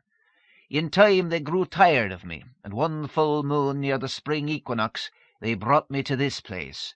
There they wrapped my eyes and challenged me to use my great knowledge to find my way home again. Needless to say, I failed, and when the great stones lumbered down to the water to drink, as they do twice a year, I was crushed beneath them. Ayradyss looked at the monoliths with doubting respect. "What a horrid fate! And then you found yourself haunting the castle?" "That is correct. Something still binds me here, though I believe I have been well enough punished for my arrogance." "Ah, pride." The Crusader's words were softer this time, but the cleric heard and glared at him. "I hear bagpipes. I wasn't certain before, but they're louder now," Ayradyss said, more to stop the incipient quarrel than because she felt comment was needed. "But I can't place where the sound is coming from. Every time I think I know, the location of the music shifts." "Shall we go down to the shore?" the cleric asked. "We know that Piper is not out on the water. Pinpointing where he is on the land should be simpler from there." All agreed, and they walked down to the shore, the Crusader in front, with a loop of his chain in his hand, the ladies between, and the cleric striding behind. Now that he had removed his blindfold, Ayradyss realized that he was a handsome man, hawk-nosed and arrogant despite his collar. His gaze restlessly scanned the horizon, and his right hand rested as if it expected to find a sword at his waist. No doubt he had resented being shuffled off into the clergy when his blood and early training was that of a warlike clansman. Reaching the shore, they had no better luck locating the piper. "The skirl makes my heart sing," the Crusader cried, his blue eyes snapping and his bearing no longer stooped. "'Tis a fine and martial noise." "But where is the piper?" Ayradyss said. "For his sound to carry so, he should be standing on some promontory, but all I see are empty rocks." "Let us go and take a wee gander," the Crusader suggested. "This lad and I. The banshee can keep you company, and 'tis far safer than your clambering on the rocks." "Can you climb with that ankle chain?" the cleric asked. "I don't fancy the loftier reaches among the monoliths. No one ever called me a coward, but those rocks may have memories." "Dinna think it will be a problem," the Crusader said. "I'll take the high road, and you take the low." He looped his chain about his hand and trotted off into the rocks, his laughter mingling with the shrilling of the pipes. A few steps after, the cleric followed. Left behind, Ayradyss and the wailing woman continued their survey of the heights from the shore. The waves rolling up the beach teasingly licked at the soles of their shoes and tossed bits of foam before them. "Is that a cottage down the way?" Ayradyss asked after a while. "I believe it is. Only that clump of boulders blocked it from sight before." "Odd," the Kiniug responded. "It is indeed a cottage, but I do not recall one the last time I visited here." "How long ago was that?" "Perhaps 150 years." "Time enough for change." "True." "Shall we pay a call? Perhaps the piper lives there." "If you wish to do so." "The portal to your world should remain open for the next several days. I do hope to be home for dinner." "We will try to make certain you are. It is difficult to judge time for us." "My watch is still running, at least as far as I can tell. If it's right, dinner won't be for hours yet." "Then let us pay a call by all means. Let me advise you not to eat or drink while you are here. The old legends say that this can bind the mortal to the fairy realms." "I seem to recall something of that. I will heed your advice." Even before they were within hailing distance of the cottage, Ayradyss could see that it was a pleasant place. Rambling and somehow fat, it was thatched with bright yellow reeds. Its paint, white for the main, green for the shutters and trim, must have been freshly renewed, for it was unchipped despite the proximity of the ocean. Red geraniums spilled out of window boxes, and daisies lined the oyster-shell paths. A few chickens scratched in the sunlight. A lazy calico cat, asleep on the roof, opened one eye as they drew closer. "Hello, the cottage!" Ayradyss called when they were on the fringes of where the beach gave way to unfenced yard. "Visitors!" Almost immediately the front door swung open, and a startlingly beautiful young woman stepped out. She was no more than 17, with jungle-green eyes and shoulder-length blonde hair.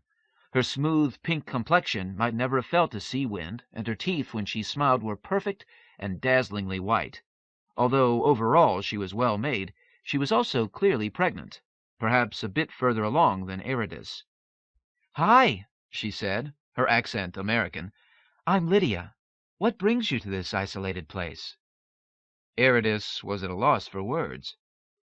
She had entertained many possibilities of what they might find, but this creature, drawn from an American fantasy, despite the incongruous pregnancy, had not even come close. Her mouth opened, but no sound came forth. The Kiniug recovered more quickly.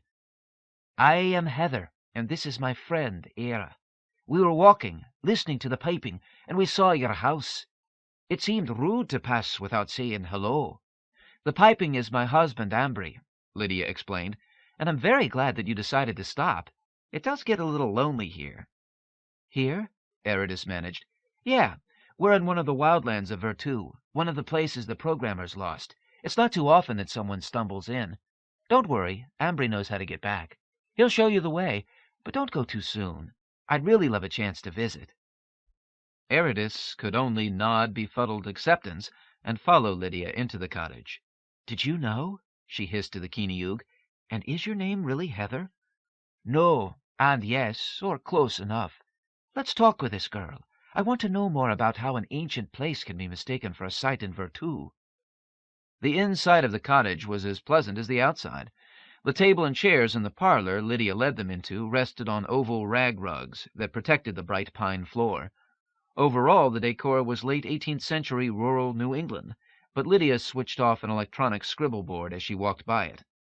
Ayradyss caught a glimpse of long mathematical formulas that reminded her vaguely of some of John's work. Lydia caught her questioning glance. "It's something to keep me busy. Interface theory. Some of my experiences really make me question the conventional wisdom. At first, Ambry argued with me, but I think I'm bringing him around to my point of view." "You and your husband are mathematicians?" Heather asked. "Well, yeah, I guess you could say that. Mostly we're just taking it easy, but it's nice to have something to talk about in the evening. Like I said, it gets quiet here." "Where are you from originally, if that's not impolite to ask?" Ayradyss said. "New Jersey," Lydia giggled. "How about you?" "Scotland." "Oh, how cool! This locus owes a lot to that part of the world, and not just the terrain features. Ambry likes to say that all the legends have found their way into Virtu." "Really?" said the Kiniug dryly. "Which, I wonder, came first?" "Well, in one sense, the legends," Lydia answered, not hearing the other's sarcasm. "One of the first things people loaded into the data nets, even way back when they were using terminal interface and telephone connections, was raw information, dictionaries, academic papers, fiction, indexes.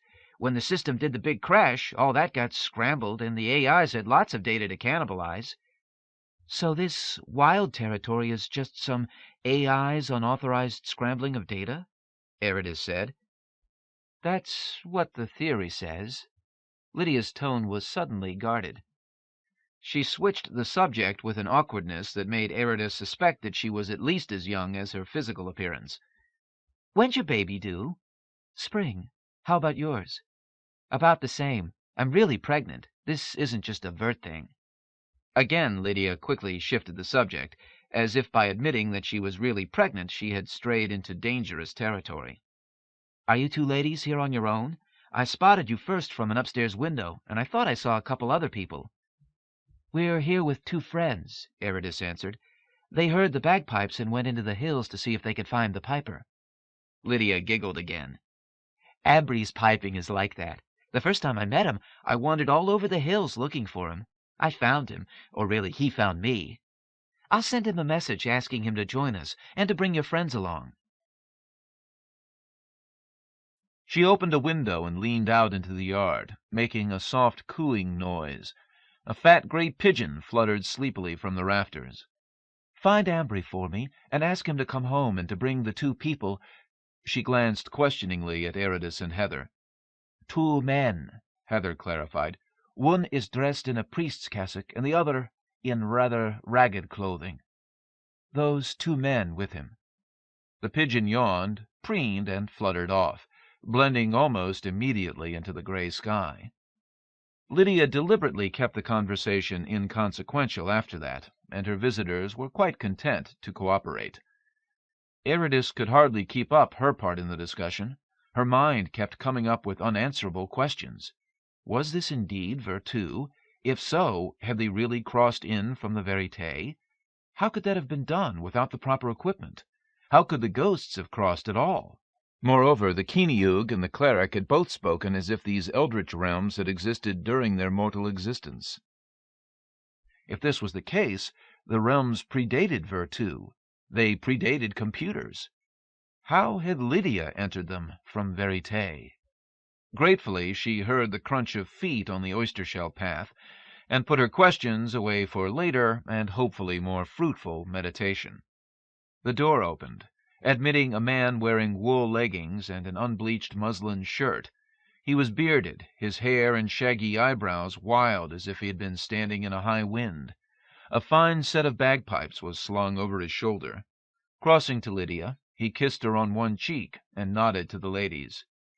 "The pigeon found me, and I found the men, but they fled from me as if I were a ghost. I lost them near the standing stones. They were an odd pair. I'm certain that the smaller one was dragging a chain." "We were involved in a mystery game," Ayradyss said quickly. "They may have thought you were one of the villains." "Quite possibly." The man sketched a bow. "I am Wulfar Martin Dambry, but I hope you will call me Ambry, as Lydia does. The rest is something of a mouthful." "I am Ayradyss, and this is Heather. We wandered here, and Lydia invited us in." "They're from Scotland," Lydia said, almost as if she was saying something else. Ambry nodded. Ayradyss knew there was a certain etiquette to what one did and did not ask in Vert. This made her somewhat hesitant to ask questions that could be taken as a cross-examination. Heather, however, had no such compunctions. "What is this place? Lydia called it a wild land. Seemed to indicate that it wasn't easily found. What did she mean?" Lydia hung her head slightly, looked embarrassed. Ayradyss felt for her. Clearly in her excitement at having visitors, and perhaps out of a good-hearted desire that they not become frightened at finding themselves in a strange area, she had said more than she should have. The Keeneyug's green-gray gaze was pitiless and steady, fixed on Wulfar Martin Dambry. "Virtu," he said, as if they had been talking for hours, "is not nearly as regulated and reliable as the tourist bureaus and rental agencies would have their clients believe. Only a handful of specialists will even admit how far-reaching the effects of the worldwide crash were. There are places in Virtu that cannot be found on any map in Verite.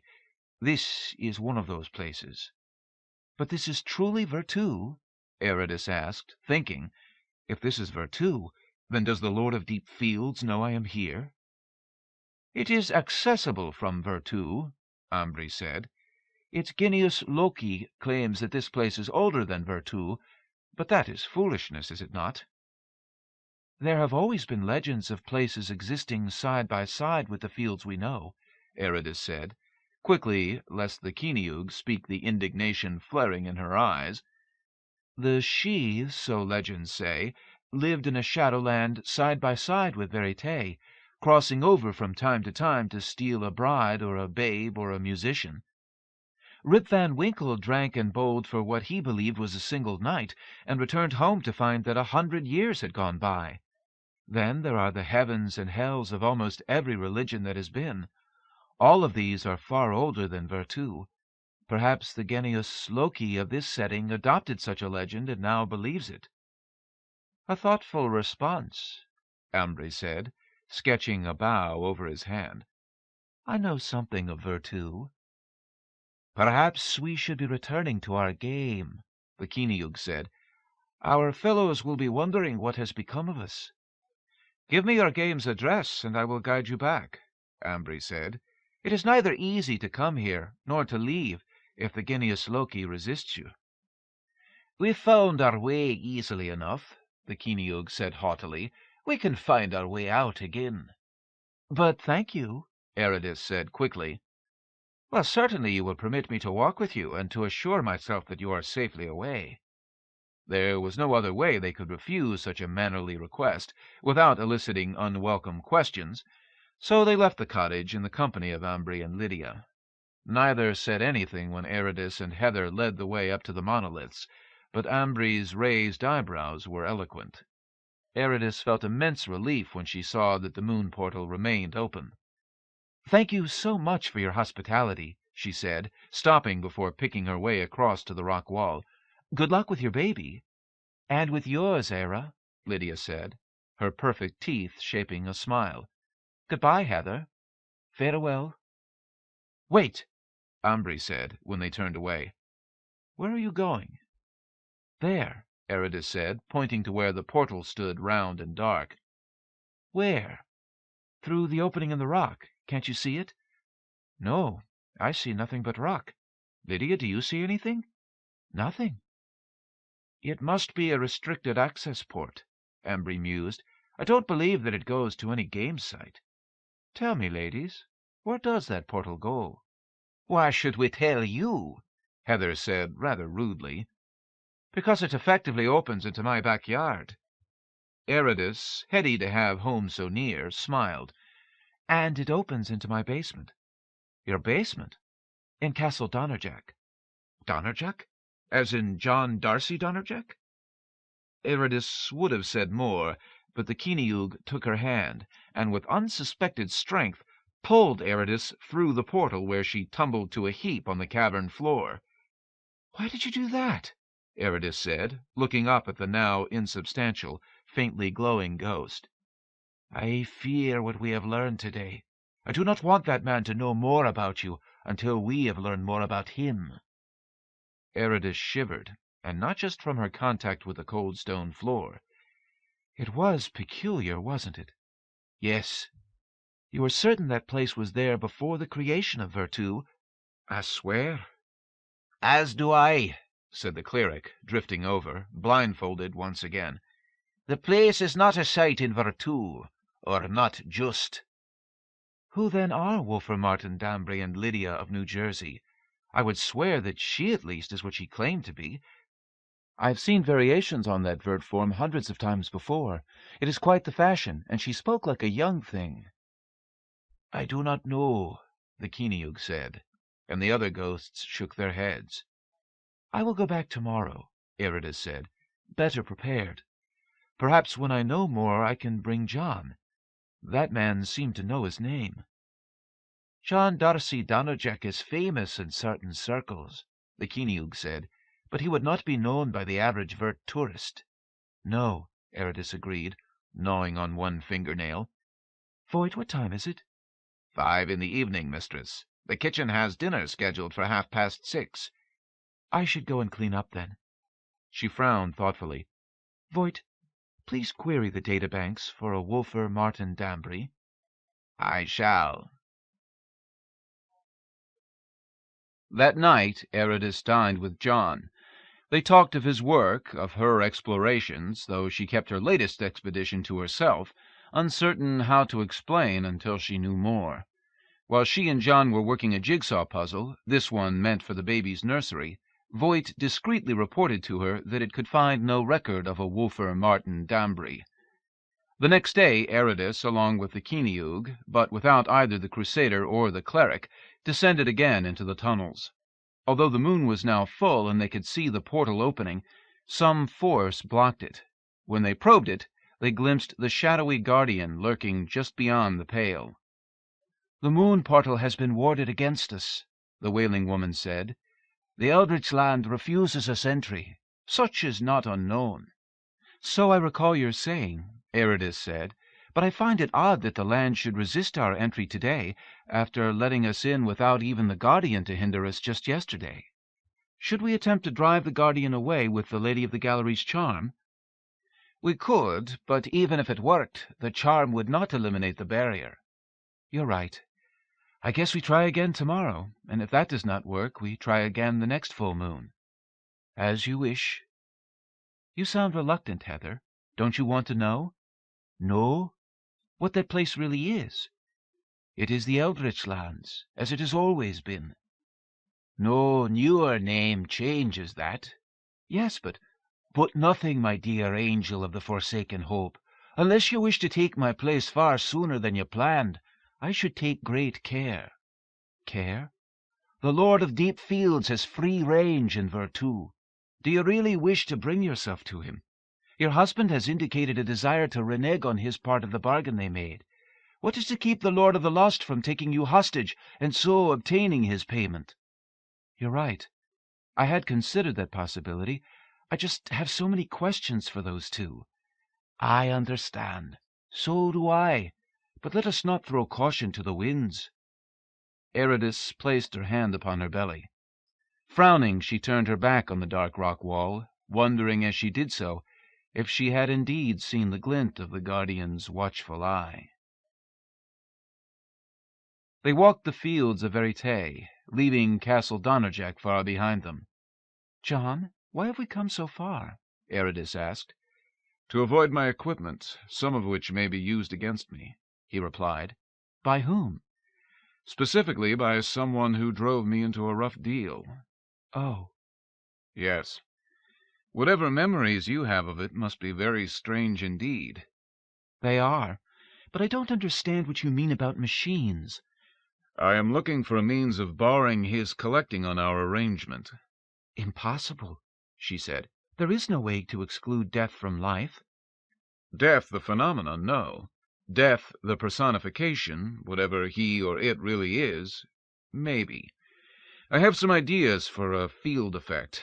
At first I was just going to attempt to defend against hypothetical intrusions from the great stage. Now, though, I'm going to regulate every bit of information that rides the electromagnetic spectrum into Castle Donnerjack, monitor and record. I'll build up a great list. Anything that's uninvited gets scrambled. Simple. Then he won't be able to seize our firstborn and run." "What if he uses an agent?" "A physical one, and we'll treat him the same as any other such. Something else, and I believe I'll try static first. Then maybe a laser." "What if somebody really gets hurt?" "It's a big, cold, deep ocean out there." "I remember the music. I remember the throne of bones. And part of the walk back. When will you have the defenses in place?" "The initial set is already there, but it needs considerable tuning. A few weeks more, say." "We have that and more before the baby is due, if the boy doesn't come early." "Are you feeling well?" "Very. And so is our son. If the amount of somersaulting he is doing is any indication." "You haven't been exhausting yourself exploring, have you?" "No, dear, I am careful." "Good. Shall we turn back now?" "Let's." The next month there was no expedition at all. Ayradyss had come down with a flu of some sort that kept her in bed, her anxious husband and a med unit watching over her. She recovered easily enough, but not in time to investigate the moon portal. When next she and her ghostly escort descended into the cavern, she walked like a pregnant woman, leaning back from her increasing belly. Although she said nothing, she knew that if they failed in their quest this time, she would not attempt it again until after her son was born. "The ward is gone," the Crusader ghost reported. He had insisted on taking point. Ayradyss had the impression the Kiniug had shamed him into accompanying them, and that his flight from Wolfer Martin Dambry still rankled. "And the Guardian?" Heather asked. "I dinna kin." "Then we go forward," Ayradyss said, "and deal with it if we see it." "Aye." The Crusader gathered his chain, stepped through the portal, and vanished. Heather went next, then Ayradyss, and finally the cleric. This one reached to remove his blindfold as soon as they were through. "Why can you do that here and not when you were in the castle?" Ayradyss asked. "I am more afraid here," the cleric answered simply. "especially here. Oddly, in these lands the calendar is not the calendar of the fields that we know, for the full moon and the equinox always fall together." "At home the equinox is drawing near." "And here on the full moon during the equinox, the standing stones go to the river to drink." "We must take care," the Kiniug said. "I see no sign that the rocks are moving. Perhaps they must wait for moonrise." Or perhaps they are waiting to trap us, Ayradyss thought, but she did not voice her thoughts aloud. For the land did not seem welcoming. The gorse buds were one of the few signs of the coming spring. Mostly the terrain was damp and gray. The sky was low and heavy, so dark with impending rain that they could not tell whether the hour was late or early. Except for helping each other to find the best path across the loose rocks, they did not speak as they made their way to the beach. No pipes playing this time, the cleric said, glancing nervously at the sky where a murder of ravens gliding on the air currents kept pace with them. Aye, and yon corbies seem a wee bit too fond of us for my comfort. Aye. The cottage yard was deserted even of the chickens, pigeons, and cat. The window boxes were empty, and the green shutters drawn closed. Leaves and bits of bracken had blown into the tidy yard, and the oyster-shell path was scored by deep marks from something heavy, perhaps furniture, being dragged across it. "They've moved," Ayradyss said unnecessarily. "Soon after we were last here, I would guess," Heather added. "Did Wolfram Martin Danbury fear having John Darcy Donnerjack in his backyard, or was there some other reason?" "I don't suppose we will ever know," Ayradyss answered. "I want to look around, see if they might have left a message. Then we'll go back home. My feet hurt." There was no message. Through a window shutter that had blown open, they could see the furniture covered with sheets, the rugs rolled up against dust and damp. With the cleric's help, the Crusader pulled the shutter closed again and cobbled a new latch from a bootlace. "How odd," Ayradyss said, watching their effort. "Ambry and Lydia treated the place as if it were real, not a Vertsite." "'Tis real," the wailing woman said stubbornly. "You know what I mean," Ayradyss said. Somewhat clumsily, she seated herself on a bench alongside the mulched-over herb garden. "Perhaps they plan on returning some day. I'll leave them a note to say that we came to call." Her note was a simple thing. "Ambry and Lydia, we came to call and found that you had moved. I hope that you are well, wherever you have gone. Good luck with the new baby.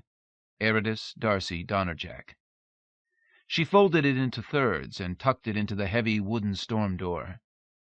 A raven quirked approval, or perhaps merely a comment on the weather, which was growing increasingly blustery. "Shall we go home now?" "Aye, I dinna care for how it's coming on to blow." "Or that it might be coming on to evening," the cleric added. Their way back up the beach seemed shorter, as traveling back across a familiar route always seems shorter than going over it the first time. The Crusader even ventured to whistle as the familiar outcropping beneath which the moon portal manifested came into sight. "Just a wee bit up the hill," he encouraged Ayradyss, "and we'll be back to the castle." She leaned on Heather's arm as they climbed, trying not to breathe too heavily, and cursing herself for overexerting. Within her, the baby amused himself by turning somersaults, a sensation that normally delighted her, but now caused havoc with her ability to concentrate on picking her way up the path. "Mary, Mother of God!" came a shrill voice, rising at the end. "They move!" Without looking, Ayradyss would never have believed that the thin, terrified voice could come from the throat of the urbane, arrogant cleric. He had fallen to his knees, head bent, hands clasped in prayer, his shaking fingers plucking at the beads around his waist. "Dinna be a fool, man," the Crusader cried, trying to pull the much larger man to his feet. "They go to the river, not to the sea. If we take care, we can pass around them." "I can't. 'Tis my doom again." "Fool! 'Twill be Lady Ayradyss's doom if we dinna take care. How can the dead be further doomed?" At the Keeneug's urging, Ayradyss had walked past the two men. "The Crusader is right, Ayra," Heather said softly. "The three of us have little to lose, and there is a route around the sliding stones. What I fear is the shadow near the portal. It seems too dark and too solid, with no sunlight or moonlight, but only these clouds." "There should be no shadow." Ayradyss nodded, pressed her hands to her belly in an effort to quiet her son. "We will try the Lady of the Gallery's charm when we are closer. With how the wind rises, I fear the words will be snatched from its hearing." "I am with you, Ayra." They climbed then, and the land itself seemed to extrude more loose rock along the narrow path they must climb along if they were to avoid the silently sliding monoliths. Ayradyss slipped repeatedly, once turning her ankle painfully, but the wailing woman looped a strong arm around her and half carried her onward. Arriving before the rock face that held their portal, they saw that it was indeed guarded. Seen closer, the guardian lost rather than gained in definition. Its claws and fangs swam as if its mass distorted the space near it. Its aura was a heat mirage, dripping blackness and laughter. "We are close enough," Ayradyss said, pulling herself tall. "The Crusader is bringing up the cleric behind. I believe that he had to strike him on the head and blindfold him again. I wish I had more faith in the Lady of the Gallery's charm." The Wailing Woman's expression was enigmatic. "I may have discovered another way to force the Guardian to retreat, but I would prefer to reserve it as a last resort." By common consent rather than by formula, they clasped hands. Sweet and pure, their voices blended over the words of the charm. "Mary, Mother of God, Lady of the 7 Sorrows, protect us from the darkness. Mary, Queen of Heaven, Lady of the 7 Joys, drive away the night. Mary, Cypress of Zion, Lady of the 7 Glories, banish our foe and carry us home." For a brief moment, Ayradyss thought that the Christian charm was working. The Guardian drew into itself, becoming opaque, claws and fangs falling into solidity. But even as she thought it was beginning to retreat, and her voice was rising into the final triad of the invocation, the Guardian began to chuckle, each puff of noisome breath marking a return to its former deadly insubstantiality. Behind them, Ayradyss could hear the Crusader's labored breathing, interspersed with colorful curses and clanking, as he dragged both cleric and chain up the slope.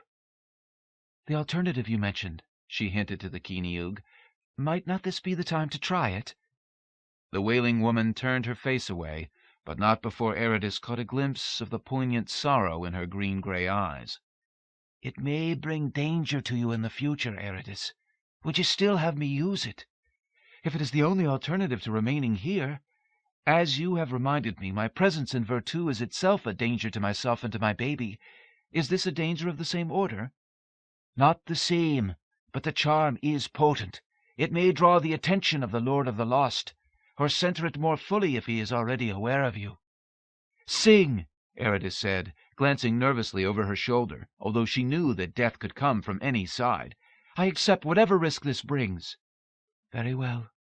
The Keeneug faced the Guardian. Hearing the initial wordless wail with which she opened her charm, the Guardian ceased its laughter. Watching for unseen enemies, Ayradyss hardly listened to the charm until she felt the words reach out and pluck at the sleeping places in her mind. "Angel of the forsaken hope, wielder of the sword of wind and obsidian, slice the algorithms from our foe." "No!" Ayradyss screamed. "Have pity!" Her terrible eyes streaming tears, the Wailing Woman continued her chant.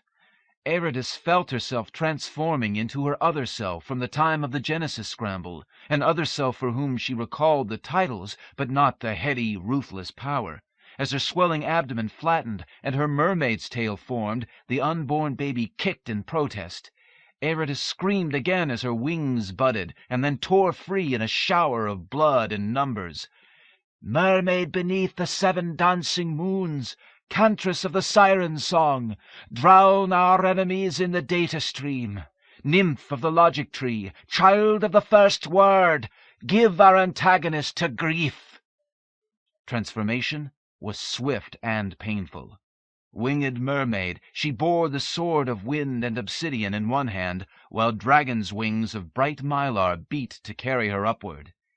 Looked at through her ancient knowledge, Ayradyss no longer found the Guardian blockading the moon portal a thing of fear. It was rather humorous, pathetic even, huddled there in terror of her glory.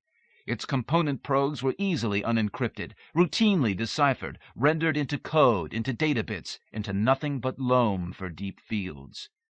Raising the sword of wind and obsidian, Ayradyss did this thing, and as the Guardian fell into oblivion, she felt cold hands shoving beneath her wings, pushing her toward the rock wall. A round, dark depth she barely recalled was the moon portal loomed before her. Reflexively she tried to furl her wings, knowing that their breadth could not pass. She was not swift enough. Something, interface, shredded her wings. Without them she could not fly. Fish-tailed, she could not stand. Dropping the sword of wind and obsidian, she curled her arms to protect herself as best she could. Firm metal grips caught her by her upper arms and held her when she would have fallen onto the tunnel floor. Mistress Ayradyss, Voight said, its mechanical voice managing to project authentic concern. Are you injured? Do you require the services of a medbot? No. Yes, I... She caught her breath, looked down at herself. Her body was human once more. Human as she had been before the Kiniug had begun her charm, everything in place, including the distorting, awkward, beloved swell that was her baby. As if to reassure her that he had not suffered from her unwitting transformation, the baby kicked out solidly. I am fine, Voight, she managed at last. Well, even. I was just startled. We had a rather more difficult time than anticipated. Then there is no need to forward a report or request assistance. I would prefer if you did neither, Voight. The Kiniug was waiting in front of the moon portal, her face impassive, her hands folded in front of her as if she expected rebuke. There was not even a glimmer of triumph or superiority in her bearing. If anything, she seemed diminished and paler than was her wont. How... Ayradyss stopped and rephrased her question. Where did you find that incantation? How did you know what it would do? Your many names, Lady Ayradyss. I have said before that what you have been binds you to myth in a way that others are not bound. The charm came to me in the dreaming channels as I rehearsed the charm taught to us by the Lady of the Gallery, and fretted as to whether a Christian charm would be efficacious against a pagan creature. It just came to you? Not in a flash, more in a substitution. I found myself calling on the angel of the... Don't say that name, Ayradyss interrupted. I fear its power. It is your name. It was. The great flux is the ancient beginnings of Virtu. I did not belong to myself then, but instead to the legions of one of the warring powers. And you belong to yourself now, the Kiniug said with a pointed glance at Ayradyss's pregnant belly. Now I am Ayradyss. I belong to that person. The other belonged to another, and to another's needs. I had not realized how much I dreaded a recall into that being until you, albeit briefly, forced me into that form again. I understand, said the wailing woman. Once I was Heather, daughter of the Laird. Now I am the Kiniug. When I am Kiniug no more, what will I be? Can I return to Heather? I long for my first self, but having seen you as what you were, I can understand your reluctance to return to that, although it seems to me that your first self had great power, but little free will. When my Creator commanded, I had no choice but to act as was dictated to me.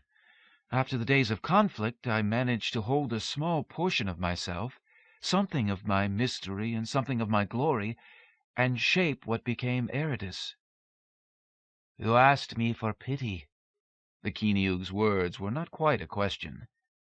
I did not know I could be called back into that form, and although the form of the charm told me what my immediate purpose was, I could feel the tug of my Creator at the back of my mind. I feared a recall. Your Creator? One of those on high, the dwellers on Mount Meru. Most call him Siga, and his domain is the vast tidal masses of data in Virtu. Along with Skyga and Earthma, he is one of the great Trinity. Father, Son, and Holy Ghost? No, it is less metaphysical than that, or perhaps merely other. Skyga oversees the general power of the system's structure. Earthma is the Aeon of all Aeons, the base program for all Loki. Other deities reside on Meru, each with their own hard-won areas of authority, status defined by how high they can ascend on the mountain slopes. Has it been this way since the beginning? No, there were many battles, many things, forgive my weakness, dear friend, that I prefer to forget. As I have said, I am not very religious, even in the religions of Virtu. This is the reason why. Are you too angry with me? No. You did warn me that I might not like what you planned to try. How can I blame you for not knowing what you were inflicting on me? And it did get us past the Guardian. It did that. Ayra, forgive me for saying so, having been the one to use you so hard. But you look exhausted. I am, but I don't know if I can rest. Voigt interrupted. My limited reading of your vital signs indicates that rest would be the optimal choice. Refusal to rest could be hazardous to the developing infant. I will rest, then. One thing continues to trouble me, Heather. What? Who sent you that charm? I thought I just drew it from the collective unconscious of the race, the anima mundi, as Yeats was fond of calling it. Wasn't Yeats rather after your time? There was a poet of idle habit but romantic nature who often came to the castle's ruins and read Yeats's works aloud. Still, to return to your question, I have often simply known something I needed. Modern dialect, for example. I believed it to be one of the benefits of my job. I suppose that could be the answer, but wouldn't the charm you recited have come from the anima mundi of Virtu rather than that of Verite? True, but then, as with the place we just departed, there seems to be overlap. Yes, and I find that disturbing. I do know enough of the religion of the Aeons to know that there are those who claim that Virtu, not Verite, is the first reality. These claim that the computer network simply provided the means for the crossover. So, I wonder if they could be right, and if so, for how long will the gods of Virtu be content to take second place? Could they be mustering their armies, awakening the old legends? I seem to hear a form of your incantation still drumming in my brain, calling me back. You are exhausted, Ayra. Tell your robot to take you to your room. When you have slept and eaten, then see if there is still drumming in your ears. You may be right. Perhaps I should not have taken this journey in my condition. Rest now, Ayra. We will talk later. The Kiniug walked into the wall and vanished. With her departure, the moon portal vanished as well. Ayradyss shook her pounding head, decided this was a mistake, and leaned on Voigt. Take me to my room, please, Voigt. Perhaps you could call ahead and see if the kitchen could send up some cocoa. Chocolate is not permitted on your diet, mistress, the robot reminded, shaping a swing-like chair from its extensors and lowering so that she could sit. Then some imitation cocoa that doesn't have any of the things I should be avoiding, and has lots of the things I need. I will see what I can do. Ayradyss traveled the rest of the way to her chambers in a daze. She hardly felt it when Voigt set her on her bed, or when Dak, arriving with the hot beverage she was now far too sleepy to drink, removed her shoes and outer garments and tucked her beneath the covers. She dreamed, though, of times long gone. In those dreams she knew for what purpose the Lord of Deep Fields needed her son. When she awoke, however, finding John sitting at her side, her hand clasped in his bearded face revealing a protective concern he did not bother to conceal, the revelation vanished, a certain peace taking its place. Part 2. 1. Spring, with a horde of tiny flowers, blue, red, yellow, and white, foam on the sea crests, a near night sky dropping burning rocks, the in-out rush of the ocean breathing, stirring bands of mist in the mountains, and the keening, lowing, bellowing wailing of bagpipes from a distant crag or vale, sun risen above cloud banks, orange and golden gateway for warmth and the opening of seeds. Spring. The great monotone of the Ayradyss had come with the dawn, and the melodies had risen slowly and spilled with a treacle-like deliberation some time after that. The bagpipes had not changed significantly since the 17th century. The exact location of this one and of its piper was unknown. Not that it mattered. On such a fine spring day, one should be out philosophizing by breathing, not viewing the end of spring's light through glass. And one who'd had an ear for the magic of the pipes might find it there in Pibroch, the Kilberry book of Ciall Mór. The traditionally structured tune rose, swelled, subsided. Only gradually did a sense of differentness fan its wings and glide. Beyond Over the Sea to Sky and The Glen is Mine, there came up a lilting, unrecognizable tune, which somehow got itself recorded that day. It came to be called Salute to the birth of John Darcy Donnerjack, Jr. Even the banshee, had she chosen to wail, would have been hard put to be heard above the piping. It continued through the afternoon, despite frequent attempts to locate its source. The unseen piper was sought in the mountain, on the seashore, in the valley, and even in town, but the more he was sought, the more elusive the music became. Its complexity increased as indications of his direction were spun away by the elements. Did the piper know that any man in the nearest town would be happy to stand him to drinks if he made his identity known? Or that his chances with the lady stood quite good right now? Or if he did know and didn't care, why didn't he come? Some of the pieces he played that day were of unknown provenance. Even the musicologists at the university, who were in near consensus that they were venerable melodies, could not pin them down as to subject or person. Whatever the piper was, he knocked off for his midday meal just before several researchers claimed they were about to locate him. He was very good, and the town fell pretty much into a holiday mood as his music filled the air. There was nothing formal about it, but people began disappearing from their jobs and appearing out of doors or in the pubs. "What say you, Angus? You recognize that one?"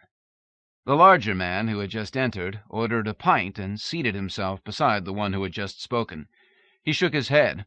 "I dinna know that one, nor the dozen or so before it," he replied. "The last I knew was the sound of waves against the castle of Duntroon." "Ah, then I did hear that one," said the first, who was a Duncan. "And In Praise of Mirage was back there somehow." "Aye," said Angus. "Would you be knowing the occasion for all the merriment?" asked the Duncan. "I'd passed people dancing in the streets on the way over." "'Tain't a wedding. I'd guess from some of the things people have said that it's a birthing." "Whose?" "The new laird of Elena-Chumpeldoove, I believe." "Donnerjack. I think they call him Donnerjack." "Boy or girl?" "Dunno," said the Duncan. "Shall we go out on the street and ask around?" "Yes, a man should know who he's drinking to." They finished their pints and walked outside. The last of the colour had settled into a few bright isles above the western horizon, and the sea breeze came more cool. People strolled up and down the cobbled streets, calling greetings, pausing to exchange words. They headed toward a small group of acquaintances beneath a street light which had just come on. "Johnny," said Angus. "Neil, Ross." They nodded and repeated his name and Duncan's as they approached. "And the fishing?" Duncan said. Neil shrugged and shook his head. "The bairn whose health we're drinking?" Angus inquired. "Someone left money at all the pubs to celebrate this." "'Twas my sister Ginny," said Ross. "She's been working up at the new castle, you know. The new laird, Donnerjack, gave her the money and told her to spread it around town for drinks and snacks." "Snacks, too? Perhaps we'd better be getting back inside." "Was it a lad or a missy?" Angus asked. "A lad. John Darcy Donnerjack, Jr. Should be easy to remember.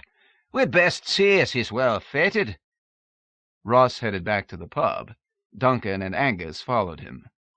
"Your sister been working there long?" Duncan asked. "A few months," Ross replied. She say what they're like.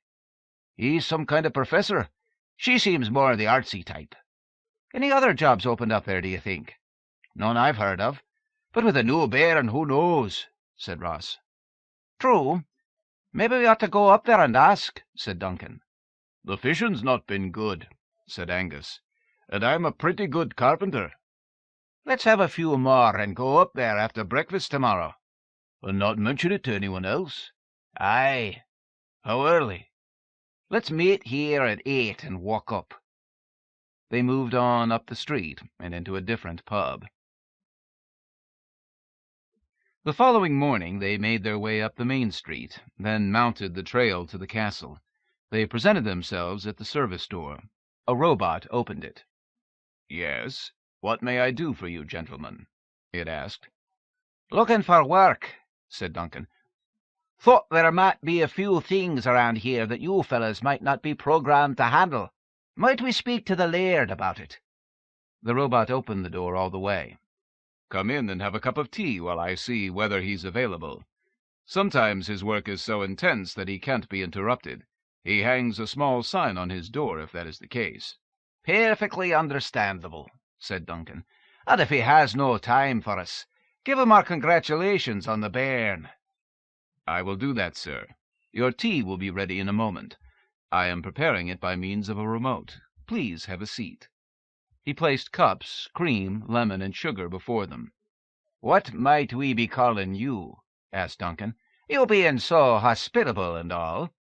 He poured their tea, and found bread, butter, and biscuits. "Call me Dak," he said. "Tell me, before I trouble the master, what are your skills?" "He could count on us for anything involving boats," said Angus, with a laugh. "Either of us will plaster or paint, though Duncan's better than I am at that. He does some masonry, too, and we'll both mess with mechanical things up to the point where we have the sense to tell him to get someone better." The robot made a chuckling sound. They tasted their tea. "Good tea," said Duncan. "Yes," said Angus, "and the bread and butter, too. Will you be checking now with the laird?" Dak chuckled again. "Forgive me my little joke, gentlemen," he said. "I am John Darcy Donnerjack. Dak reported your visit, and I took over his sensory apparatus to conduct the interview. I like your qualifications. Do any of you do groundskeeping work as well?" "Aye, aye." "I will turn this body back to Dak, then. When I have given Dak a list of indoor and outdoor work for you, I'll be hiring you. You can discuss wages with Dak. I'll confirm what's finally been settled on afterwards. Can you start tomorrow?" "Why, yes," said Duncan. "Certainly." "Then I'll be back to my work now." "Not before we congratulate you, sir. Hoping the missus is all right." "Why, thank you. Dak will have plenty for you to do. You may never even see me about. He will also forward any messages you have for me." "Very good, sir," said Angus. "What time tomorrow would you like?" "Say 8. We'll make it 8 to 5. 3 weeks off with pay, however you'd have them." "Thank you, sir." "Indeed." "One question, if I may," said Duncan, sipping. "And what is that?" "Is the place really haunted? I've heard stories." "Yes, Duncan, it is." Donnerjack did not elaborate. "Well, guess we should be going," Duncan said, standing. Angus finished his tea and rose also. "Very well. I will see you gentlemen around, though you will probably not see me." Dak dealt with them on small matters such as wages and equipment, then saw them to the door and out, with a pleasant "Good morning, gentlemen," thus beginning a long and rewarding relationship for all parties concerned. The following night Donnerjack was awakened sometime during the small hours by the sound of a banshee wail. Quietly he rose, donning robe and slippers, and went to investigate. It seemed to be coming from the 3rd floor, west wing. As he moved in that direction, the wailing seemed to increase in volume. "A howl isn't enough," he cried. "I want the full message. What's coming?" The howling ceased, and a dark form fluttered by him. "God damn it!" he cried. "Don't you ever stop and chat?" "'Tis not in the nature of their kind," came a croaking voice from the left. Casting his gaze in that direction, Donnerjack saw a wavering, glowing outline, and heard a gentle rattling of chains. "Ghost, can you help me?" he asked. "Do you understand what the wailing is all about?" "I think you've been diverted, my laird," it replied. "I'd say to go back immediately." "Why?" "It is unseemly, sir," it said, "to question supernatural manifestations as you do." And it winked out. "Shit," Donnerjack stated, and he turned and hurried back. He entered the master bedroom. Nothing seemed to have changed. Could the ghost have meant for him to check the nursery? He placed his hand on Ayradyss's shoulder, pressing gently. "Darling," he said, "we've had another of those ghostly visitations." Her skin felt cold, and as he shook her, he realized that it was not living flesh that he nudged. "Damn you, Death!" he screamed. "God damn you!" He raised her, drew her to him, embraced her. He held her for a long while, and his eyes grew moist. Then, slowly, He lowered her. "You have cheated me, Death," he said softly. "You gave her back long enough to bear the child you wanted. Then you snatch her away again. You shouldn't have done that." Then he stood. "I keep my bargains, too," he said. Turning, he rose and crossed to the cradle that rested near to Ayra's hand so that she might nurse the baby without needing to rise. The baby slept deeply and well, unaware of his loss. Gingerly, Donnerjack raised the child in his arms and bore him with him to his study workshop. There he deposited him in a portable crib he had recently installed in the place. Soon he was performing electronic measurements on his sleeping son's body and brain. He did not yet have everything that he wanted in the way of information, but this might do for now. He seated himself then at his design module, and he began to fashion a tiny bracelet that would hold his work. When the design was finished and checked, he fed it into a fabricator.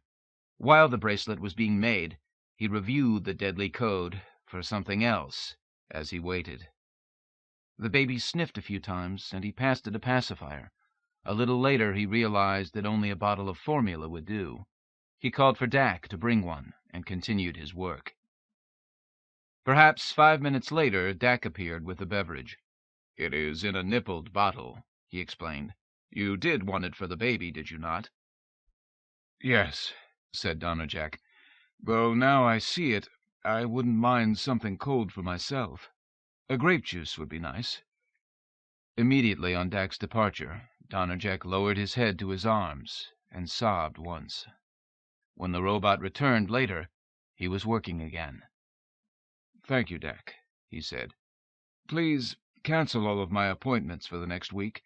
I won't be taking any calls during that time either, with a small list of exceptions which I will furnish shortly." "Yes, sir. It will be done." "And stay out of the master bedroom for now." "As you would, sir." John Darcy Donnerjack located the ideal area just outside the south wall, shielded from the sun. He had the robots fence it as they constructed her coffin. He laid her to rest there, holding his infant son in his arms, as the robots did the burying. Their hair stood on end, for the black box was strapped beneath his jacket and the new bracelet on his son's tiny wrist. He did not notify any authorities of her death, for they had no record of her life, Lady of Virtu. In neither reality had there ever been such a machine as the brass baboon. Donnerjack assembled it carefully in Virtu, a great, sleek, long, low engine with a peculiar caboose. It shone like sunlight on the China Sea before a typhoon, had a whistle like the final shriek of a damned soul, and spouted fireworks rather than smoke and cinders. It cannibalized realities, broke the bounds of virtual domains, and tore like a meteor through anything, spewing gleaming tracks before it as it went, leaving a horde of irate genii loci to adjust to its passage. It was faced with the visage of a great, grinning baboon. It was designed to be virtually unstoppable as well as intimidating. Donnerjack calculated an existence theorem that worked out the necessary coordinates for the hidden valley where strange attractors grew on trees, proceeded to this point, then distributed many of these in a variety of ways in both the engine and caboose. As he passed before the chugging engine's cab, the baboon face blew a smoke ring, grinned more widely, and said, "Ready whenever you are, J.D." Donnerjack grinned back. "Soon, soon, Prince of Puppets," he responded. He finished loading his gear and climbed aboard.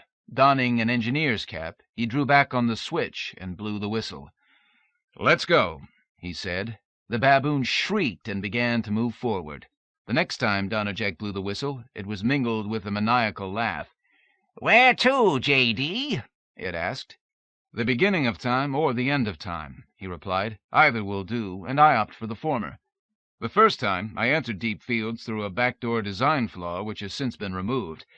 I don't think anything can stop us on this approach, though." "Whatever you say, boss. How do we get there?" "We have to find the road and lay a bed beside it, all the way back to creation. Then we make a little detour." The brass baboon accelerated. With every chug it spewed more track across the landscape and rode it faster, faster. Donnerjack began to hum. Then he switched on his sound system. It blared out Dixie.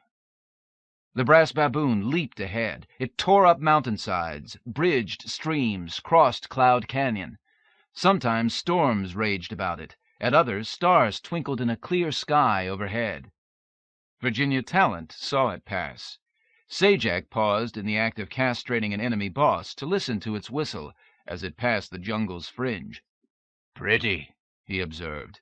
His companion shrieked an unintelligible response. When it was crossing the veldt, Tranto saw it, heard it, and trumpeted back a reply to its whistle. It whistled again. He responded again. Faster and faster, till finally the road. Soon they ran beside it, great thoroughfare through landscape after landscape, travelers moving along it by many means. Only gradually did the road narrow, finally becoming dirt, finally deserted. The brass baboon spewed tracks, and a great light slowly came into being before them. Donnerjack threw up screens as the prospect brightened and brightened.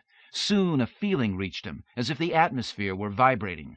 Then the ground began to tremble. Volcanoes blew on either hand. The landscape went topsy-turvy. "Faster!" Donnerjack said. The baboon moved like a bullet through a region of suspended mountains. The mountains were sucked into the sky, and the ground flipped again. Seas drained back and forth, into the sky and down, forming bright archways. A faint, almost echoing boom filled the air. "Get ready," Donnerjack said. "When I tell you, begin firing strange attractors before us and bear to the right." Moments later, "Now!" he shouted. The world went to hell about them. They drove through a region of pure light, blinding despite the filters. They were buffeted as if by enormous wings, and Donnerjack felt the forces of creation fast at his back. "Attractors to the rear!" Donnerjack cried. The blast went on and on and on, seeming to push them to even greater velocities. "Downhill now! Down! Down!" he cried, almost before there was such a thing as down. Within the low, booming sound, it almost seemed that they could hear Warren Bonsa's voice saying, "Shit!" He hurled more strange attractors to the rear and plunged on through the light. Gradually, the background boom subsided, and forms began to drift, dreamily, eerily, before him. "Hard left!" he called out. "Aye, aye, JD." They chugged along, and the horizon occurred. "Keep bearing left!" After a time they came to a stand of hills, a hole piercing the side of the largest. "Enter the cave." "Looks like a tight fit, JD." "Slow down, then." The engine lost velocity as it approached the cave. "I think we're all right. Need the lights, though." They moved slowly as they proceeded downward. Bright veins of metal flowed through the walls about them. Occasionally something glassy gleamed. Donnerjack blew the whistle. The way finally grew level, and the walls widened a little. They wound along for some while before they encountered an upward slope. The cave narrowed, widened again, continued widening. Again the whistle blared. "A little farther now," said Donnerjack. The way steepened, and the brass baboon accelerated against the grade. Far ahead, an archway became faintly visible. "That could be it, JD." "I think you're right. We want to come out fast, with the whistle blaring." "You got it." The baboon jumped ahead. The archway grew, but did not brighten. The grade began to level. Donnerjack began a steady blasting of the whistle, and set Dixie for a replay. They burst into the twilit world where clouds of detritus drifted, occasionally to rain particulate matter upon the land. Heaps of trash disintegrated before their eyes, revealing dark meadows, bogs, fens, and forests. They passed along the shore of a great dark sea of shifting, powdery sands or dust. A black orb hung in the heavens. Occasional bones protruded from the ground. "Where to now, boss?" "I don't know where he is. Just keep going as we are. I think he'll notice." After a time, he detected a faint, bruise-like glow ahead and to the left. The baboon veered and blasted on. The light grew slightly until Donnerjack topped a hill and beheld the valley below him. "Halt!" he cried, regarding the prospect. Below, oddly tinted flames leapt from fissures in the ground. Amid them, strange beings toiled, not human, not machine. They seemed to be assembled of anything that lay at hand, legs of metal, skeletal torso, discarded radio for a head, or otherwise. The laborers were of cable, metal, wire, and bone. They probably clanked and rattled, Donnerjack reflected, though he could not hear them from his hilltop. Of the pastiche laborers, disintegrating where they fell, to have their places taken by the fresh risen, some were engaged in moving massive slabs of stone, while others worked to rear a huge iron gate, rust-etched with the postures of the Danse Macabre. My palace, Donnerjack remarked, is already being built. Interesting. Crash it. Sir? Lay track, build up a good head of steam, blow the whistle, and start down the hillside. When you come to the palace, keep going right through it. Then halt. He fiddled with the controls of a small black box on his left. Go! The brass baboon began to move, and a wave of static electricity caused Donnerjack's hair to rise and fall. Battle mode, Donnerjack said. None of the workers looked up as they approached, though the baboon bloomed flames at its sides and blew them from mouth and rear. When they hit what stood of the front wall, a quarter of it went down and was tracked over. Donnerjack's hair rose again as they passed through the center of the palace, and this time it did not fall. Coming clear at the far end of the edifice, Donnerjack cried, "Turn! We'll do it again if we must, and again!" The ground erupted before him, building a fiery tower where they had been about to lay tracks. The air brakes screamed and the wheels smoked as the baboon screeched to a halt. Death stood atop the blazing mound of earth, hands hidden in his black sleeves. The slope before him grew steps, and he escalated down into the full glare of the baboon's headlamp. Above the engine's chugging, his voice somehow came clear. "Who dares to invade my realm?" "John Darcy Donnerjack," came the reply. "I might have known. How did you get here?" "By the gate of creation." "Amazing. You are a truly dangerous man, Donnerjack." "I want her back." "I already gave you your wish. There were no guarantees as to duration. Her time was overdue." "You let her live just long enough to bear the child you wanted. I don't think that's fair." "The universe is not a fair place, Donnerjack. I cannot release her again. Would you wish to join her? It may not be as bad as you think, over in my Elysian fields where certain things are preserved. Some concessions involving pleasantries can even be made for those I favor." "And my son?" "He is mine by fair trade. Have you forgotten so quickly?" "No. But could you make me some concessions here and now, rather than later?" "What did you have in mind?" "Let him live long enough to know what life is all about before you take him." "Life is tribulation. Life is disappointment. It would be better for him if I claimed him now and raised him here." "Life is only bad in parts, and you need that to appreciate the good parts. The feeling of a balmy wind on a summer day, watching a garden grow that you have planted yourself, the joy of discovery, be it scientific or otherwise, the taste of a good meal, a good wine, the friendship of one's fellows, love. It may all be love in one form or another." "Love is the biggest delusion of all, invented to hold back the fears of the darkness which surrounds you." "I pity you. Love is why I dare stand before you." "Pity is a worthless commodity, Donnerjack.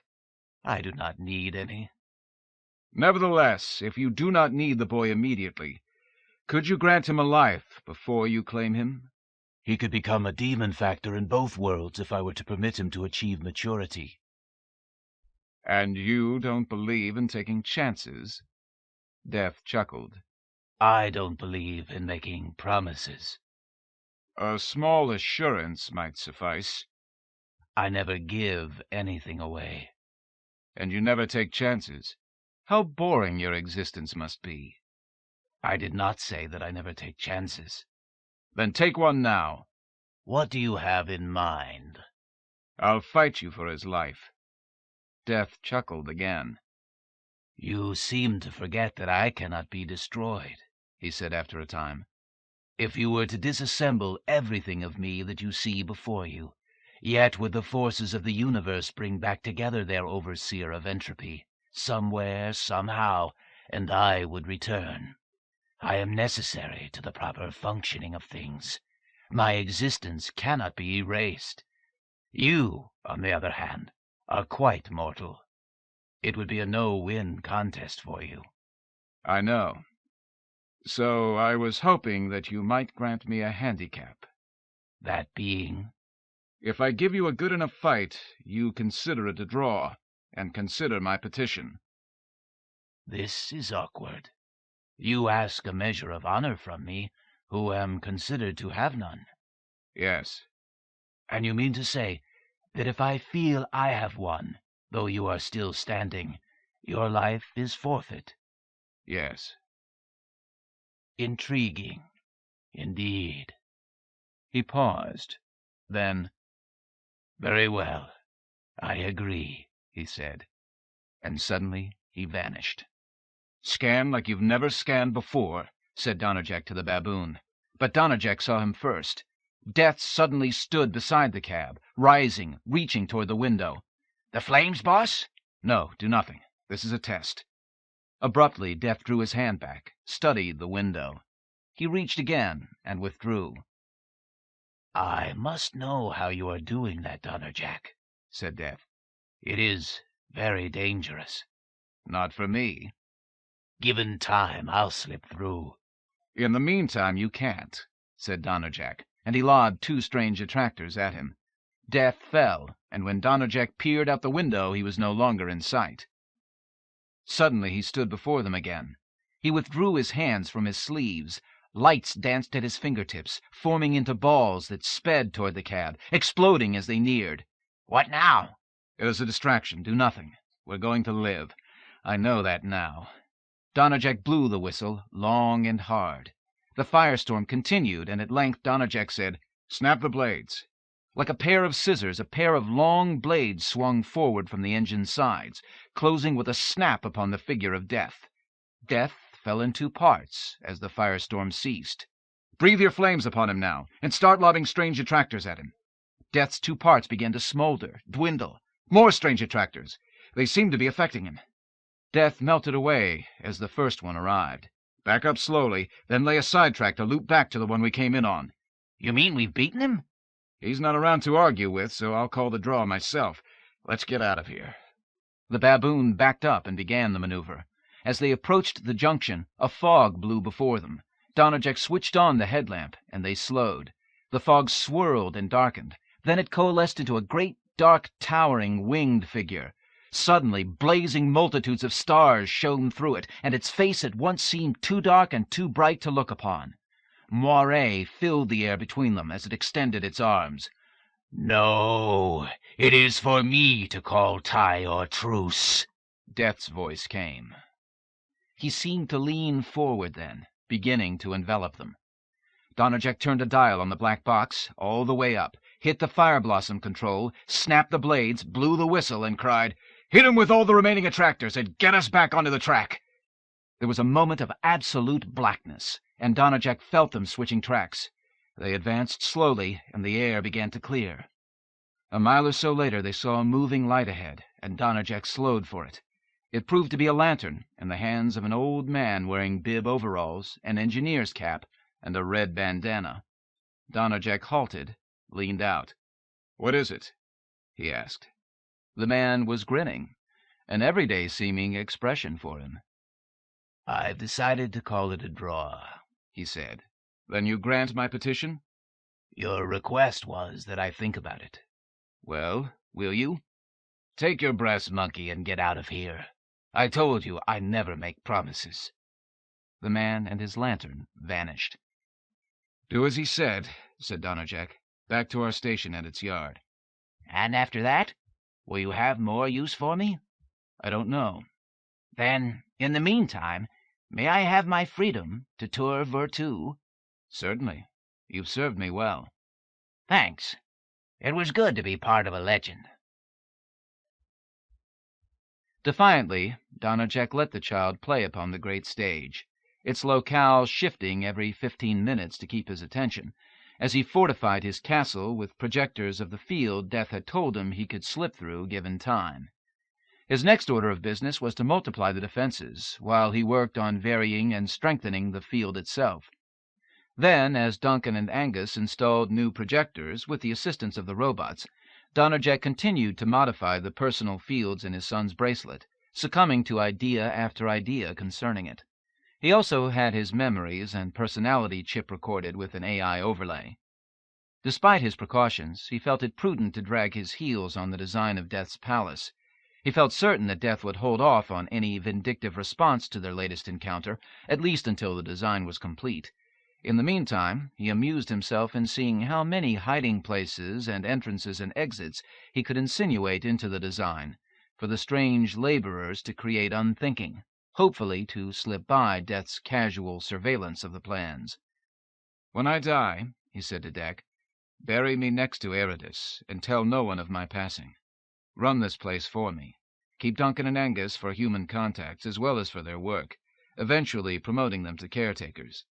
Give them periodic raises to keep them happy. Take care of my son.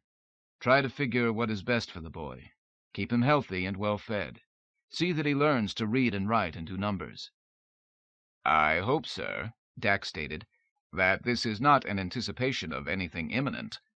"So do I," said Donnerjack, "but these instructions had to be given sooner or later, and I decided that sooner was better." He sat up that night on the 3rd floor, near to the place of heaviest manifestation. He had with him a bottle of Laphroaig Scotch whisky and a glass. Along about midnight it seemed that he heard a faint rattling of chains. He waited a few moments to be sure. Then it came again. "Ghost, that is you, isn't it?" he called. "Aye, laird, 'tis." "Have you a moment before you make your rounds?" "Certainly, laird. You've been away?" "Aye." "Before we talk, may I ask what 'tis you're drinking?" "Good Scotch whisky. Wish I could offer you some." "Ah, 'twould be good to be drunk again. But there is truth in some of the old stories." "What do you mean?" "Pour this old Salander a libation. I'd get some pleasure out of the fumes. If you could slop a little into that ashtray, I could be taking in the aura while we talk." "Done, my friend," said Donnerjack, pouring. "By the by, I'll never know whether this was all a funny dream. I had a lot tonight."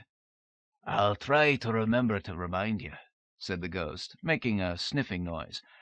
"Ah, that's good stuff." "I lost my wife recently, you may know." "Ah, my condolences." "Thanks. I was wondering—" "What, laird?" "I was wondering whether you might have encountered her spirit in some ghostly place." The other shook his head. "I canna say, though that proves nothing. Sometimes they wander far afield, confused for a time. Other occasions they may be off to some spiritual reward I'm not eligible for. Wish I could know that kind of rest. This drink's a good substitute, though." Donnerjack glanced at the ashtray and wondered how it could have become half empty so quickly. "Well, thank you. I'd be grateful for any news of her you come across." "I'll do what I can, laird." Another sniff, and for the first time Donnerjack saw the spectre smile. "We'll do this again one night." "Sure thing. Many, I've a feeling." A few sniffs later, and the tray was empty. The ghost rattled his chains and staggered off. Donnerjack took another drink and staggered off himself. The following day Donnerjack talked to Rhys Jordan. He told him the story of his recent visit to Virtu. There was a long pause, then— "Hardly. I believe most of what you say," Rhys said, "though your personification of death troubles me. You were always a good hands-on man, with a rule of thumb for just about everything. I think that everything you've described is within theory. I've decided to take your notes and answers, together with my own conjecture, and try to approximate a unified field." "Apart from the pure beauty of it, I'd love to tie together the things I've been doing with more understanding. Too bad old Warren isn't around to help." "Yes, that would be like the old days." "Tell me, can you get out of bed?" "Oh, yes, they're walking me every day. a little farther each time. I'll tell you right now, I'm better than I was the last time something came up. Great. Then let's talk once a week, whether or not we've made progress. Okay. It's good to have a colleague again. 2. They worked together for the better part of 3 months, during which time, try as he might not to, Donnerjack completed the design of Death's Palace. The uniform theory was further along and almost completely in Jordan's hands by that time.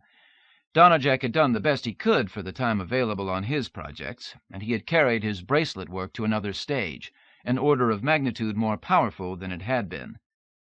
He played with his son every afternoon in Virtu's surroundings, on and off of the great stage. The day finally came when he saw a moiré flash by the window. He checked his fields, then increased their intensity. Several hours passed uneventfully. Then he noticed that a violet aura had come into being about each projector he could see from his office window. He moved to his main control and intensified the fields. In crossing the room, he glanced at his computer screen. It was displaying a skull. Under attack. All right, he said. Using a set of receivers on the roof, he attempted to triangulate for the source of the energy. Nothing. It was just there. He raised the intensity again and moved to the screen. Are you just decoration, or do you want to talk? He asked. There was no reply. If you make it through, give me a shot at you hand-to-hand. I'm willing to try dismembering you. The figure on the screen remained unchanging. All right, your field's against mine, he said. Let me know when you want to call it a day. The projectors suddenly flared as if the aurora borealis walked among them. He turned the power all the way up. The projectors began to whine. Trying to burn them out, are you? Wait till I kick in the backups. All that day and much of the night the duel went on. Then, abruptly, about dawn, the attack let up. Donnerjack heard a chuckle and glanced at the screen. The skull slowly faded. Does that mean he found a flaw? Donnerjack wondered aloud. Or is it just a part of the war of nerves? He lowered the fields. They would all have to be reset now, of course, and he wondered how much his opponent had learned during the long assault. Propping his feet on his desk, he leaned back in his reclining chair and slept. And that was how Dak found him later, save that his heart had stopped beating, and he no longer breathed. John Darcy Donnerjack was laid to rest beside his beloved Ayradyss. It rained that day, and somewhere in the mountains the piper played. For 3 nights the banshee howled. When Rhys Jordan called later, he was told that Donnerjack was traveling. Dak had suddenly to become expert on the care and feeding of young children. He consulted all of the recipes for everything that had been given to the boy, and he bathed him several times a day, changing him when necessary. Under his ministrations, John Darcy Donnerjack, Jr. gained weight, smiled occasionally, and yelled regularly. The medbot was able to take care of all his childhood diseases and immunizations. Every day Dak left him to play on the great stage, where he beheld many wonders, but fortunately was immune to their touch. The months rolled on, as did the seasons. Calls for Donnerjack grew fewer and fewer, as it seemed he was always traveling. Dak spoke with the child every day, and when the boy began responding, he doubled his efforts. A number of times Dak was certain he overheard the boy babbling to someone else. Exploring, he found him in the company of a dog, possibly, which looked to have been fathered by a junk heap. There was something terribly intimidating about it, though he could not say what it was. One time there was nothing there but a beautiful black butterfly of a sort he had never seen before. He could understand a child's talking to something that had interested him, but it had sounded like a two-sided conversation. Later, it was a long, shimmering snake with scales like beaten copper with whom he found him. Later still, a monkey-like creature. He shrugged his plastic and metal shoulders. They could do the boy no physical harm, and talking, he knew, was good for him at this point. Abnana, Mama! Abnana, Nana! The tone was querulous, the words understandable only to a patiently loving ear, and the request immediately granted. "Very well. Have some banana. Try not to get it all over yourself, monkey face." Lydia Hazard said this last with a great deal of affection, if not with a great deal of hope. She looked up from her reader, watching absently to see how much of the banana the baby actually got into her mouth. "Not bad, Monkey Face," she said, mopping up bits of squashed banana from chubby fingers, round cheeks, and flaxen hair. "How did you manage to get banana into your hair?" Baba! Ma, ma, ma! The baby waved her fists in the air, chortling happily. "More banana? Pfft! Here, crawl around in your playpen and terrorize your toys so Mama can study for class, all right?" Up! Said very distinctly, and followed by a wail. At times like this, Lydia wondered why she had waited so excitedly for the baby to start talking. It was like acquiring a drill sergeant. All that the baby seemed to know were orders and insults. But then she smiled. Lydia reached into the playpen and hefted Alice into her lap. Becoming a mother at 18 hadn't been precisely in her plans, but she was intoxicated by little Alice, as she had been by only one other person in her life, Alice's father, Wolfer Martin Dambry. The doctors attending her confinement, she had come out of Virtu just as the contractions grew regular, had been amazed that she had woken from her coma with a full awareness of her condition. They had expected to meet with shock, horror, disbelief, anything but her calm acceptance that she was having a baby.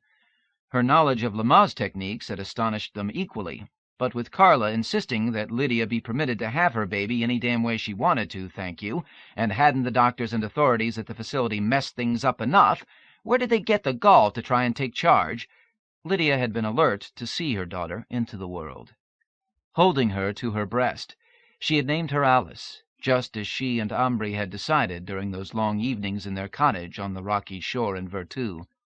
She had feigned exhaustion, actually it wasn't much of a feint, to avoid having to discuss what exactly had happened during the 10 months or so that they had lost her signal. When she awoke, her parents had taken her and Alice home, refused all calls, and were adjusting rather well to having not only their daughter returned, but a granddaughter as well. The official decision was that Alice was parthenogenetically conceived, the initial trigger being a psychosomatic conversion of Lydia's romantic involvement in Virtu. Lydia knew otherwise. The baby was as much Wolfer Martin Dambry's as she was Lydia's, even if the DNA was identical to Lydia's. She saw no reason to argue about it, however, as she had sworn to tell no one, not even her parents, about her virtual husband. The Hazards' fortune, influence, and the threat of a considerable lawsuit against the virtual vacation outfit that had lost Lydia for those 10 months kept publicity about Alice's unusual birth to a minimum.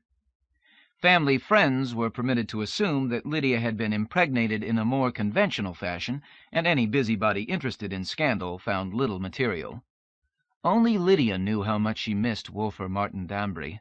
He had told her that he could not visit her in Verite, but that when she returned to Virtu he would find her. However, although she had been attending classes in a virtual campus for almost 2 terms now, and had gone away on a virtual weekend with her friend Gwen and her younger sister Cindy, she had not seen him, nor had there been any messages. For now she was content to wait and hope. But a year is a long time to wait, especially when you are just 19. Although Lydia tried hard to believe that Ambry would find her again, her ability to hope was worn very thin. As young Donnerjack grew in size and mobility, the only thing that puzzled Dak was that occasionally the boy came back with a leaf or a stick in his hand. He had no idea where they came from, for he knew there was no way of breaking the physical boundary between the worlds. At first he did not think much about it, being able to rationalize answers on each occasion. Later, though, considering that Donnerjack had been one of the great authorities on Virtu, and that much of his final work had been secret, he wondered whether the man might have developed some limited direct access to Virtu via the great stage. Nightmare visions plagued him then. He knew that Donnerjack had wanted his son to play on the stage.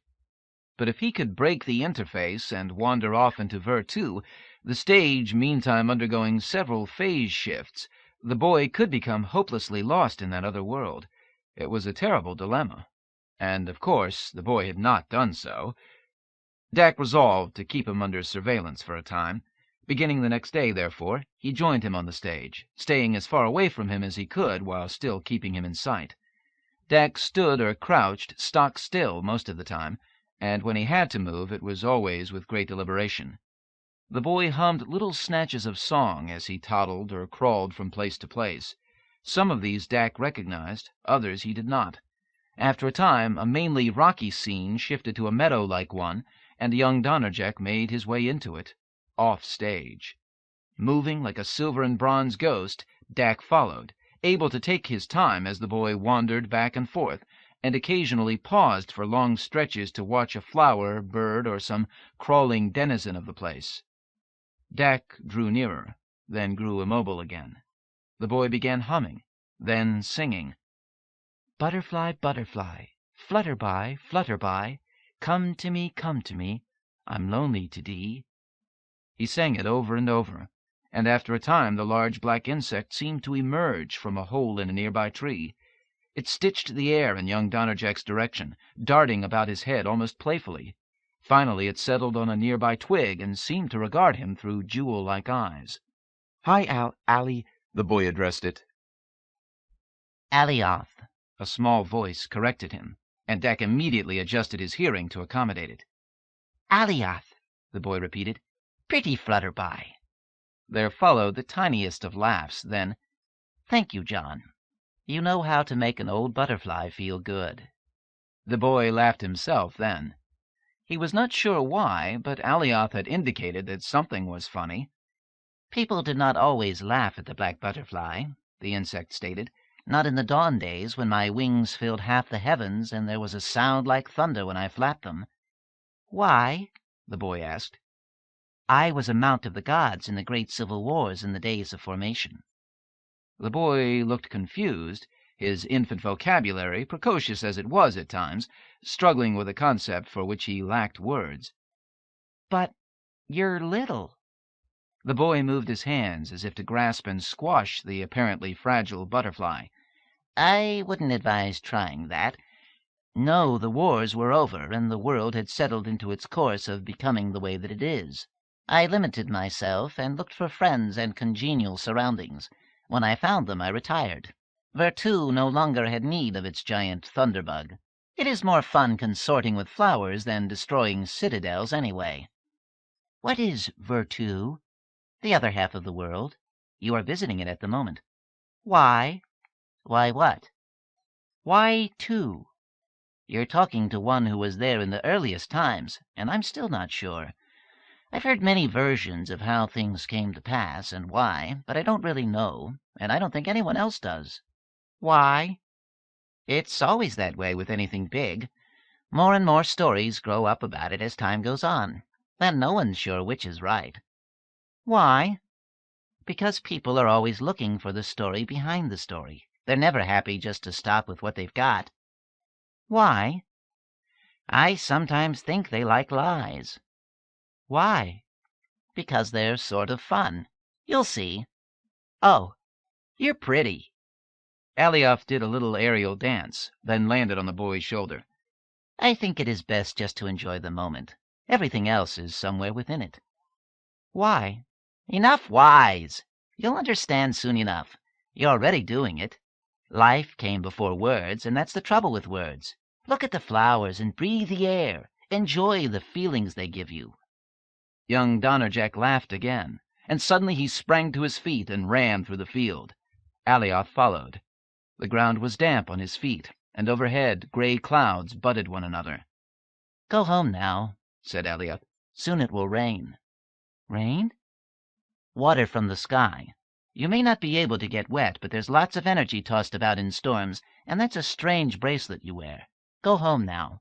I'll see you again. Bye-bye, Ayradyss. Dak followed discreetly, pondering. The butterflies certainly seemed to mean the boy no harm, but like the strange cyber-dog, it made him uneasy, seeming to represent great heaps of the unknown. Seated on a bench on the sunshiny campus of AVU, Lydia Hazard discussed course selections for next fall with her best friend, Gwen. Out on the rolling green lawn, a couple of muscular frat boys tossed a frisbee back and forth. I'm never going to be able to juggle all courses I want to take with those I need for my major, Gwen said despairingly. Try my schedule, Lydia said. Whoever designed the pre-med curriculum was a sadist. They don't want us to learn what we need to be med students. They just want us to quit. I hear med school is worse. Yeah. Why don't you dump the pre-med and just go for bio or chem or something, Lydia? I mean, your folks are loaded. After you were so sick a couple of years ago, they'll give you anything you want. But you've been working like crazy, catching up what you missed, taking care of Alice. I mean, what's it worth? It? Worth? Life. I mean, you don't need the money. You've got a really cute kid. Why not take it a bit easier? But I want to be a doctor, Gwen. My parents can't hand me a medical degree. Tell Hal Garcia that. His folks made a big enough donation to the university of his choice, and what do you know, not only does he get accepted, but he's been passing all his courses, and he doesn't study worth anything. But, Gwen, I want to be a doctor, not just have a degree. You work too hard, and you're a cynic. Thanks. Gwen straightened and gently punched her friend on the arm. Want to try to pick up one of those guys? No challenge, sister. I'll bet you anything you want that they're progs, part of the landscaping. I'm the cynic. RT campuses have frat boys. Why shouldn't VT? It's part of the tradition. Those guys are just too cute. Go ahead if you want. I've got to figure out my schedule, and I'd rather do it here. When I get home, Alice is going to be all over me. Gwen frowned. Look, Lydia, are you pining after someone? Pining? Wasting away, growing thin and pale, haunted by a memory? You never should have taken that poetry seminar. Seriously, back in high school you dated, and you're lots prettier now than you were then. You've stopped chewing your nails, your skin is better. Pregnancy will do that, and 10 months in Vert does great things for nails. Hey, don't try to distract me. The point is, ever since you got better, you haven't even looked at a guy. I've looked. Seriously. Okay, seriously. I was in a Vert coma for 10 months. I wake up and I have a newborn baby. I'm crazy about her, don't doubt that. But between rebuilding all the muscles that a transfer couch doesn't do a great job with, catching up with my college education so I don't have awkward things to explain when I apply to med school, and raising a kid, I haven't had time to think about guys. Think now. Try it. It doesn't hurt. Really. Put on your virtual dancing shoes and come out with me this weekend. I really miss doing stuff with you. Alice will be fine, just like she's fine now. You're a good mom, but what are you going to do when she starts school? Be in school myself, probably. Med school takes time. Lydia. All right, I'll come out with you this weekend, Gwen. Great. A shadow interrupted the sun.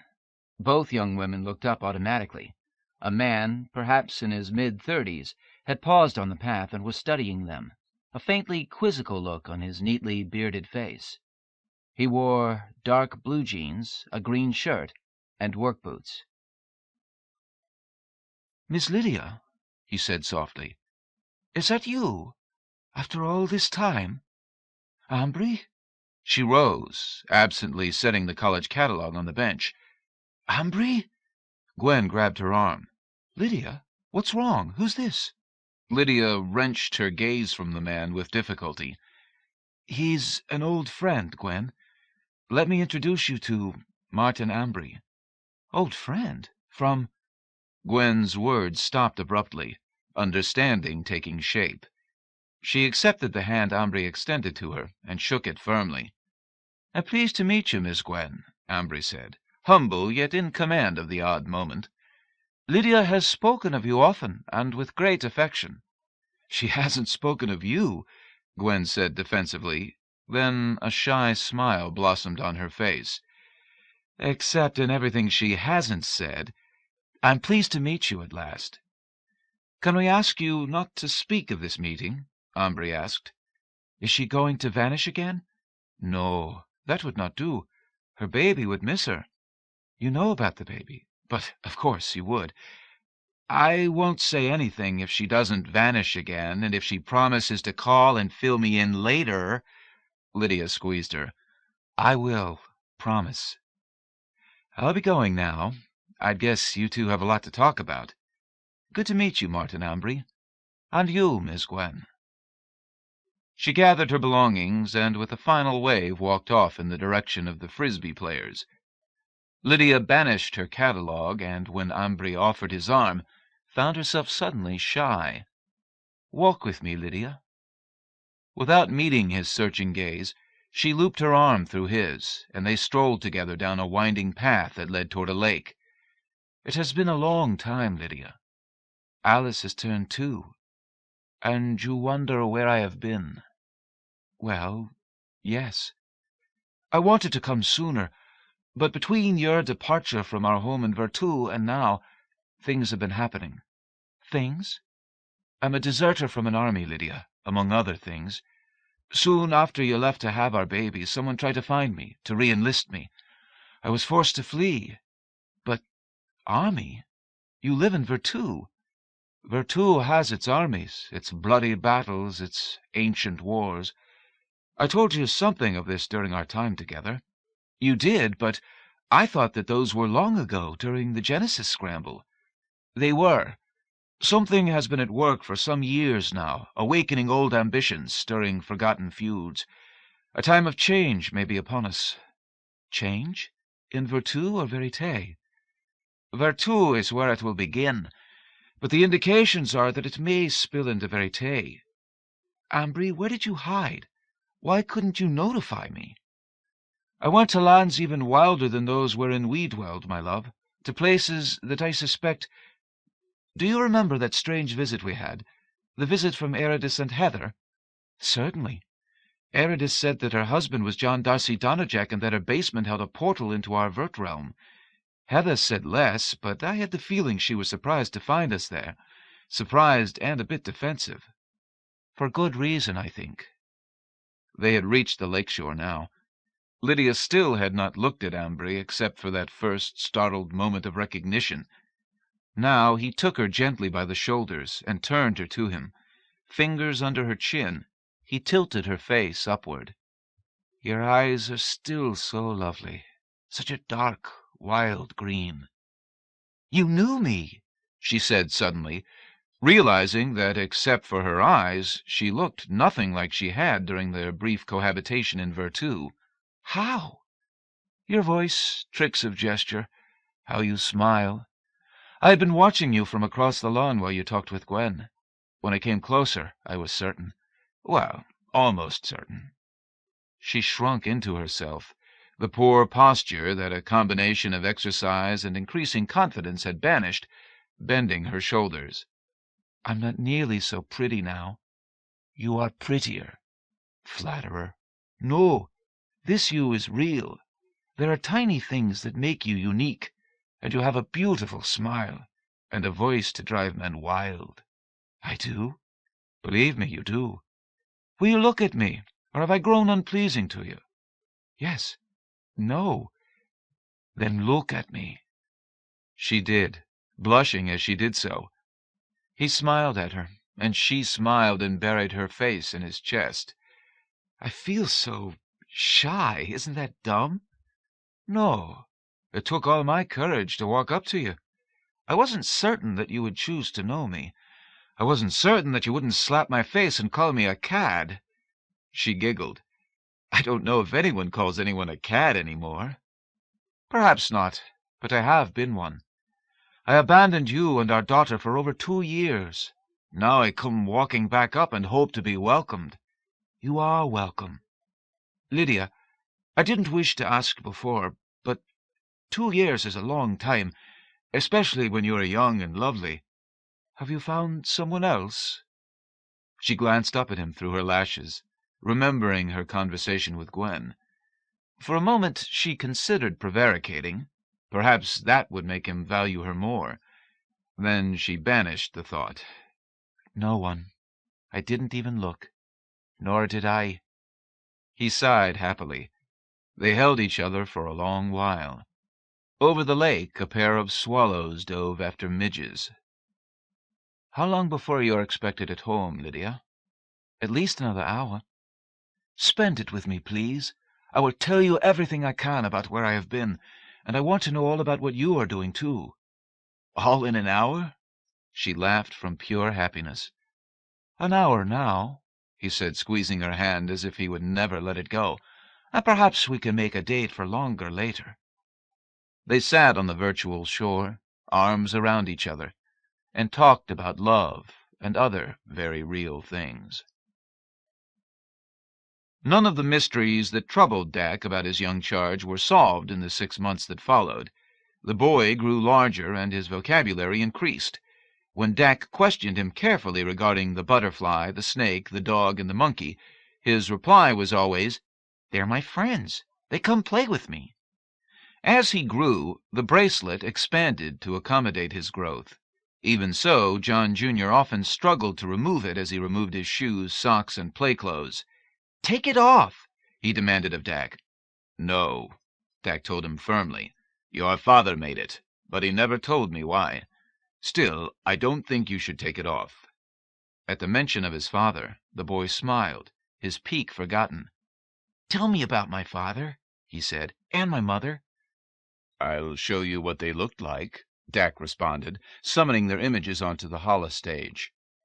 Young Donnerjack stared at them for a long while. "You do bear them some resemblance, young sir," Dak said. "Were they nice people?" the boy asked. "Yes," Dak replied. "I would say so." The boy walked around the figures. "Good. They look nice," he finally said. "Who knows? You may grow up to be something like them," Dak said. "Good. Come, it's almost dinner time." Dak changed him, bathed him, and led him off to eat. "Can you tear yourself from your work for a moment, Davis?" Randall Kelsey asked.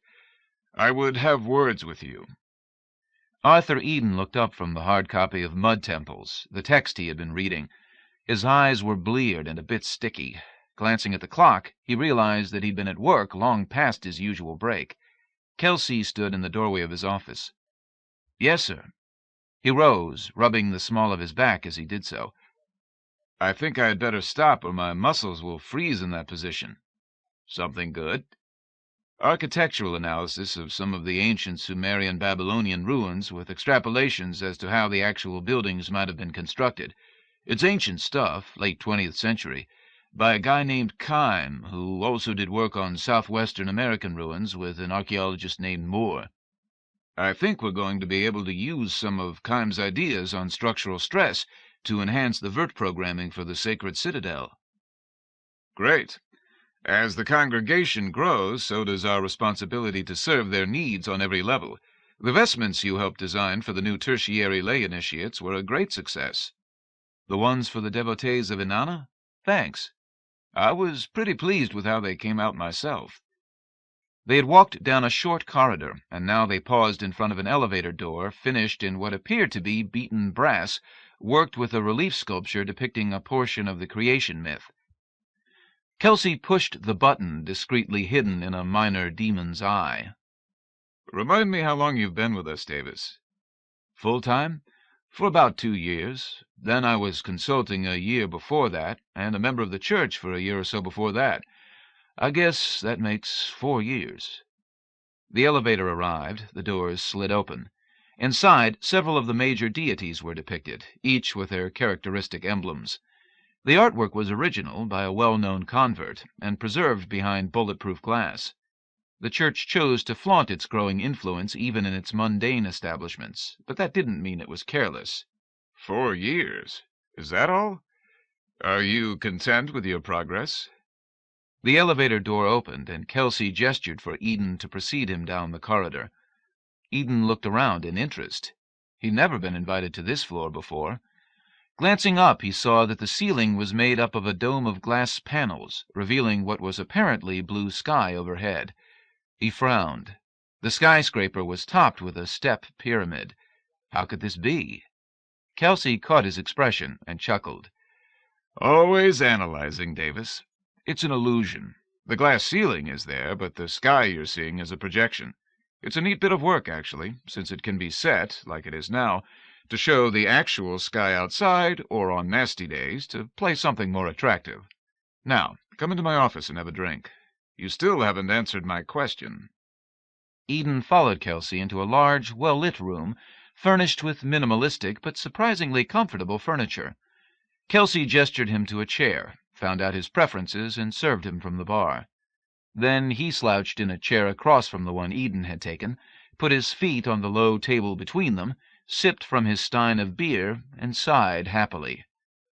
So, Davis, are you content with your progress? The magic question. Say no, and you're too ambitious. Say yes, and you're not driven enough. Eden tasted his own drink, a light rice wine, and framed his answer. I enjoy my work, and I feel I am making a valid contribution to the advancement of the Church. I would, however, be willing to embrace a new challenge. Very good. Kelsey took another swallow from his beer. Very good indeed. You present me with a difficult situation, Davis. Eden felt his heart thud harder. Had he been discovered? He didn't think it was possible. When he had accepted the full-time job as a researcher for the Church, he had moved completely into the Davis persona. Arthur Eden was on a half-pay leave of absence from his teaching job, a thing his university had welcomed in the current budget crunch, and the mortgage for his unused dwelling and sundry other expenses were paid directly by the university bursar.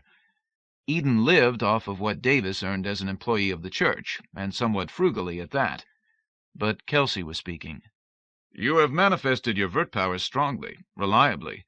Training has granted you steady improvement. You can recite litanies as well as priests with years of seniority, and you conduct yourself with appropriate enthusiasm during all ritual events. Yet... Sir? I still suspect that you remain something of a skeptic despite all of this. Wisely, Eden remained silent. Kelsey fixed him with his pale blue gaze. At a recent meeting of church elders, your name came up as a possible candidate for a singular honor. As your supervisor, I was asked if I could second that recommendation. Honor, sir? See? That questioning again. Most of our acolytes, when presented with such an opportunity, would fling themselves to the carpet to praise the gods that they were even considered. A few would ask if they were truly worthy. You and a small group of others, question.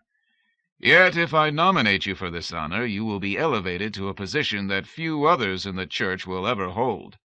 Sir? Kelsey grinned, his usual relaxed humor restored by the grin on Eden/Davis's dark face. The position is religious, not administrative. It involves becoming an intimate of one of the deities, becoming that being's most personal servant. God. Precisely. I'm not certain that a skeptic, no matter how well-meaning, should be considered for such a position.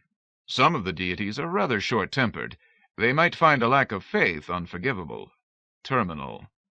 I understand.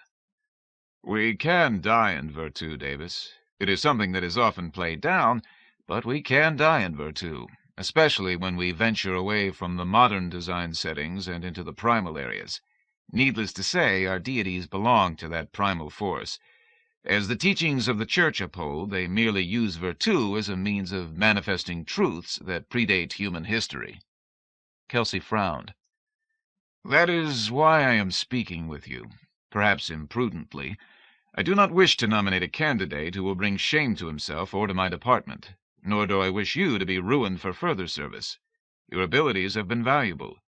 Do you have an answer for me? May I pray on it, sir? Yes, that would be wise. You are excused from your immediate duties until this time tomorrow. Then report to me here with the results of your meditation. The decision is still mine to make, not yours, but I will accept your input. Thank you so much, Mr. Kelsey. If you wish, you may be excused. Thank you. I believe I will go and shut down my work and then head to a temple to pray. Very good. May the gods speak to you clearly.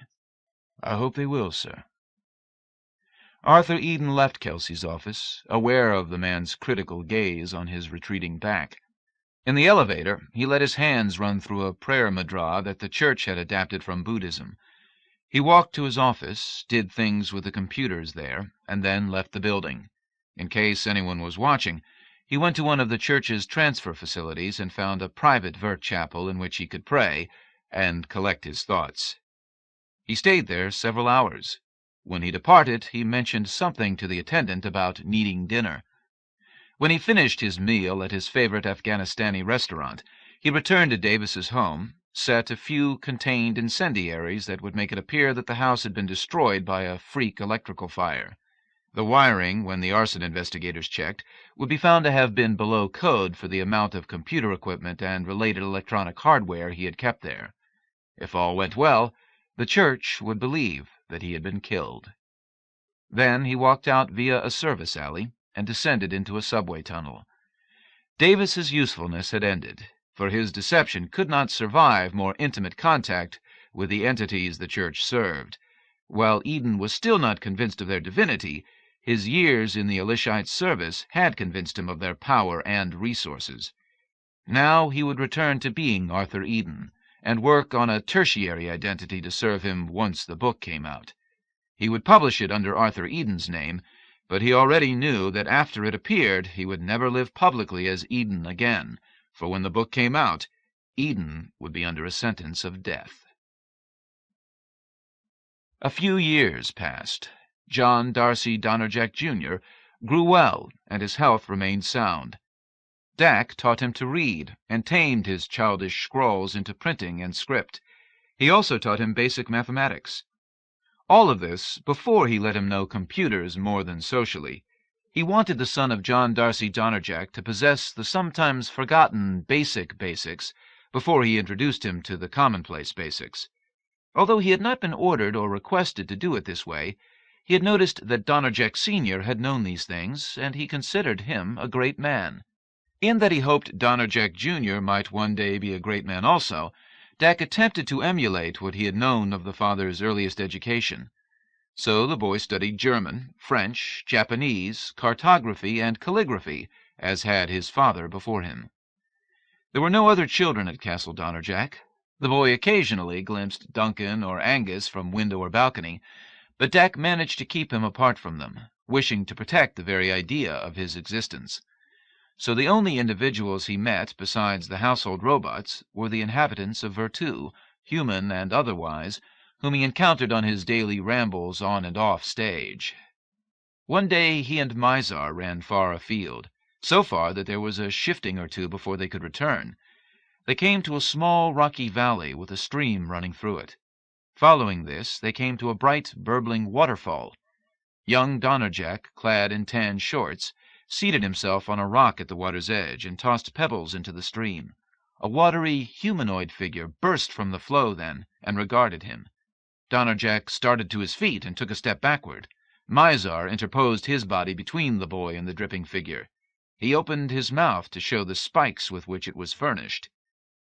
"Hello, child," said the green-haired figure, wading ashore, form becoming vaguely feminine. "Tell your guardian that I mean you no harm, for I do not."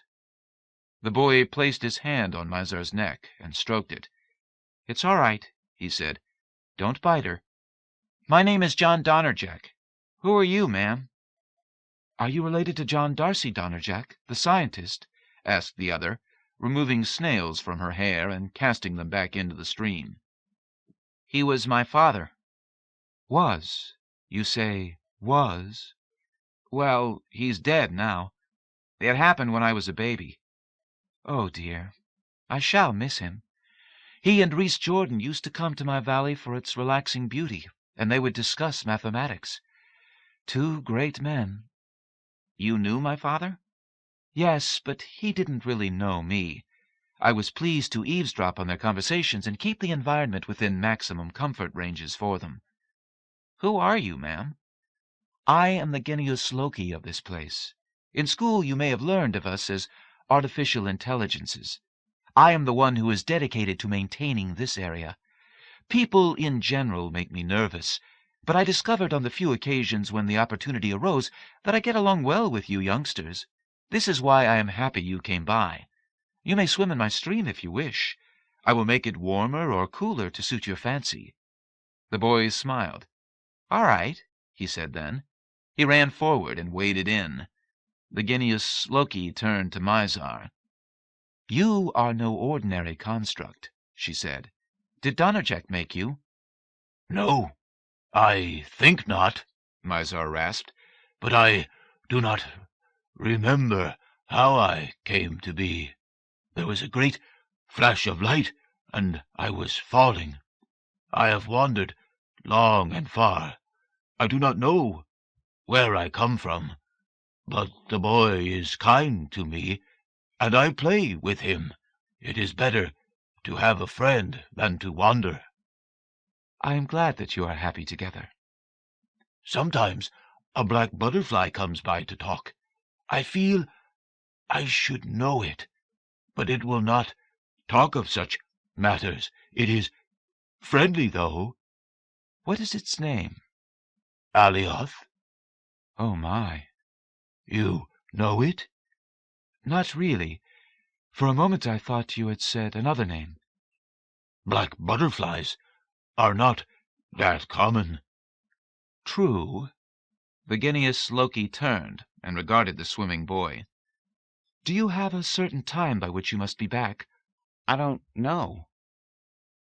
Child, where do you live? Castle Donnerjack? When must you be back? I don't know. I'm probably late, though. Thanks for reminding me. He climbed out, shook himself, and stood in the sun. Thanks for the swim. Any time, John Donnerjack.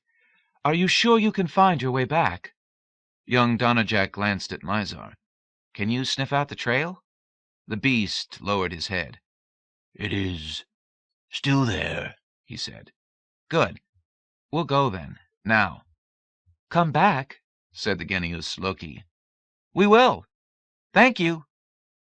They rushed through the woods, and after a time Mizar slowed. What's the matter? Asked young Donnerjack. Sense getting weak. I'm not sure what's going on. This place looks a little strange, too. Mizar looked in all directions. You're right. We didn't come this way, he said. Oh. What? Your father's machine keeps the locales shifting. We must be somewhere else than where we started. Of course. What should we do? I don't know. It seems that I once could track through domains, but I don't remember how. Given time, I'll find it. Dak will be worrying. I have an idea. Can you get us back to where we were? Come on, let's hurry. He wheeled and trotted. Donnerjack followed. Genius Loki! Genius Loki! Donnerjack called. Could we talk to you again? A green head appeared amid nearby foliage. Yes, child? It asked. Dad's machine has phased away from us. Could you call that friend of his, Dr. Jordan, and ask whether he could help us to find our way back? Of course. I am already... Ah, there he is now. A diminutive holoform of the scientist appeared before them. Yes, Caltrice, he said. What? Who are these? The son of your friend Donnerjack and his dog Mizar. They're lost. Do you know the way to show them back to Castle Donnerjack? I can figure it quickly. Give me a moment. What is your name, boy? John Darcy Donnerjack, Jr. I do see the resemblance. Reese's figure adjusted itself to normal size and solidity. I remember the phase periods he'd installed, he began. Yes, I guess there have been maybe 3 of them since we left. Just what I wanted to know. How much time did you spend here in Caltrice's locus? An hour, maybe. We talked. I went swimming. Very good. I can adjust for that. You haven't been gone as long as you might think. Time passes strangely in Caltrice's locus. Thank you for contacting me, Caltrice. My pleasure, Reese. Don't be gone too long. I won't. Reese turned to face the boy and his battered dog. Which direction did you come from? With a creaking of joints, Mizar pointed. That way, he said. Come with me now. I'll get you back. They followed the tall, lean figure through the wood. Didn't know Donnerjack had a son, Jordan said after a time. Yes. How is he these days? He died when I was quite young. Reese fell silent, something in the line of his shoulders changing, but his steps as he led them remained steady. I had been working with him on a project. Then all calls ceased. I worried. Why didn't he have me told? I don't think he wanted anyone to know, the boy said. Why? I don't know. I never thought about it. It's always been this way.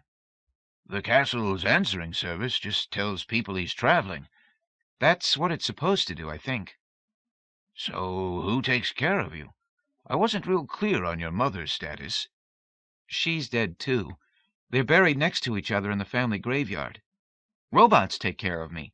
Dak and Void and Cookie, and my friends, like Mizar. That sounds terrible. John must have had a good reason for setting things up that way, though. But time has passed. Most likely the authorities... A small voice suddenly came from the bracelet.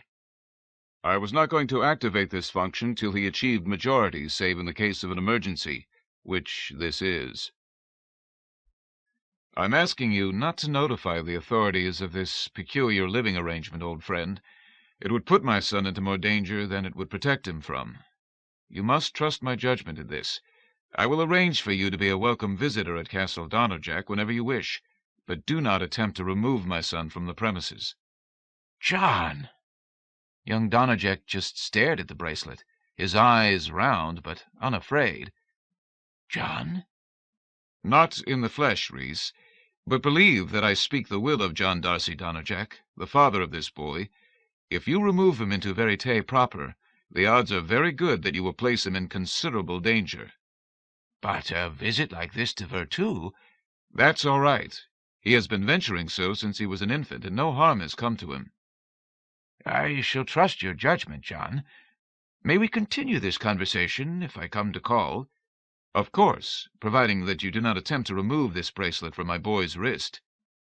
Even dead, you manage to intrigue me. I'll do as you say. Are you really in my bracelet, Father? The boy asked at last.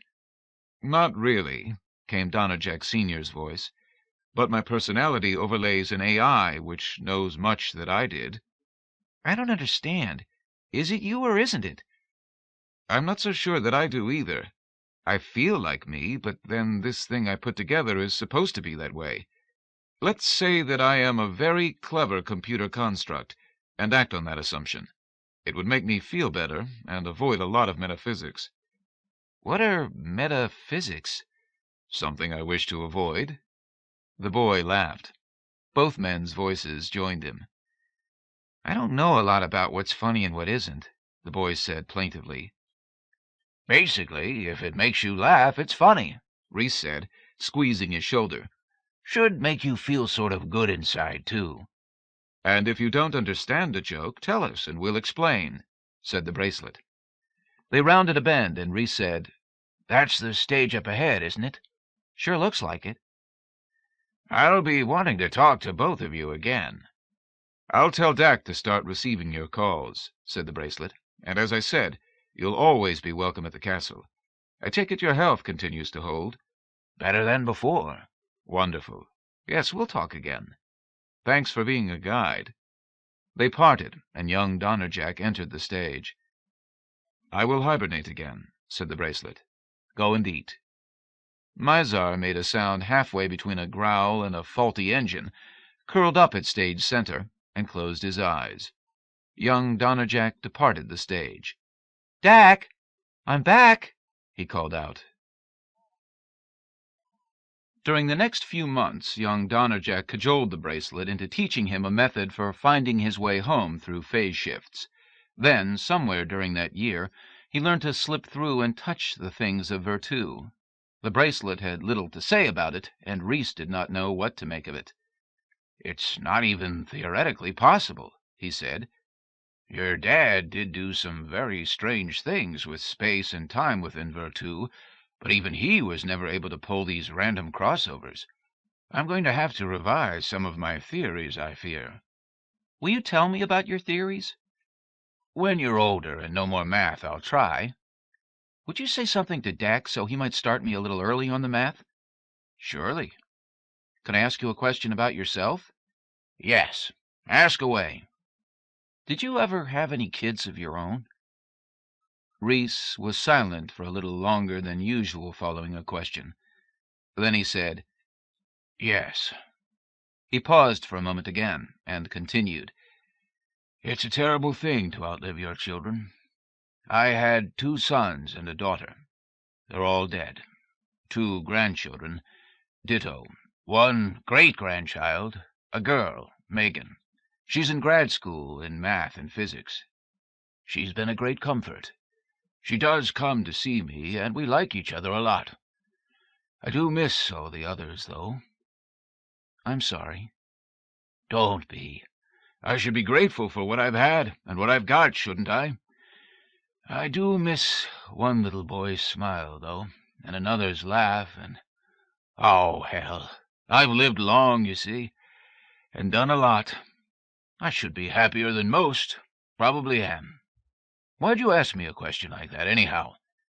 The way you treat me, I thought you might once have had kids of your own. That's all. It was no trouble for Reese to keep his Virtu persona from blushing. He reached out and mussed up Donnerjack's hair. Let's talk a little about number lines, he said. Okay. At first, Reese came by regularly, and young Donnerjack would slip over the line into Virtu to join him. Reese would shake his head as he did it. It was Reese Jordan who first fastened on calling the boy Jay. John simply won't do, at least not for me. John is your father's name, and calling you such would lead this old man into confusion and madness. He laughed, and young Donnerjack laughed with him. Although intellectually he knew that Reese Jordan was an old man, far older than his father would be if his father was still alive, far older than most of the other residents of his Verite rest home. When Reese came to tutor his friend's son in Virtu, his Vert persona was the unchanging aspect of a man in his 30s. This tutoring had caused some concern when Caltrice detected the oddity in young Donnerjack that permitted him to cross the interface without resorting to the usual mechanical and electronic contrivances. The Genius Loki had analyzed the situation and concluded that, since Donnerjack somehow brought his entire body across the interface, the increased time flow would age him prematurely. Out of deference for Reese's need to make as much as possible of what years remained to him, young Donnerjack visited his mentor in Caltrice's locus using a Vert persona. Soon he acquired an education far beyond what any observing merely his physical years would believe possible. They made an odd pair, the old man with the appearance of a much younger man, and the boy with the knowledge, if not the wisdom, of one far older. However, the friendship was real and strong. Young Donnerjack privately came to consider Reese Jordan as the father he had never had. Reese Jordan, in turn, came to love the boy both for himself and out of respect for the memory of his father. Indeed, as time passed, Reese realized that though he had known John Darcy Donnerjack as well as any man had, he had never felt more than professional respect and comfortable affection for him. John's son now, even with his odd seriousness, his somewhat analytical way of looking at a joke, and his peculiar perspective on human affairs, his son was something entirely different. No, John will not do. Forgive me, son, Reese said. I believe another form of your name would suit me better. That is, if you don't mind. Not at all, Reese, young Donnerjack said, looking up at the older man with interest. He was aware of a certain sense of ritual in the occasion, almost a coming of age. Obscurely, he felt he would be a different person when Reese had renamed him. What name do you think would fit? Well, we could call you by your middle name, but I think Darcy would be a bit too pompous. It adds a certain ring to the whole, but no, not by itself. Okay. John is a particularly fruitful name for diminutives, the old man continued. It gives us both Johnny and Jack. You do not strike me as a Johnny, and Jack Donnerjack sounds like something from a nursery rhyme. Caltrice, who had been listening, head just above the water, green hair trailing out, a Sargasso Sea in miniature, laughed, a pleasant sound like the plashing of waves. Young Donnerjack frowned serious agreement, and nodded for Reese to continue. Then, since you are named for your father, you are also a junior. Together with your given name, that makes you John Jr., which is a bit of a mouthful. It shortens to JJ, of course. Reese Jordan glanced at the serious mien of the young man seated next to him. Even barefoot, with his toes trailing in the water of Caltrice's pool, he was clearly no more a JJ than he was a Johnny. But then there is simply J. It is a name with great possibilities. It recalls your given name quite nicely, and it invokes a number of rather tidy totemic images. Totemic images? Young Donnerjack repeated, entranced. Why, yes. There is the letter itself, a clean, simple curve like a fishhook in print, a double curve like an infinity symbol slightly askew in cursive. There is also a class of birds called jays, blue more commonly than not, scavengers and thieves, some say, but with an eye for things of value as well. They warn other animals of predators and do not hesitate to band together against their enemies. They are related to ravens and crows. Jay. What do you think? I like it, said John Darcy Donnerjack, Jr. Then it shall be so, said Rhys Jordan, and with a fine sense of ceremony he cupped a handful of water from Caltrice's pool and baptized the boy with his new name. Lounging on the bank, the dog Mizar, who recalled neither his making nor his naming, beat his tail on the grass in applause. He did not realize that this same tail had once had another cable, a thick one of dark red, nor would he have cared to know of his earlier self. Alone of those from Death's realm who watched over and played with the boy, he knew nothing of his first master, and knowing nothing, neither did he care. "Jay," said the boy aloud, and oddly happy. "Jay." Then he was overwhelmed by emotions far too complex and too confusing to bear. With a whoop and a leap he jumped into the pool, splashing Rhys thoroughly, and almost succeeding in grabbing Caltrice by a trailing strand of her seaweed hair. And on days when Rhys was not available, J. Donnerjack would slip off with Fecta, Mizar, Dubhe, or Alioth to explore the multi-level world of Virtu. Ruined cities, empty cities, vacated boardrooms, gymnasiums, brothels, they could feel their way into the downsides of things not being used, and jungles, mountains, beaches, escherscapes, deserts, and the undersides of seas were all places they viewed and explored. "You must remember," Rhys cautioned him one day on a beach, "that for you both worlds are real. If you have slipped through to Virtu, you can die in a virtual avalanche. When you're back in Verite, you could break your neck falling down a flight of stairs." "What does Virtu mean, anyway?" Jay asked. "It is an 18th century term for an object of art. After all, it is the greatest object of art the human race has produced." "I guess you're right. And Verite is our starting place reality." "Right." "And physics and chemistry, all the laws of motion and thermodynamics, they don't really work the same way in Virtu as they do in Verite, but they simulate it in Virtu." "Correct."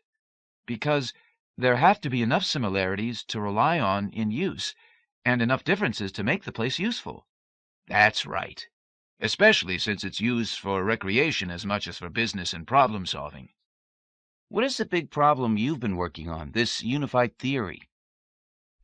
When Virtu created itself, following Bansa's accidental chain reaction crashing of part of the field, the place didn't exactly spell out all its rules for us. They had to be learned, trial and error, as we tried to install some of our own. Virtu was stronger as to basics, though it will take programming and the creation of new spaces. What we've never really been able to determine is whether its physical laws are localized, distorted by occasion, special instances of more general laws, or whether ultimately there are really no general laws, whether it might all be expedience and emulation, riding atop a sea of chaos." "Does it really matter," the boy asked, "if the results are the same?" Rhys laughed. "You talk a lot like your father in one of his more pragmatic moods. Sure it matters. Everything matters, ultimately. How, I can't say, but I shall always believe that it does. A difference between a theoretician and an engineer, I suppose. We care about beginnings and endings, and when a boundary is really boundary. Someone else might say, your time would be better spent learning more ways to work with it. That's where your theories are going to come from and find backbone. They're right, too. But I incline toward the former approach, and your dad toward the latter." "But you both think of the place as Virtu, an object of art." Yep. I'm glad things are not too simple, in life or in mind, said Jay, picking up an exotic peach-colored seashell between his toes and casting it back into the water. It's like the joy of solving a good crossword puzzle, said Reese. What's a crossword puzzle? Oh, my. We've been neglecting your education again. I'll bring some next time we visit. I think you'll enjoy them.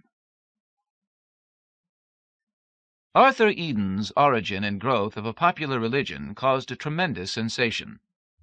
Eden had the gift of prose granted to only a handful of happy essayists, yet his contentions were firmly rooted in the academic traditions of anthropological research and elegantly documented. Eden's treatment of his subject matter was ethical in the extreme. As he had privately promised himself at the beginning of the project, he revealed no rituals, gave away no secrets, broke no vows. But he did show that despite its claims of being based upon ancient truths, the Church of Ayradyss was a religion in active evolution. Revealing himself to have been member of the church under the name of Emmanuel Davis, Eden reported how his research was used to design everything from vestments to prayer services. His discussion of the lavish interiors of private buildings and offices, the lifestyles of the most senior members of the hierarchy, implied, without ever bluntly stating so, that the donations gathered during the collect were not always used for the aggrandizement of the deities. Origin and Growth of a Popular Religion was abridged, mostly by omitting the footnotes, in an edition illustrated with pictures taken from a variety of sources, including the ancient media tradition of reenactment. It became a stage play entitled Undercover Cleric, a trio with the same title, but here Eden/Davis was supplied with a sexy but tough assistant who spent much of her time interrogating members of the church's hierarchy during carnal congress, and an interactive vert adventure. This last had a surprising tendency to malfunction. 5 lives were lost, and dozens of other participants were injured before it was shut down. This only added to the general belief that the Aylyshites had more to hide than Eden had implied. Other works came out in imitation: Ishtar's Slave, Entering the Elshis, Winged Lie, others with even more lurid titles. None sold as well as Eden's books, for none had his unique mixture of anthropological expertise and personal insight. Arthur Eden himself could be assumed to have become a very, very wealthy man. His agent, when interviewed, refused to comment but looked quite smug. It was noted that he was building a new house in Paris. But Arthur Eden himself could not be found for interviews. After a single massive gala launch for his book, a party that was well attended despite, or perhaps because of, the immense amount of secrecy surrounding what it was meant to launch, he simply vanished from the public eye. For a few months after the release of the book he responded to hard-copy interviews, then, pleading a need to keep himself safe in the face of numerous death threats, none, he was careful to note, from the church authorities, always from irate worshippers, he retired from sight. His book remained on the bestseller list for over a year in hard copy, continued to do so in electronic form for another 18 months. Some said it might have lasted even longer, except for the tendency for copies to have suffered vandalism in the form of unauthorized editing and argumentative footnotes. The Church of Ayradyss never publicly commented on Eden's Origin and Growth of a Popular Religion. It lost some membership immediately after the release of the book, then it began to regain its former size. Vert crossover powers were occasionally displayed by acolytes, but largely the hierarchy seemed indifferent to public opinion, focused instead on its private mission. High amid the branches of a jungle giant, Jay looked down in awe as Sajak fought with Chumo for the leadership of the clan. It had just been a matter of time. The fight had been brewing for ages, Chumo hoping to catch Sajak under the weather or injured to give him the edge in any conflict, and vice versa. However, though he tried to hide it, Sajak had turned his ankle in the afternoon's raid on an Ixi encampment. "Time you and me had it out, boss," Chumo had said shortly after their return. "You not good enough, Chumo. I waited long time watching you, know all your tricks. Let's find out." Sajak tried to cold-cock him with a powerful right-hand palm smash. Chumo dodged as he blocked it and struck Sajak on the ribs with his left hand. "You getting old, flabby," he said. Sajak growled, caught him in a sudden embrace, and head-bashed him several times before the other could break away and spring back halfway across the compound. Jay, who had been playing hide-and-go-seek with Dubhe in the limbs at the middle to higher levels of the jungle giants, had lost his playmate and been drawn to the place of the fray by the roars and growls. Fascinated, then, he had halted in the fork of a great tree and stared downward to where the combatants now rolled about, trying to strangle each other. "Weakling! Fucker of slow goats! Eater of dung!" Jay's vocabulary grew as the battle progressed. Sajak found a stick and broke it on the side of Chumo's head. Chumo struck him with both fists and seized him in a massive hug. "Twist your head off! Break your legs! Eat your liver! Eat yours with hot herbs! Cut your dick off! Shove up ass!" Sajak dragged his hands free, circled the other's head with them. Chumo began kicking him as hard as he could in the injured ankle. Sajak grimaced, but did not relax his grip. "Old bastard! Gonna kill you bad now!" The people shrieked and leapt about. Was Chumo bad enough to be a good boss like Sajak? The more intellectual wondered. Jay found himself trembling and sweating as the beastmen rolled and crashed below. He had never seen a real fight before.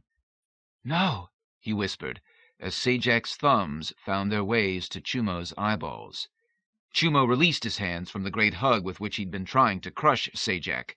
Now he began working them upward between their bodies as he felt the pressure begin on his eyeballs. He bared his teeth and snapped his jaws ineffectually. He snarled and cursed. Sajak squeezed. Bringing his arms up, Chumo seized Sajak's wrists, attempting to pull his hands away from his eyes. He kept kicking at the ankle. Both combatants bled from scalp and shoulder wounds. Jay wanted to look away, but found that he could not. There was something fascinating about the spectacle, touching on thoughts of rationality and irrationality he had long tried to resolve. Basically, though, it was the terrible violence of the confrontation. Chumo let out a horrible, gagging shriek, and Donnerjack saw that Sajak's thumbs were sunk deeply within his eye sockets. Immediately his hand shifted to Chumo's throat. Chumo stopped kicking him and emitted several sob-like gasps. Then he began choking. "You say, let's find out," Sajak said, his grip continuing to tighten. "All right, you find out." There followed a highly audible cracking sound, like the breaking of a stick, as Chumo's head snapped far to the right. "There, you get your wish," Sajak said, untangling himself and rising above Chumo's body. "Who's boss here?" he yelled. "Sajak!" the onlookers shouted. "Boss of bosses! Sajak!" they responded again. "Don't forget it," he cried, then limped off toward his tree. He regarded the tree's height, measured it against the pain in his ankle, selected a lower tree whose branches were nearer together. Slowly, trying to appear casual as he took most of the weight on his arms and shoulders, he climbed part way and settled onto the first stout perch he could locate. A number of his people cheered then, and he waved to them. Then he smiled to himself. This was the good life. Jay waited a long while before slipping away. He had never had a nightmare while wide awake before. Jay avoided his few friends and read books during the next several days. He wished he could tell them all that he was traveling. Instead, he practiced his aerial acrobatics and let Caltrice refine his swimming in the stream below the waterfall. He had a recurring nightmare concerning the battle for the chieftainship of the people, and at times he seemed to hear the stick-like snapping of Chumo's neck.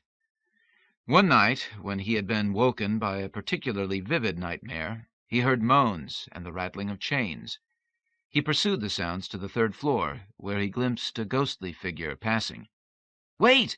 Please!" he called. The figure slowed, halted, turned, and regarded him. I've never seen you or heard you before," Jay stated. What are you?" "Just a ghost. Seems I've been asleep for a long while," the other told him. "Who are you?" "John Darcy Donnerjack, Jr. They call me Jay." "Yes, I can see the resemblance. How's your dad? He's been dead for some years now. Oh, I haven't seen him here on the other side of life, so he must have hied off to some special haven. Sorry you lost him, boy. He seemed a good man to have around. You knew him, then? Oh, yes.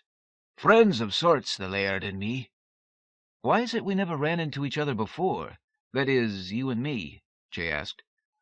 Usually I'm summoned by some sort of emotional turmoil, young laird, said the ghost. Something bothering you? I saw a fight to the death the other day. Yeah, it's bothering me, Jay admitted.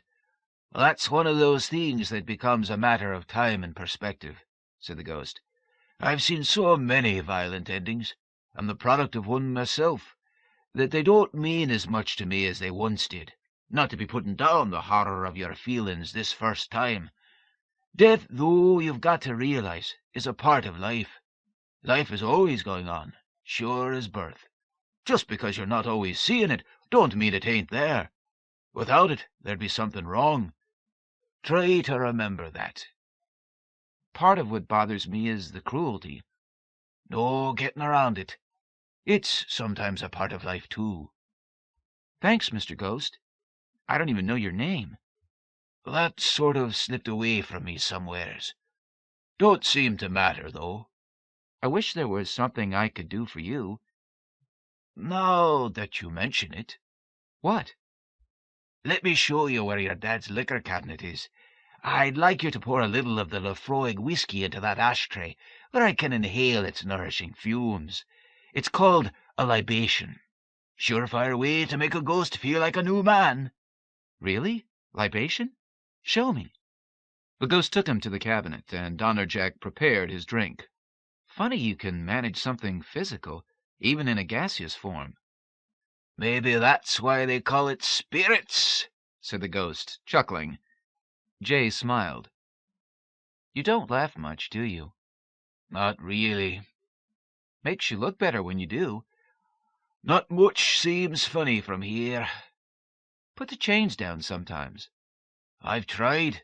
They always come back. Have another drink without the chains. Sometimes people sing when they drink. I'd forgotten. Put down the chains. I'll take a small drink, and we'll try singing together. Later, Dak's sensors picked up an oddly matched pair of voices. You take the high road, and I'll take the low road, they were singing. Reese, the Bracelet, and his creature friends all worked to dissuade J. Donnerjack from visiting the human enclaves in Virtu, as well as places intrinsically dangerous. When you're older and can assume other identities at the drop of a hat, we can consider it, Reese said. But there are some pretty strange creatures wandering Virtu, and whatever your dad built into that bracelet, it's worth a fortune. People would kill for that crossover ability. You must keep it secret. Tell no one about it. And do not let others see you cross. In the meantime, practice assuming identities. Jay shuddered, returning in his mind to the battle between Sajak and Chumo. Do you really think some things are worth killing and dying over? He asked. What I think and what you think do not matter, Reese replied. There are plenty who do.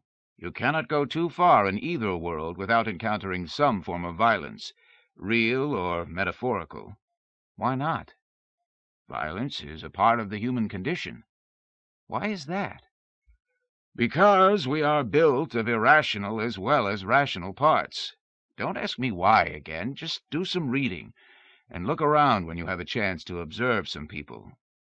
Does that apply to other creatures than humans? So far as I know, yes. Why?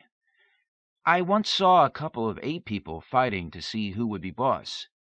What were you doing among them? Just resting in a tree when they came along. Reese frowned. Why do I feel there's more to it than that? He asked. Because you were just telling me to avoid people. There were many, I suppose. Oh, the whole tribe, I guess. You must have known it was their stamping grounds. Well, maybe I did, a little. But we hadn't had this talk yet. Besides, the bracelet works both ways, you know. I can always use it to slip away back to Verite. And in front of a speeding vehicle if you're not careful. I'm always careful. Those ape people are a hell of a lot stronger than we are. Tough and kind of mean, too, I've heard. I'd say. Well, I guess you have to start learning to judge sooner or later. Remember everything I said, though, about the bracelet and people. Jay nodded his head. Well noted, he said. I've been around a long time, Reese said, and I just realized that I recall something very special about being a boy. What's that? Jay asked. No matter what you tell them, they're going to do what they want. Jay studied him for several moments, then grinned. You have a good memory, he said. If Reese did not call and none of his companions showed up to keep him company, Jay finally got to the point where he would brave the wilds of Virtu on his own. It was good finally to feel that he was learning his way around the world. One such morning, the following spring, as he wandered between jungle and veldt, he encountered the titanic form of a fant, the biggest fant he had ever caught sight of. "Excuse me for staring," he said, "but you are the most impressive creature I've ever seen." The fant studied him with equal intensity. "And you look familiar," it said, halting. "What's your name?" "John Darcy Donnerjack, Jr.," said the boy. "Mine is Tranto. There is much to be said for resemblances. I knew your father a few years back. We did each other some good turns." "Where did you know him from?" "One time I encountered him on his way back from deep fields. He was with your mother." "There is no such place as deep fields." Tranto trumpeted something like a laugh. "It ill becomes one to mock when one is not certain," he said. "I am being trained in the ways of science." "Which, as I understand it, should bespeak an open mind." Jay looked downward and kicked sand. "You're right," he said. "Sorry." The fant laughed again. "No matter. Just where we met. But you've put me to thinking." "Oh?" "I was going mad with pain on that occasion, the result of an old injury to the nerves at the base of one of my tusks. Once it starts, it doesn't normally stop until it's driven me over the deep end. It's hard for me to remember, but I've been told I do some very violent and antisocial things on these occasions." "I'm sorry." "Me too. Because I've been living very happily with a herd of my own kind for a long while now, and it's starting again. I'm trying to get as far away from them as possible. I have a family as well as friends there. I've been their protector. I don't want to turn on them. So I slipped away early this morning to be alone when it happened. Now, who should I meet but the son of the man who actually broke one of my attacks?" "My dad did that?" "Yes, and I have a perfect memory when there's no pain overlay. Now, he was muttering about things called acupressure and shiatsu while he worked on and around it. Do the terms mean anything to you?" "A bit," Jay said. "I know the theory somewhat, but I don't have people I can practice on." "If I tell you exactly where he placed his hands and what he did in those places, would you be willing to try?" "Of course." "I'll lie down, then, so it will be easier for you to get at the points." "Go ahead." Jay drew back as the huge fant knelt, turned, and lay upon his side. "Impressive," he muttered. "First, kind of massage around the base of the top tusk, just kind of gentle-like. That's how he started." "Coming up, Tranto." "Good. Even if it doesn't work, I'll remember you tried. Oddly now, there's a place between a couple of the toes on the foot on that side." 10 minutes later, the big fant was half dozing. "Too soon to tell," he said, "but it feels good. You've been at it longer than he was. You'd better go now." "I've a mind to stick around and see if it worked." "You wouldn't like being stepped on by a friend, would you?" "No, but I've checked it out, and I'll be okay." "Crazy J. Donnerjack," said Tranto. "You come from a long line of mad scientists. Did you know that?" Appearances can be deceptive. Go to sleep. I'll chase off small predators and swear at big ones. I've been anxious to practice my swearing. Jay stayed with Tranto much of that day, and when the big Fant awoke, he looked around, seeing the boy. "By George, I think you've done it," he said finally. It's good to know there are still a few happy endings left. "Yes." Tranto rose slowly, stretched, trumpeted. "Guess I'll be heading back," he said. "Glad I met another Donnerjack at the right time." Any time, said the boy. I'm glad to know my dad was so well liked by so many different people. You've actually seen Deep Fields? "Yes, but I just remember things in flashes from when the madness is on me. I left lots of big tracks through Entropy, as I recall, and pissed off its boss." Jay shuddered. There really is an intelligence associated with it? "Yes, and with you. You are their firstborn, aren't you?" Yes. "I don't really understand the bond between you and the Lord of Entropy, so I won't speculate. But for whatever it's worth, you ought to be aware that there is something strange there." It doesn't seem there'd be much I could do about it. "There is a legend that your father once fought the Lord of Entropy to a draw." How? "I don't know. The only one who might is himself a legendary figure known as the Brass Baboon. I've never met him. I heard the story of an old owl who once passed the time of day in his cab." His cab? "Yes. The Brass Baboon is a train." This is all very confusing. Can you tell me how I might find this train? "No, I've heard that it comes and goes where it would, and has a variety of ghost stations and train yards where it is serviced. It must find you, I believe." Jay snorted. I think I've lost my scientific open-mindedness, he said. "I'm just relaying rumors here because they pertain to you. No first-hand knowledge. I'm pretty skeptical myself under the circumstances." I understand. I'll find you again sometime. If you hear any more stories about my dad, save them for me. "I will. I'll be going now. Thanks." Jay watched him lumber away at a surprisingly rapid pace.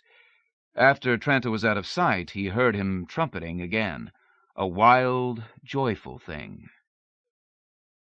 That night, lying in bed, Jay recalled that the bracelet contained some of his father's memories, though it often became rather reticent when questioned concerning them. Never certain whether he was accessing it correctly, he tapped it several times with a pencil. "Information concerning John Darcy Donnerjack Sr., if you please," he asked. "How may I help you?" came the reply. "Did he ever really journey to Deep Fields and confront the Lord of Entropy there?" he asked. "That information is restricted at this time," it said. "Is there a Deep Fields?" "Restricted." "A Lord of Entropy?"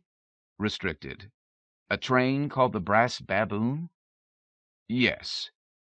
"Has it been to Deep Fields?" "Let us assume that it has." "How can one locate this machine?" "Restricted." "There must be a very special reason to restrict this information from me." "There is." "Have I some special connection with Deep Fields?" "Restricted." "With the Lord of Deep Fields?"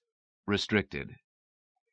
"If there were a way we could discuss Deep Fields, its Lord, and my connection with them, would there be anything you could tell me about them or about myself?" Let me examine that sentence structure a few moments, will you? "Certainly." "I suppose I would tell you that there is a great, dark, mysterious palace in Deep Fields." "Yes."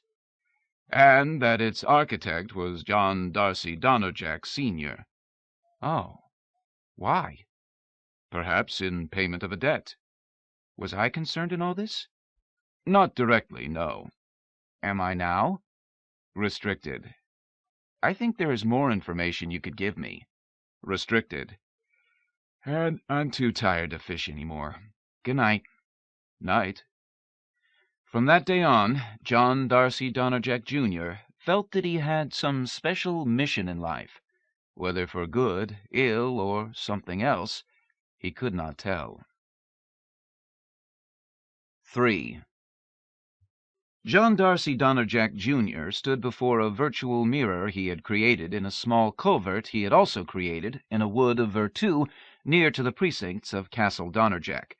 He became a beautiful blue-eyed woman with blonde hair down to the middle of his back. Raising his arms above his head, he rotated slowly upon his vertical axis, checking for anatomical felicity. Satisfied, he lowered his arms, smiled, and curtsied to his reflection. He closed his eyes for a moment then, and changed the subject. When he opened them, he looked first to his hands, which had grown hairy, then to his reflection, which was now that of one of Sajak's tribe. Dubhe applauded. "Well done! Well done!" he cried. "Ideally, though, you've got to do it without closing your eyes. Someone may throw something or swing something at you." "True," said Jay. "Try something totally non-human, like a piece of furniture, a rock, a machine." "Okay. Let me think a minute." "No time! They're breaking down the door! Do it now!" Jay hustled and turned into an end table. "Not bad, except that you're not level and you have 5 legs." "Oops." "Inanimates can be very tricky. This is why you're practicing. People who are exceptionally good at it usually start out with just a few, practice them to perfection, then move on, building a repertoire." "Makes sense." "Yes." "Mind if I ask you a personal question?" said Jay, resuming human form. "Go ahead." "What do you do when we're not together?" "Wander. There's an awful lot of Virtu to see." "You don't work for anyone?" "I work for the enrichment of my spirit. Why do you ask?" "Well, you and Mizar and Fekta and Alioth all showed up at about the same time, and I didn't think of it then, but I sometimes wonder whether it was completely coincidental." "You should have asked me sooner, because I've wondered too, and I've compared notes with the others on it. We all wander. We all have things in common and get together periodically. We are all kind of fascinated by your case." "Really?" "Yes. I'd love to see Castle Donnerjack beyond the great stage. We all probably hanker after things we can't have." "Come this way," Jay said, walking briskly back. Dubhe hurried after. Coming at length to the great stage, Jay said, "I want to see if I can take you through along with me." "With all due respect," Dubhe observed, "I don't believe it can be done. I think you're just some sort of anomaly because an exception was made allowing you to have parents from both sides." "Maybe," said Jay, "but I always wanted to find out. Let's give it a try." "Okay. What should I do?" "Take my hand." Dubhe did this thing. "Come this way," Jay said, opening the door and walking briskly back. Dubhe hurried after. Stepping onto the great stage, Jay grinned. "Here goes nothing." "With all due respect," Dubhe began. Not releasing Dubhe's hand, Jay walked onto the stage, crossed it, stepped down into his father's office. Moving through his father's office, Jay touched a desk. "The real thing," he announced. Dubhe reached out. His hand stopped at the surface. "I feel it," he said. "Good. Touch a few other things. Don't touch any controls, though." "Shan't. Can we go farther than this room?" "I don't see why not. Come on." They made their way out and down the nearest stair, encountering no one. Dubhe ran his hands over tapestries, furniture, walls as they went. "But it's just the same," he finally protested. "That's the way I feel, too." "Don't feel I could move into a phase, though." "Don't think you can." "Do you think we could step outside?" "I don't do it very often, but I don't see why not." Jay led him toward a door set in the southern wall. Taking a key from a hook, he unlocked it, and they stepped through. Dubhe stooped and nibbled several blades of grass from between his fingers. "Tastes like grass, too," he said. "Maybe there's not that much difference." "Can't spread my arms and fly here, or walk into the ocean and breathe underwater." "Is that really so important?" Jay moved to an iron gate set in a fence, opened it, passed inside. "What's this?" Dubhe asked.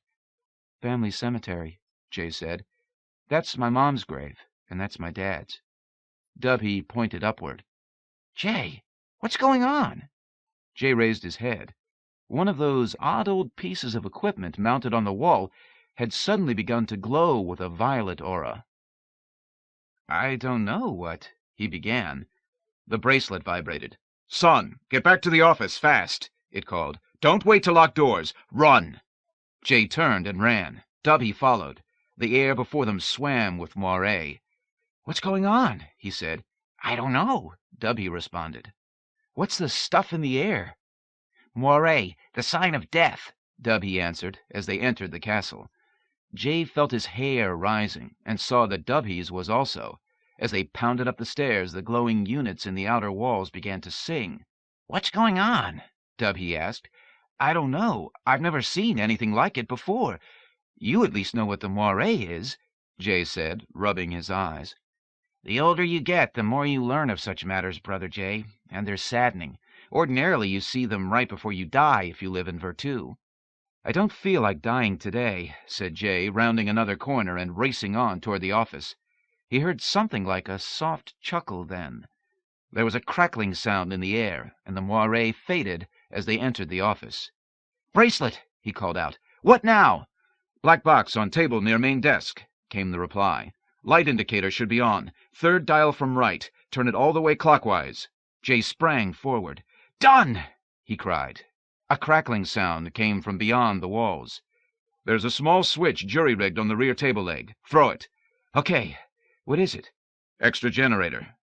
A display appeared on the screen of one main unit on the central workbench.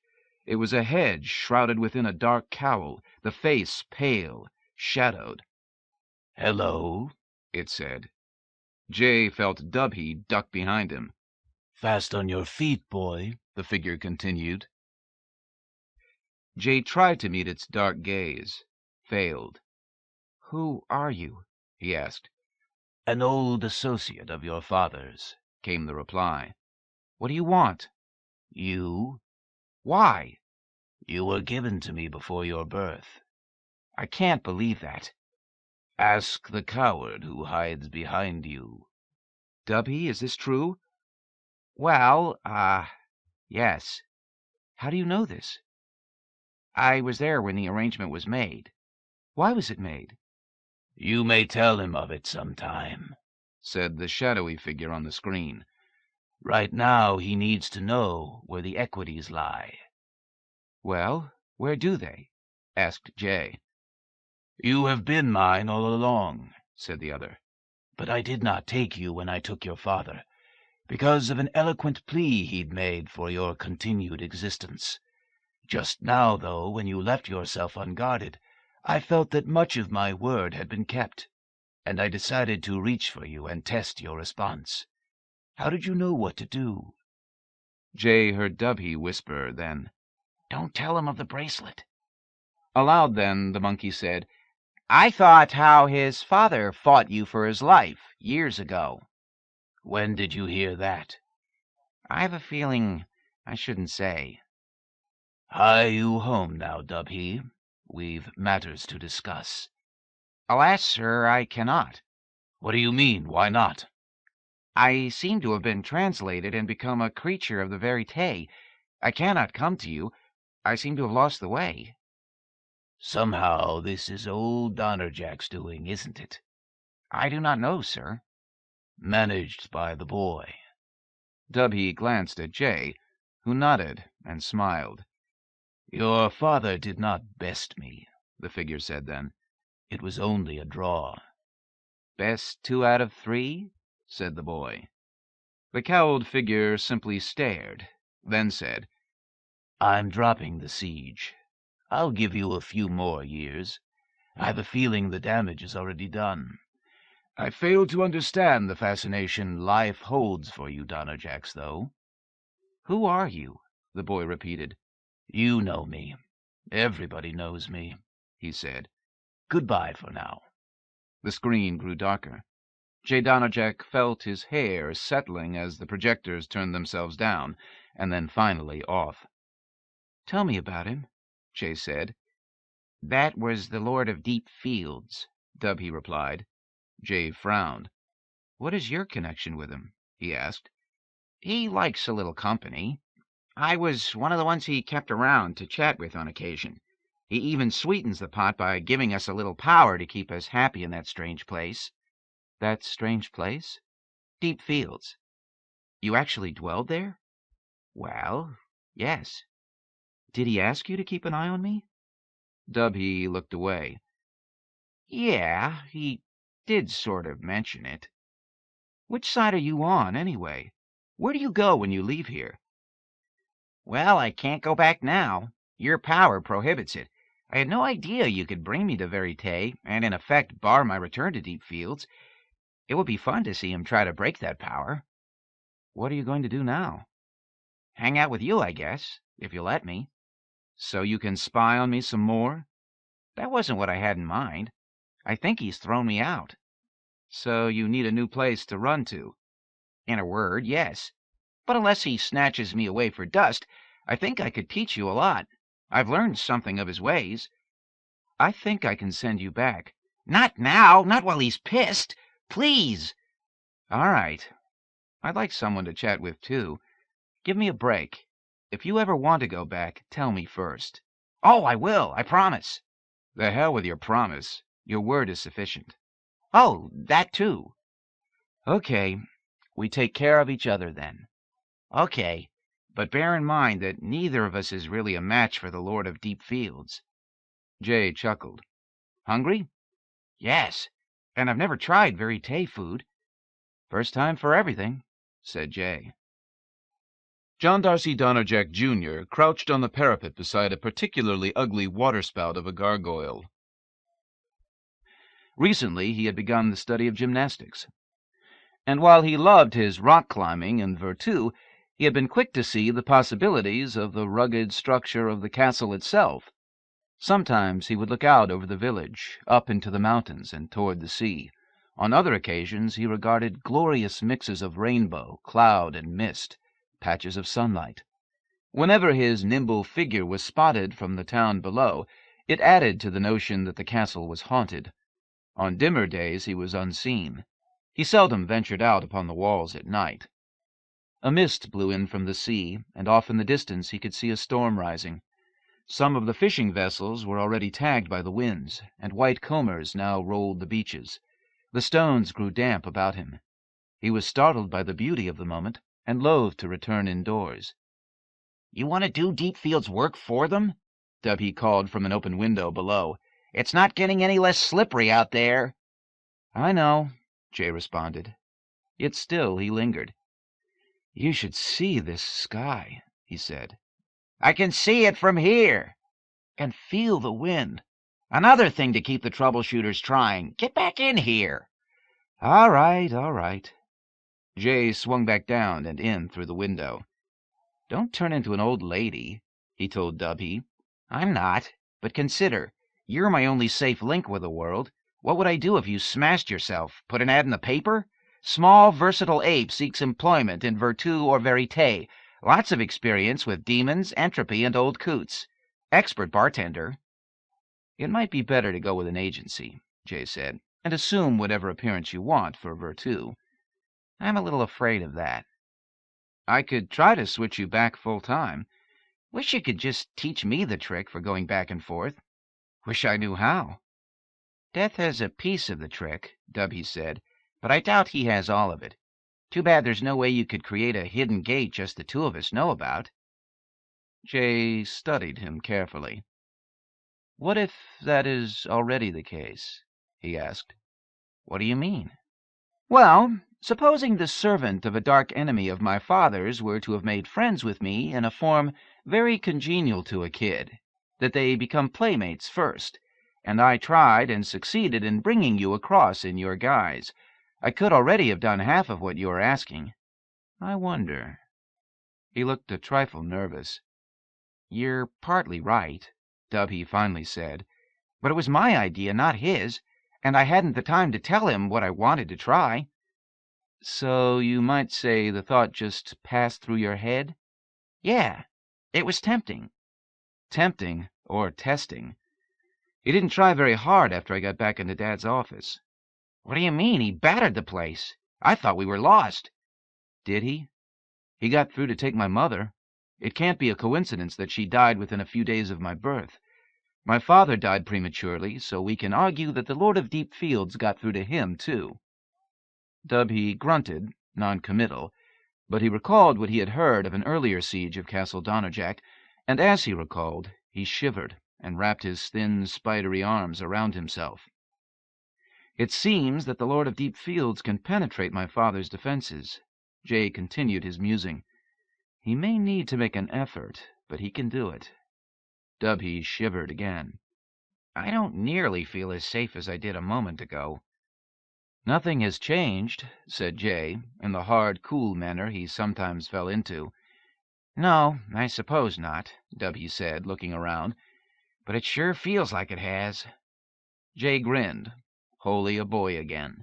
He bent and hugged the monkey, his arms easily enfolding the skinny form. "You've been growing," Dubhe commented when the boy let him go. "I remember when we were nearly the same size." "It happens." "Not always in Virtu. Come on, Dubhe. Let's go see if Cookie will give us some ice cream. I'm famished." Dubhe stood, his knuckles dragging against the floor. "Okay. I guess if the Lord of Deep Fields is coming, there's nothing I can do about it. And I've always wanted to have ice cream." Donnerjack laughed and led the way. Behind them, in the office of John Darcy Donnerjack Sr., the computer monitor flickered, showing a skull. Its grin was omnipresent, its laughter harsh and full of triumph. 4. Perhaps it was inevitable that the time would come when John Darcy Donnerjack Jr. would encounter the Church of Elish. As Rhys Jordan had said, a boy could not be kept from doing what he wanted once he had set his mind on it, and J. Donnerjack, for all the ways that he differed from most boys, was a true boy in this. However, he had attended to Rhys's reasoning when the old man advised him to avoid human society, and his awareness of mortality honed by the battle he had observed between Chumo and Sajak, he set himself a compromise. First, he would only observe, not participate, at least at first. Second, he would go in Vert disguise, not by crossing the interface. Third, he would go only to those sites that were open to public access, not to anywhere he had to pay. In this way, he would leave no electronic trail that could be followed. This last resolve was easy to keep, for he had no money of his own. The Donnerjack Institute maintained the castle through arrangements made before John Sr.'s death. Within the castle, the boy wanted for nothing. With the equipment John Sr. had installed as his access point into Virtu, he need not pay transfer station fees. Since he was not to contact human society, but to restrict his adventuring to the vast wild sites, he was never issued EFT tokens, nor was an account set up for him to draw upon, as was usual. Jay understood money in abstract. His education had included examples of money exchanged for goods, but he did not really comprehend it, nor did he understand its potential power. Therefore, he did not feel his loss particularly strongly, except as a blockade to his explorations, and as there was much he could explore without payment, he only rarely considered his lack. Ironically, his first solo venture into human society was into a casino site. The traditional lures were in use here as they had been long before in Verite. Elaborate vert structures harbored a variety of gambling games. Shows and spectaculars tempted the gamblers to remain. Initially, Jay was fascinated by the mobs of people, but this fascination wore off quickly. The passion for spending and acquiring EFT tokens left him indifferent. His vocabulary grew somewhat, as did his knowledge of the variety of ways people could be convinced to risk their money in an effort to gain more, but that was all. He planned somewhat better the next time, choosing a public vacation resort. Here he strolled the beaches, joined in an occasional contest of skill, all of which he took care to lose, although in many cases he was the clear victor, and observed the people. Here, however, the people were often disguised in holiday personas. They were too beautiful, too strong, too flawless to be real, and so their appeal swiftly palled. After several more false starts, he discovered that religious gatherings provided him with what he had been seeking. Many of them were open to the public, at least at their novice levels. Although some participants wore Vert personas, the vast majority came as themselves. At first, Jay simply feasted his gaze on the variety. not just of race or fashion, but of mannerism, posture, and bearing. Until he studied the congregations, he had not realized how many ways there were to rejoice or mourn, how much variation there was within the human animal. A small part of him hungered to see the Verite itself, but for now he was content, more than content even, sated. When he could tear himself away from studying the crowd, Jay listened to the sermons and prayers. In an effort to understand the themes that were being expounded, on his return to Castle Donnerjack he read voraciously. The various religions' treatments of the metaphysical issues of life, death, afterlife, reward, and punishment fed a portion of his maturing psyche that had been sadly starved.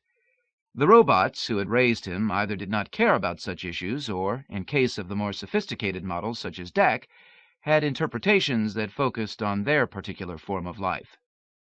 Jay's Vert playmates had rather stringently avoided questions of life and death, and Rhys Jordan had lived so long beyond the normal human span that his own take on the issues could not be communicated to a boy young enough to be his great-great-grandson, no matter how brilliant that boy might be. And so Jay attended Catholic Mass, presided over by the Pope in real-time Vert persona. He sat hushed as an electronic bodhisattva explained the nature of Maya, that illusion was not a matter merely of appearance, but of perception. He danced at a Voodoo ceremony, but none of the Loa selected to ride him. Islam had retained its exclusivity regarding those who were infidels, but there were educational services for those who were interested in learning about the teaching of Muhammad. Jay listened to many of these lectures. The brutal logic of jihad had a certain appeal, a directness not often found, but Jay was already too widely read to believe that one answer could do for all people. And, almost by accident, he found the Church of Ayradyss.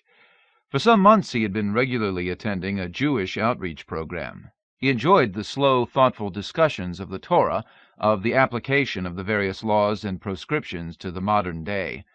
Did one sin against the prohibition against eating pork if one only ate virtual pork?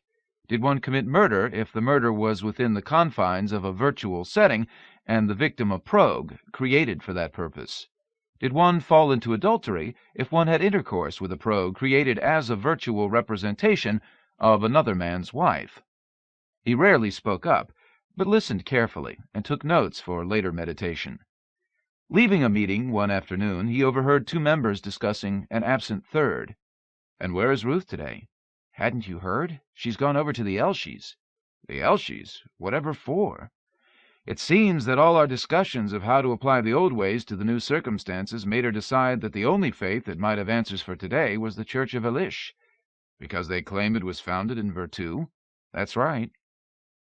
"I think that it's just a marketing scam. The religion of ancient Sumer has been dead and gone for millennia. Why would it be reborn in Vert? Don't ask me, ask Ruth." The members left, laughing. But Jay was intrigued. Knowing more of Virtu than of Verite, the idea of a religion that had begun in what he thought of as his home turf had a strong appeal for him. Perhaps the Ayleshites had answers about the Lord of Deep Fields, about the interface, about the nature of the soul of a progue. Eagerly pulling down a menu, he requested information on the Church of Ayradyss. It obliged with a long list of services, transfer facilities, and related information. Jay saw that there was a public service in a few hours. Good. He'd have time to go home, have a late lunch, and check in with Dak. This should be fun. The Ayleshite service, Jay gathered, began in Verite, but he was certain that he could slip into the throng once the congregation crossed over into Virtu. This he did, adapting his outer garb to match the loose robes worn by the wide-eyed men and women who shuffled out of a broad corridor and into the outer precincts of a temple built atop a squat ziggurat. Jay was rather proud of the ease with which he made the changes to his attire. He had arrived in the Vertside in the persona of a brown-haired man of average build and average height, whose somewhat bulbous nose and thin eyebrows gave him just enough distinction to make him completely anonymous. For clothing he had worn the closest approximation of Ayleshite robes that he could design from a hurried study of their promotional brochures. Now he widened the hem border a touch, darkened the taupe in the embroidery, and confidently slipped into the procession. His one fear had been that there would not be a seat for him, that the Elishites only translated full congregations, but he filed into a seat as if he belonged there, and when no fuss was raised, decided that he was safe. The priest who descended from the pyramid to begin the service wore loose robes, fancy headgear, and something draped over his shoulders. Jay had seen variations on this theme often enough that he spared the costume little attention. What did impress him was the man's halo, a faint blue aura, strongest around his head, but visible as a dim, almost subliminal outline around his entire body. Classy. Just enough to make the man seem touched with divinity. Jay approved. He wondered if the priest designed it himself or if the church had a standard prog. Probably the latter. With half an ear he listened to the invocations to the various deities, waited to hear something unusual, felt vaguely disappointed that what was being presented was a prettified version of material he had heard elsewhere, powerful gods who, despite their power, yearned for human worship. Then the service took an unexpected twist. Jay leaned forward so that he could be certain of what he was hearing. Yes, the priest was actually claiming that the gods came among them, attended services, basked in the proximity of their worshippers. Jay tried to decide if any other of the religions he had sampled had made such a blatant claim. Voodoo's possession by a Loa was the closest he could recall. All the other faiths contented themselves with some version of Christianity's. Where 2 or 3 are gathered in my name, there will I surely be, or, at best, a group leader who claimed to be the incarnation of some deity. This was quite different. He straightened, eager to hear more. The priest went on, explaining that Virtu was not merely an artistic construct, it was effectively the collective unconscious of the human race, and that within that unconscious the gods had survived. Now that humans had found their own way across the interface, the gods, courtesy of the Church of Elish, would mingle with them. There was more of the same, elaboration, vague promises, followed by a sharing of bread, salt, and wine. Jay listened with some reservation, but much curiosity. At the end of the service he picked up a listing for the church's other offerings. He knew that he would be back. Link Crane knew he was in trouble when he heard a footfall beyond the door. He had just succeeded in picking the lock on the file cabinet. The window, by means of which he had entered the office perhaps 5 minutes before, remained open. He had checked it carefully and was positive it was not connected to an alarm system. The entire setup had seemed fairly primitive. Obviously this was a facade, and he had set off something more sophisticated on entering, or even before that. For that matter, though, he might even have been spotted as he'd made his way across the grounds. The means was not really important. They knew he was here. He had secured the office door on entering. That meant he had a little time. He pulled open the top drawer of the cabinet. Neatly labeled file folders were arrayed before him. Building code variances, Virtu, building code variances, Verite, architectural prelims, Virtu, contractors, Verite, subcontractors, Virtu. He closed the drawer, drew open the next. No knowing whether all the files held what their labels indicated, of course. No time to look, either. He cursed softly as he heard the doorknob rattle. Payroll files. He closed the drawer. An anachronism in this day and age, of course, which is why he'd wanted to check it. Now, though, he closed the drawer, drew open the next. Might not be anything he wanted here, or it could be in the desk, or a hidden wall safe. Someone threw his weight against the door. It creaked. Directories in this drawer, one of them labeled Personal. He removed it, rolled it, stuffed it into his jacket pocket. Probably worthless, still. Another blow upon the door, a cracking sound from its frame. He also appropriated something labeled Organizational. He closed the drawer, opened the bottom one. Personnel files of some sort. 2 more cabinets, not enough time. Damn! He'd anticipated having hours in which to work the place over. He killed his light, slipped it into his other pocket as he crossed the room to the window. He was out it, down among shrubs, and out again before he heard the door give way within. When the lights came on, he was already sprinting across the lawn toward the high metal fence. Into the shrubs along the fence, then. He moved to the section he had carefully cut through several days before, by means of which he had entered earlier. It faced upon a quiet side street. It stood easily, its mobility unnoticeable save upon close scrutiny, leaned against a spread of branches. He began working his way back to it. Suddenly a figure rose up at his back. "Hold it right there," came a voice from behind him, punctuated by the small safety release and priming click familiar to every Vert Venture participant in the world, only this was real. Really real, that is. Link raised his hands immediately. "Turn around." He began to do so, hampered more than a little by the surrounding shrubbery. Before he had turned halfway, the man fell against him, knocking him off balance. The fence was still out of reach, and the foliage at which he clutched gave way. A hand caught him by the right biceps, however, before he toppled. He began to struggle as soon as he recovered his balance, tried to pull away. "Easy, kid," came a sharp whisper. "It's okay." Link finished turning toward the man who had spoken, realizing as he did that the guard lay on the ground between them. In the faint light from the street, he could make out the rough features and thick sandy brows and hair of the big pale-eyed individual who had hold of him. The man released his arm and smiled. "Drum," he said. "Desmond Drum. And you're Lyle Crane." Lincoln Crane. "Oh, I thought it was Lyle." It was once. I changed it. "Well, Lincoln." Call me Link. "Okay, Link. Let's get the hell out of here." Drum glanced toward the doctored section of fence. What about this guy? "He'll be okay. Let's go." Link turned and moved back to the fence. Drum stepped over the prostrate guard and followed him. In a moment they had removed the loose section of fencing and stepped through the opening onto the sidewalk. They replaced it with some small rattling, and Drum jerked his head to the right. "This way," he said. Hey, wait a minute, Link responded. Where are we going? "My car. A couple of blocks from here. Get us out of the area." Then what? "I'd like to talk to you." What about? "Well, we can begin as we walk along. But let's start moving before the cops show. Somebody might have called in. Or there may be another guard coming." Link fell into step beside him. "I'm a private investigator," Drum began. Really? I thought you guys did all your work in Virtu, hustling through records. "Most of us do these days," Drum replied.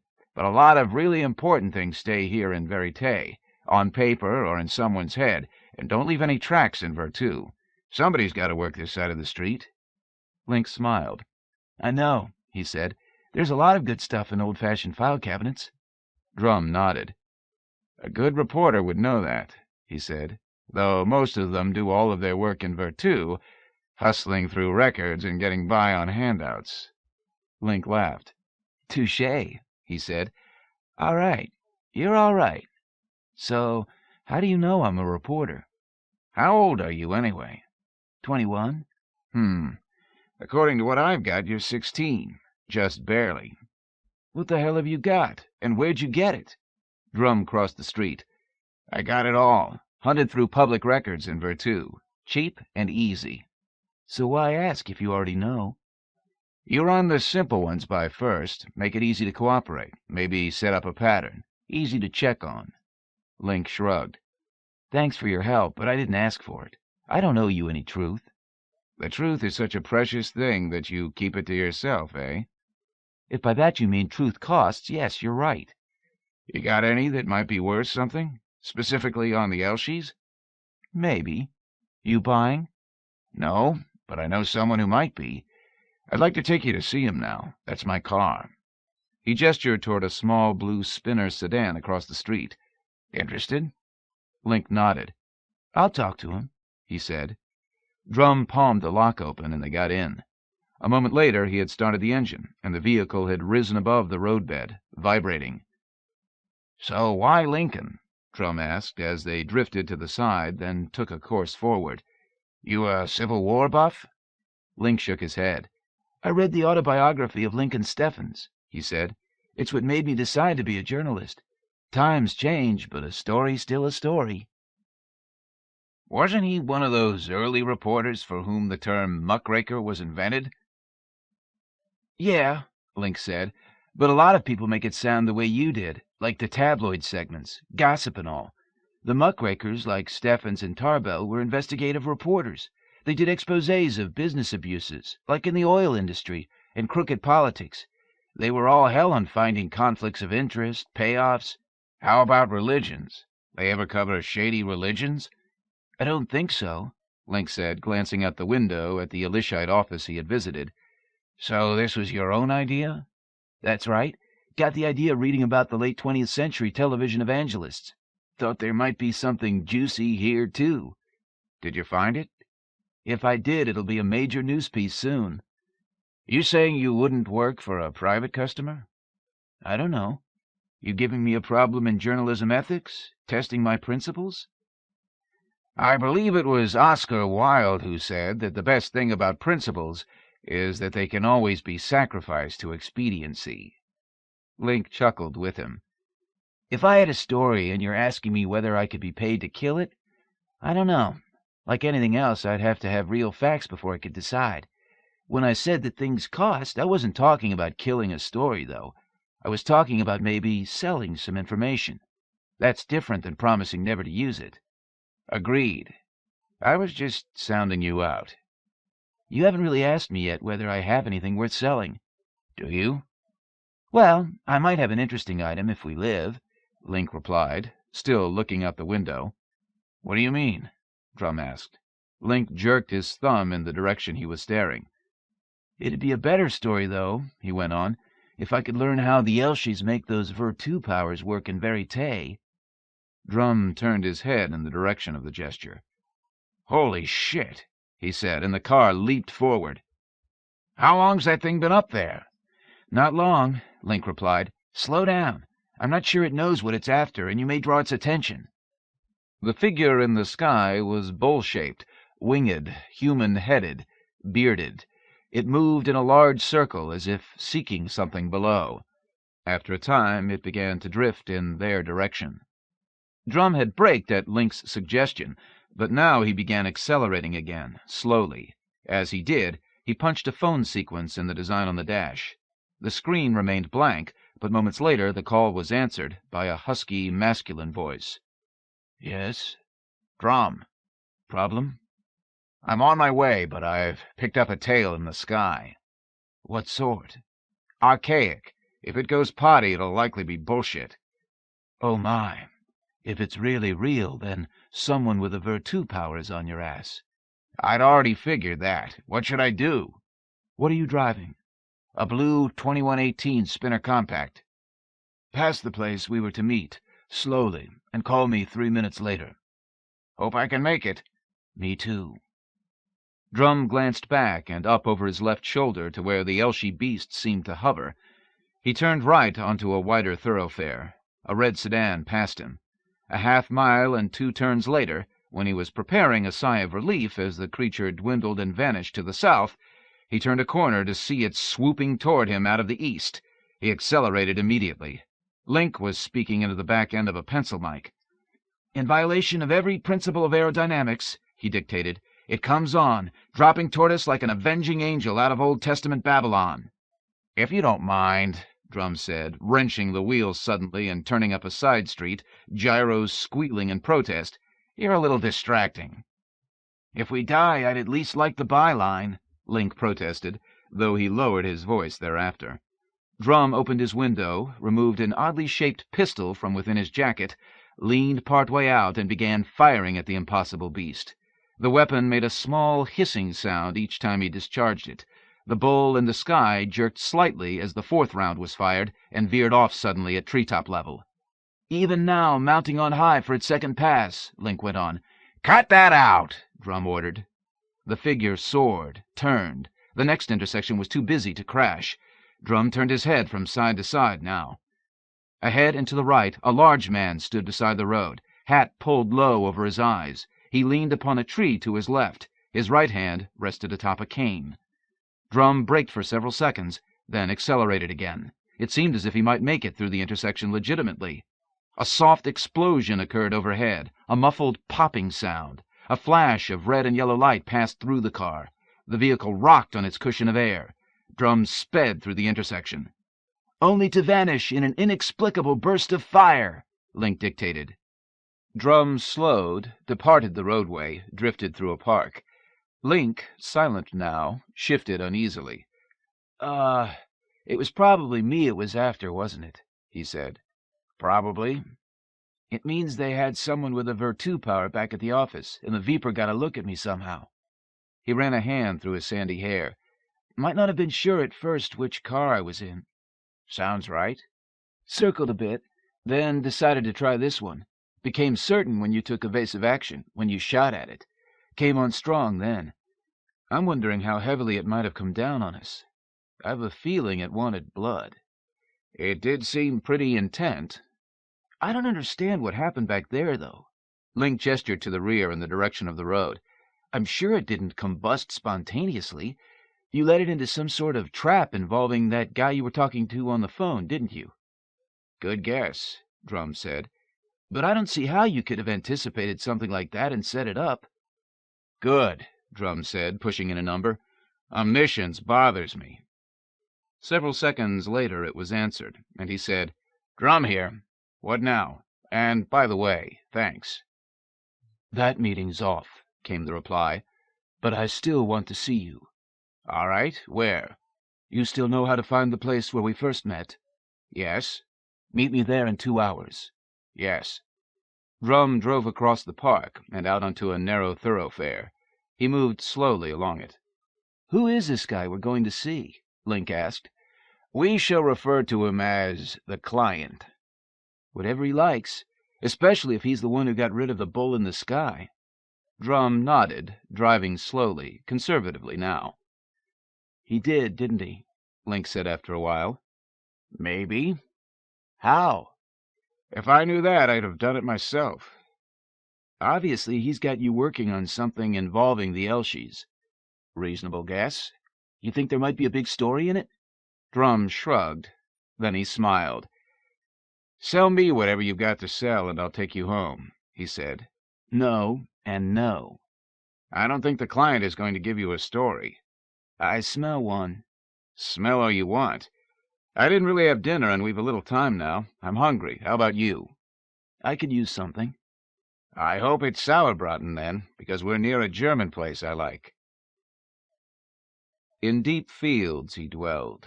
Upon his throne of bones within the hall that was called Desolation, he looked into the shattered video monitor that he held in one skeletal hand.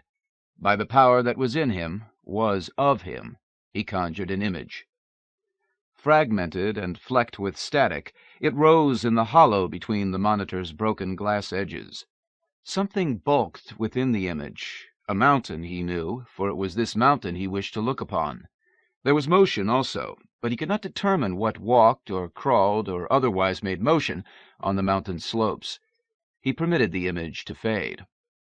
"Fecta," the Lord of Deep Fields called, voice low and even. "Master?" Tarnished sunlight falling from the dark-shadowed beams overhead, the copper serpent dropped from where she had watched. "Fetch me the red cable." There were many red cables in Deep Fields. Thousands would be too small to number them. Even millions would feel the strain. But Fecta knew there was but one red cable that would interest the Lord of Deep Fields at this time. Into the thin line where segments of two equally impossible columns joined, Fecta slithered.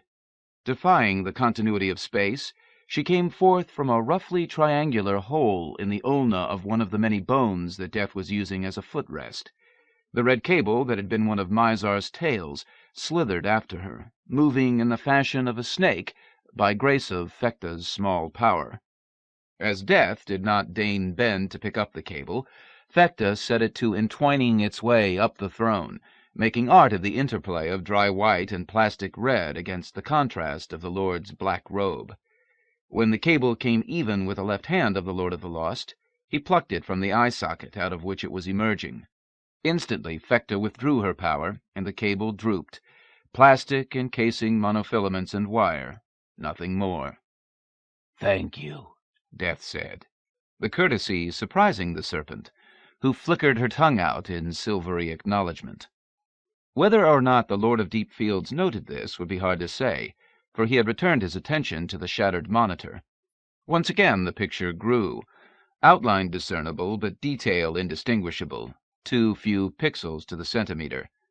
At this juncture Death snapped the length of red cable in his hand and it stiffened into a wand beneath 1/2 a meter in length. Death tapped this upon what remained of the screen, breaking away a few jagged teeth of glass, but contrary to all logic, the picture grew sharper. Now it showed him a vista of Mount Meru, the primal mountain at the center of the universe. It stood stark as the idea of a mountain, holding something in its lines of Fuji, the Matterhorn, Kilimanjaro, and a child's crayon triangle with a jagged line drawn at the top for snow. Nor was it unfitting that it inspired such thought, for it was all of those things and more. Some would argue that the other mountains took their shape and their power to inspire dreams of divinity within humanity from this mountain. Others would argue that Mount Meru was the synthesis of all dreams of mountains. Death cared not. He caused the picture to rotate in its frame, viewing the primal mountain from all sides. In a hollow at the very base he saw what he had been searching for, a dark declivity in which there was motion as of many bodies. "What make you of this, Vecta?" In a smooth undulation of coppery scales, the serpent surged up the rearmost part of the throne of bones, and then wrapped herself around Death's black-cowled head, cresting like the crown of Lower Egypt on the bone-white brow. "Either there has been a great increase in the numbers of the lessermost gods, my lord, or someone is gathering an army. I'd bet on the latter." "So would I. The cycle has been new begun these 20 years now. I expected something of the sort. There are questions, however, to which I do not know the answers, nor would I be likely to get them even if I were to ask politely." The serpent chuckled. "True. I need an agent." "Do you believe that the one I have prepared is ready for his mission?" "As ready as a year or so will make him, great Death." The Lord of Deep Fields banished the image from his monitor. This he tossed over his shoulder to land with an almost musical crash. "Then I must take him so that his education might begin without too great a further loss of time." "On the human scale, Lord, the gods move slowly."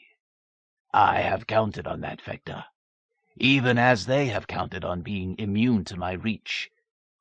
Together they laughed, a harsh sound without music, that nonetheless filled the hall called Desolation.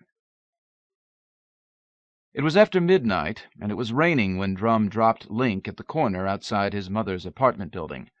Link moved to a position beneath the awning, and watched the spinner rise and buzz off into traffic. The evening after Sauerbraten had in some ways been anticlimactic, and in retrospect now, tantalizing.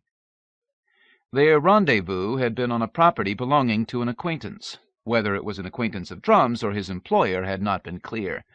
They had finished dinner and headed to the northeast.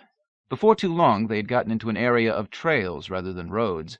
The ground effect generator hummed and sped them down hills and across fields through dampness and night, while Link struggled to commit every turning of the way to memory, occasionally triggering his microcam toward a landmark and wondering whether its high-sensitivity filter would bring in a picture. He scanned the skies periodically, noting that Drum occasionally did the same. But no Mesopotamian cattlemen were cruising the night in this area. Another quarter hour, and they approached a walled estate. From a succession of hilltop vantages, few lights could be discerned within and about the massive house or villa. Starlight and a touch of moon sparkled on a small lake to its rear, however, and a small illumination could be glimpsed from a structure near to its middle. They slowed as they neared the gate, halting when they came up before it. Drum leaned from his window, touched a plate beneath a speaker on a post. When it queried him, he responded, "One drummer drumming." There was no response, other than the gate swinging open. They drove through, bearing off to the left across the lawn, rather than following the driveway toward a circle before the house. The gate swung shut behind them. They made their way amid pine trees, coming at last to the shores of the lake. Drum headed out across the water toward the intermittent light within the small structure on the island. As the moon came slightly higher, it became apparent that a series of small wooden footbridges connected the island to the shore in a bamboo grove near the house, zigzagging its pyloned way from Eight to Islet. He drove up onto the beach, headed to a smooth, gravelly area, and parked there. "All out," he said, opening his door. The building? Link asked. Drum nodded and began walking. Link fell into step at his side. They made their way around to the far side of the structure, coming upon a narrow, flagged path just before its terminus at the doorway. Drum halted then and inquired, "Good evening." Possibly, came a deep-voiced reply from within. "Please join me." Drum entered, and Link followed him. A large man, who had been seated back on his heels in a kneeling position beside a low table, rose to his feet. There were small windows in the bare, unfinished wooden walls to the right and the left. Portions of the branches of evergreens passed near outside either window. Through the one on the right the moon shone. A salmon-colored paper lantern surrounded a light at the table's center. It cast illumination on the near wall, where hung a scroll bearing Oriental characters. It also drew angled shadows upon the stylized demon mask worn by the man before them. He wore a high-necked, long-sleeved kimono of green silk, and he had on a pair of lemon-yellow gloves. Behind him, a vessel of water steamed on a small heater. He gestured toward the table, which, along with the lantern, held a tea service. "Won't you join me in a cup of tea?" he asked. Drum had reflexively slipped his shoes off on viewing the decor, placing them beside the doorway. Link, a social mimic in the presence of those who seemed to know what they were about, did the same. "Didn't expect a tea ceremony," Drum remarked, moving forward and taking a place across the table from his host. Link seated himself to his right. "'Tisn't," the large man replied. "Nothing fancy at all. I borrowed this place for our meeting, found the fixings here, and decided I'd like a cup. Please join me." "Don't mind if I do," Drum replied. Link nodded as the man set about preparing the brew. Drum picked up his cup, turning it, regarding it. "This one has seen many years," he said. "Lakes of fine brews must have passed through it. It has a pattern of cracks beneath its glaze, as in a Renaissance painting, and it fits the hand so well." Their host turned and stared at him. "You surprise me, Mr. Drum," he said. Drum smiled. "It is never a good thing to become predictable," he said. "Not in my line of work, either." "Either?" "Either." "I am not sure what you are implying." "It was only a small observation concerning predictability." A chuckle occurred behind the mask. Red and green, the demon face turned toward Link. "And this is the journalist you mentioned," he said. "Mr. Crane?" Drum nodded, as did Link. "I am happy to meet you, sir," their host stated, "though I fear I cannot afford a more formal introduction. Security, my own, is involved." "In that case, how shall I address you?" Link asked. "That depends on the nature of the relationship we develop," the other replied. "For now, Daimon will do, for it is the mask I have chosen in the role of your host." "What sort of business did you have in mind, Daimon?" "Mr. Drum has informed me that you style yourself as an investigative reporter." "I needn't style myself anything. My record would speak for itself," Link replied, "if I cared to offer it." "I am not unaware," said Daimon, continuing with the preparation of the tea, "that under a carefully constructed computer persona you have worked professionally at this occupation for years, Stephens." "You have been thorough. Why?" "I watch you not to watch you. I became aware of you because of our shared interest." "The Ayradyss? Correct. Any special reason for this interest?" "So special that it must remain private." "What of your own?" "I can talk about it," Link said. "I think the Ayradyss are pulling something. They're just too slick not to be. Perhaps it's something like the televangelist scandals late 20th century. I don't know what the angle is, but I'm sure there's something there. A gut feeling, you might call it." Daimon nodded. Despite his disavowal, it was obvious even to Link's untrained eye that this was more than a casual brewing and service. Daimon's movements were too graceful, and at the same time, along with his comments, ritualized, as if he were following a script. Half-consciously, Link straightened, brushed dust from sleeve and pant leg. He tucked in his shirt-tail, ran a hand through his hair, glanced at his fingernails, dropped his hands out of sight, to clean one with another. "Have you learned much concerning them?"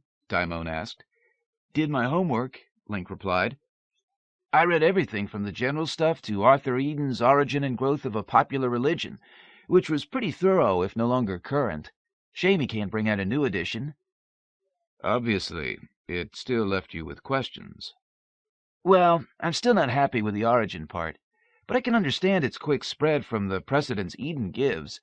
"You don't doubt the notion that it was founded in Virtu, that an AI rather than a human received the revelation? Or that its followers feel that it must spread to Verite? That no one knows exactly how its crossover powers function?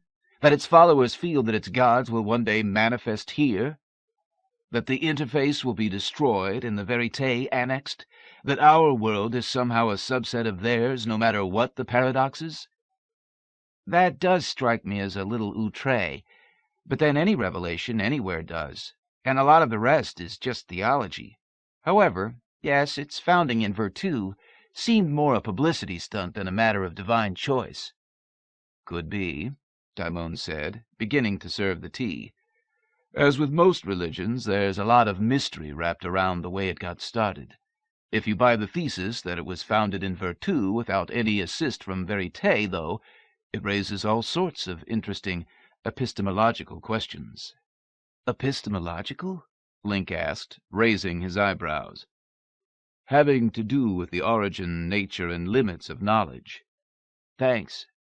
So do you see what I mean?" "I guess so, but I wonder whether there's a juicy story in it, not just an academic one." "What do you mean by juicy?" "Well, scandal, crime, drugs, sex, fraud, misappropriation of funds, all of the traditional things." "I'm sure there is. One can find all of that just about anywhere." Link regarded the tea as he was served, pausing for a moment to enjoy its aroma. "I do not understand what you are saying, or not saying," he said then, "but it sounds like, yes, your story is there, only it's a lot bigger and very different than what you have in mind." Daimon tapped his fingertips together as if applauding soundlessly. Then he served Drum, who sighed, smiled, and tasted the tea. "Most refreshing," Drum commented, "to one who found himself suddenly half asleep." Daimon served himself, seated himself with them. "Or, for that matter, half awake," Drum added. "Is it?" Link asked, staring through the steam across his cup. "I think so, though I've nowhere the sort of evidence you'd need for, say, the story of the century. What I was hoping was that I might recruit you to share your findings with me periodically. My needs are not journalistic. I would not compromise anything you intend to write." "What are your needs?" Link asked him. "Life and death." "Your own?" "That, too." Link tasted his tea. "Exceptional," he remarked. "Thank you." "In other words," Link said, "you want information, but you won't say why or what for. You must realize that this would make it a little difficult to know what to bring you if one did suddenly have access to Elishite materials." "I realize that." "And you seem to be assuming a continuing interest on my part, rather than a short-term thing." "I am." "Why?" "Because I've been watching you, and I know that it's more than a passing thing." "Watching me?" He glanced at Drum, who nodded. "I wasn't walking around the grounds back there for my health," Drum said. "How long have you been on my case?" Drum glanced at Daimon, apparently caught some invisible sign, and said, "Just checking in on you every now and then." Link sipped his tea and sighed. "All right," he said. "Now what?"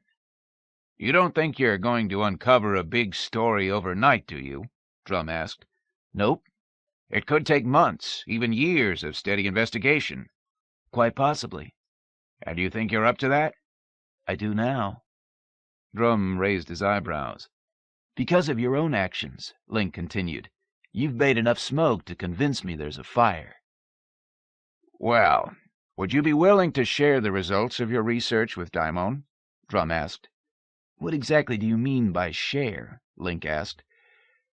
I would pay you on a regular basis, Daimon explained, to do me periodic reports summarizing the results of your ongoing investigation into the affairs of the Elishite Church. And not to publish a thing if you tell me not to?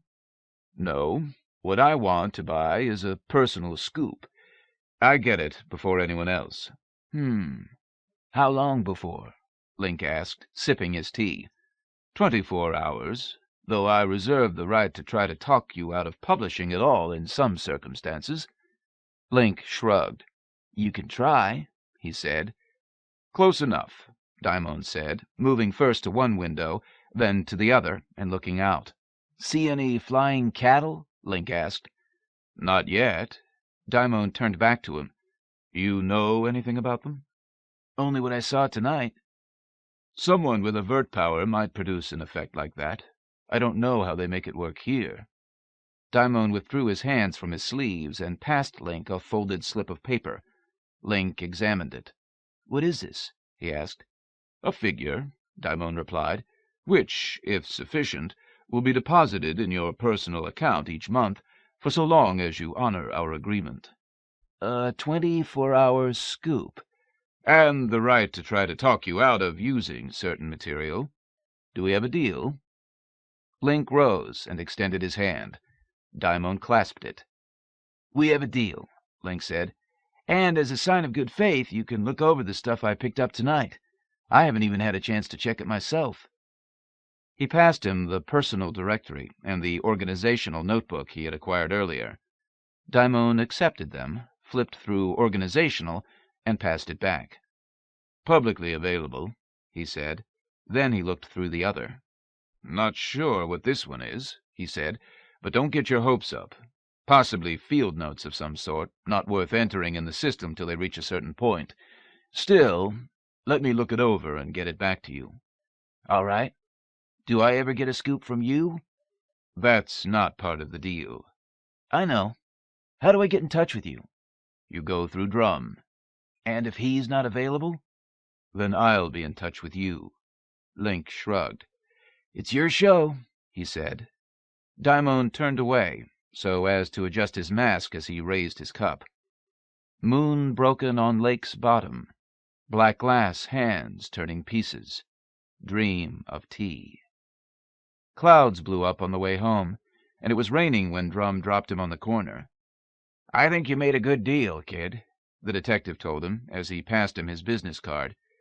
We'll see, Link said, glancing toward the sky. Immediately Drum looked upward, scanned the heavens, but all that he saw were clouds, a few stars in the canyons between them. When he looked back, Link was smiling. Drive carefully, he said. Moments later, the blue spinner was turning a corner. Raindrops, wet banderillas, moon in Taurus, black wrist or demon glove. Inside, Link created a file the old-fashioned way. He wrote out all his recollections of the evening in longhand in a notebook, one of many on his room's shelves. In a garden in Virtu, a garden created by the Aeon Markon for the pleasure of his beloved Virginia Talent, the two sat in close converse. That they had been closer still not long before could not be doubted, for Virginia was unclad and still lightly dappled with perspiration. Markon, who had assumed something of a human shape for the convenience of his lover, retained it still, and could not precisely be said to be unclad, as his skin had never known the caress of fabric. He smiled at her now from a face whose noble brow and cleft chin did not escape a certain eldritch quality. Certainly the cat's-eye pupils of his sky-blue eyes, or the utter lack of hair anywhere on his smooth, ivory-colored skin, added to the sense of otherness, but Virginia delighted in him. She would have found the Aeon much diminished if he had limited himself to the colors and tones found naturally in humanity. Indeed, there were times when he assumed a form that was not precisely human, but at those times she found an extra set of arms or other endowments more an advantage than not. Virginia returned his smile and pillowed her head on his chest, noting absently the lack of nipples as she did so. The greater part of her attention was caught up in what Markhan was saying. Portents and omens, Virginia. A time of change is upon us again. Just 2 days hence, Cordalis told me that a man with a scar from the top of his head to the sole of his left foot had crossed the borders of her territory. I myself, not more than a year ago, saw a man bearing a rhomboid box, all of crystal and platinum on one shoulder, and he limped heavily. Many strange things can be seen in Virtu, Virginia said, hoping to comfort, for she knew Markhan intimately enough to know that the ancient Aeon was perturbed. Markhan's voice seemed to reverberate less from his chest than from the trumpet flowers that grew over their bower. Strange. Yes, but unlike you little ones of what you call Verite, we who are of the older realm know that the gods exist and are flawed and contentious. I have told you of our ancient wars. You have? And you believed the truth of those tales? I did. Then let me tell you further, that even then those battles were not believed to be the last that we would join. We knew that change would come again, whether we willed it so or not. Among the omens of that change would be the resurfacing of figures from those ancient days. Cordalis and I are not alone in seeing evidence that the Threefold One has entered into Virtu's affairs once more. The Threefold One? I don't think you've mentioned that name before. The Piper, the Master, and the One who waits. What Cordalis saw, what I saw, are two of his aspects. And sporadically, these 15 years or more, the Piper's music has been heard. Just music? Some rumors of sightings as well, but the Piper's music is the stuff of legend. It has the sense of age and tradition, but when examined, is discovered to be wholly new. Some believe it a metaphor for his relationship to the Master. This is going over my head, Markhan. I shall explain in greater detail, more slowly, my love. I would have you understand my fear in the sighting of a train that can transverse realities, and in other omens. I have spoken but circumlocutiously before. These are the secrets of the Aeon's religion. Virginia squeezed the body against which she rested. I would not relate or record anything you revealed to me in confidence, Markhan. So we agreed long ago. When war comes again to Virtu, what will happen to you? Happen? Realities ripple when Aeons battle, Virginia. Your little Vert form would be unable to withstand the stresses. Yet to return your free spirit to the prison of your body in Verite, a body aging and progressively crippled by atrophy. Virginia gasped and sat up, did not notice that the human form vanished when she released it. Markhan, is this war certain? A tendril of vine reached out and caressed her cheek. I have no reason to believe otherwise. The highest on Meru gather their forces and make their alliances. Thus far I have not accepted any of the offers to ally myself with one or another of the great ones. I cannot dally forever, though. Fortunately for our poor love, time as seen by the dwellers on Meru and time as experienced by humans is different. You may be gone to deep fields before I need worry for your safety. Virginia understood his meaning, knew there was truth in it. Her damaged body in Verite could not live eternally. In Virtu she was unchanged, but eventually her flesh would no longer be able to support her spirit. Forgive my weakness in confiding to you, Virginia. Markhan spoke with a voice crafted from the wind in the trees. But you are closer to me, dearer to me than any in existence.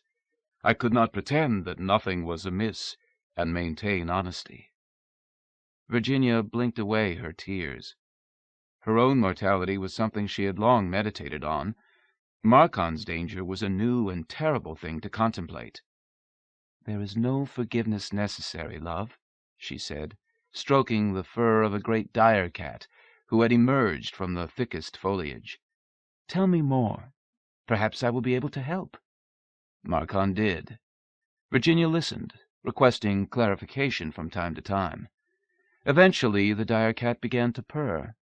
Virginia, who had grown accustomed to the varying ways her Aeon showed his satisfaction, smiled to the sun.